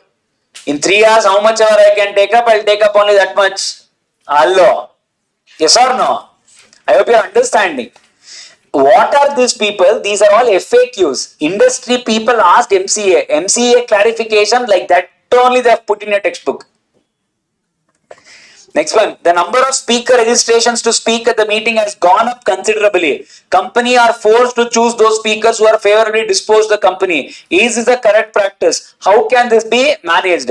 Remember people, we can't say whose question has to be picked up, whose question has to be rejected. If the number of questions are more, you will always go with the discretion of the chairman. I can't say who is important, who is not important. Therefore, it is at the discretion of the chairman to decide the order. I will tell who first, who next. It will be in that order. Is it mandatory to share the question or query well in advance? Should I? I have an option to share it also. I have an option to question it on the day of the meeting also. The shareholder may prefer to raise his query at the meeting only or record and send it well in advance. If you want fame, record and send it in advance, your video will be played. And that too, you want me to tell a tip, if you want your video to be played, it will be covered in Reliance's AGM. If you want it, nothing, praise the company and say 2-3 points. That is, the Reliance has done spectacular compared to the competitors. The competitors' profit stands here, the Reliance profit stand here. Simply ask. However, what is going to be the vision of Reliance in the next 5 years?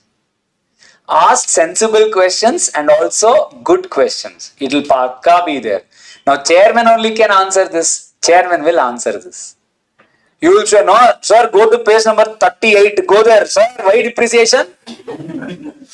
Chairman has an option to avoid you today. He will avoid you. Of course. Hello? People in real life, people, there used to be when we were, there was, as a shareholder, I'll tell you, as a secretarial team, I'll tell you. As a shareholder, bindas you can go. You can ask anything. Yeah? As a secretarial team, people, it is like one wedding. On a wedding day, however tensed the father will be, same thing will be the scenario of a secretarial auditor or the CS. You never know who will come and say what you have not followed in company law. And they will ask question. The chairman will tell, dear CS, can you please hand it over? I told you during the meeting, what is the role of CS? If chairman asks your assistance, please take it up. Now you should know. Sir, depreciate, sir. I left the chapter, sir. What will you tell? One more person, one more question. I'm a foreign shareholder. Can I receive tax? I mean, can I receive dividends? However, will there be any tax deducted at source if I'm a foreign shareholder? How can I claim the TDS? If I'm not coming under a tax slab, they'll ask, hey, yo, macha. Where will you know? What will you know? CA. Allu CA. Yarada ni. And one more question also. This was an Infosys meeting. One of the shareholders had asked, why does the company only provide the veg food? Here there is a, I'm saying real physical meeting. What is there? I'll ask. One more, this was crazy. That time the CEO, the chairman of the Infosys was, listen. I forgot his name. You speak, I'll forget. There was a chairman of the Infosys. That time his name was called as Vishal Sikka. Yeah? Vishal Sikka was the name. One shareholder in his, when appointment, explanatory statement and all will be given, no? In that he had given his statement. I will make sure the reputation of Infosys is maintained for the tenure I am here as a chairman and I'll continue the glory. That is what he had mentioned. One of the shareholders said, we do not want the leader to maintain whatever is already there. We want a person who can upskill the company from where we are. I was like, where are you finding these words? They'll ask you, chairman you are. You have to say yes. You can't react. You should say, okay, we'll look into it. That is what they'll say maximum. What else they'll say? See, all that will come.